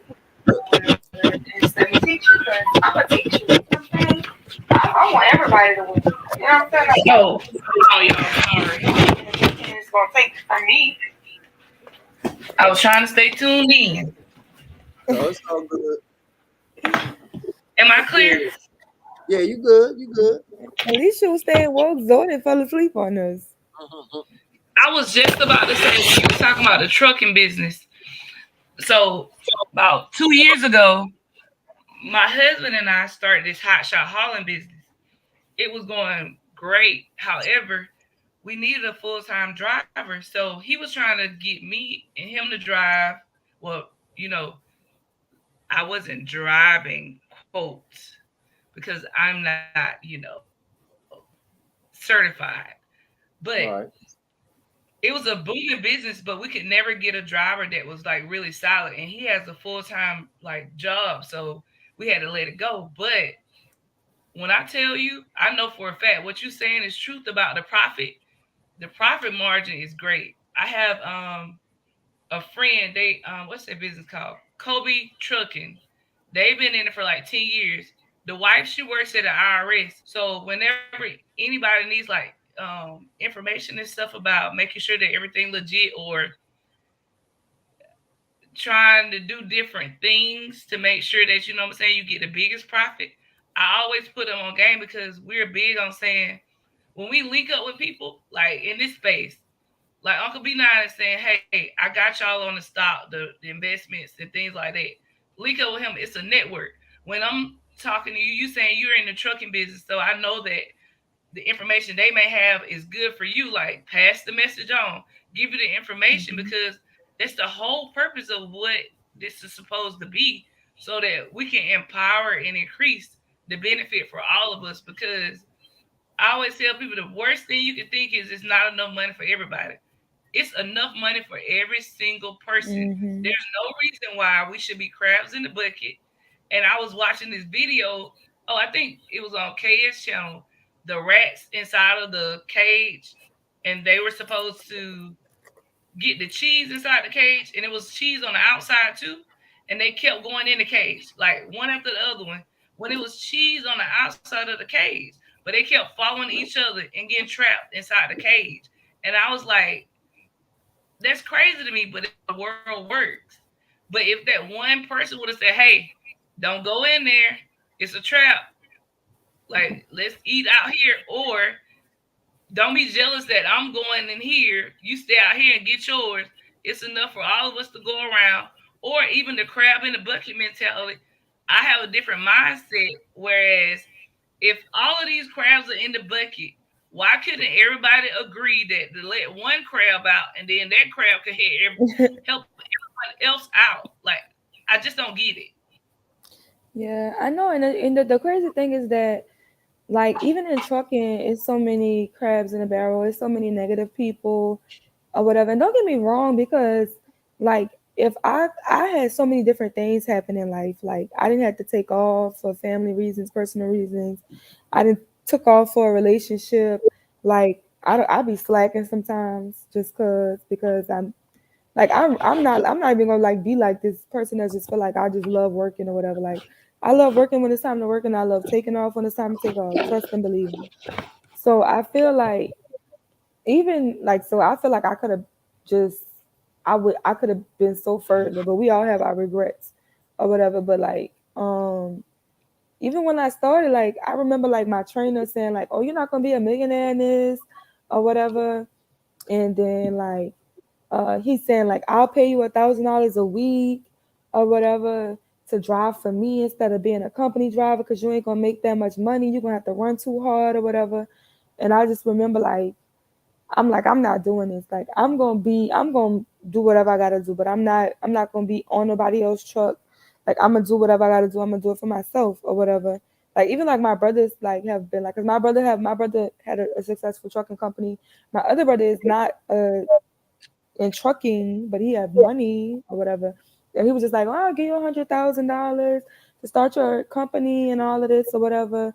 Because my sister had one got her license after me or whatever. He was like, "And y'all could do this," and I'm like, "I don't want to do it with nobody. I don't want my business to be contingent on nobody else's because, like, I want my shit to rise and fall upon me or whatever. Like, I don't want to help nobody build their dreams. I want to build my own or whatever." So it was like when I got with the right trainer, he was like, "Oh, go lease." He was like, "Don't go company, and then you don't have to battle with who been here longer. Like, it's gonna all just go off your work ethic or whatever." And he taught me the business side of things, and Like he showed me how his checks work and how everything break down. So I never was a company driver. I came straight out and I went straight lease or whatever. And I got a truck and signed the lease, and I used to make payments on the truck or whatever. But I got to run the truck how I wanted to. I got to go home when I wanted to, and that put me on the business side of things to make me feel like, okay, I'm liking this owner op thing or whatever. So it's like I've been just like on the owner op side, like it's such good money. It is hard finding good drivers and retaining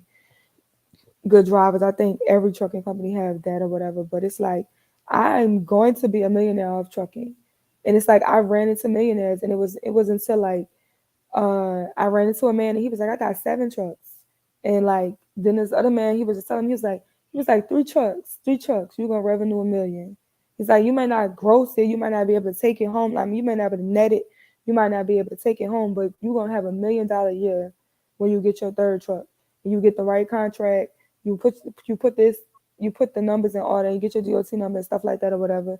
So it's like that's where I'm going now. Like I'm gonna get me 5 trucks and I'm gonna retire with my 5 trucks or whatever. And I got B9 stocks. So he showed me where to put my money at. I got Aaron the banker. I got Anton. They telling me, you know what I'm saying, what to do with my money, because that's one thing I didn't necessarily know what to do with my money. A lot of my money used to be in the bank and stuff like that or whatever. So I mean, I am learning now like other places to put my money, which is good. So I'm happy I found this space or whatever. So like that's what I'm focused on. And it's like I know it's obtainable. I know that I can do it, and I know that it's not hard. And I get it that I sacrifice a lot, but I just be trying to tell people like, yo, you can change your life. I literally used to make $300, like hopefully to make a little bit over $300 a week, to crying over a $1,200 check after the week. Like literally tears, like, oh my God, all I made was $1,200. You know, everything's slow. It's a bad week. And like, and I'm just like, oh my God, I used to make $300, girl. Sit down somewhere. Like, you don't got no bills. You don't stay nowhere. You don't got no kids. Like, it's gonna be all right. It's gonna But be all check right. this out though. You have already figured out the game plan. So a lot of people haven't even figured out the game plan. So your age, you figured out a game plan, you already strategized.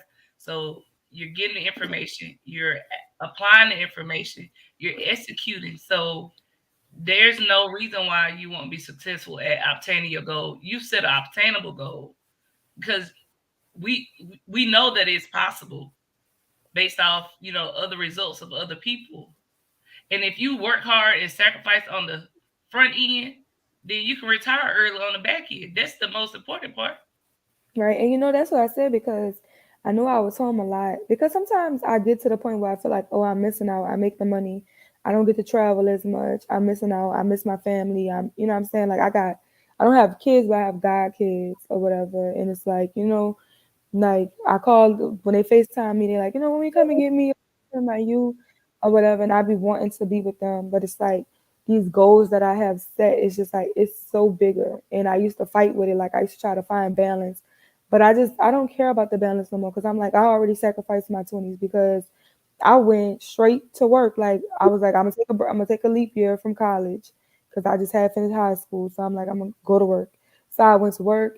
I got a job. Then I went to college, and I was working 2 or 3 jobs and going to college at the same time or whatever. Then I finished college, and it's like, okay, what's next? You know what I'm saying? Like, and then it's like, cause I was never like on the scene. I was never traveling and having parties, and like I wasn't even in relationships or nothing. Then I gave myself a chance to be like, okay, let's try the relationship thing. I never really cared about relationships. I just felt like, you know what I'm saying, it's something that everybody do or whatever.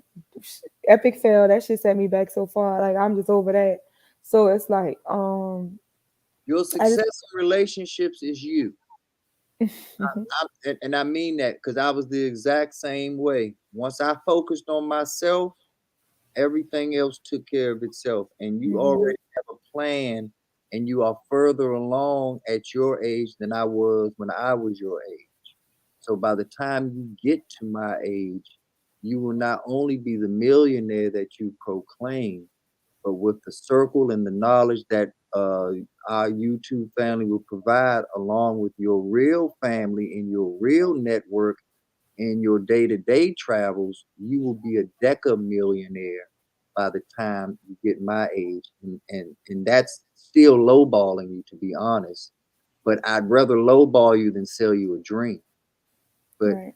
at the rate that you're going, you're easily going to be a decamillionaire by the time you get my age. And by that time, your focus will hopefully have changed to become more family oriented, because you will be able to provide and give opportunities that you and me and others just weren't afforded. And Right. hopefully that will be the motivation for you to want to really protect your family name in the way that other people have protected their family name. And it's not to shame you or any of us, it's just understanding the component and variable that money and success truly plays when you talk about longevity and generational wealth and legacy. So Yeah. everything that you're doing, you're literally square one. Your dad and your mom and your brothers, they did a great job. But what they did was they did the work, like how you said, how New Orleans is. They did the work to push you up to get you back to sea level. And now that you're at sea level, it's up to you to go take it to Denver, Colorado heights. Right. And then And you you know, and and then that's what I'm doing too. Like I'm literally like I got an apartment now. I don't even be at my apartment anymore. Some people there or whatever. But like I'm giving up my lease because I feel like I needed it at the time because my brother got killed, and it was just hard for me to be in New Orleans after that or whatever. And I felt like I really needed this space, and I kind of wanted to try to see if I could just like create this dynamic of being home or this what I wanted to do. But I still felt like it wasted my time because it's like I'm coming home because I'm paying bills. So I feel like I need to come home. I got to check on my house. I got to check on all this stuff. So, but like now, I just feel like I don't care about that because when I'm stopped, I'm missing my family so much when I'm gone. When I come home, I don't go home to my house. I'm at somebody else's house. I'm at my sister's. I'm at my brother. I'm by my best friends because I'm trying to spend time with my god kids. I'm trying to spend time with my friends. Like I'm on their sofa. I'm at their house, and I got a whole house that I'm not even at. Could So you I'm like, sublease, Terrell? huh? Could you sublease that property? I don't know. I don't think I could sublease it, but I'm about to give it up altogether because the lease is about to be up. But it just feel like I'm just because like the first 3 years of trucking is people don't understand this how I got up so fast is that I was homeless for the first 3 years of trucking. I feel like I lived in the truck. I was literally gone 6 months at a time. What the hell did I need an apartment to come home to? When I'm the baby of my family, I got 17 brothers and sisters. There is no such thing as I have nowhere to go when I come home. Right. Like I'm going with one of my siblings. Like it's easy. Like and I got like my brother, the one we had the same parents. Like we had the same mama and daddy. Like anywhere he go, he makes sure like that's my rock. You see what I'm saying? Like if he get a house, he makes sure that the house gonna have another room for me. You see what I'm saying? Or you know what I'm saying? I'm always be welcome. Like even like when he do his final expense planning and everything or whatever, like he let his wife know, like, you know what I'm saying, make sure my kids are straight, but make sure my sister is straight because like, you know what I'm saying? Like he like make sure I'm straight, make sure his kids are straight. So that's just how me and my brother are. So it's like I'm just over like having a house, like having an apartment. Like I don't understand why single people buy houses anyway, but you know, especially single people with no kids. That Right. concept that the generation before us, since some of them were not able to obtain it, we took on I guess some people it's a burden, but we took on the narrative of we're gonna be able to succeed at obtaining it. But then, you know, I'm thinking about in this space, I talked to a lot of people outside of YouTube that are here, and I was gonna ask, like, for B9 and OG Patrice, like, there's a disconnect because so many people think that they're going to be making six figures or millionaires because they see so many people in the space saying that they do that. However, that is not the norm, and that is, it's okay for you to be working a job comfortably, you taking care of your family, you enjoying life, and this expectation of making this certain amount of money is fleeting for a lot of people. That's not obtainable for some people. Pop is when y'all first met me, what did I tell you that I did for a living before I retired? You were an educator. An educator. So you know I did not make a lot of money. Which grade did you teach? I was an elementary education. Okay. But so my point is that you know I was not making a high salary. I was definitely not what was considered by Kevin Samuel standards a high value man. I wasn't even considered the level below that that's working their way to become a high value. I can't remember all his acronyms, but I was on either level when I got into education. I had a passion to teach and I had a passion to learn. So I went with my passion. But luckily for me, I came across the game and I got into teaching and had a work study program at the age of 17. So at age 17, I'm working with full-fledged teachers and it welcomed me into the teachers union. And by doing that, I was able to join the teachers credit union, thus giving me a world of credit and credibility at 17 years old. So because of that, I was able to get the game on how insurance really worked, because the insurance salesman would come with a whole box of donuts to try to recruit all of the teachers. And so I learned the difference at an early age, the difference between term life insurance and whole life insurance. And along the way, I understood the spectrum of what's in between those so that I could understand which one fit my lifestyle at an early age. And so I took that knowledge and I also took the other knowledge that teachers have their summers off. And most teachers had the option of either getting paid 12 months a year, thus lowering their check on a weekly basis, or they can just get paid for the 9-10 months that they're actually teaching, and the other 2 or 3 months you're on your own. That's why most of those teachers taught summer school, because they took all of the money up front. Well, those that didn't want to work in the summer bought real estate. They bought apartment buildings, 4-unit, 2-unit, garden-style apartment buildings, because buying up to a 4-unit is the same as buying a single-family home. And this is another example of how the generations that you're talking about failed us in a sense, Sherelle, but I will give them grace on this, because the last generation before ours was the last generation that was free from redlining.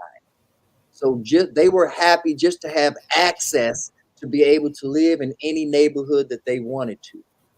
So they weren't worried about really maximizing their dollar. They just were happy that they weren't getting hosed or kicked or spit on just because they were neighbors with the Zuckerbergs.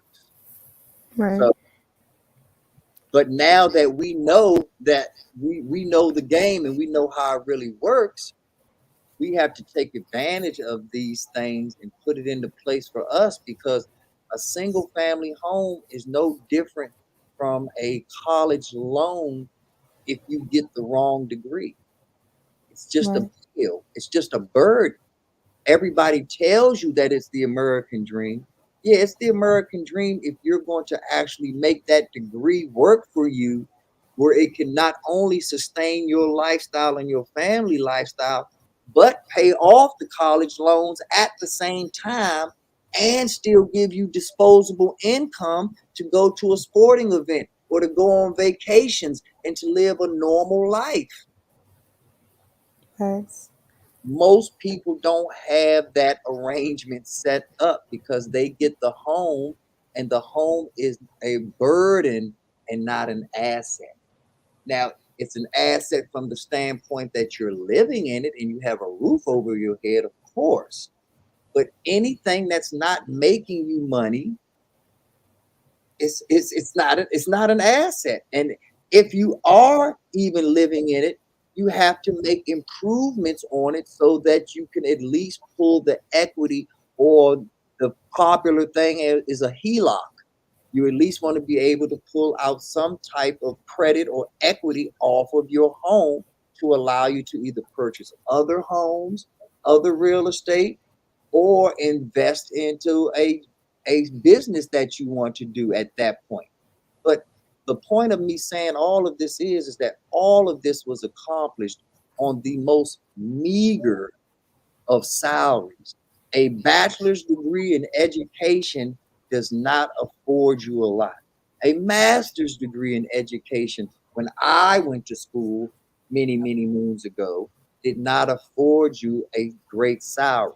Now, today's educator is benefiting from the sacrifices that my generation made, especially in special education and specialized education. They're Yeah, my making sister is a special ed teacher.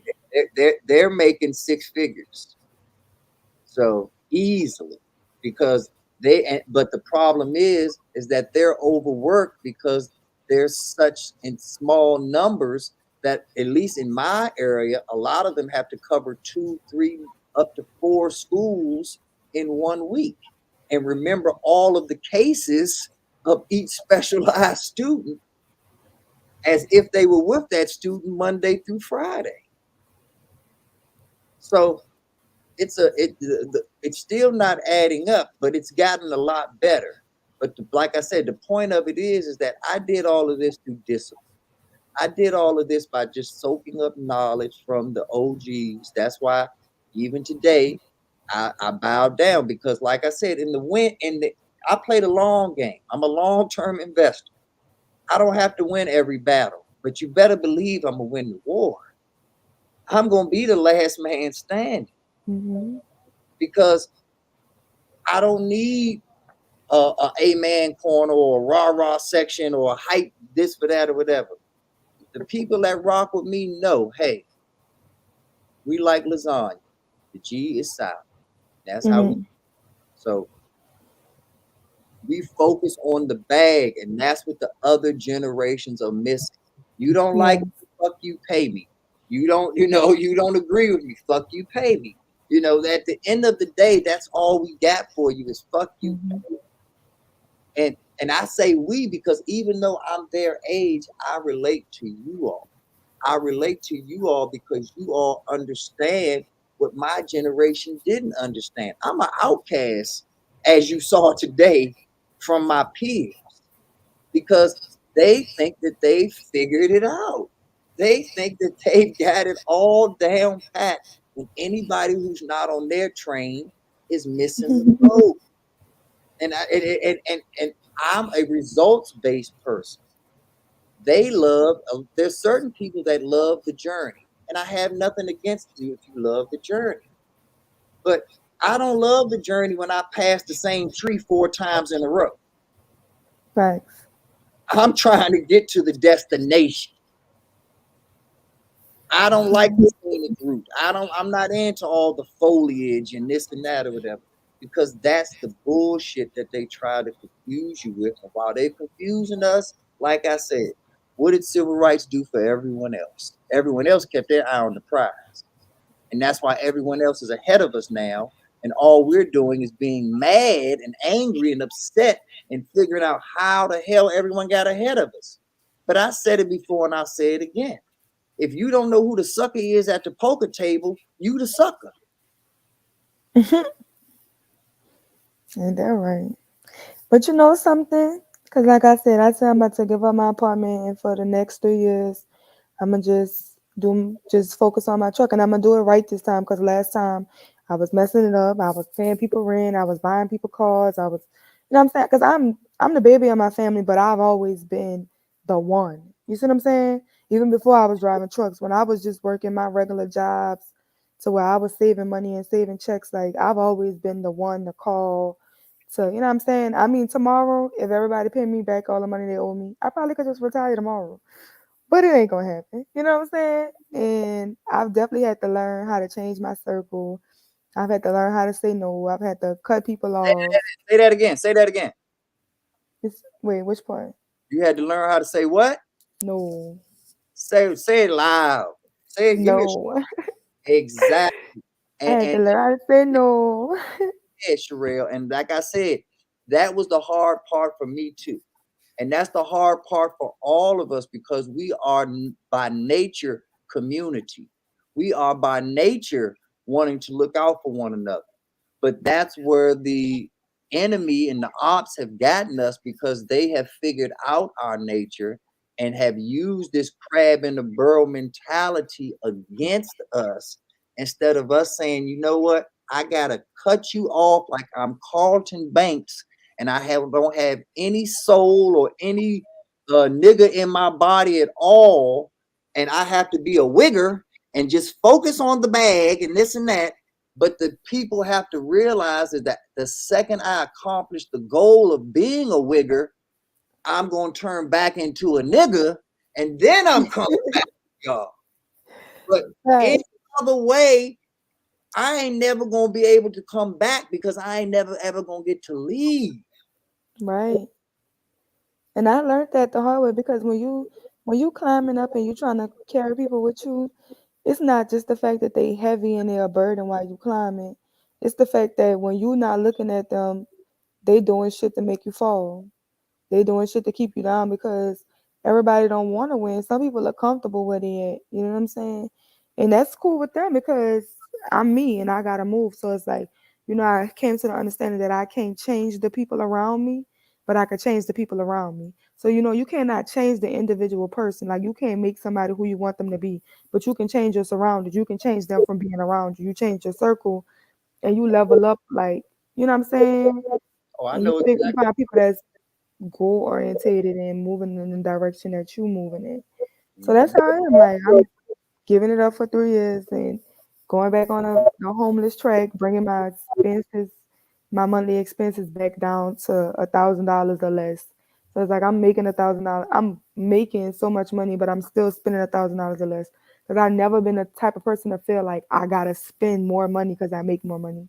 You know what I'm saying? I feel like I lived off $1,200 a month before.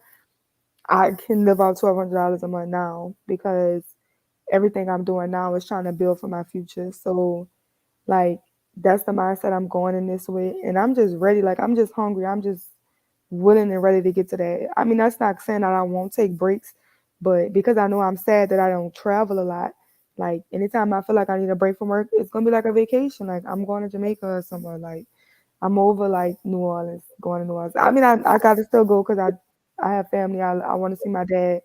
But even if I could just take my daddy somewhere, like if I could take my daddy to New York, I could take my daddy to California and just travel with him or whatever. And we just take trips together and stuff like that with my family and take my god kid to Disney World or something.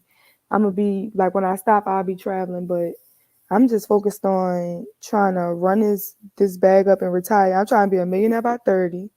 I'm trying to be done with work by 35, like all together or whatever. But I'm focused on starting just different businesses and investing my money in the right places too at the same time. So, and nothing to it but to do it now. So what are these places that you are thinking? Give me the top 3 places you're thinking about investing in. This is stock, Bitcoin, and real estate. I mean, my number one thing that I invest in is trucking, right?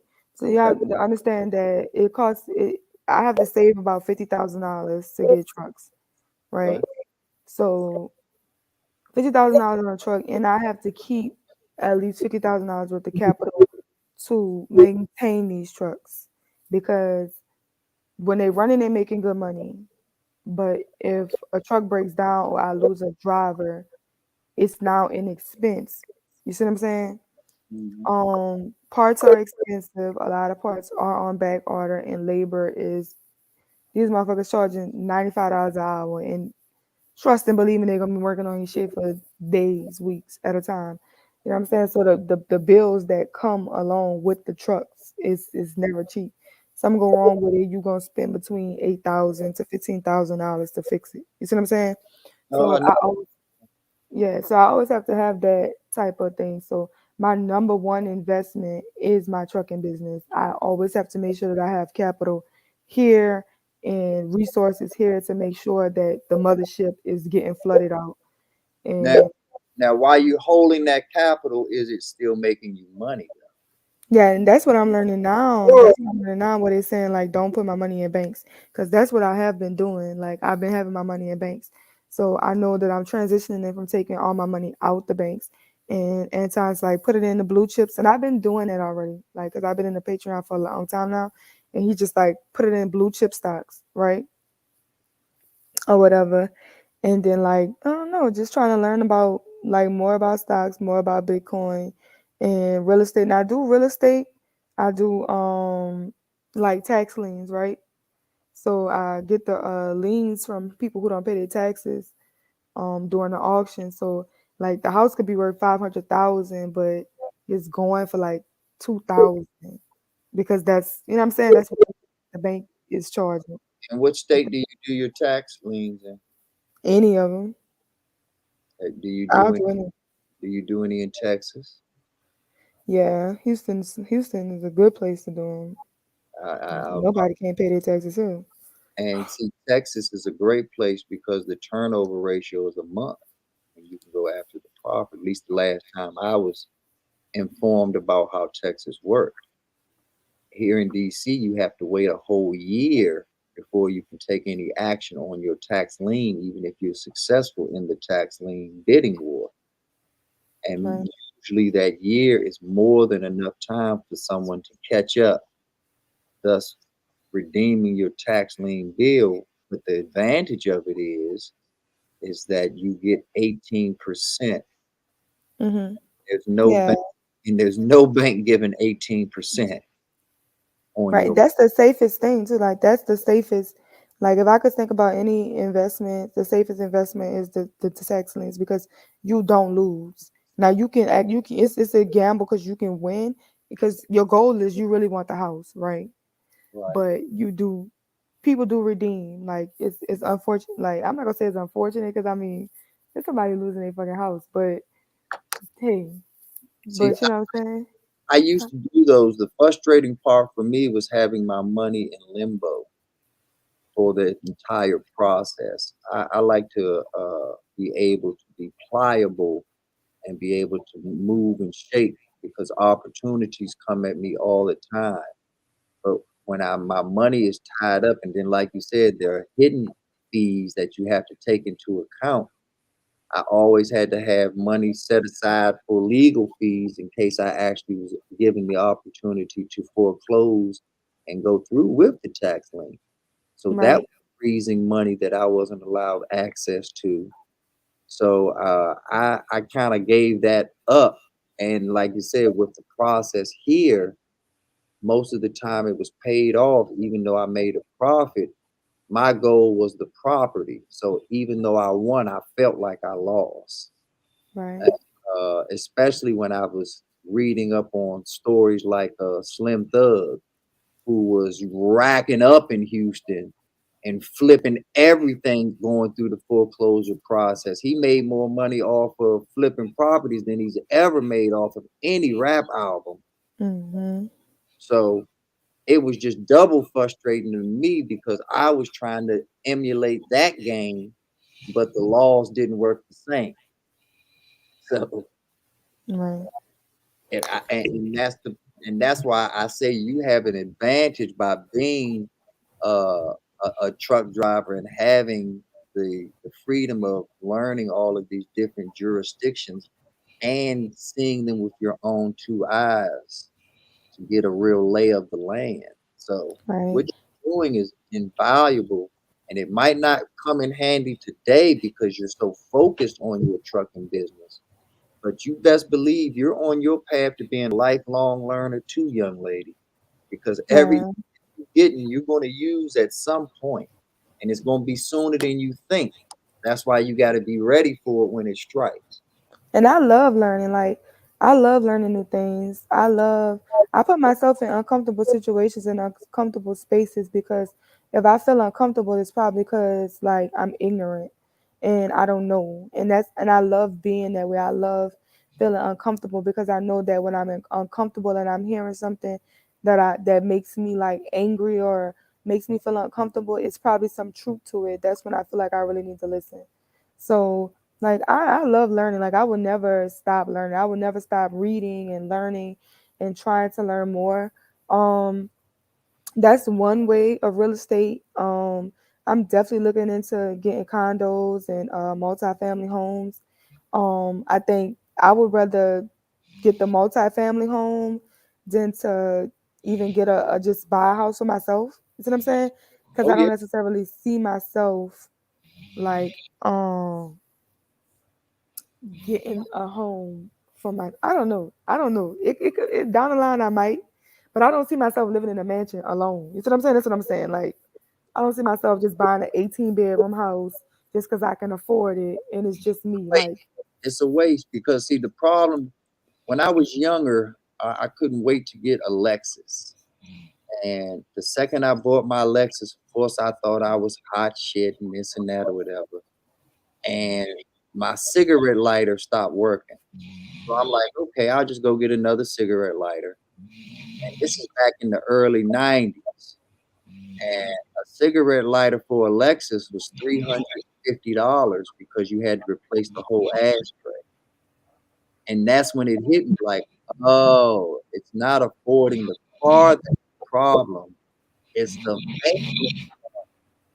It's the upkeep. That's what's going to get you. So once you realize that you got to really have the cause to be the boss and pay to play and take all of the expenses into it, a mansion is useless because not only are you wasting all that money, you now have to heat or air condition all of these rooms, and you can only be in 2 or 3 of them at the same, at most anyway. right. And you know something else? I wanna I know they have like the Turo business. I'm about to get in the Turo business because see, I never was that person. I'm a Nissan girl. Like, look, I used to be an Altima girl, but as I started driving trucks, I can't do the sedans. I do the Rogue.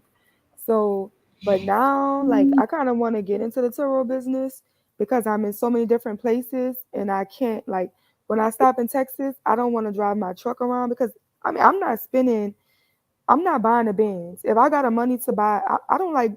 I've never had a car note. I'm a cash girl. I'm cashing out on my car. I don't got time to pay notes. I got time for nobody to come and take some shit from me that I've been paying for. That's all. I'm like I just can't. But if I get a lump sum of money, I can't think like I'm about to go cash out on a Benz. The Benz ain't gonna make me no money. I'm going to get another truck. The truck gonna make me money. Whatever I spend on this motherfucking truck is gonna give it back to me in a couple of months. You see what I'm saying? So On that. that's huh? I said I can't hate on that. I think the same exact way. I'm not in. I mean, and you can tell by just looking at me. I'm not into the flash. I'm into the function. I'm into getting to the bag. I'm into, like I said, the bottom line. So you preaching to the choir right now.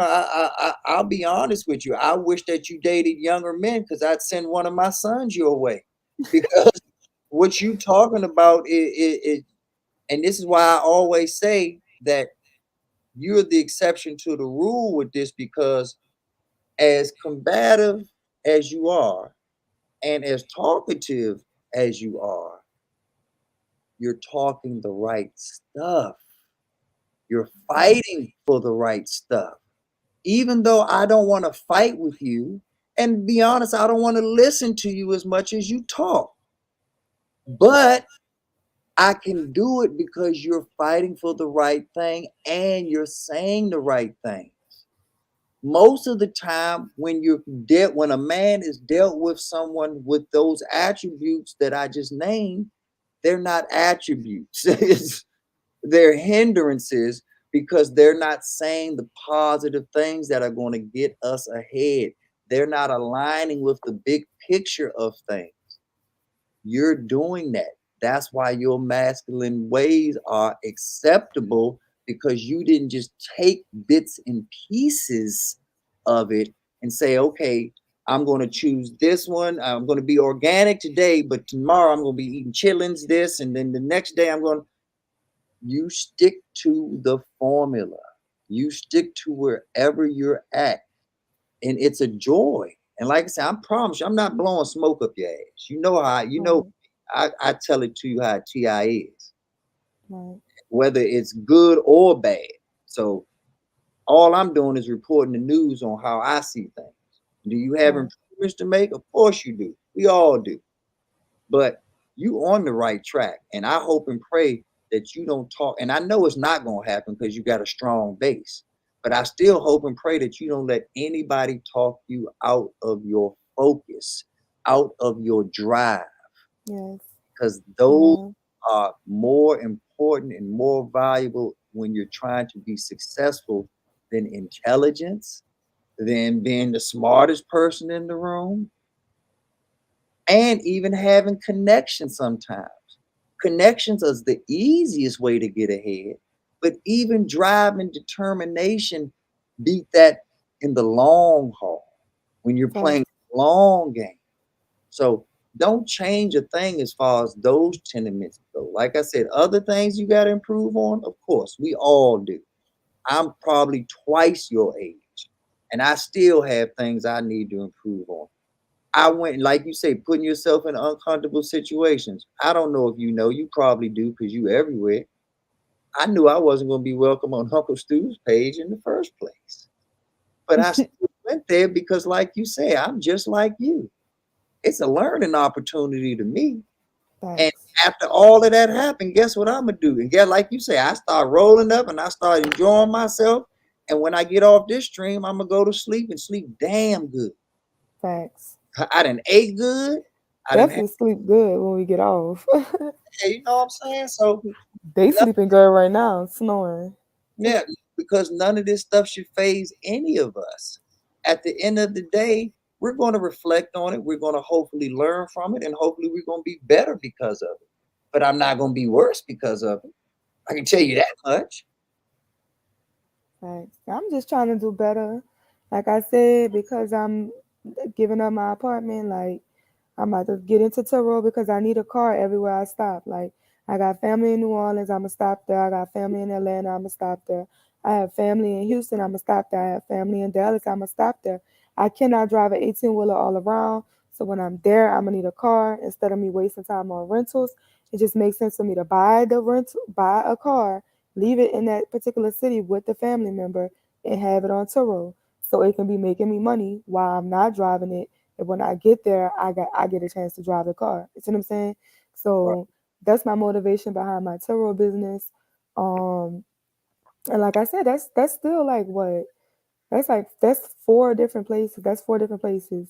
And if it's lucrative, whatever area that is lucrative in the most, I'll think about putting more than one car there or whatever. But that's gonna be a stream of revenue or whatever. I'm even like talking to Tam and Jonathan and stuff like that, they making me want to get like a tech thing. So me and Aaron was like, yeah, we're gonna get a tech skill. You see what I'm saying? Like I'll be on the internet at the truck stops when I stop. You know what I'm saying? I'll be trying my best to just drive 8 hours so that I don't have to reset on 34, do a 34-hour reset or whatever.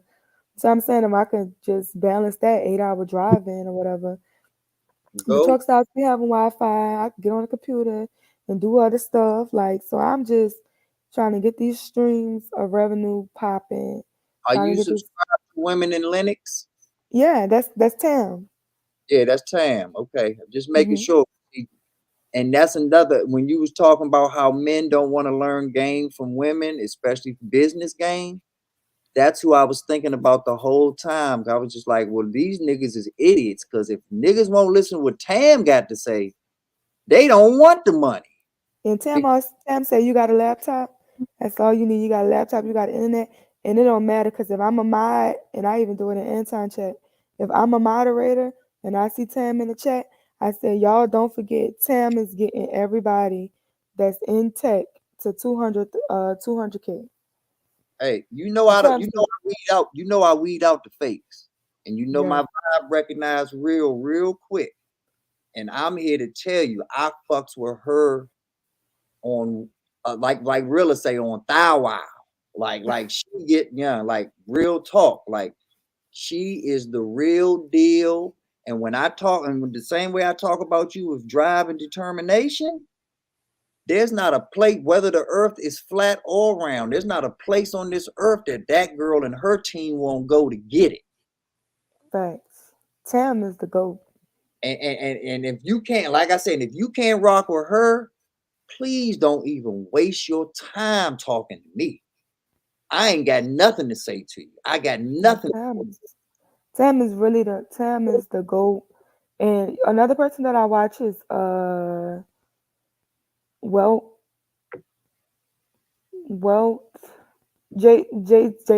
Do you know what that is? JC? Yeah, Wealth Engineering. Oh yeah, I know Wealth Engineering. Yes, I watch his videos too. I'm just anywhere they teach you something new. Yeah, see that's the circle that needs to come together. I watch Wealth Engineering, I watch Purry Unlikely. I shout out to Purry, shout out to, like you say, JC. I watch Intentional Millionaire, shout out to Tim. I tell you who is brilliant, and I believe, I'm not 100% sure about this, and you would know better than I, but I also believe he's in the trucking industry and has a fleet. But I do know that he's brilliant. Thinking Man podcast. He do, and he actually told me something. He was like, "You got a fleet."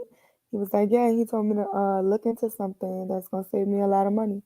So yes, I love Thinking Man. Thinking Man is like an amazing man. Like, and do you watch his podcast though? Yeah. Because Corey is like that too. Yeah. Corey is that they make a great team. And I'm not gonna get myself in no more trouble, but that's another one that needs to be just getting it all for the cuff. Yeah, because their streams be low. I don't understand why. That's my point. Like, they need to be getting it off the cuff. But once again, and see what I also learned today, Sherelle. The generations before us, they act like they know and this and that and try to make all these correlations to rap music and this and that. They don't understand the streets like we do either. And I'm not a street nigga. Let me be clear with that. I'm an educator. But because I want to be the best educator I can be, I've always had to relate to my students. And I've had to understand and meet them on their level, regardless of what their situation is. I don't look at one student better than the next based on their situation. And the only way I can do that is to understand a plethora of situations. So I keep my ear to the streets and, being honest, my family's hood, but I'm not. So yeah, I was in the streets for a little while, but I knew it wasn't where I was trying to be. You know what I'm saying? Like, I dealt with that a lot because I just felt like I could have went either way. I would have been successful either way if I'd have went that way or that way. But I just realized that going the street way, success always leads to certain places. You know what I'm saying? And I knew that wasn't what I wanted for myself, which I never really was leaning. I think I just went through like a phase to where it was just like, I just was wanted to be in the streets, but I just like quickly got up out that phase. Hey, your fellow troll is talking to you. Shout out to Snuggles. I really want to find out if Snuggles is a man or a woman, because I be trying to give Snuggles the same flowers, but I ain't sending no flowers to no nigga. So Snuggles says she's not a troll. Oh, Snuggles is a woman? I don't know. I know Snuggles said that they are not a troll.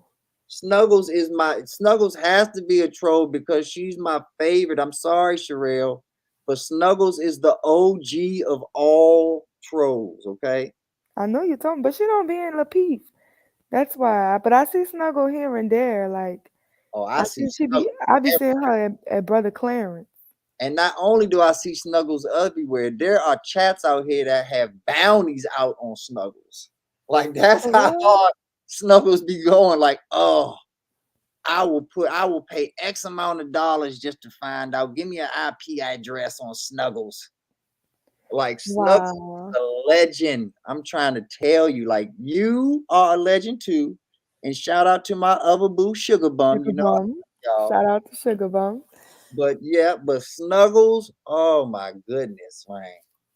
Snuggles is something different. Snuggles said though, you I should. see our comments. Oh, you see the comment already? Okay. Do you are you subscribed to Man of Tomorrow? No, I gotta go subscribe to him. Okay. That's what I say. Snuggles be everywhere, man. You, Snuggles, Sugar Bum, man. A lot of y'all be everywhere. Yeah, I be places where people don't even know I be either. Oh man. You know, but I be on a trucking platform. I be on the biggest trucking platform there is. Like, there's a big trucking platform, and I'm over there. I'm the president. So it's like it doesn't even matter. I guess I'm a certified YouTube personality now. Right. Blue check. I'm not ready to start my page yet because I got all this other stuff going on. But I think that when I do start my page, because I'm in so many different areas, I will be able to bridge the gap and like just put together so many different people. You know what I'm saying? But I still got to make it make sense because I know that some people are just really dysfunctional.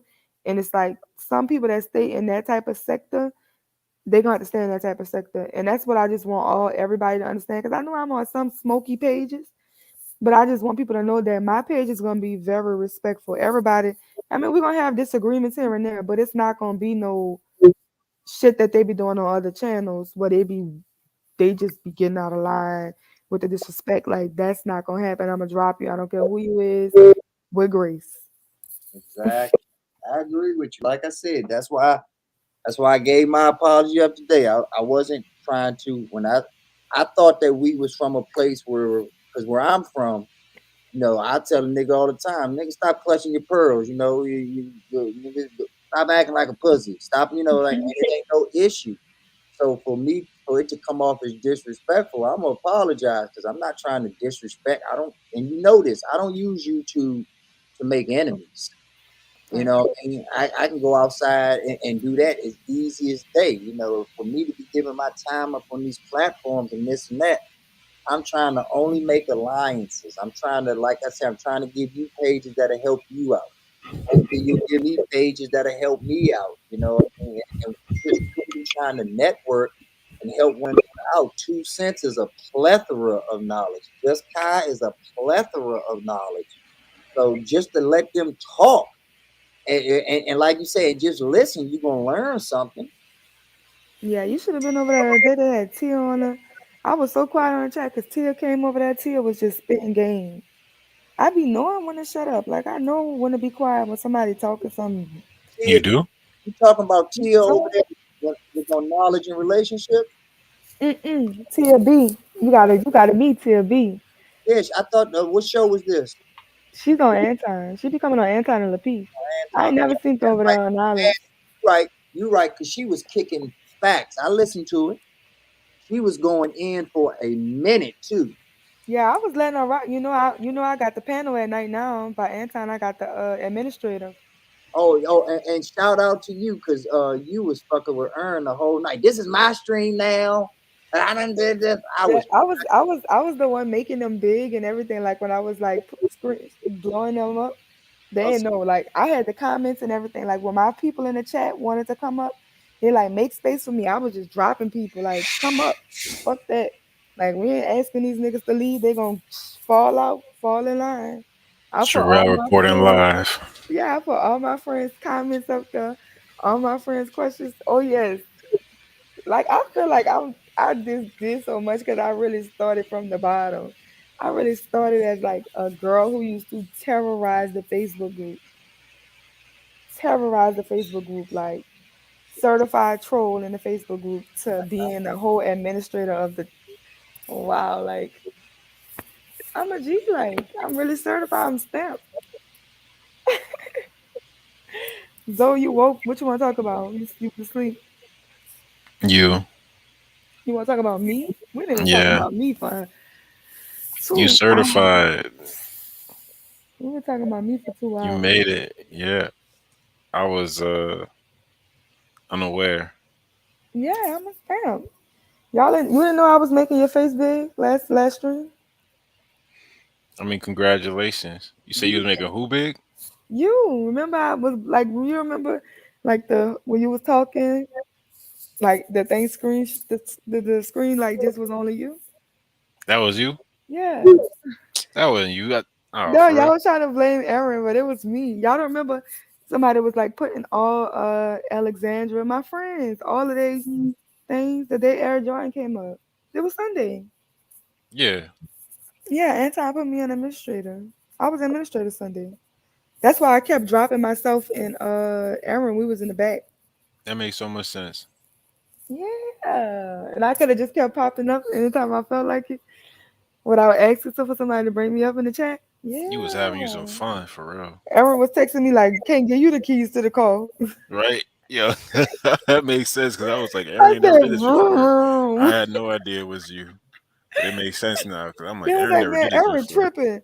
I'm like, good. I ain't gonna tell him it's me either. What's the next topic gonna be? It's gonna be about you. What's your 5-year plans, though? What you doing? You That's a already secret. rich. I'm not rich. I'm not Already rich. I'm rich. broke and dusty. Why is everybody in this stream broken dusty? You broken dusty too, B9? I'm not only broken dusty, I'm the player president, okay? I'm the president of the broken dusty, okay? I thought Jonathan is the player of broken dusty. Hey, how can Jonathan be the president when I'm the OG of this, okay? I've been broken dusty before Jonathan was even a thought, okay? Okay, so he the vice president. Zoe, you the secretary of state. Aaron, Secretary of Defense. or Aaron the secretary of state. Yeah, That make more sense. Ern is in charge of all my public relations. Well, what I'm is like a League ambassador. I don't know. I want to be You can get Supreme just Court to pick. judge. Supreme It Court gotta judge. make sense. Oh no, you're not the judge. Oh God, you Yeah, I'm don't. Supreme Court judge. You show very light grace. You said you was gonna show some grace, but What? I be showing grace. Y'all don't know how bad I can get. you could judge me I'm well. the I don't most know if graceful you judge person everybody on. else. You judge everybody else according to their sensitivity and yours. You get to I'm be not sensitive. you get to be a CEO. You sensitive to me, Sherelle. Huh? That's I a said- relative point. You get to be a CEO or a COO. You get to be either chief executive or chief operating officer. COO. She Yeah. operating. And she's gonna be Okay. because you're gonna be running the show. Your natural instincts is to make sure that everybody else stays in line and doesn't fumble the bag. And Which is so crazy because I'm the baby. I remember when my last job before I was driving truck before I started driving trucks, I was a stock crew. I was the only girl on the stock crew, and I used to have all the boys in together, like all of their ass.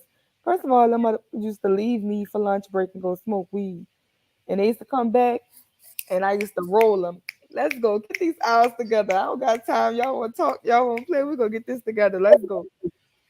see They that's was mad. They started giving me raises, and they was promoting me over the boys. The boys like, I was here long. I don't got time for this shit. That's what I'm talking about, though. Like I said, you, Kaya, Sugar Bum, Red Lipstick Vibe. Y'all know I'm happily married, and but y'all are the ones that y'all are my white women, and I'm gonna be Dave Chappelle, and I'm just gonna whisper in y'all ear, and whatever I whisper, y'all gonna sing to the world, and they gonna listen to it when y'all say it. Like when I say it, it's gonna be all this and that. Here go this Dusty McDust guy, this and that. Look at him. Look at this. He's not wearing a 3-piece suit. He's not doing this. He's not. But when I whisper that message in y'all ear, you watch and see how it just Pied Pipers everyone right on in, and it's gonna hit the masses because beautiful women and women with drive make the best real estate agents, make the best salespeople, and it's not by mistake.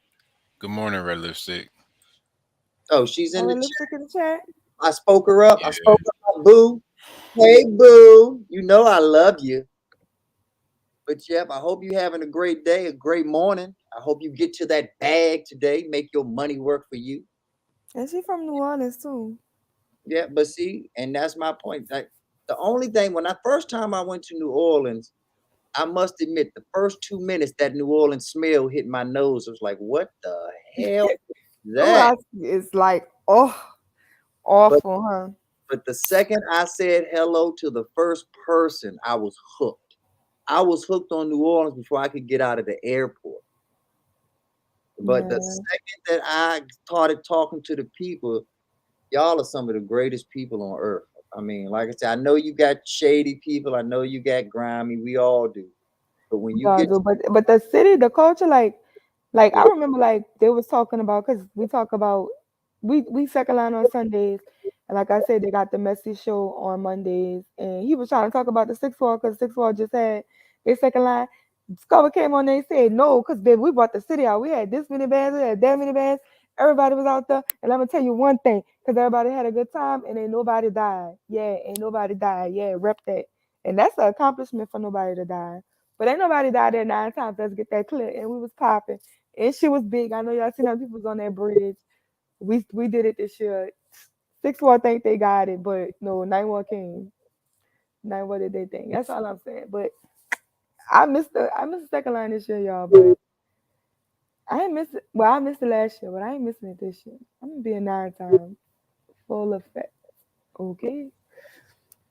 There is though. Everybody speaks. Like when you come to New Orleans, you just speak to people and watch they start talking to you like they know you. Oh, hey, how you doing? How your mama now? Yeah, they're gonna talk about politics, the mayor, just bringing up anything. 30 minutes later, you sitting there talking to a stranger, don't know who you're talking to, and just you're gonna walk off like you don't know nothing.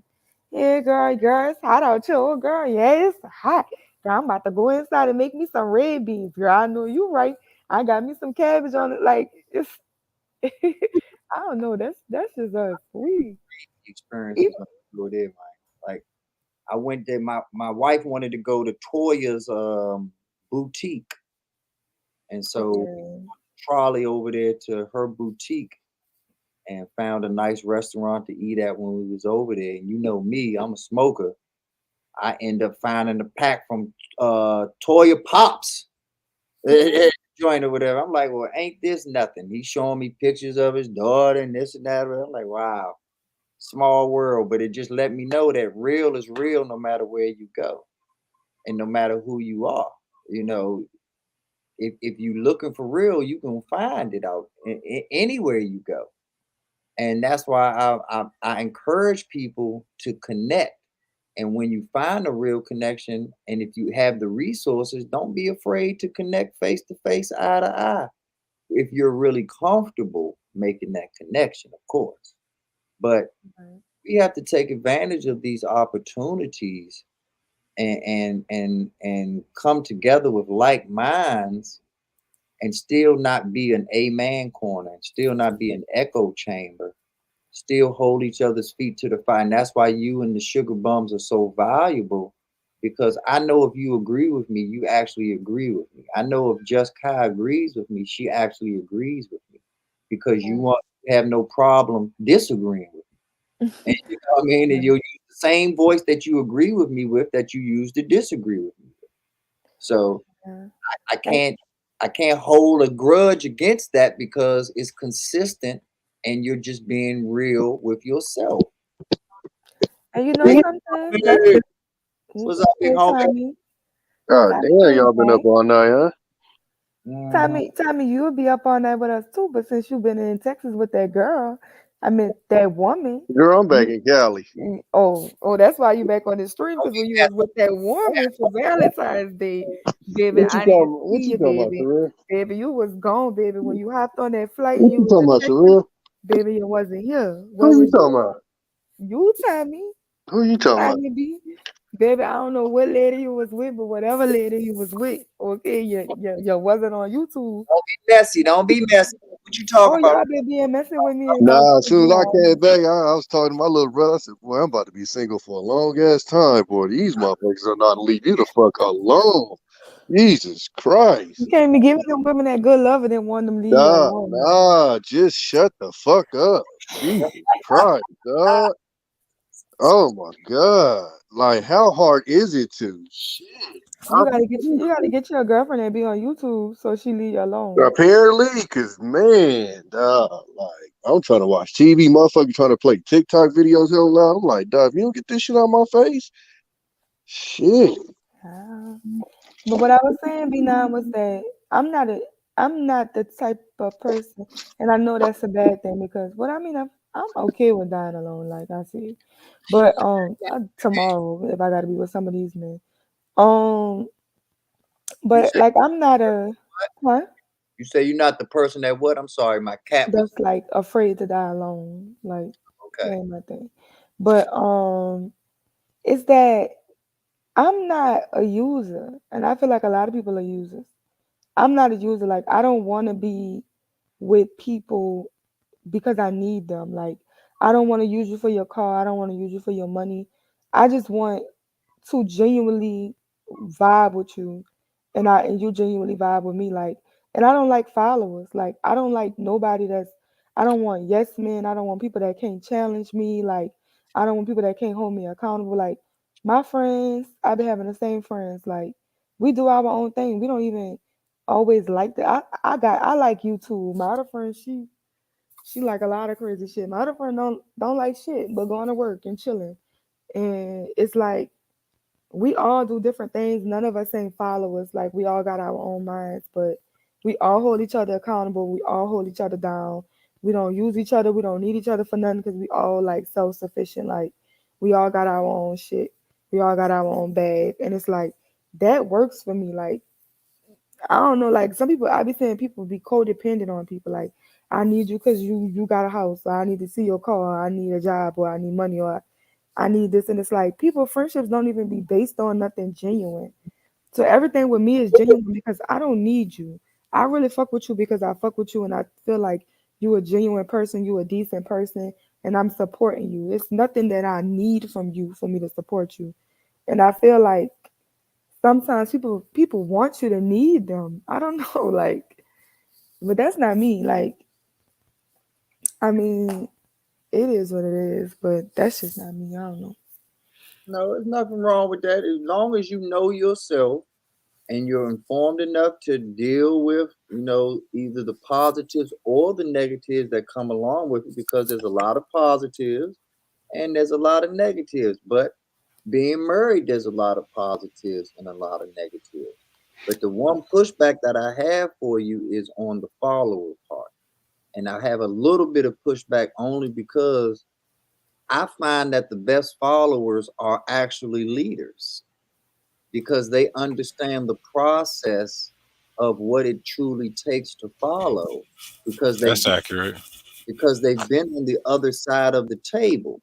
So when you are fortunate enough and able to identify other leaders and they have the willingness to still follow because it's a circle of life that actually makes them better leaders by taking the other role of follower, we act like they're exclusive when they actually, as usual, we have to take the or out and add the and, because that's how true education works when we can combine these philosophies and take and make a fruit basket out of them and take the best of everything out of it. And we all benefit that way. But as long as we are using these things on an exclusive level, like when we talk about alpha and beta, alpha men have beta moments. Alpha men understand that sometimes it's best to appear beta and vice versa. There are a lot of beta men that if you push them too far, they'll knock your fucking head off.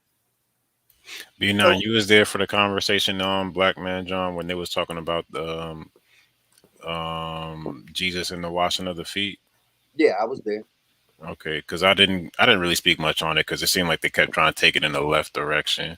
But very specifically, I spoke on that the other night on Kay and Kayla's show. As far as for me, what I felt like was the best Valentine's gift I ever did, and that was part of that was after 3 years into a relationship where I thought about that and what it meant to me to be a servant leader, and the point of it is that as the leader, if you can take care of the least part of somebody, then you're really leading by example, because of the least part of somebody, especially in those times culturally, was their feet. And that's what made it so appalling that he would wash their feet. But it's just like, if I'm going to lead, I need to show you how to take care of every single part, no matter how grimy it is, that I'm going to be the one to go first. That's what a leader is. A leader is the one that takes the bullet. So you want to be the one that's going to actively put yourself in a position to serve the people in the best way possible, in the worst way possible, and to sacrifice yourself, no matter what people think of you as the Messiah or some great man. It's just like, nah, I'm still the man that does what needs to be done. I'll get down on my knees and wash your feet. And no matter how it makes me look, that's not what's important. What's important is that was what I accomplished, is that I took care of those who follow behind me. So to them, they're looking up to me, but to me, I'm looking not even necessarily up to them, but I'm looking at them as something for me to take care of. And that's where servant leadership comes into play, is that you're leading by example. You're teaching and people, they want to make it seem about like it's about recruiting people in the church or whatever. How can, but I'm like, nah, it's deeper than that. It's the type of leader that can serve is the type of leader that like, I think it was also having a discussion about like getting on one knee to propose to like a woman or whatever. It's just like, it's not that you're not the dominant one. It's not that you're not the alpha in the situation. It's just that you found someone worthy of your leadership, and that's what you're submitting yourself to. You're submitting yourself to an ideal, and that person is representative of it, and you get to live in that space, which to me, that's a sacred thing. It's like how do you know how to lead if you don't know how to humble yourself, really? And that's what Yes. it boiled down to me. Well, and I'm gonna stick with your podiatry thing with the leadership thing, because another example of that is the Civil War. One of the crucial battles was about to take place, and both the North and the South were down on supplies. And the North took their last bit of money and bought boots for all of their soldiers. Now the South went and bought more artillery because, they're in a war, so naturally they want to have the most firepower. Well, unbeknownst to the leadership of the South, their men surrendered even though they had more firepower, because their feet were hurting. Because they could no longer, they were getting gangrene, they were getting toes frozen, chopped off, all kinds of things. So like you say, being the humble one and understanding your followers really led to our freedom. The leadership of understanding the followers, instead of having them have the most weapons, he gave them morale. He gave them better health. He gave them the advantage to be able to continue marching when the other people said, the hell with this. I don't give a damn how much firepower we got. I'm not taking another step in these damn shoes. Man, I remember marching one parade. I don't know how this parade was going in. We didn't know how long this parade was, but this parade was going on for hours. We was just marching all around the neighborhood. And like I remember like the drum section just started a cadence or whatever. So like in the cadence you gotta keep the cadence when you do the street beat, because we marching, so you keep the cadence up so we know which foot to be on, and it's always left. So it's like they were just like dropping the beat, and they was just like boom, boom, boom, boom. And every time the beat dropped, the whole entire band was like, my feet hurt. Like literally, man, our feet was killing us. We were so, feet was killing us.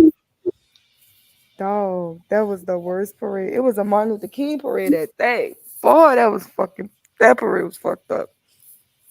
Yo, live. No, we just say that.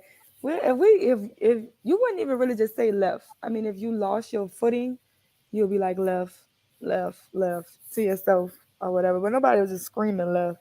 I remember I used to fall asleep while marching in boot camp. I was Fall listening asleep to marching and bands not fuck today. up. I was listening to bands today. That's another thing in New Orleans. Like it's not impressive to know how to play an instrument. Everybody in New Orleans know how to play an instrument. Stepney. I don't know how to play them, but it like tubas, like baritones, trombones, trumpets, like mellow, like drums, everything. Like everybody just know how to play like something because everybody was in a band. New Orleans and Memphis are definitely two very musical places. Right. Yes.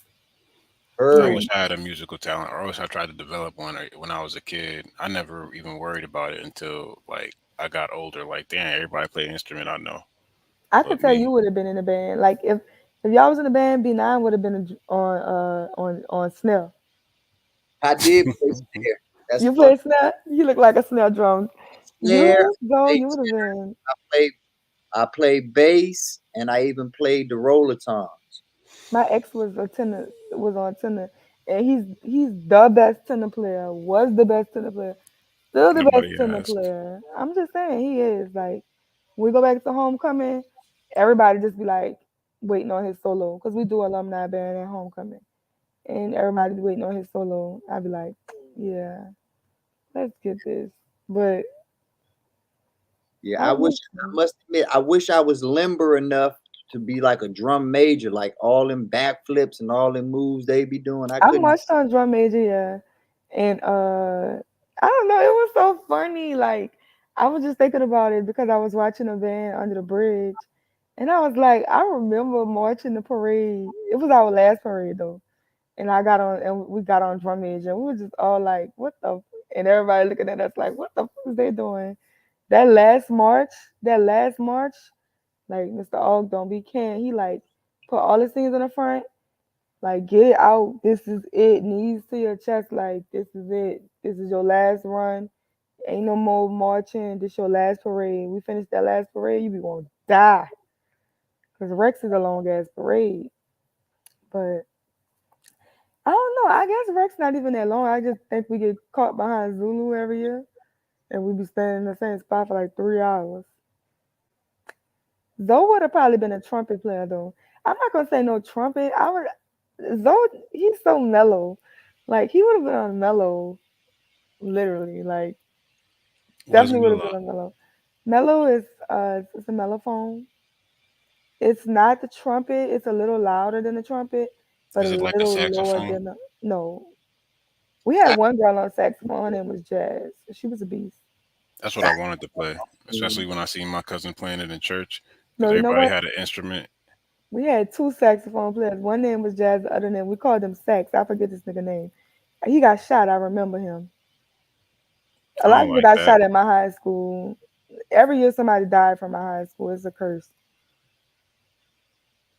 Yeah. That sounds familiar. It's a curse. But a lot of people got shot. Like we had a couple of shootings at our school. That's the crazy. And we had a really good school. Like my school is the best school actually in the city. Besides like Ben Franklin, I guess. But they be cheating because they gifted. They all got gifted credits. But that's Shout all for you. vet. Army vet said he played the French horn. Shout The out to first one is baritone. answer your question, Snuggles. The last time I did that was in Hawaii, in Maui. That's the last time I snorkeled and swam with the fishes. Was in Maui. And Snuggle, you start off on the left because the beat is always going to be to your left. Because you look crazy marching with your right, but your left foot is always first. Shit, I Left, went left, to left. Huh? I went to Bahamas 4 years ago. That's the last time I did some swimming in some rocks and shit. I ain't never did no shit like that. I got a Cancun trip paid for. I just got to find out when the hell I could go with all this COVID shit. You can't. That's so what's you, up. You going to Cancun, so you Cancun. Y'all lame.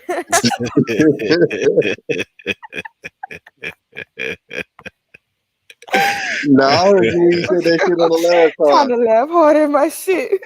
No, I remember when you said that shit on the last on the last little show. You said Tommy said that shit. Yeah. Me too, yo. I felt so dry when you said it. Yeah, you stick to that trucking book. Yeah. I'm really funny. Y'all don't know. I'm really funny. I'm really funny. Really funny. How many times you tell yourself that? Like I'm really, really funny. Like No, we can tell by that when she trolled. Yeah, no, I'm really funny. besides, you're one of the rare women that I think we could have a good time with. And like you said, ain't got to be nothing sexual, ain't got to be nothing this. Like you would just generally add to the fun. Yeah, So I'm really a fire jokes. I'm really a guy's girl. Like, but Unless, that like you it said, just like makes me a home girl. Like I'm really like such a you said so. homeboy. We already unless, like you said, she got the buns like Serena. but you had to say we was already thinking it. I couldn't Like I stop. said, I'm a homeboy. Like Hey, well, yeah, like I said, I that's mean, anybody that can overlook all of the extra stuff and just be my homeboy, like that be my homeboys for life. For life. Well, I ain't gonna lie. Like I said, at the end of the day, you cool as shit. But I don't know too many men that's going overlook. I don't Serena. know a lot either. Don't get me wrong. Like But Serena, that's a hard sell. I find them here and there. I got like 3 guy friends, and they like write my this they down. like my dogs. Like my friend just sent me like a picture of the engagement ring that he got for his girlfriend. They engaged. The other one, his girlfriend don't like me for that reason. I don't know why. And the other one, he's You know like my why? brother. I don't know. Some girlfriends don't like me. I don't be knowing why. Yeah, Because everybody I know don't want why. your nigga. They don't care. Like They be feeling threatened by me. I don't know why. to women, anything that's not them is another girl. So even if you be at work too long, then it's like you gotta complain somehow, some way. At some Dog. point. It really just be like a I Facebook thing. swear to God, that's why I'm about to be single for life, dog. Jesus Christ, dog. I mean, I had this one boy like they had a girl that was like literally coming for my neck on his status. I wound up like having to block him on Facebook. I'm just like, I don't want to be your friend no more. Like, cause why is girls going hard on me? Like, baby mama stalking my page. Just why my Instagram is private now. Like, That's I the don't whole got agenda. time for this. Like, what the fuck? Like, leave me alone. Like, I don't want your baby daddy. The fuck? It's about attention. What's about attention? Why they want you out of the picture. Why? Nah, that shit insecurities, dog. That's their insecurity though. And the thing about it is, it's like you get me out the picture, and then what? Y'all do the most, and then what? And see, These this is niggas still ain't gonna leave me alone. Like if a nigga don't want to leave a bitch alone, a nigga not gonna leave a bitch alone. Like I'm not about to police no nigga. Like I'm not telling you who you could be friends with, who you can't be friends with, who you can't talk to, and all of this. Like if you don't understand that you're in a relationship or you have something here that you value and you don't know how to conduct yourself around a female, then slip up and handle the consequences. But I'm not about to be policing no nigga. Like you can't text this person and why are you liking this picture? Why, who is this? Like, come on, like seriously. And see, I'm only gonna start this conversation, and I'm gonna live vicariously through Tommy B and Zoe. But niggas Wait, have. what happened? I'll say that I'm just gonna start this conversation, then I'm gonna pass the buck to the young pimps out here, because you know I'm just a L7 married square, and I know nothing about nothing. But the reality of it is that these dudes got to shut the fuck up. I mean, it's just the reality of it, because, and Tommy B can back me up on this one, these cats don't know how to handle it. They act like they know, they act like they got this, they act like they got that. They can't handle the situation for real. They always gonna fold and crack under the pressure of the pussy. It's just a fact. Women are the only ones that are born with a actual product. It is the reason why it is the oldest profession alive, because there's always been simps that have put a higher value on pussy than they put on their own sexual organs. And as long as these type of people exist, it's always going to be these type of problems, and it's always going to be easier for the people that understand what Zoe and Tommy understand to win. What That's they understand? What y'all understand? Yeah, y'all got it. Good. I don't understand nothing. Yeah. What be not trying to say? I don't understand why these motherfucking females know how to shut the fuck up. Jesus Christ. Nah, it's always gonna be them though, B. No, that's just it is what it is. It's always gonna be them. But so I mean I don't even speak to it no more because it gotta exist. Just like an evil gotta exist with a good, you know, them type of dudes gotta exist with the other ones. So it is what it is. But just What you imagine got to say though? those change. Just imagine if they were acting just like not even the minority. Like just imagine if it was 50-50 of real niggas versus these weak ass motherfuckers. Just imagine if it We was need weak niggas. 50. Deny. Huh? We need weak niggas. I can't hear you. Say that again. I'm sorry, dog. We need weak niggas. I mean, I'm not saying that we don't. I'm just saying we got Facts matter. we're overstocked, okay? We can Not sell let y'all tell it. Y'all got nah, I'm y'all talking about the weak pumping niggas. and dumping. We can sell Y'all. niggas at big lots, okay? No, they are not on YouTube. On YouTube, everybody rich, everybody made, everybody got millions of bitches and hoes and all this other shit. Oh my Not me. mama, boy, that shit wild. Is we've already pulled the card of one of their leaders. We've already pulled Fresh and Fit's card on what they doing. And if Fresh and Fit was losing their hair, y'all should have known that was a lie. But my point is, if they are leaders to somebody, imagine what the followers are actually lying But about. it don't matter that you pulled that card, cause like I said, it's always gonna be that second side, and them dudes still gonna follow them. So it is what it is. Like I said, it's no reason to even point to them, cause it's always gonna be that side. So and it'll never be, you know, what I'm saying more of us than them. That just ain't how the game go. You feel me? It just never will be that way. But it make it easier for the real ones though to maneuver though. So that's why I don't complain. It is what it is. It don't make nothing difficult for me at all. I feel like I don't even call myself a real one. I just feel like the way things are now is not difficult for me. It's But I just feel difficult for opposite things at large. because it's women too. Like women got the ball so low. Like it's even on both sides. Like women got the bar low as fuck. Like, and I be telling girls like, you find the right niggas, you get 25 niggas to send you $100 a week, and that can be a stream of revenue. No, that's real. I mean, And 25 niggas, all you gotta do is constantly, all you gotta do is text them all the same thing. Good morning, everything, because they online teaching you how to play them. I want a woman that's submissive. I want a woman that asks me how's my day. Yeah.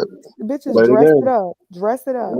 Bitches is in Kevin Samuels' Patreon learning the game on how to finesse. Exactly.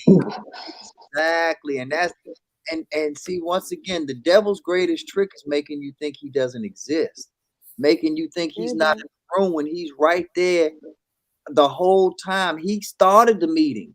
He started the congregation. That was my favorite quote growing up, because that was me.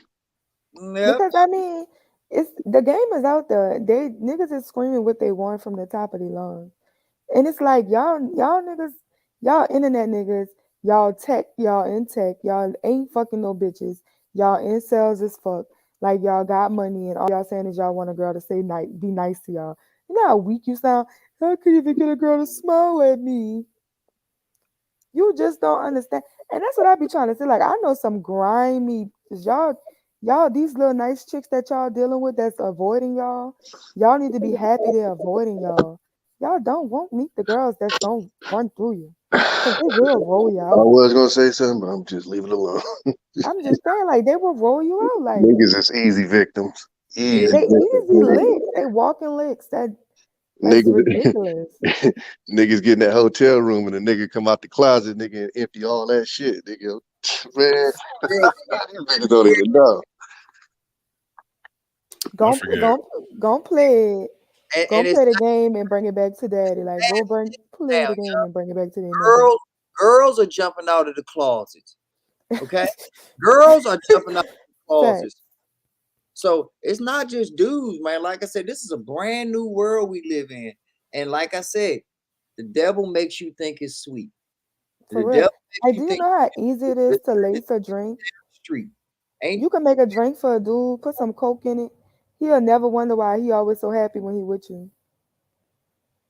All you gotta do is put a little coke in his drink. Every time you have sex with him, all you gotta do is put coke in it.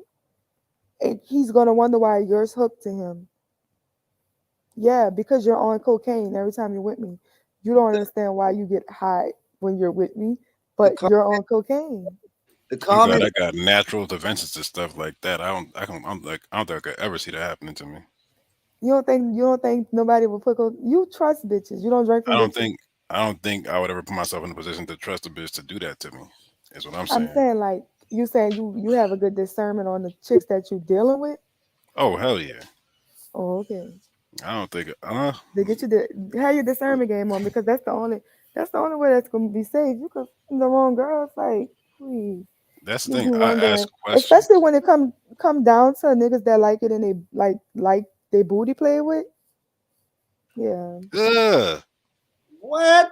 Why are you always turning the conversation some weird way that Because nobody everybody knows like if the guy is into pegging or fingers or tongue in his butt, like it's so easy to put cocaine in there and you're going the experience that you're going to have in that experience is going to be out this world. You're not going to be able to leave that girl alone. No, it isn't. You're the worst salesman. I swear to God. Hey, thank God I'm married. Listen. Thank God. Try You're it. gonna be like, yeah, well, I'm talking to Try you about it. because it's gonna be out of this world. I'm like, no, it's Try it. gross before no. Try it. Like if It's always you a female like trying to push this if too. that's what I'm saying like if you've never had sex on the Like beam or like somebody if sticking their you tongue in your booty or something yeah like that. I like don't know, yeah like whatever 'cause that booty play that's what stuff, y'all or be any booty into. play. That's what y'all be into. Sherelle, she Like, just want to sit here and no, just I'm saying like when mention. you see a dude and he be crazy over a girl, you know what we be saying? She licking his ass. That's what we be saying. Like, man, she licking his ass or something. Cause that nigga acting retarded. It's part of why I don't listen to AMS like that because he always saying that shit and it's just uncomfortable. Like, nigga, if you want a girl to lick your ass, I'm like, nigga, come on. No, I don't want that. You taking it too far. I understand AMS like say the he make a bitch hyperbole lick of it, his but that ass. shit, huh? AMS say he make bitches lick his ass. This Who just is sounds so who is weird. AMS? He's like a big Alpha red. male strategies. He's a big He's an red entertaining YouTuber. light skinned nigga. Oh, okay. The crazy thing is he's been around for so long he's still fucking bitches. That's how you know bitches is dumb. That's how you know bitches is dumb. Like bitches is so dumb. I don't blame the bitches. He's just Bitches nice is at so what he do. like these hoes is so weak in the knees. Like I don't understand how niggas be like, bitches is all submissive and all of this. Like no, bitches is dumb. Bitches go for Even anything. Bitches fall for anything. Because they suck us. I keep telling y'all that, dog, and I be Like bitches trying fall my for best.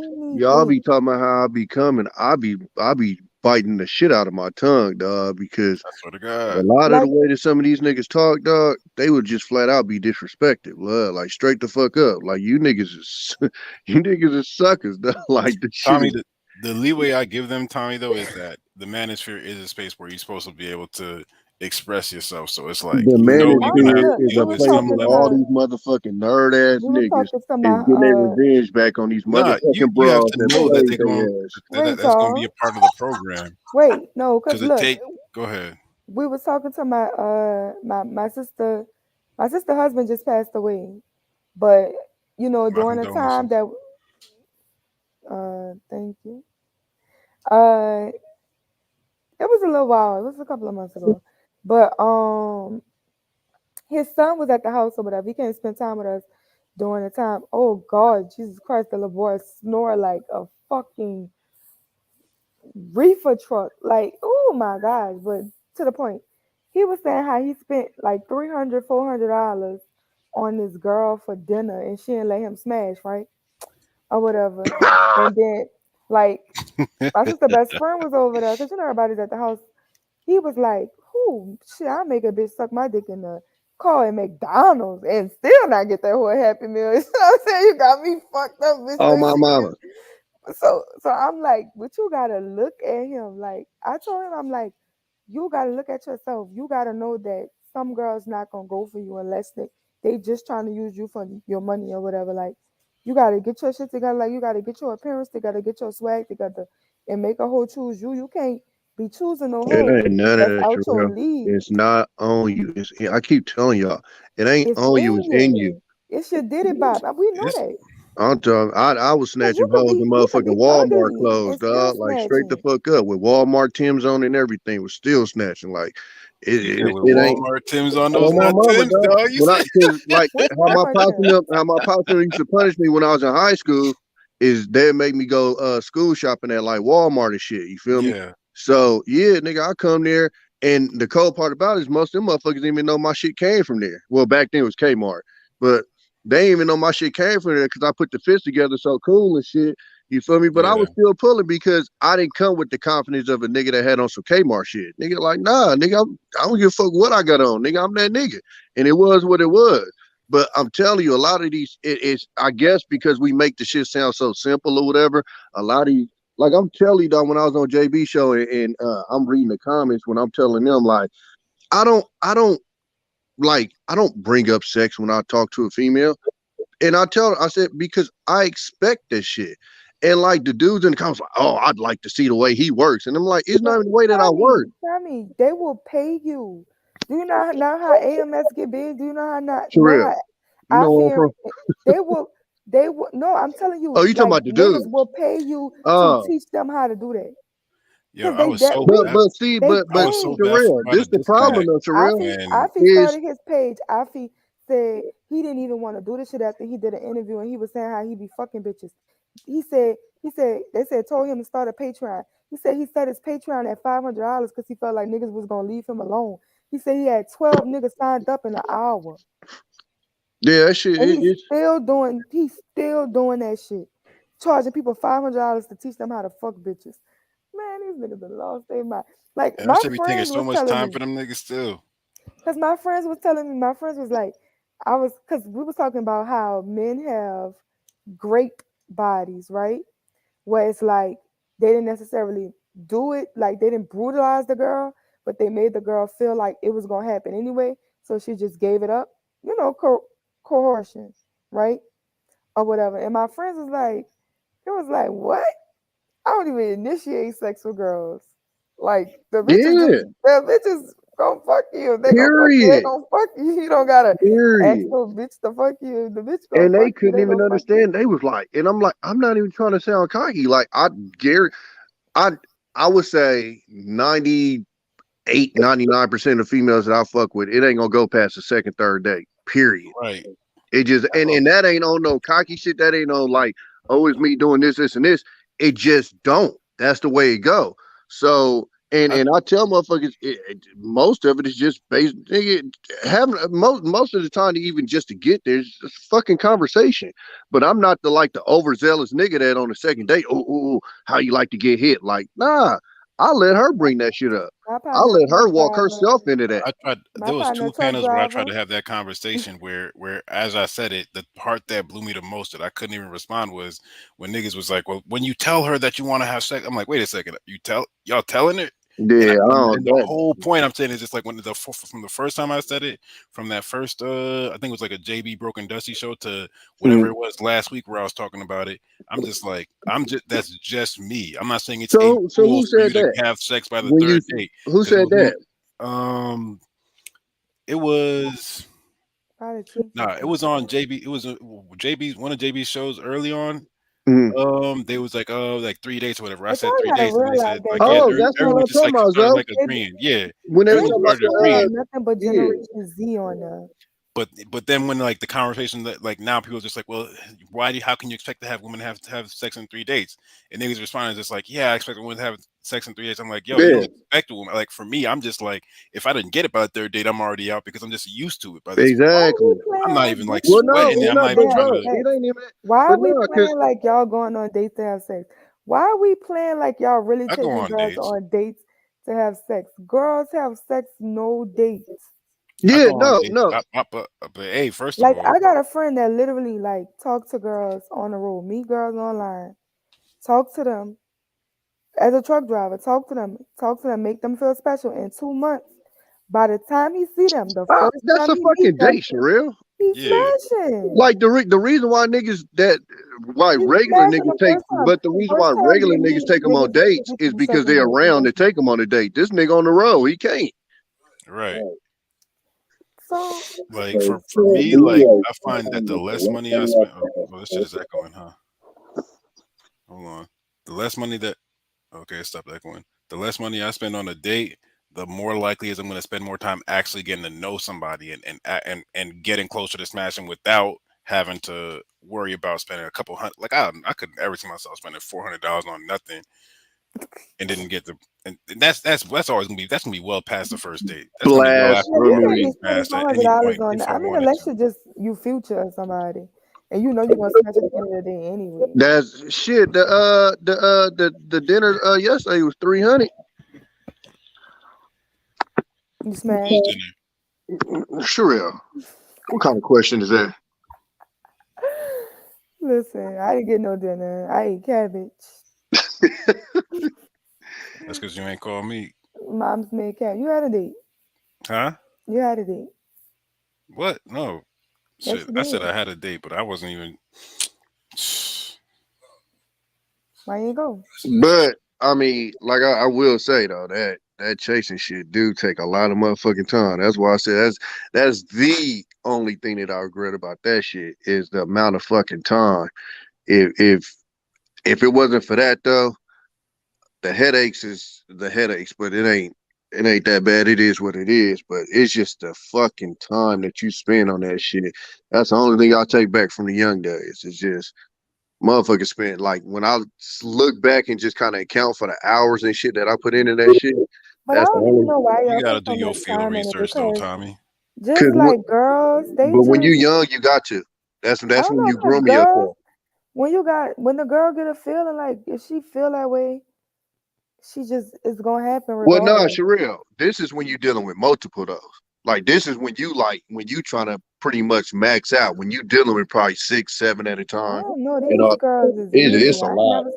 I ain't never seen these girls not be easy. Like they go raw quickly. Like it's nothing.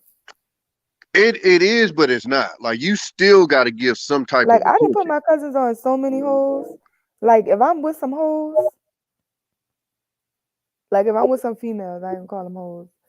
When I'm with some females that ain't my real friends, because I don't hook up my real friends with nobody. You know, my family feel like, oh, you would go against everybody for your friends, and they're gonna go against everybody for me. Period. But like if I'm just with some friends and stuff like that, like I'm gonna call my cousins. And my cousins gonna smash the day they come around. Like it's nothing. There's a couple of hours. They all smoke weed. Like Yeah, I Brian, ain't get them handling it all out some like weed that when no you're more around though. them. I don't know. I guess we ghetto. I don't know. I value myself now. Oh, you value yourself.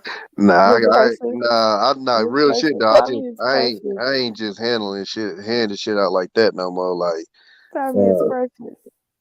you know, something like that. You feel me? But nah, it just that shit just because of the risk and all of that shit.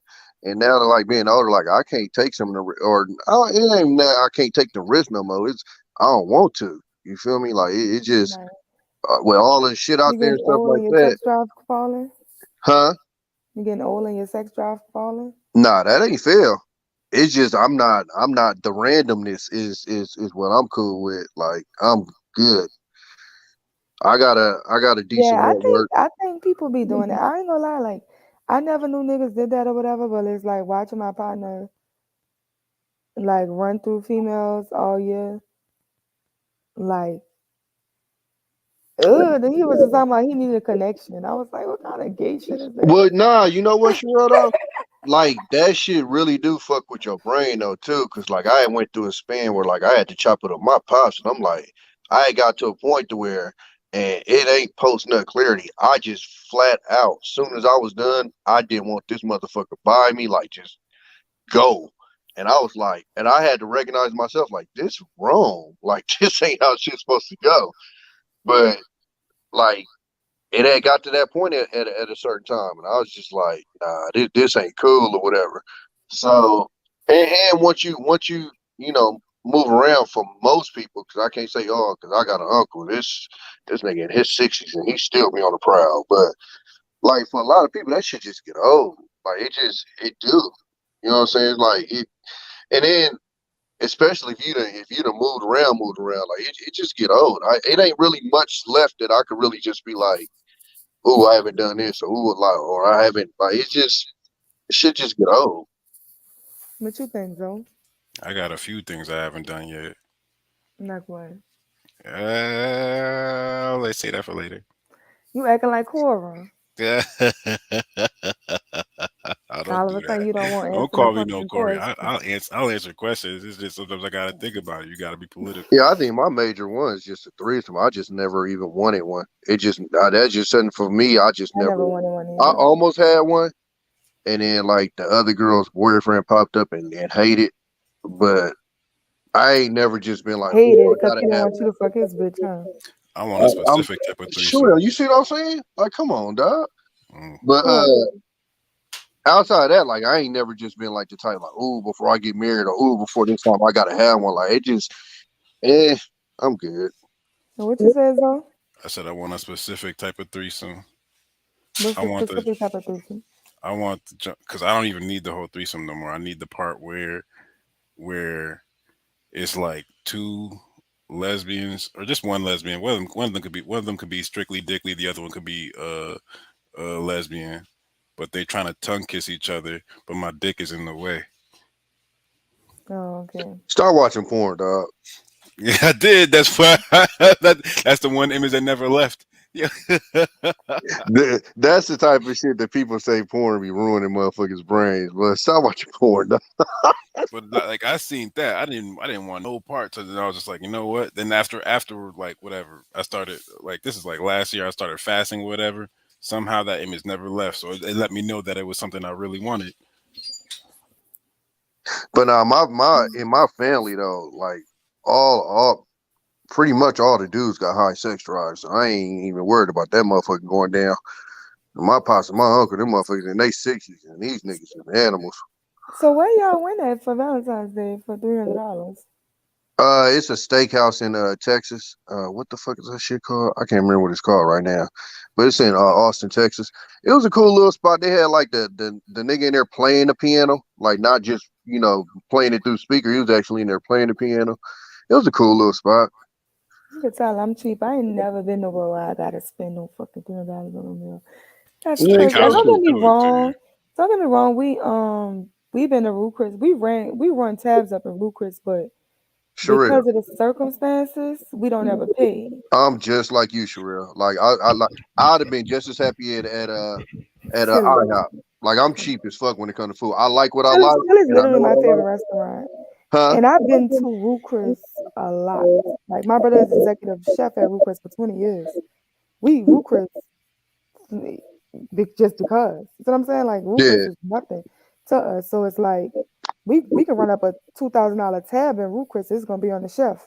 Yeah. You know what I'm saying? Like tip the waiter, tip the service, like. And then the thing about it is, it wasn't just that my brother was an executive chef. I had two brothers that worked in there, they friends, and two cousins that worked in there. So it's like we know the whole back house. They bringing us shit to the table that we ain't even order. You know what I'm saying? Like they just know I like the spicy shrimp. You know what I'm saying? I like the shrimp. So they bringing my shrimps out. Or like it could be like a random day, and my brother be like, I would just tell my brother I want this or something, and he just That's in bring it home Houston? for me. In New Orleans. Oh, okay. When next time you go to New Orleans? I don't know why you trying to go to Ruth Chris. I've been to Ruth Chris one time. I'm trying to get that experience where they just bringing shit to the table. The fuck? Listen, if I'm paying for it, I don't try new shit. Straight the fuck up. I'm getting what the fuck I know it is. Like if it's free, I try some new shit. But if I'm paying for me, I'm up in there. I want to try the lobster. I'm my brother come out to the table. I remember I brought my ex one time or whatever. And I was like, see, no girl ain't never did you this. No girl ain't never brought you to no 5-star restaurant. Yeah, And your chef motherfucker ass talking all ain't this even detail. pay. Scamming ass. Give it, yo, for real. I'd be like, damn, baby, you did this for me? He didn't give a fuck. Oh my He was not god. impressed. He's not impressed at all. He's not impressed at all. Not at all. You probably knew, like. I mean, everybody know my brother is this chef at Ruth Chris because he a black chef. Man, he's a motherfucker.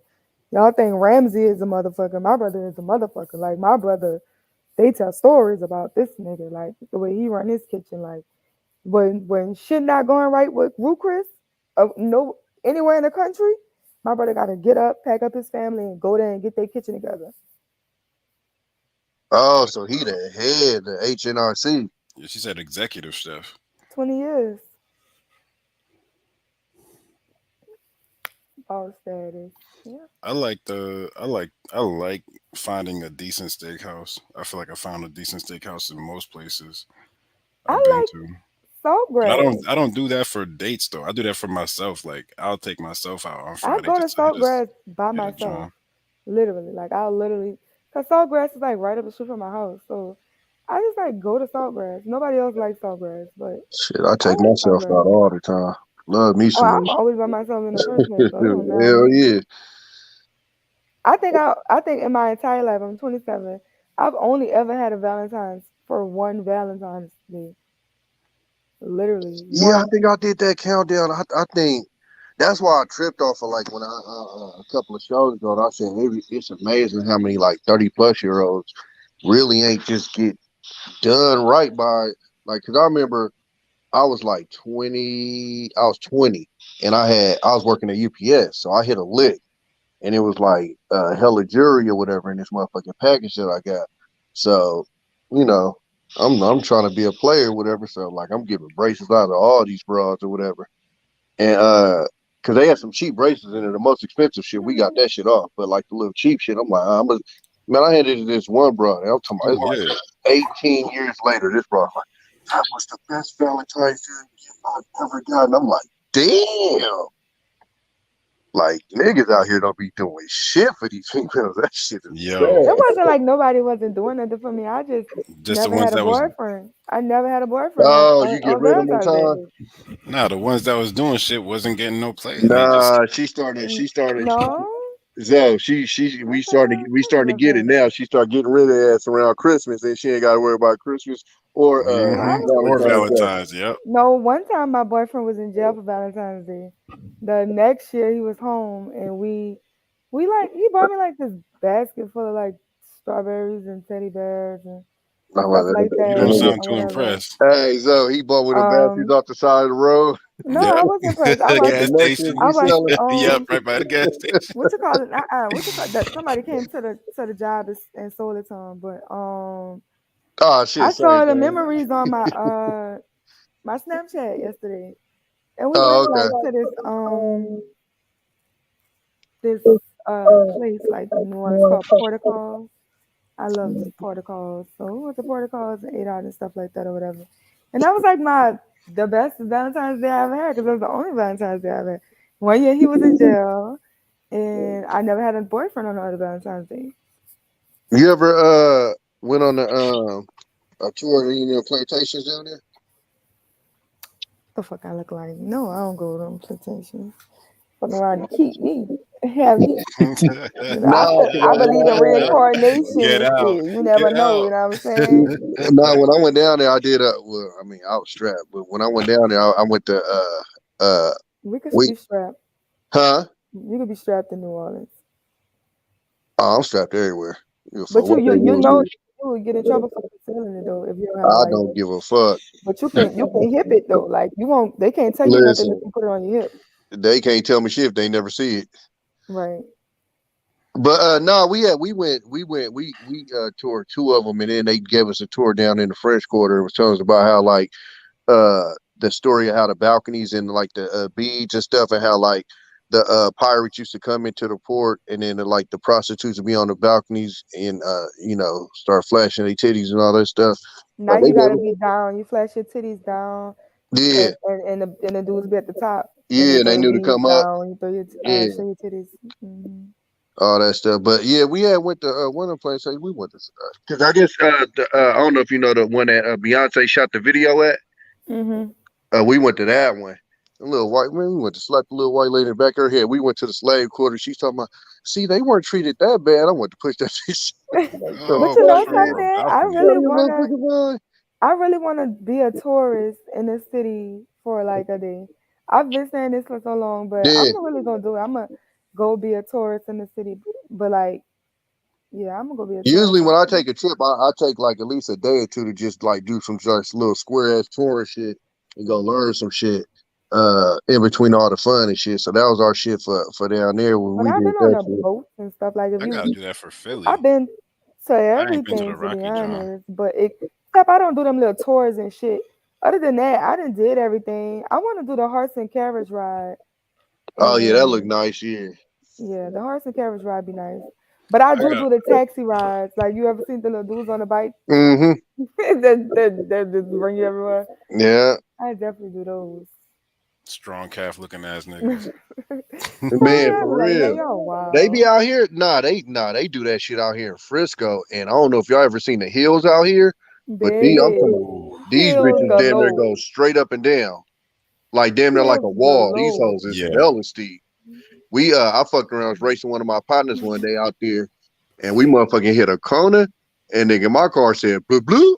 As soon as my shit landed, I said, yeah, we done. Fuck that. Lord Jesus Christ. Them My hills shit is is airborne. deep for Yeah, real. them shit is crazy. That We shit. ain't got no hills in New Orleans. It Nah, is what that it shit is. all flat. I gotta Everything's visit. I gotta do a tourist tour of Philly because I just know Philly for everything but like the tourist shit. I ain't been to the Rocky Steps. I drove past it the other day. I ain't been to the Liberty Bell, Independence Hall. I was gonna Boy, go to they the about to Custom be out Hall. there pissed tomorrow, so they got they motherfucking ass beat tonight. Jesus Christ. Yo, you disappointed me so bad when you said that shit because I didn't see the game at all. I didn't even check for it. 48 points. Yo, that shit, man. But I got hella people in Philly though. Hella people in Philly through my sports group. Hella people in Philly. Philly is a sports town. This shit Yeah. is like it's a sports town. It's a bar town. Like shit Yeah. out So here. what the best sandwich is? Best sandwich at It Max. ain't that shit they put on for TV. me. Yeah, it's not Pat's or whatever. All that Or shit that they Geno's. eat at. Yeah. It's Max's right in the hood in North Philly. Yeah. But me, I don't even get. They say I'll Geno's take is the people best. there. They say Nah, they for don't know what they're real. talking about. It's Max's. People in Philly will laugh at you if you go to Geno's. I'm Yes. like, cause remember when the game was beefing with Meek Mill and he went to Geno's? Man, they roasted that. Yeah. They said, first of all, that's where the police be at. Second of all, they ain't even the best sound. Like they was on his helmet. You go to Max's right in the heart of North Philly. I don't go. I'll take people there if they want to do some tourist shit. But really, I'll just go to the Poppy store to get my cheesesteak, man. And they make it how I want it. I go to Poppy store right here. They know me. I go to the Poppy store. That's how it be block. though. Like, cause I said I want to do like a top place people in New Orleans eat or whatever. And it's like I think that people just be like going to all these damn tourist places and they be like, nigga, we don't go there. Nigga, we go to Broad Banks. We go Yeah. to Triangle. You know what I'm saying? We go to the Blue Skull. Like, this is what we do. We go to Manchus. Like, this is what we eat. Mhm. Hanks There is every nothing new under the sun. Thursday. Okay, Hanks gonna see me every Thursday, but There is nothing new under the sun. Every major city I've ever been in, or any off the major city or whatever, there's always just the local spots that you go to, and I always look for those. Oh man, The I'm only straight to the place- hood. Yeah, I the go only to place- LA, I'm to the hood, all that. I don't know. But you know what? I know how to When find I go food. to Atlanta, when I be in Atlanta, I just don't know what to do. Like I don't like Atlanta. Atlanta be so boring to me. I You said understand what? exactly what you mean. Atlanta don't be like so boring. Atlanta. And I spend weeks and months in Atlanta. Like You got to be a like certain I type have of person for family. Atlanta because they I like blame second you. to Miami with like that fake shit. Like it's just so much fake shit going on. There's so much fake flexing. It's You probably got Miami beat. I live in Houston. nah, nigga. The stories on nigga. They got niggas that rent Lamborghinis in Miami to re-rent them to other. Like now I seen a documentary on Miami. That shit is on another level of fake flexing, my nigga. Like I was You like, might be right actually, I because was the entire Florida is built on fraud. So that's dog. not even. I I've shouldn't been to even Miami a question couple that. times, but I ain't know nothing like this shit was like they scamming is to another fucking level, dog. I was like, yo, what? Dog, I know the whole South Florida. I know Palm Beach. I know them by the county. Palm Beach County, Broward County, Dade County. Matter of fact, I had my dog on the Black Man channel. He from South Dade. Matter of fact, the nigga Greg that was on Black Man channel, that was my Yeah. dog. Oh, okay. And that all South Dade. I've been through all Dade with him. Been through all Broward myself. Been through all Palm Beach County because I got family all through South Florida. There is no place where Florida isn't like crooked, really. Yeah. And even then, like I don't know, maybe it's just because I'm used to it because I was living there for a good like the first 6 years of my military career. Where you was First at? 5-6 years, I was at Homestead. It was a reserve Oh, base. I was in And Pensacola. then, you was up in Herbert Field and what's it called? Whatever. It's a bunch of stations out there in Pensacola. No, just well, I know was at Herbert Field because that's at the the Air Navy Force. one. Tommy is Air Force too. No, I was Navy. I was at the Navy base up there because that's where we do our training for our ratings. Yeah. And man, that's whew. That Pensacola area is a big training area. I'll put it like this. So Zoe We was was in the Air Force. Yeah, How long you been in the Air Force? about 12 years. Oh, so you gonna yeah, be about he to a big retire? boy. He got money. Like He he a gonna big have the boy. money. No, I'm trying to get out. I've Yeah, been trying to get out for the even past when you like but even year. when you get out, don't you still get the money forever? Nah. Yeah. Well, My best friend in the I don't Marine, know. he I was don't telling know me if you like know the he's if you waiting know to Depending on hit how you some get type of rated. cap.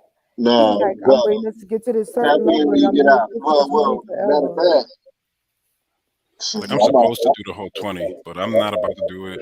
I might need to holler at you then before you get out, so you can set yourself up for forever. Because it's put it like this, man. Just start going to medical for every goddamn thing.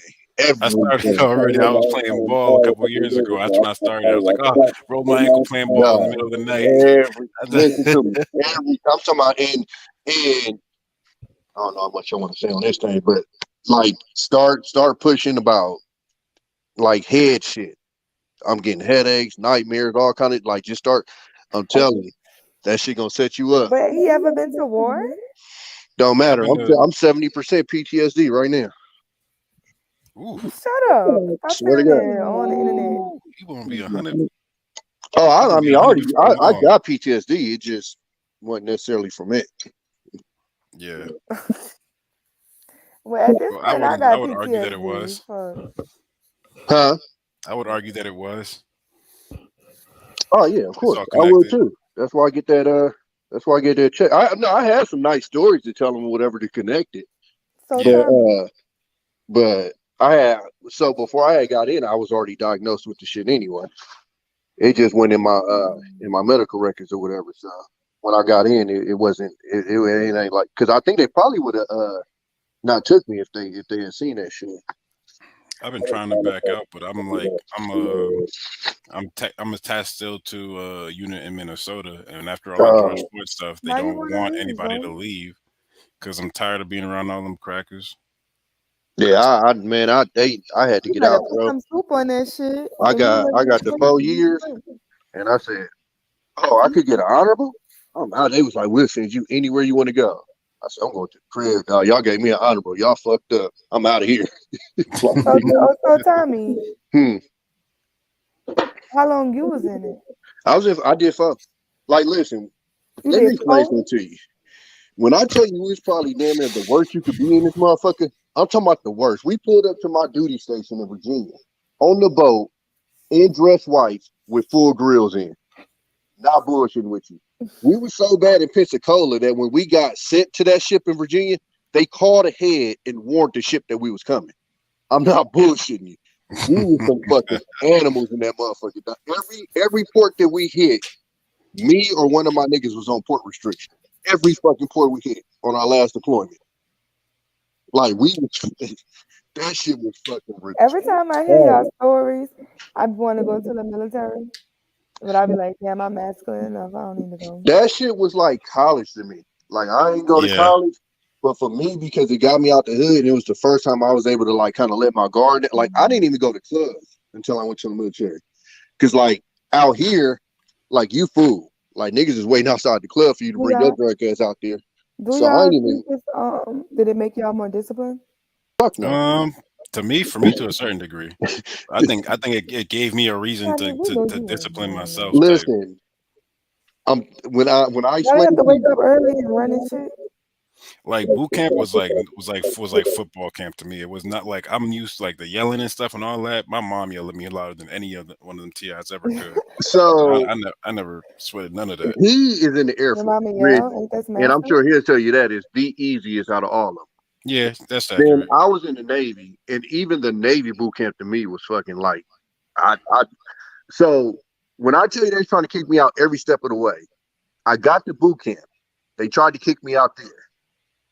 I got to my undesignated school in Pensacola. The first time I went to Pensacola, they tried to kick me out there. Went to my first duty station in Texas. They tried to kick me out there. Went back to Pensacola. Tried to kick me out there. Then went to my ship. Tried to kick me out there, and then You I was bounced on horrible, the Tommy. like You horrible. every step of the way. I was like, fuck. So Yeah, I'm about to when I go was to the like, wait, I Thing can get military. is, an you still honorable? see people for who they I'm are, about no to matter go what to the the rank structure military. is. That's the thing. I even me, like, it didn't matter if the rank was there. It mattered if like how they use it, or if they was really a leader or not. So I would look And that for was my problem, decent bro. leadership. Yeah. I don't give a fuck about your rank, bro. I'll slap that rank off your face. Like straight the fuck up. Like it was just weird shit though, bro. Like they had a program I remember when they started letting motherfuckers make E4 in boot camp, like fresh out of boot camp. Yeah. So we got to Pensacola, I'm fresh out the fleet. I'm coming back to Pensacola just do my A school, but I done just came back from the fleet. Man, this little young dude fresh out of boot camp. I'm an E4. I'm like, that nigga, man, you get the fuck out my face. Like, crazy, out of your motherfucking mind, dog. You think I give a fuck about your E4 test? I remember I I tried don't to know. throw somebody. I'm either gonna go to the military or I'm gonna marry my best friend. One of the Nah, two. don't go. Huh? Don't go. Don't go. Don't go. I'm trying to marry him then. Cause they gonna Don't try do you. I'm gonna tell you right now, Sherelle, they gonna try you. Yeah. What you mean they gonna try you? They gonna try you. These niggas, like, so the But they said all the military. girls. They said Look all the like girls this. The told military is the like military. these Pretty much YouTube to me at niggas, least. but with power. Is how I look at it. So it's like you hear how these YouTube dudes be talking, and just give them power now. So imagine one of these cats, and they like 4 or 5 ranks over you, and there's nobody to hold them accountable. So like I had an ex, right? So me and her was we So was wait, they could just do you anything? They could grape you? listen to me. We was in Pensacola together, then we ended up getting separated. She went to Virginia, I went to Texas. She tells me her very first day on the ship. She walks up and her what's happening, black man? She walks up and her E4 walks up to her. Her E4 is her supervisor, pretty much. Or no, I think it was an E5 actually. Walked up to her. This was his game, Sherelle. Like no high or nothing. When you gonna let me eat that pussy? That was Did it. she let him? No, but I'm telling you. So imagine you. I was a truck driver. I was a truck driver, so I was the only girl in there. But it's a difference between you being a truck driver and these are your colleagues, and you're looking at somebody who could potentially fuck your whole career off. If you Right. and mind you, Man, fuck a that lot of career. these women are It's gonna like never be that. That's why I 18, never do nothing that I need to do. That's and why I a lot always of do these shit women when are I like want to do 18 it. and they're fresh out the house. So they ain't never even fucked with like really no grown men in this type of situation before. I can see You me know? spitting on somebody, so let me stay at home. So yeah, it like that's it, and that's one of the stories I've heard. Hell of stories. That's another one of the reasons why I got out. 'Cause I'm like, I can't be around this type of shit. I I'm made gonna a get my point best. not to I'm gonna crack get no my best. military Johns. Anyone I ever did, I did not know up front. I'm gonna I get my did not best know they friend was in to the military. 30, and when he turned 30, if he's not married by 30, he's gonna get married. You plotting? What if he don't want you? Shout out. We're not gonna be together. Ew. I don't think he want to marry a man. So he probably not gonna get married. Wait, what?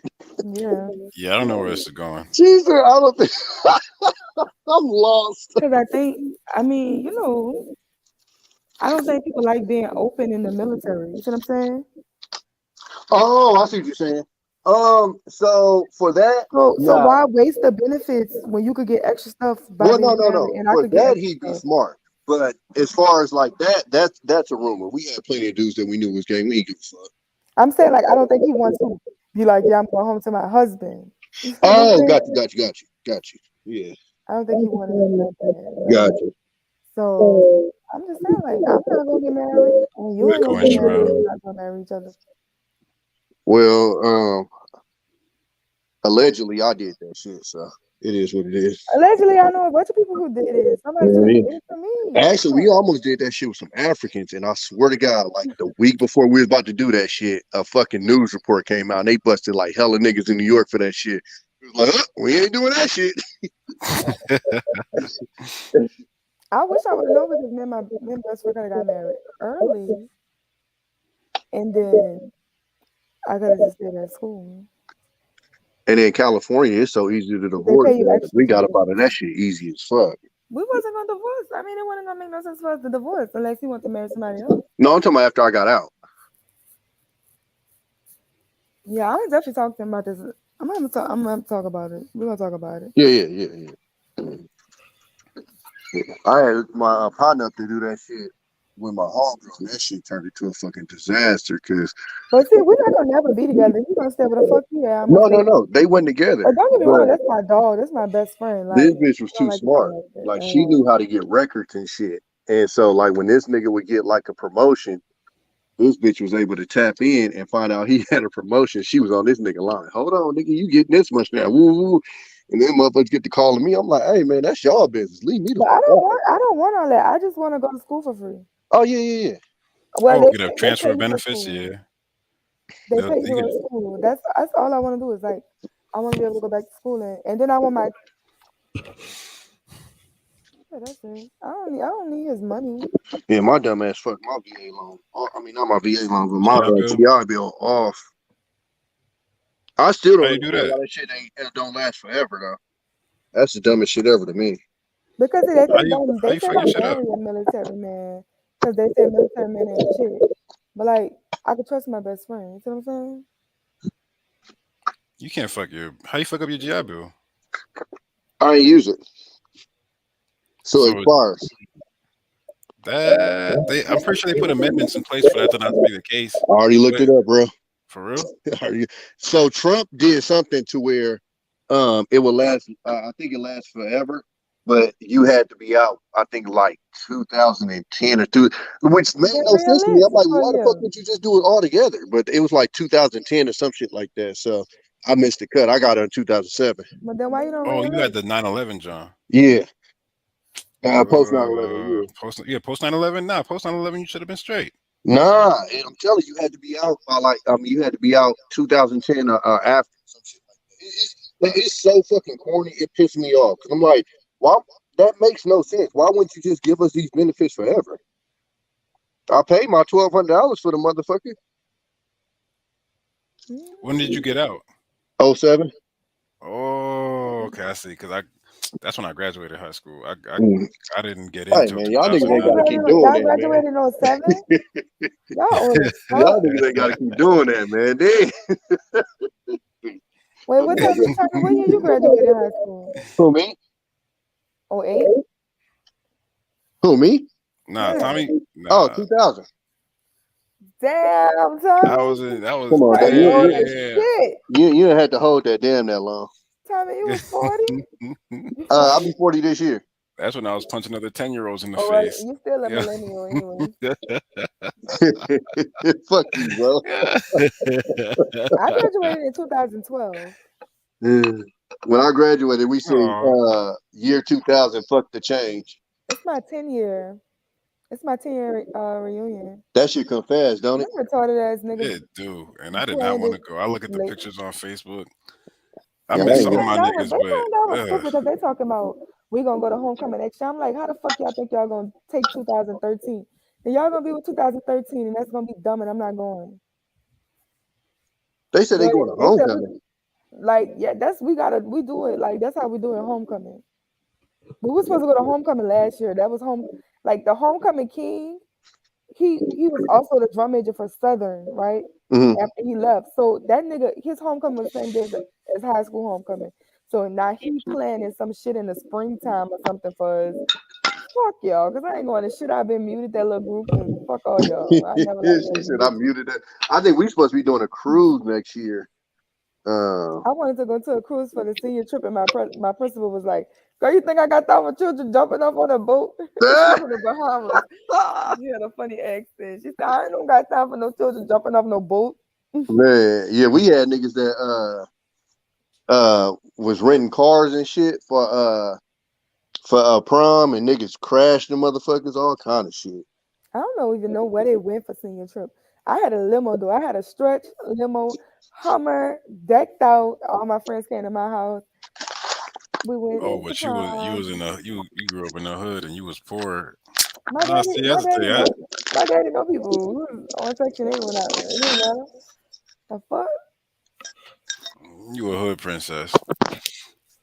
Yeah, pretty much. But I'm still a little baby. Don't trip. My boyfriend was at my house, but I didn't take him to prom because he was short. Because he was short. It wasn't just because he was short.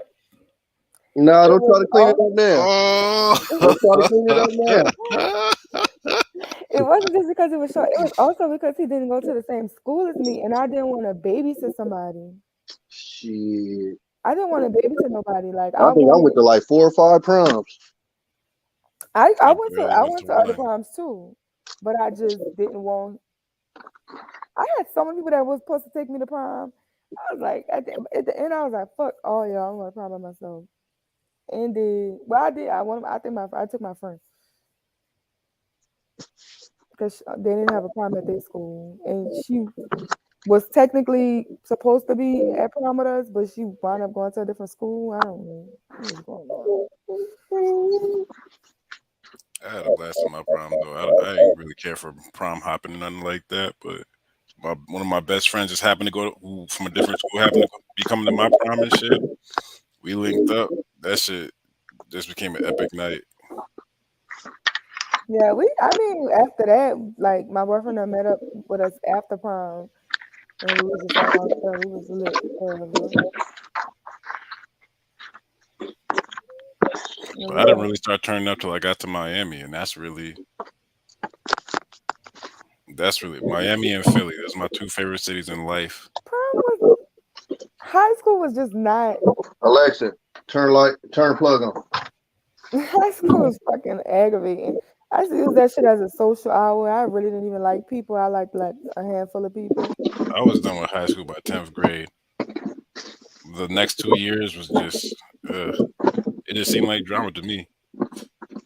Like I used to literally like go to school, like say Zoe, you my partner, so you take Matt for first period, but I got Matt for fourth period. Because you my partner, I'm coming to your class. So I would just go to the classes where my friends was in.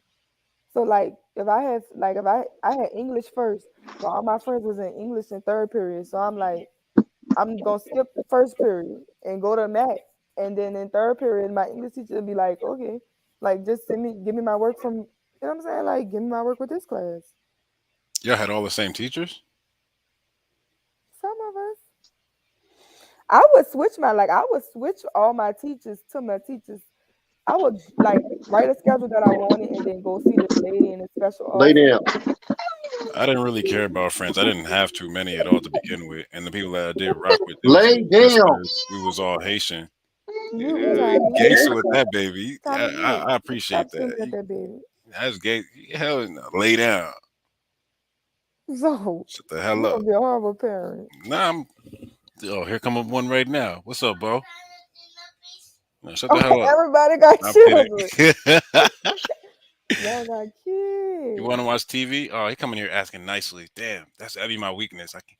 If he being a jerk, I gotta be a jerk back. But he's coming over here asking me, Uncle Zoe, where's the remote? Can I watch TV, please? What's up? What? Skedaddle. Get out of here. Move it. Y'all rude as shit. He don't listen. They the kids. Don't let them listen. My baby about to make 4, y'all. In 3 more days. This boy is a jerk. He blatantly ignored me. I would ignore you too. No, you ignore wouldn't. a lot? Nah. Actually, I probably did. I was a middle child, so really nobody paid attention to me. I was My just sad losing, life. so you know I got all the attention. Hey, yo, Bo, get out of here. But I don't even know. Yeah, this boy, he part 2. When I tell you all this shit that I be talking about, this is number 2 right here, right behind. He would make me want to apologize to my parents on a daily basis. I'm sorry for everything I put y'all through. Shit.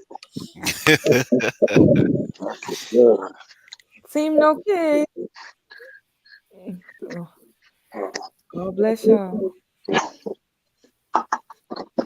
He ain't blessed me. He cursed my motherfucking ass. He got me back.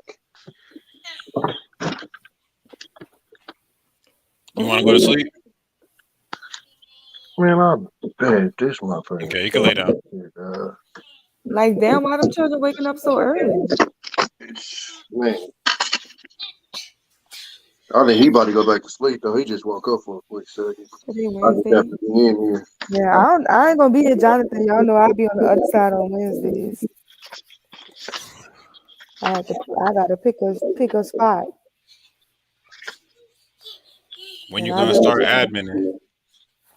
I'm an admin for Anton for the weekend. I ain't admin on the PvP too much.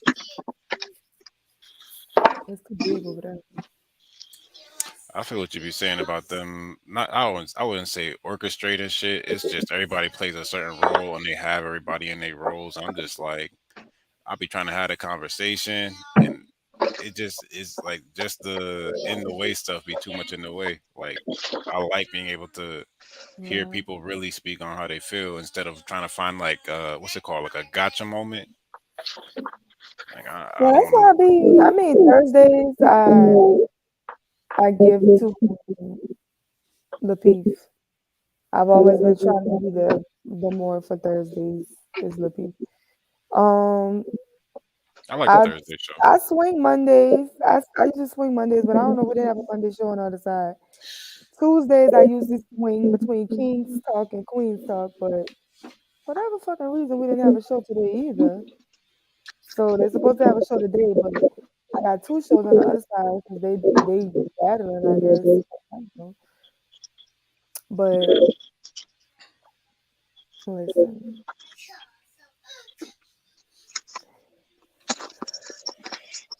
Jonathan should be triggering me. I don't got time for it. Hey, B9. I know you ain't seen me. You said so long. the greatest trick that devil ever did. What do you say? The greatest trick that devil ever pulled was convince the world he didn't exist.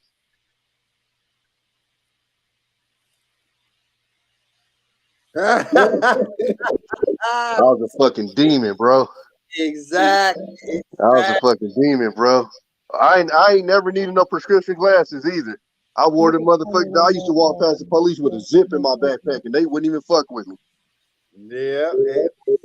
We used to call it our personalities. That's when I had a mouthful of gold in that motherfucker. Right. That's when niggas was really getting some money. You had the big fitted too. You know you a child of the 90s. That shit, boy. I was trying to find the one. I had one where I had my 2 prom dates because you know niggas be thinking that niggas don't be telling the truth on this motherfucker. I got a picture somewhere around this motherfucker. I had both my prom dates. Hey, I don't know which niggas don't think you be telling the truth. You ain't been nothing but 100 with us. That's 1 year though. I'm still cool with her too. That's what's up. And I think she had a baby too in that motherfucker. Let's see, showing prom pictures. That's one I gotta find. Man. Don't laugh too hard. This is me at 17.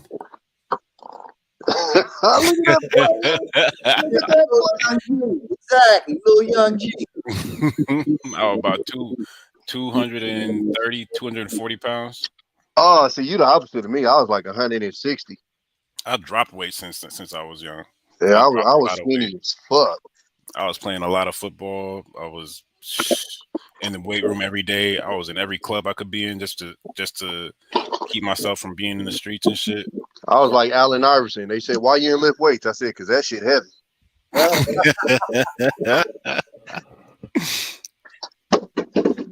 Nah, I lived in the gym, deadlift, every day, leg day. What happened? I was asking Sherelle where her prom picture at. You graduated the latest. The most recently, yeah. Accessible. Sherelle, are you there? Uh-oh, we got radio silence now. Sherelle, come back. I'm sure she'll be back in a second. I ain't showing her my picture again. If she ain't see it, she ain't see it. Yeah, man. Like I said, and that's what the older generation has to realize.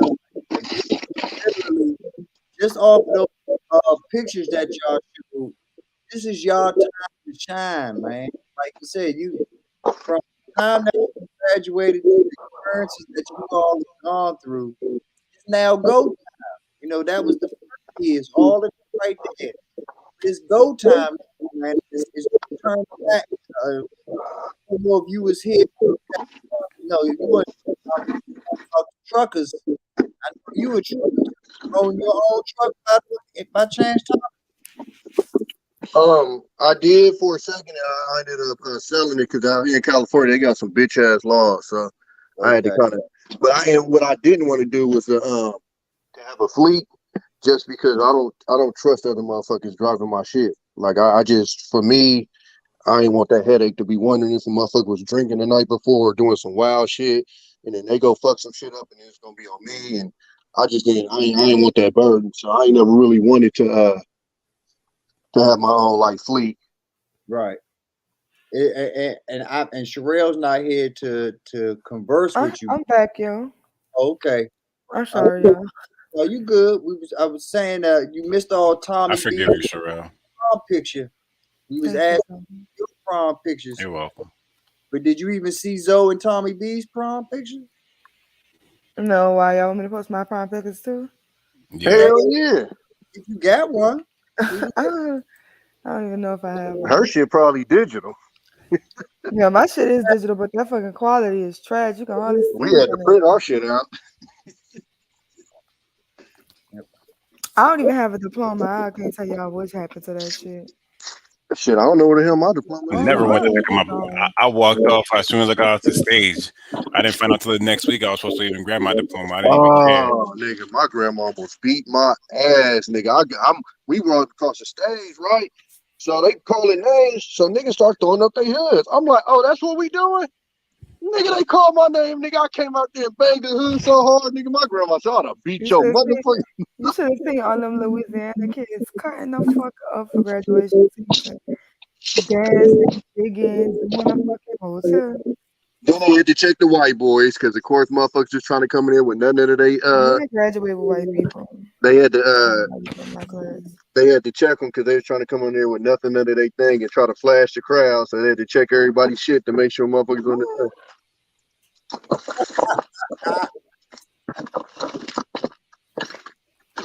Yeah. Must be nice. Yeah, that's wild. That's one thing about living in Chocolate City. We never had. I have no crazy stories. Yeah, nah, see, I got sent to Berkeley because, like, I was in private school up until 9th grade, and then I got kicked out in 9th grade. And then, so, like, I used to fuck around, and like, I used to be able to keep that shit a secret, like, from the crib. So, my pops and them, you know, they thought I was like a little nerd in the hood. So, like, they threatened me. It was like, you better get yourself into Berkeley High. We're going to send you to Castlemont. Castlemont, the hood school. So I'm like, shit, that's where all my niggas go. It's good. As soon as my pops heard that, I think 2 days later, it's like, oh, you in Berkeley High. I'm like, fuck. I remember my dad used to send me to the ghetto school. No, they ain't want no parts of that. As soon as he seen how I looked after that, he was cool on that. He changed that. So that's probably the only reason why I'm here talking to y'all right now. Because if I'm with that other school, that's like what all of my went. Not right now. No, not right now. Even when I Right went now. to Berkeley High, I showed my ass at Berkeley High. I came home with a .47 GPA one semester. I still feel that ass whooping, boy. They tore me up. What are you saying, Zo? Oh, y'all can hear. He said you want to watch dinosaurs right now. I'll put the dinosaurs on phone. No, He on Ice Age? no, he watched Dino Dana or something like I that. was about to say, nigga, I done watched Ice Age so many motherfucking times, though. Why you gonna go put the dinosaurs on? Because he ain't supposed to be up. He over here. He woke up early just to try to get me to do something. Yeah, his little ass and already went back to sleep on me. He's hiding under the pillows right now. Y'all are mean. I'm telling you, if you knew how bad this little boy was, man. I'm telling you, my dad had told me one time, and I don't remember this shit, but he was like, man, I remember we went to stretch, we tried our best not to whoop your ass. I'm like, when was this? He was like, man, you did everything in your power for us to whoop your ass. I'm like, what? And I never understood that shit till I had him. Oh my God, I be trying. I be having so much willpower. So Sherelle, when you were so young, you actually get to see your dad discipline your brother, or were they already big by the time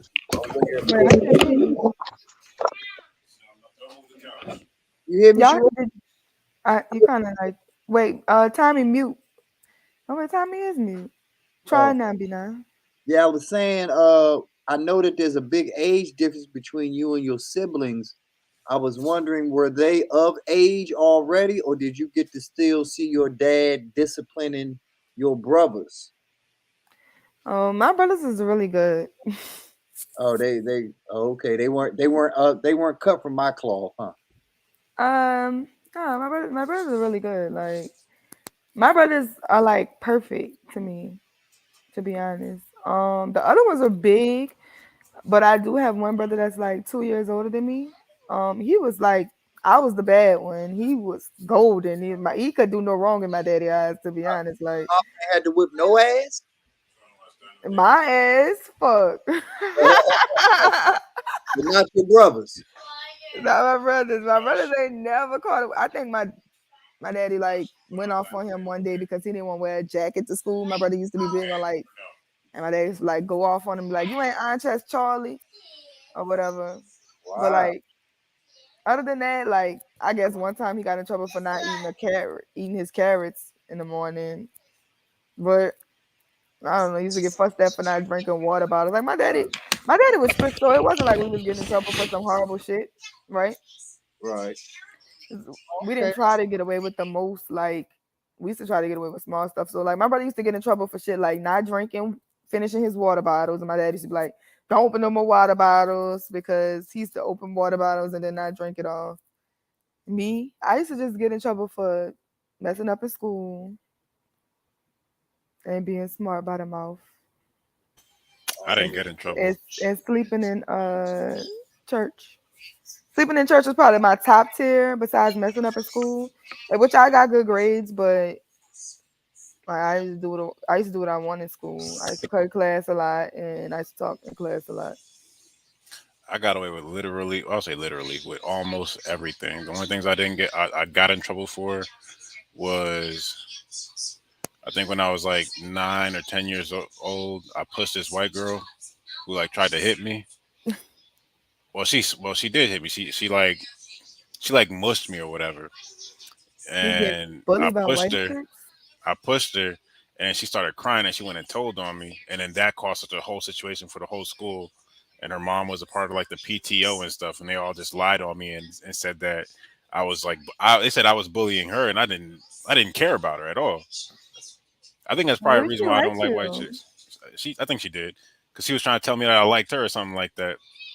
Or like her mom said that, you know, that that I like her or some weird shit or whatever. I just wasn't paying her no mind. I had a crush on somebody else.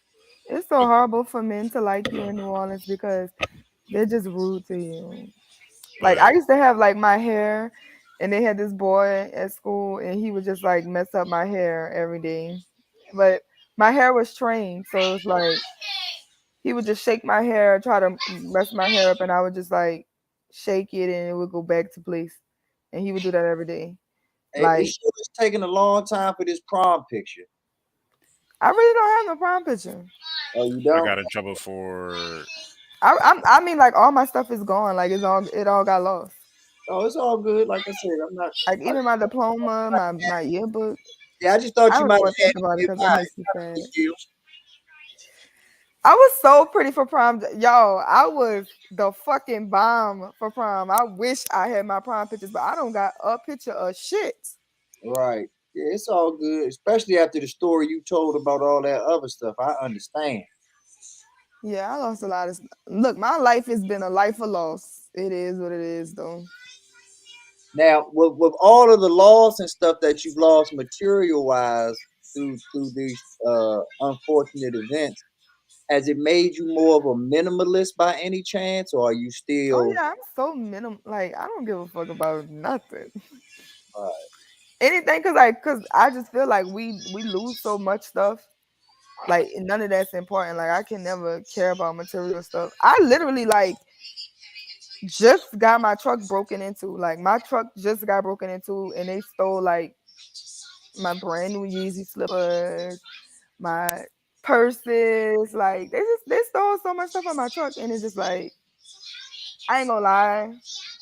I was mad about my bullets because bullets it's been on the short haul, and I had just bought them bullets, and my bullets ain't cheap, right?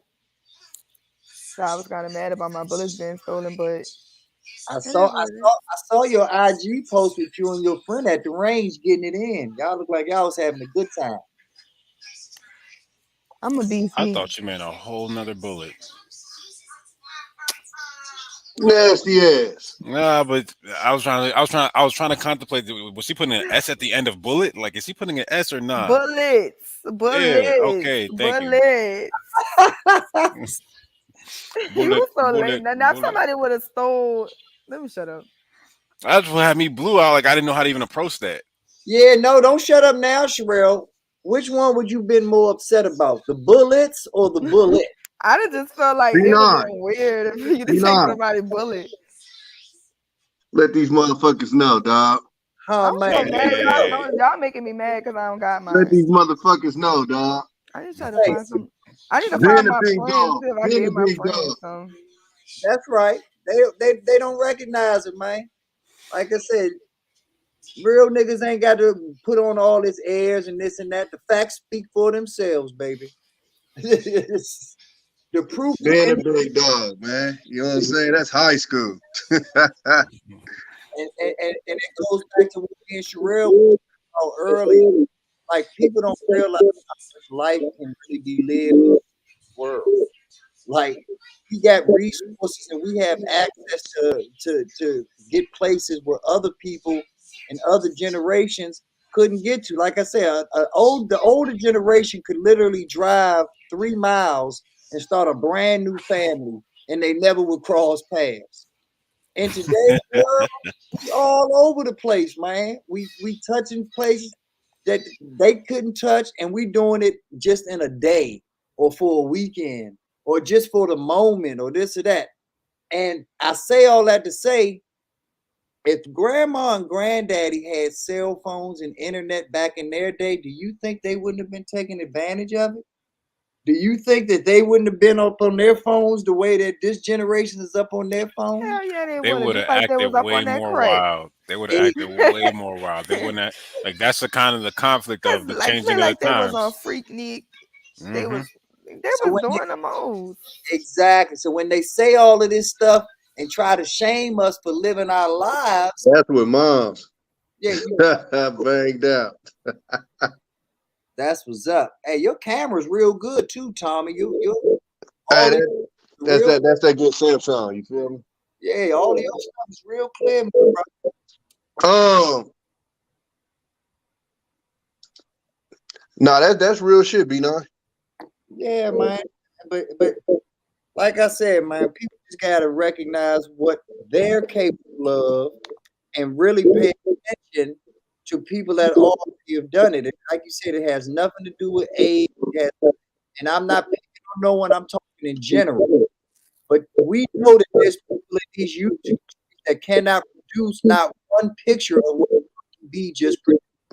Wait, mute, Tommy. But yet they want to be an expert on everything, but haven't even lived the same experiences that Tommy D was living literally at 17, 18 years old. But yet you want the title of guru or almighty this, and when you talk, you E.F. Hutton and everyone's got to shut up. You have to validate these things, and your age does not validate these things. True experiences validate these things.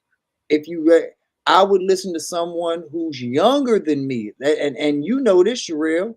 I have a great reverence for JB, because JB is younger than I am and doing just like you, Sherelle, and just like all of y'all. Y'all are doing things at my age that I wasn't even thinking about doing. I had to play catch up. And when I finally got focused, I got real focused. But I had my slip ups, I had my bumps in the road, my speed bumps, just like everyone else does. But you all aren't letting these same pearls that the last generation got tripped up on. Y'all are treating it like it's hurdles for real. And y'all are just hopping over these things like they're nothing. And y'all have to get credit for this stuff. Because like I said, the older generation, when you look at it from a statistical standpoint, is the majority of venereal diseases, is the majority of the lot of things that the next generation has to clean up. And it's such a mess. We don't know if the next generation is going to be able to clean all of it up in our lifetime. So now we put a burden on children, our children, that are supposed to be enjoying their innocent years. We already know that they've got strife and pearls and situations that they're going to have to deal with, and they didn't sign up for it. That's one of the reasons that we're the last generation of kids that really went outside to play. Yeah, I think my generation it was millennials though, because I was outside. My generation is like the bridge, because we literally was like the bridge between the motherfuckers that went outside and then the video games and phones and all of that stuff. Like the exact bridge. I think Generation Z is like the inside kids, but we was outside. I mean, we was at the park. When was you born? Every day. I was born in 1994. I'm a millennial. Oh no, you're a little bit later. You're a little bit later. I'm because I'm telling you, like when I say what I'm saying, I'm talking about like the 80s babies. We went through beepers. We went through house phones. We went through. We had house phones. No. You not listening to me. That's all we had. All we had was house phones. They started. I remember when they made cell phones. My You daddy remember? got that first cell phone, that fucking So when Nokia. you had internet, Hold on. you could have internet and phone at the same time or no? No, we had the Nokia with the little snake game on it. My daddy Right. had it in. We talking about we had. Hold on. Go ahead. Go When ahead. the first phone came out, I was Because like, when I went, 9. when the first phone came out, you was, girl, I got my first phone in '96. That was like a StarTech. You was 2. Oh hell no, my daddy didn't get them phone. My daddy didn't get a phone till that singular phone came out. Oh yeah, he was no. See, No, we had he wasn't getting that bread. Like we went all the way back to brick phone. 822-7136. Matter of fact, we was house phoning it well after Katrina. Then when after Yeah, see that, Katrina, but see, that's what I'm saying. I'm talking about overall. Like y'all had a whole different thing going on. What I'm saying is, when we grew up, I'm talking about '80s babies. It was 1 or 2 house phones in there. You had to have an extra long cord if you wanted to talk in a room by yourself. You had the AOL connection. but when they Where's pick your up the internet? other phone, they can hear the conversation. Yeah, they get the conversation. Yeah, but no, you had the experience of having But a house phone. we didn't have AOL. Like, But that's we what I'm was broke. saying. I don't know What I'm y'all. saying is, our generation literally went from the house phones. We watched the internet come. We went from beepers to the two-way We had beepers. the two-way pages. We had the beepers. We had the phones with the chirps and the walkie-talkies on it. Sherelle, if you was born in '94 and you had a beeper, you was late as fuck. No, they had beepers though. I didn't have nothing. I didn't get a phone till I was what? No, but I'm saying beepers literally went out around 96, 97 because that's when everybody started to get phones. Shit, 90, everybody's we 89 to like 93, 94, the cell phones, you had to be damn near rich because I think that shit was damn near like $10 a minute. That's what even car phones, also like the But you gotta 80s. think about it. We was the South, so we was slow. That could be it too. Then shit. Yo, that actually is it. that I could remember be the it. first couple Then times yeah. I went to the South, and they were so behind on everything that we had up north. Why you? I'm not even hating, yo. You, I'm validating your point. I know You I'm ain't trying like to how shit it on sound? us like, damn, that was to the South. Them motherfuckers was like third world Because I'm saying, because I'm like the fact that you was born in '94 and you talking about a beeper, you hella behind. Yes, we Because still behind. You go to New Orleans right now, the motherfuckers they got a post going around. They say you don't realize how far New Orleans is behind until you leave, dog. They handing out AOL Because CDs. two-way pagers was when I was in high school, so you should have knew shit about a two-way pager. No, we definitely had the 2 ways. Well, they had 2 ways anyway. Wow. 2 ways was like, yeah, Two-way, 98, 99. Yeah, but 2 ways didn't last that long because it went 2 ways straight to the cell phones. Yeah. So they didn't even last that long. Y'all don't remember that first? Well, not the first cell phone, but the first cheap one, like by Singular. It was like a little blick phone, like it was like a little brick. They used to have a little game on there. It was like a little snake game, and you used to hit the dots. That's the girl. Oh, I'm telling you, That because was my before daddy that, phone right they there. didn't even That was have my a daddy screen. first Before phone. that, it was just That flip phone, that long black phone that used to be on the movies. nah. It was one after that. I'm telling you, the StarTech, the flip phones that everybody be talking about whenever you hung up with somebody, you could clap it on. Bam. But Yeah, my daddy, we didn't have and it money had the with antenna the pulled up we on. didn't have that shit. Hold on, let me Y'all had that shit in the West Coast. Y'all had that shit though. Though you had a Yeah. clap phone. What happened? You had a clap phone personally. A what phone? A clap That's phone. what I'm talking about right there, Sherelle. I had a singular phone. I had a my phone. first phone. Right there. My first phone I ain't have That's till a I drug dealer was. phone. Sherelle, you talking too much. Yeah. My first one I had was 16, 15, 16, nah, 14. Yeah, Zoe, you really not that older than me. Get the fuck out. Okay, of here. Sherelle, I'm gonna put it to you My like phone was a this. flip phone. Sherelle, when I was I growing had up, singular. yeah, when I was growing up, if your refrigerator had an ice machine on it, you was damn near rich fucking with us. We didn't have no ice machine. We got ice crates.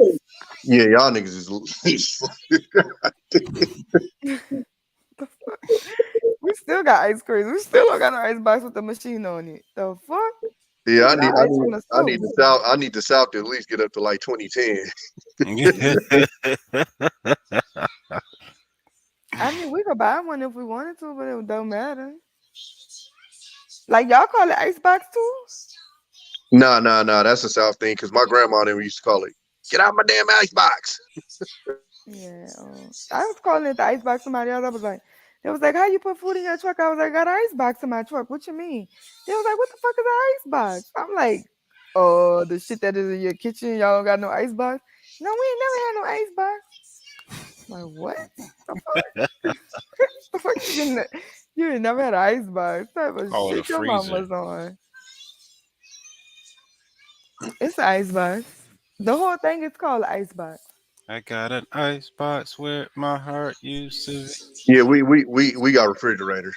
Yeah. And So freezers. so y'all Walkman old? Cause I'm CD player old. I ain't never had a Walkman. Yeah, I had a all of Walkman. that. I had a Walkman. I had a I'm right after the boom boxes. Like I didn't have no boom box, but I had a Walkman for sure. Nah, we just had. And hold CD on, 94. You shouldn't even be CD player, Sherelle. Y'all motherfuckers was late as fuck down there. Jesus Man, shit, we Christ. had CD players well into. Y'all had CD players in the car. We had Oh, CD matter of players. fact, Like no, we had the Sherelle, CD players that what you I walk just with. said. Sherelle, this the old white lady I'm talking about right here. That was on that tour.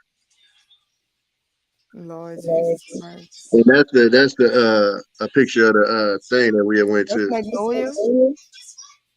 No, it was like right out. It was outside of It was right outside of here we go right here. We're gonna catch her next time we slide to New Orleans. San Francisco plantation. What you say?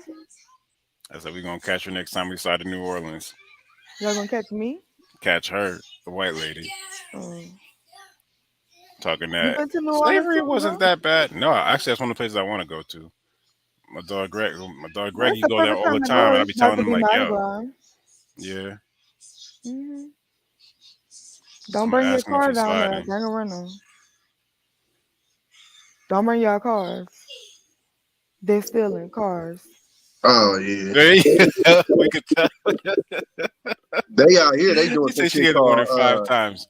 They doing some shit called bipping out here. They blast your window out and take your shit out your car. They done hit the news people and everything. This don't sound new. I feel like they've been stealing from cars my whole life. No. They've been They stealing have cars been. my whole life. When I say this is shit on a whole nother level out here, it's on a Like whole nother level. they stop it in the middle of traffic with guns with drums on them, pulling you out your car, beating you all in your head with guns and shit, knocking old ladies down at the gas station. These little bitches is out of control. That's like the entire U.S. wide. Yeah, And my little cousin talking about he coming out here. No, you're not, you little thief. stay your ass right in New Orleans. About that time for that thievish shit. Don't got time for it. Got to know that. Going to the DA office. Got to know. I'll let this Mardi Gras play out on its own before I see if I'm going to New Orleans. I'm not going to Mardi Gras this year. Fuck Mardi Gras. Fuck the parade. Fuck Zulu Ball. Maybe next year. I don't got time for it. The man need to stop trying to have fun and be down with the city and get our city together. Or she need to go ahead. And if they vote in Buck, I ain't never going back. Got to know that. The Buck is a fucking clown. Yeah, I don't know about the politics down here. Like, Lord Jesus Christ. I don't know, y'all. I'm really just tweaking on going to 9 times. That's all I'm worried about going to. 9 times is the second line for my hood. It's like a band. You knew it to the punch. You knew exactly what I was about to ask you. What? What was 9 time, whatever? Like, Yeah. I don't know nothing about that. It's a second line. It's like, a little brass band and a bunch of people that dance with colors. We got a queen, king, floats. They got a little crew. You be in a line and you just be doing like all this crazy dance in New Orleans thing. Okay. And what was the thing where you had? Oh, I was on your once again. I've been watching your IG joint. What was the joint where you had all those people celebrating their awards? Does each ward do that? Yeah, that's what the second line was. You seen that? Where all the people was dancing with the green on? Okay, that's the second line right there. Yeah, that was 6th Ward downtown. Okay. Where your people at? Downtown sidewalk steppers. And do They be all doing their your little wards thing. do that, or Go just sit down. some? You're watching TV. Yeah, pretty much all the wards do that. And do they go in numerical order? How does it go? I don't know. They pull a thing at the beginning of the year to see who's gonna go first. Because I mean, like the night one have 3. So, but mine is 9 times. That's my area. That's Florida area and Upper Light Ward area. Then we got Desire, Night Ward Desire. So 9 Desire do a different thing, and then they got Night Ward CTC. They do a different thing. 6th Ward got 2 because 6th Ward got 2, 7th Ward got 1, 3rd Ward, 4th Ward 1.5.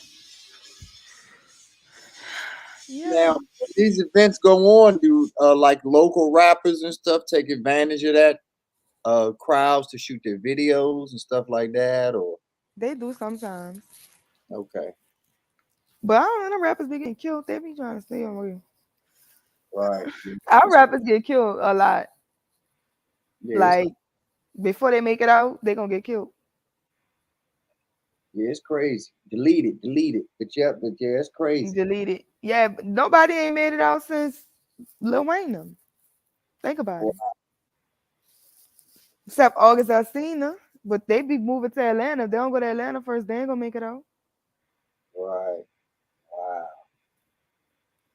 That's how it Yes. is. BTY, he had the wave, y'all. BTY was up next. That was my dog.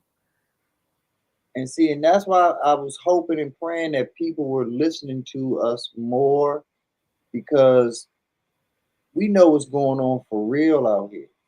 And people don't understand that just because these kids are partying and having a good time, there's still a lot of despair in their hearts and in their minds. And they have to, and they don't know why. So you can't solve the problem if you don't even know the source of the problem. They think that youngest got it sweet, and that these youngest should be bowing down to the old folks' feet, saying thank you, thank you, thank you. And like you say, when you really out there, you seeing a totally different story. You seeing robberies, and you seeing all types of atrocities happening, but for quote unquote no apparent reason. But it's I happening. know the reason though, because first of all, it's just like it's the thing, like the media with all of them loving on Young Boy and all the rappers is like, oh, we killing, we drilling, we all of this, and then it's like you fighting and you already ghetto. Majority of their parents don't give 2 fucks about them. Been cursing them out like dogs since they was babies.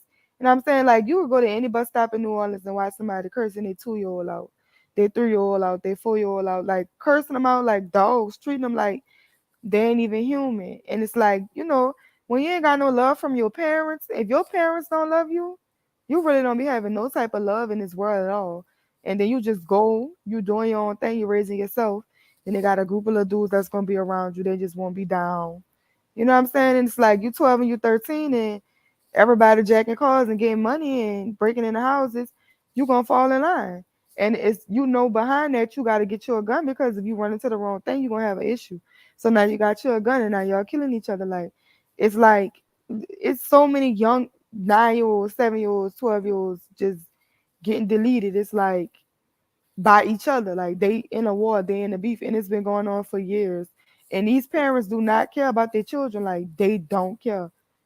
They don't care. That's why, like, a lot of times I don't be caping for women. But I don't feel like, I feel like, yeah, we need, I guess y'all gonna talk to the ladies that's getting the education and all that. But I don't like how they be trying to shit on girls that's getting educations and all of that, because these hood girls, they don't care about their children. They don't need to be having no children. But everybody just keep having kids just because they can, but they don't be caring about their kids. They be cursing their kids out, not worrying about them, not raising them. Daddies ain't in the picture, or it's toxic. They showing the children all kind of negative stuff. That's why it is, because they ain't got no God, and they ain't got no love. Their parents don't love them. Their parents don't love them. That's fucked up. It's like you don't understand how, like most people don't understand how it feels to be in this world and your mom and your daddy the people that's supposed to love you the most, they don't love you. They don't care about you. Like they just throw you away like you ain't nothing and move on with their life. And that's what's happening to them children. Like so much, especially in New Orleans, it's so much like them boys don't care about them kids. They having them kids for checks, having them kids to try to keep a nigga around, having them kids for putting them on crazy checks, putting them on food stamps, welfare, getting their Section 8, getting their shit, getting their taxes and all that, worrying about them. Ain't doing nothing for them children. Ain't worrying about them, teaching the children all type of negative shit. They Because don't care. all they represent is an audit. All they represent, like you say, is a number that allows the government or allows a certain section of town to get X amount of free grant money or set aside money because the numbers dictate that they need this. And that's why we have to understand that our circle is the ones that want to do it anyway. Like as much as as we talk about the J Princes, that's really the ones that need the help.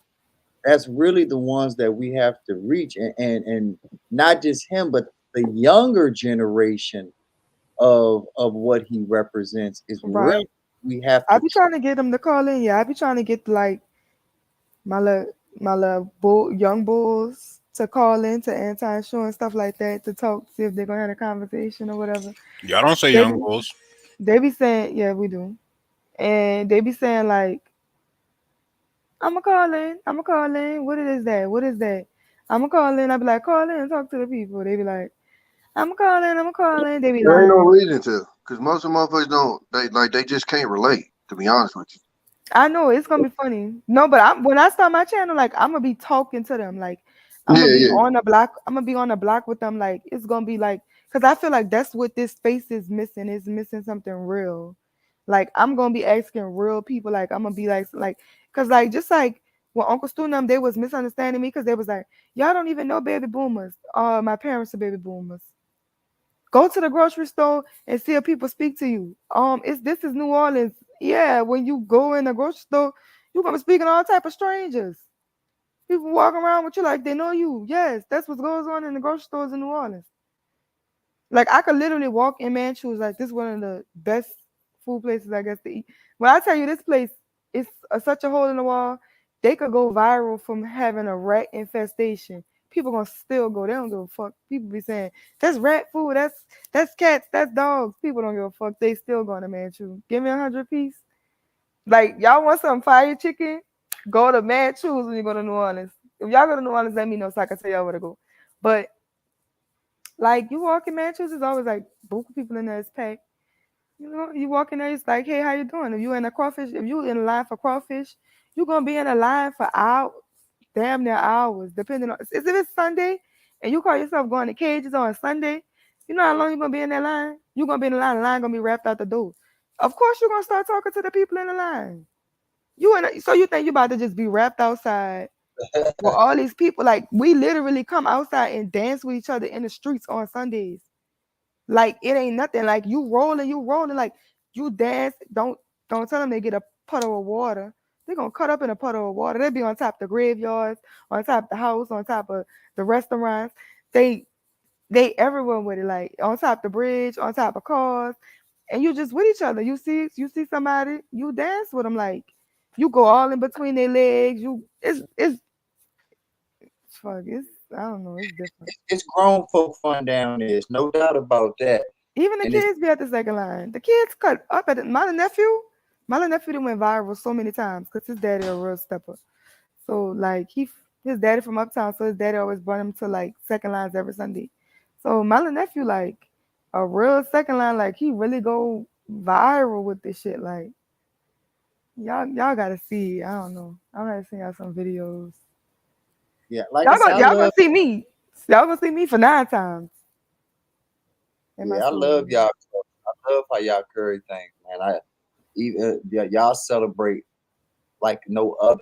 So yeah, I love how y'all carry. Even y'all philosophy on passing on, like it's a celebration. Yep, And that's another reason the second line. We throw second lines to funerals. We had a oh, second line for my brother-in-law funeral. They was oh, rolling too. They play yeah. the second line song. Yeah. Like you It second line sound like for carnival parties. to me. You sound like second line. You second line on Sundays just because your second line for birthday parties and your second line for funerals and your second line just because somebody felt like throwing a damn second line. Because in our motto in New Orleans is we do what we want. It's do what you want. That's a brass band song. And it's like it's do what you want. And you Right. just do what you want. Like you do what you want. You get up. You dance. Like I'm telling you, like we got this bridge. It's interstate in New Orleans. Like they had, the pandemic had shut everything down.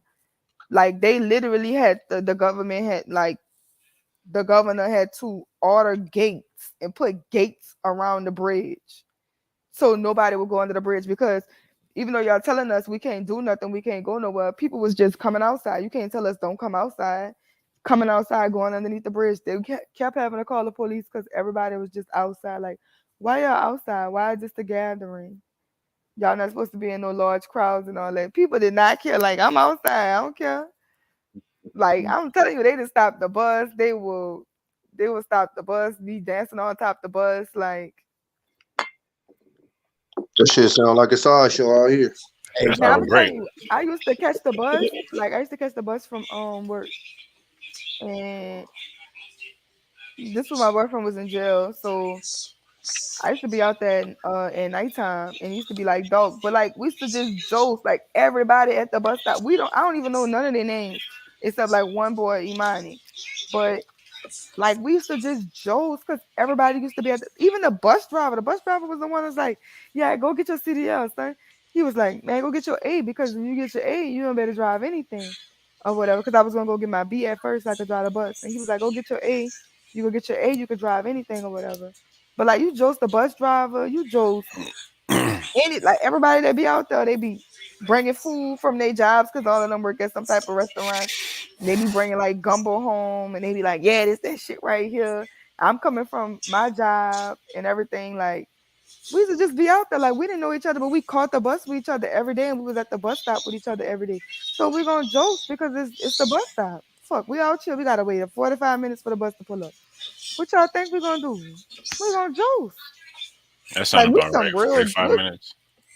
yeah, we some real jokers in New Orleans. Like walk up, hey, how you doing? Like laughing, like I don't know. We just not no mean people.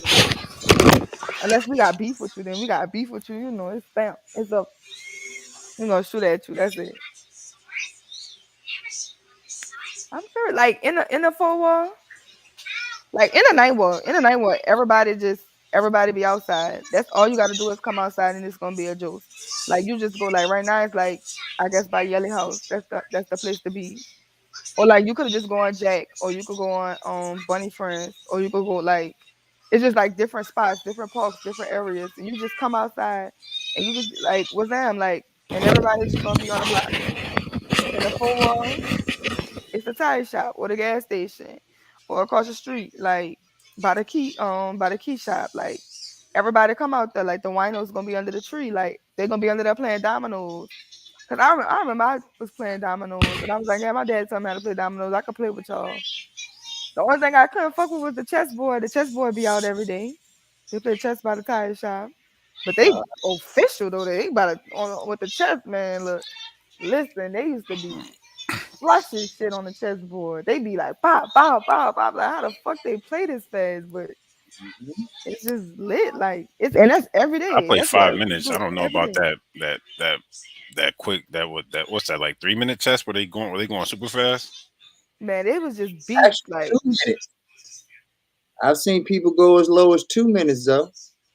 2 minutes, they don't even worry about 2 minutes. They be bow, bow, bow, bow, bow, bow, bow, bow, bow, undefeated, like type shit, like for real, like me. Yeah. Nah, I ain't never learned how to be a beast like that. Yeah, I'm I not. would love that. I That'd got be good where you enough. find me. I got a good enough to beat my ex, but when I was about to beat him, he just knocked the table over. So I never really beat him. I was like, that's lame. Nah, that qualifies if you that's like tipping your king over. That's a loss. That's admitting No, the loss. yeah, basically. So I did win, but that was crazy because he a beast. But That's his why daddy he was a beast. because he got a reputation. It's like, I know. I was about to beat him. What's he gonna say happened? He be He got looking a phone like call and had to stand up in the phone call no. accidentally. He be like he be just looking like it never happened. Like like when he knocked the table over, it never happened. Like I guess he felt like he wasn't paying attention, so he didn't see that how I trapped him. But I had was like learning strategies and shit. Like I learned how to do the castle. Once I learned how to do the castle, that was my little kink, you know? I used to beat all the little babies, like the babies that used to come around who was just learning how to play chess. I'll play against them and I win. Yeah. I was learning how to play chess all on my app and everything because I was feeling like niggas will teach you how to play, but niggas ain't gonna teach you how to beat them. Like my daddy and my brother, my daddy and my brother taught me how to play spades and dominoes, but they never taught me how to beat them. You see what I'm saying? It wasn't until I started playing against other grown men and washing them, that's when I could go back to my dad and my brother and really win. Yep, because no karate master is going to teach you how to kill Bill, okay? Facts. Okay. I play chess everywhere I go. One of my favorite things to do when I was in Vegas. There's this dude out in front of the D Hotel on Fremont Street, and he just be sitting there with no shirt on, just sitting out there in the middle of the dawn, and you just tip him some money and you just play him in chess. Don't play in New Orleans because they're gonna hustle you. I mean, I don't even play. I play for fun. I don't even play for money. What happened? Don't let nobody put no money under. Tell you to put your money under no cup. Oh hell no! Who was you talking about? I was talking to Brian Jehovah about that. Brian be doing that. Brian a scammer. Yeah. You'll never win at that shit. Y'all know how to play spades? Yeah. Yeah, I got to get a shot credit for that. They put me on there when I was in the military. Oh, which one? The cups? Or the Nah, spades. Yeah, spades like that. Like you say, bones is like that. You call it domino. Yeah, we call it bones up there. But yeah, that's that. You got to know that to get your nigga card. But Yeah, we play dominoes, but we play dominoes more out here than we play. We play dominoes more than we play spades. Right. So I had to learn how to play spades to Yeah, y'all be playing dominoes like don't be a menace to society while drinking juice on the corner. Nah, we play dominoes like boys in the hood. Don't be a menace. Same thing.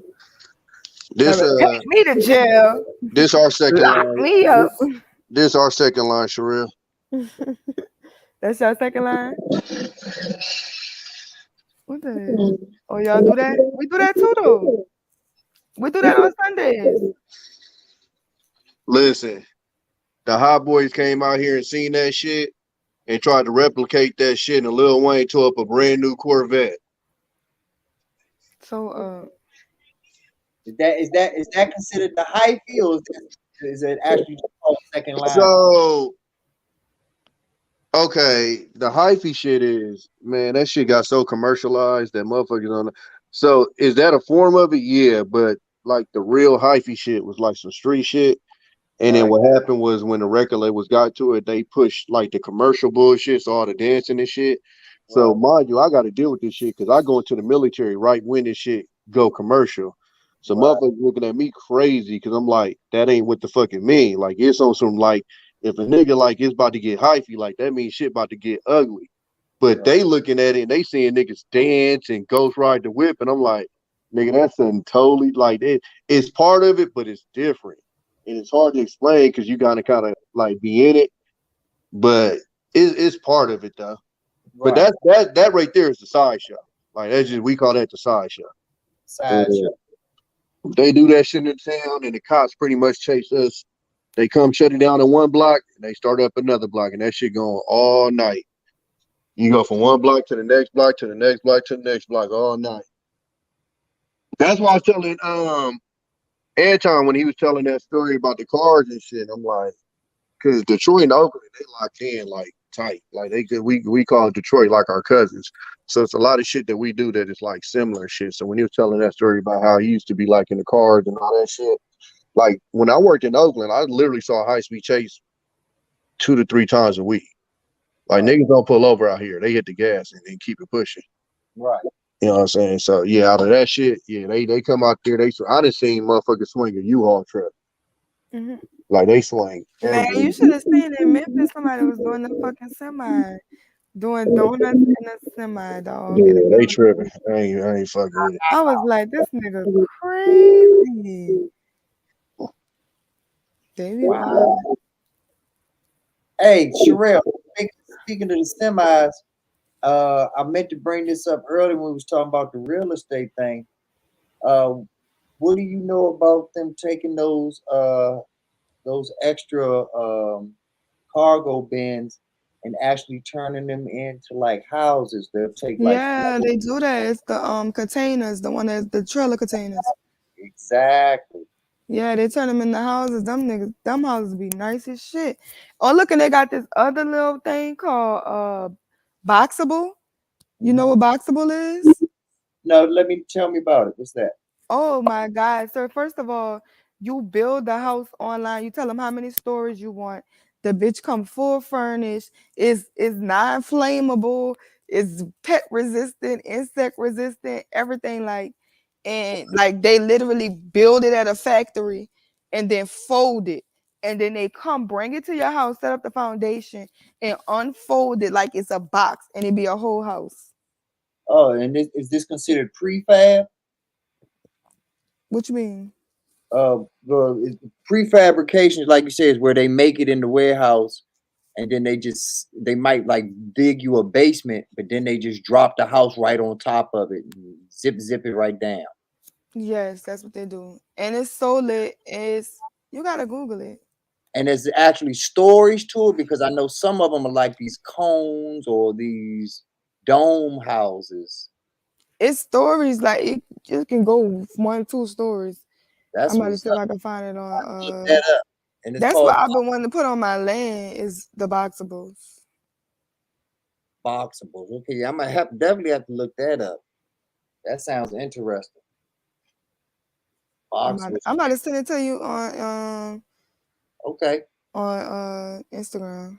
Yeah, that's what's up. Cause yeah, the thing that I'm studying and trying to get more information on, I'm gonna send it to y'all too, so y'all don't feel left out. they have these 3D printer houses now. They'll literally drop this big ass 3D printing machine over top of the roof, and literally it'll just layer by layer make the whole house perimeter, and then you come back and you just put in the plumbing and the electrical and drill the hole for the sewage and keep it moving. And because it's a 3D house, they can literally build a house on site in 3 days. Mm-hmm. So I sent it to y'all too, so y'all didn't feel left out. Time me in also. So yeah, the world is ever changing. It seemed like some serial killer type stuff. What the thing? Yeah, a home you could just travel with. Right, like you just kill bitches and every time you Pick up and go. Huh? Yeah. The Ant-Man house. Just shrink it down to a briefcase. Yeah. But yeah, this is why. Yeah, that's wild. That's why I just watched it. That's wild as hell. But yeah, That is so nice, huh? I'm sorry. Go ahead, Sherelle. I'm sorry. I'm just saying it's nice. It's really nice. But yeah, but this is why I'm encouraging y'all to take this investing and do your research seriously, because y'all are literally been born at the perfect time, because y'all are just getting to the bag. Y'all still Tommy B already has kids like I do, but Zoe and Sherelle, you don't have any kids yet. We don't have kids yet. Do you have kids though? Nah. Yeah, Zoe, and neither does Sherelle. I was making a joke. Oh, okay, my bad. He was saying we don't have kids yet. It's like me and him going to have kids together. No, that's a joke you're making. I was making a different joke, but now that What you joke made you was? that joke, What joke you was? What we can joke go you with was that, making? Jarrell. You said it. That was saying y'all don't have kids together, sure. that's what he was. That was the joke. Exactly. Thank you, Tommy. The fuck, like I'm slow or something. I know I'm from the south, but I'm not slow. But literally, Tommy is his own. It literally is on some Jay-Z shit. He's his own business, just like you are, Sherelle. So I mean, y'all are in positions, like I say, where the stars are truly aligning, because it's going to be a new world order as far as commerce is concerned, with all of these new electronic gold, electronic silver, these microchips, these software companies, these what are they, the what is that company I'm thinking about? CrowdStrike, that does the cyber security. Like, these are going to be humongous industries for the next 20, 30, possibly 100 years going forward, in the same breath that the tobacco companies, the alcohol companies, the oil companies have had a stranglehold over the last 100 years. It's a new wave coming, and it's the perfect time for you all to make sure that your nuts are stored like a chipmunk, so that when it's time to strike, you can strike. Because what you do for the next 5 years can literally set you and your family straight for possibly the next 50 to 100 years. Yeah, these next 5 years, I'm running it up so hard. Yeah, All the way up, like all the way up. I'm gonna be so rich. I ain't gotta do shit. That's my favorite thing to do. Shit. Because see, when I was your age, I should have been investing in all of the Googles and the Facebooks and the Apples and all. Yes, that's what I'm talking about, baby boomers. What the fuck was y'all doing? What the fuck is my Wait, like my you're not a guy baby kid? boomer. I'm saying we not. I'm saying the baby boomers, they wasn't investing in shit. What did a baby boomer teach you about investing? But yet they take credit for building the internet. Yet they take credit for all of the Not the black ones, I hope. but your point still stands, is if you had anything to do about it, or you even had an inkling what was going on, why didn't you invest in it? Why didn't you invest in AOL back then? Why didn't you invest in Real Player back then? Cause like right now, my godchildren, for their birthdays, I buy them stocks. I got them accounts for college funds, stuff like that. Like y'all, I don't give a damn about no toys, cause they don't even care about toys. They don't. When I'm with them, they don't care about toys. They don't play with toys. We have more fun just running around playing, like, and just jumping up and down and playing and shit like that or whatever. They're not even no toy type of kids. Like, they might want a tablet or something, but I be buying stuff for their future. Hey, Like, and you're right, Snuggle. You bring up a great point. They did not have access to information the way that we do. But right. it's still not an excuse, Snuggle. I mean, they had to go out of their house to buy a Cadillac or to buy a Lincoln Town car or whatever. So they had the same ability to go out of their house and go to Charles Schwab or TD Ameritrade or Fidelity and go face to face and look at someone in their eyes and buy Apple, buy Nokia, buy BlackBerry, buy all of those companies that during their time were the money makers. Buy the Amazons, buy the Spotifys, all the companies that have these $1 trillion market caps and market shares. They could have been involved in it. And that was the point that I was making to Sherelle earlier, is that the 80s was the crack generation for us, but for them, it was the era of the yuppie, because they put a true wealth gap between us during that time. And if we're not smart and we don't pay attention and do our research, it's about to happen again. And this time, if we let it happen, it might not be any coming back. It might be too far of a gap to make up that ground. So we have to be vigilant during this time just to keep pace. Because everything that I'm telling you, please believe you, they already are aware of it and they're already involved heavily. Because they've been playing this game way before we even knew it was a game to play. Definitely.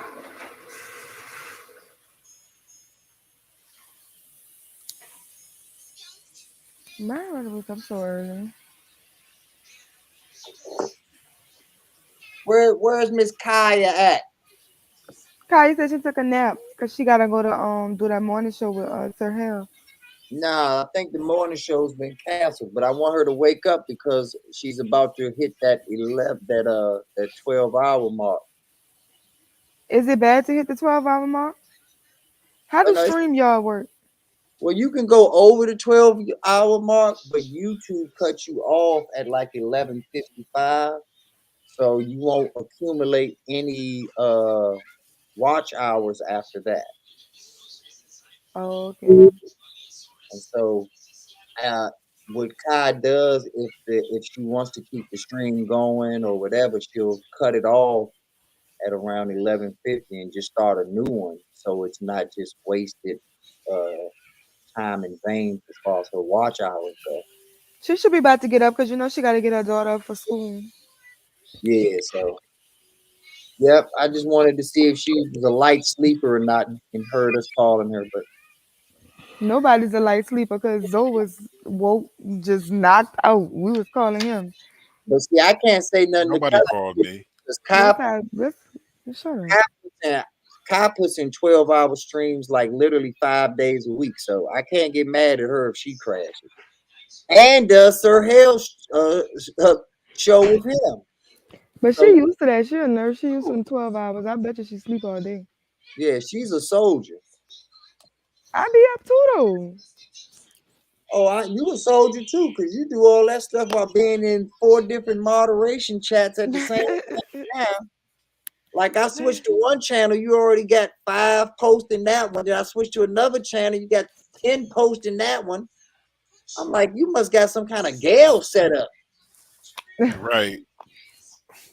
I do be moving. I go Now into she the in ones 4 that- different states. Yeah. Yeah, see, I'm gonna meet you one day and find out that you have octopus. Like you just got 4 arms instead of 2. She really Ursula from the Little Mermaid. Cause you be multitasking. It's because I got ADHD. I would want to go to that Lapeef John just to be a part of it. I let people sleep on my sofa if y'all need a place to stay.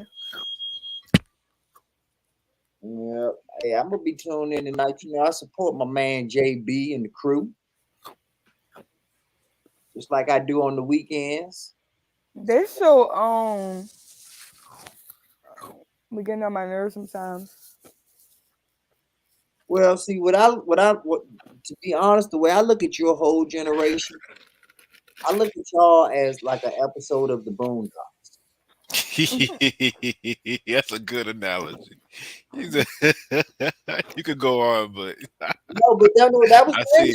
Yeah, that was. Oh, you our generation, though. Got it. You know, I mean, I ain't got to go in. You got it. But that's how I look at y'all. Like, I'm Huey and Riley. I'm gonna be on the other side. But And- I mean, JB show do run a little late. So the other show is usually in first on the other side. So I probably just come what the shows be on Wednesday, Sherelle? I'm drawing on my other side. Y'all know y'all don't like the other side. I be on the other side. What's this other side you keep talking about? Other side, yeah. What's the show? King shows run on Wednesdays. Oh, King? No, yeah, I don't. I don't know who that is. Yeah, I don't have nothing against King. Like I said, I wish everybody. I'm subscribed to King. Like I said, I don't just talk the talk. I walk the walk. Okay, well, any you know, black King go Wednesdays. I was actually on their show when they was the Four Horsemen. I actually did an episode with them, tried to show them some love and I was support. on that episode with you. Oh yeah, okay, that's what's up there. When they had Smoke for Me, me and Chef was going at it because I remember because they were saying like, "Who the married man?" You was like, "I'm married." Don't put me down here. Remember? Not really. To be honest with you, all I remember about that show is that I knew that they was gonna try to bring some smoke for me, but the second I started talking and went on an elevated level, it kind of shut all of them the fuck up. Do you You know remember what? I that? don't think King is not like that. To be honest, King, I think King go back and forth with You what? them, but I still think it's a mutual respect because you know Anton came over there, right? No. So, oh yeah, Anton pulled up and was on the show. Like Anton that morning was like, he was like, "Where's Sherelle at?" He pulled my comment up and he was like, "Sherelle, I just want you to know or whatever," because you know everybody know I'm everywhere. So he was just like, all the beef shit that's dead. Like I'm moving on. It's a new year. I want everybody to win. You know what I'm saying? We moving past that or whatever. That's nothing.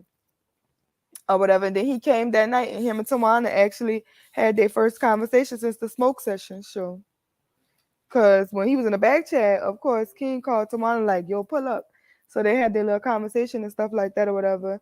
And I was kind of mad because I felt like everybody else was trying to jump in and interrupt. And I was like, Tawana and Anton really have history. I've been watching them on the LaBeef show for like a year now. So it's like, you need to, you know what I'm saying? They know each other the most. Just let them rock out and let them have a moment or whatever. But I feel like everybody else was trying to get their rocks off or whatever. Right. So I mean, it is what it is. It's been a lot of more changes, a lot of more splits or whatever, but fuck, we be trying to just have a good show. So I'm gonna go check them out tomorrow today because it's their first show of the week.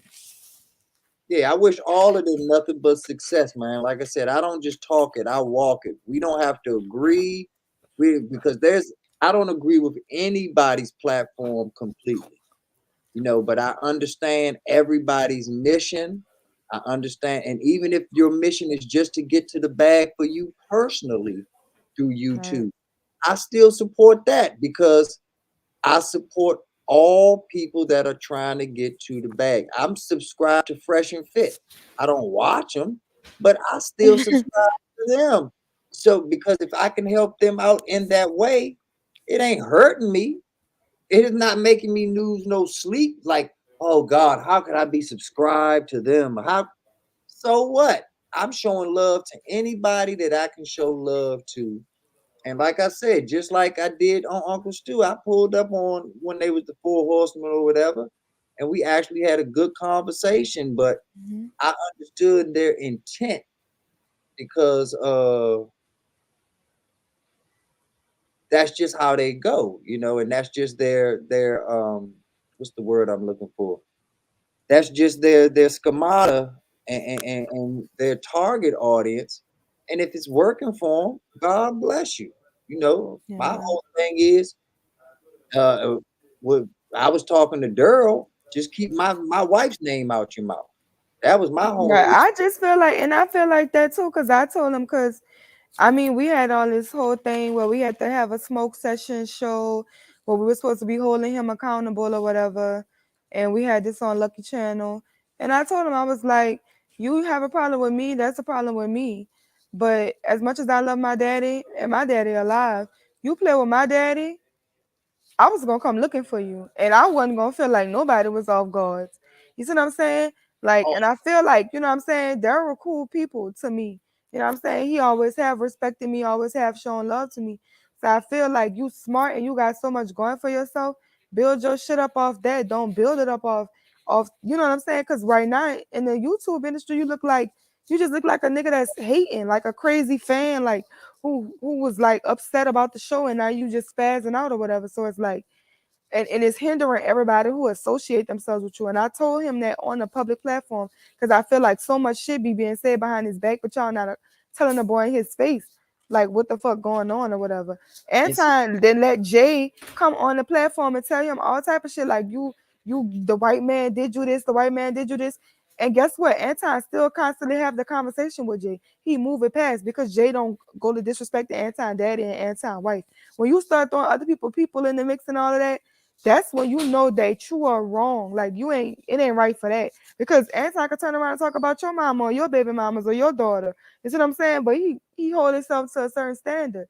So the fact that Anton feel like he don't want to fuck with you no more, I completely understand that he don't have to, and he don't have to apologize to you. Y'all don't gotta like each other. Move on.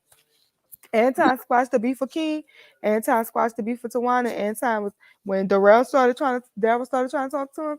Anton was like, "Look, if that's how it's gonna go, I'm a dip," and he dipped off the show. Like, and I'm like, okay, then it's good. Like, move on. Like, so I don't know. They be still just, everybody gonna send their shots in. I fuck with everybody, but I ain't jumping in. I ain't handling nobody beef on.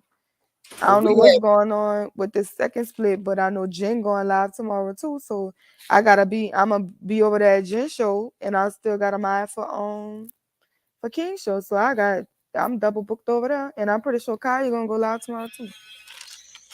But yeah. I ended up talking to Daryl, and we had a good man-to-man talk, and we had everything straight, Yeah, he's smart, dude. He's so smart. He's so cool. And we haven't had any issues since, and only because of his conversation that we had did I even come on the King show, because he was the one that invited me after we had the talk. That's how I get over there too. He told me to come on the show. Right. And so, like I said, I have no issue with him. I actually wish him success. But like you say, you can't talk about you meeting up with prominent politicians and then carry yourself the way that you do, because the second those politicians get wind of the type of content you're putting out, they're going to disassociate from it. And that would be unfortunate, because he's actually got some good points to make, and he wants to be able to have the ears of those people so that they can hear his good points. But if a regular job is checking your social media, these politicians and these people that have to keep their image squeaky clean is checking every nook and cranny of everyone associated with them, even if it's only to get dirt on them to use against them later. Mm-hmm. So you just have to be strategic. And going back to what you were saying about playing chess, you got to play chess in real life and move strategically. And the one move that you make, and like you said, you can make that move quickly because you've already calculated the next 4 or 5 moves.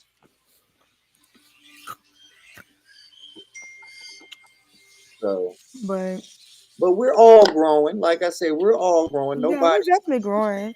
I mean, I feel like eventually, I think a lot of people that split will come back together. I just feel I hate that. Like, I hate when we have an argument, we have a disagreement, and then now we split.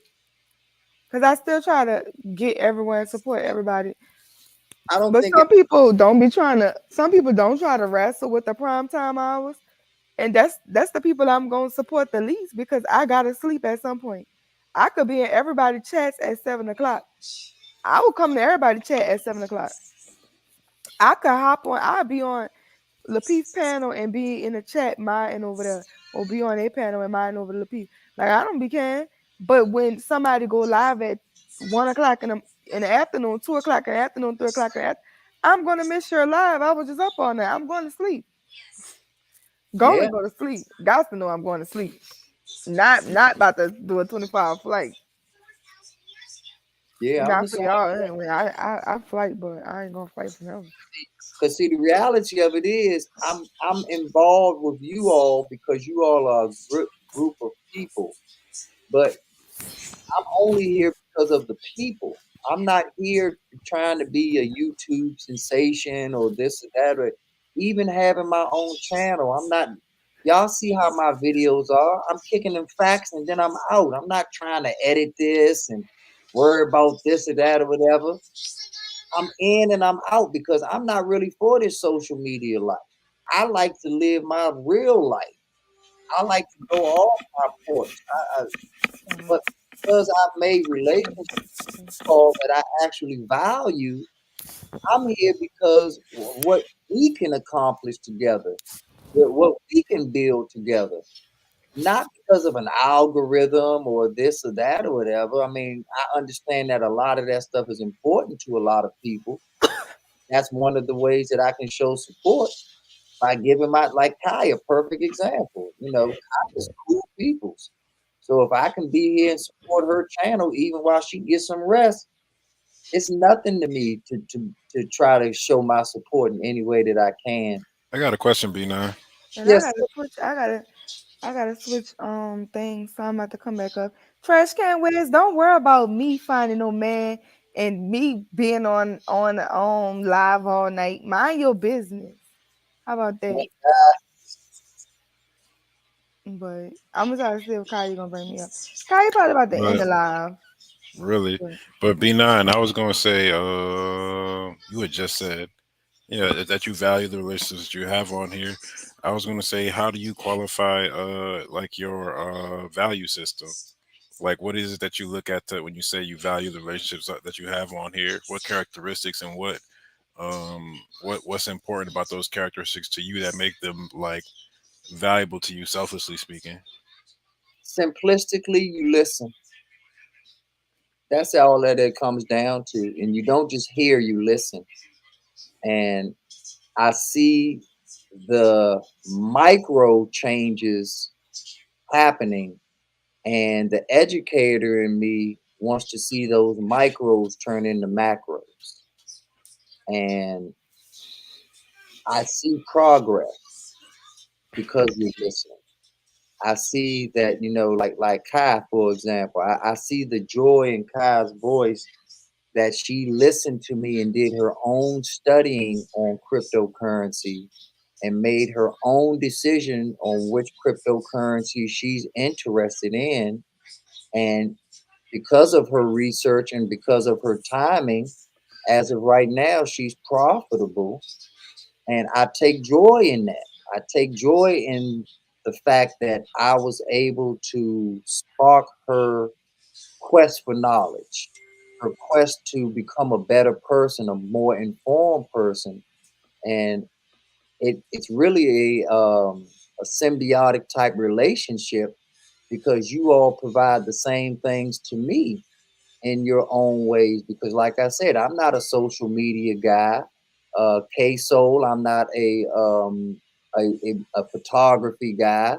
You know, so you all bring your own certain expertise, talents, and unique personalities that I also can learn from. So it's just about the puzzle pieces fitting. Okay.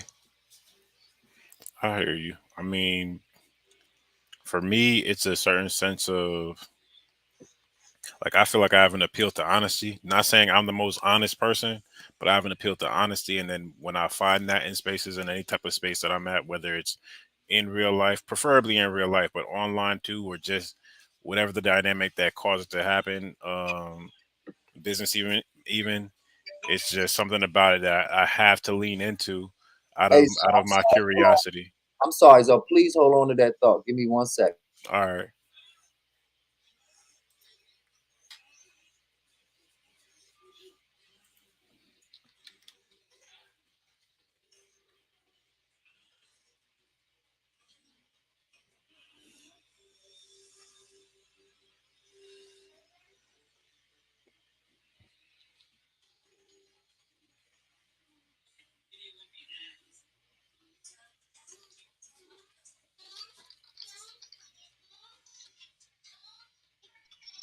She went to the back.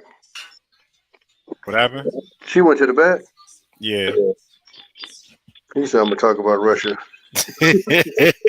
You stupid fool. So hey, it's a chick on Instagram that be talking about that shit. She funny as hell, fool. She break it down in like hood terms.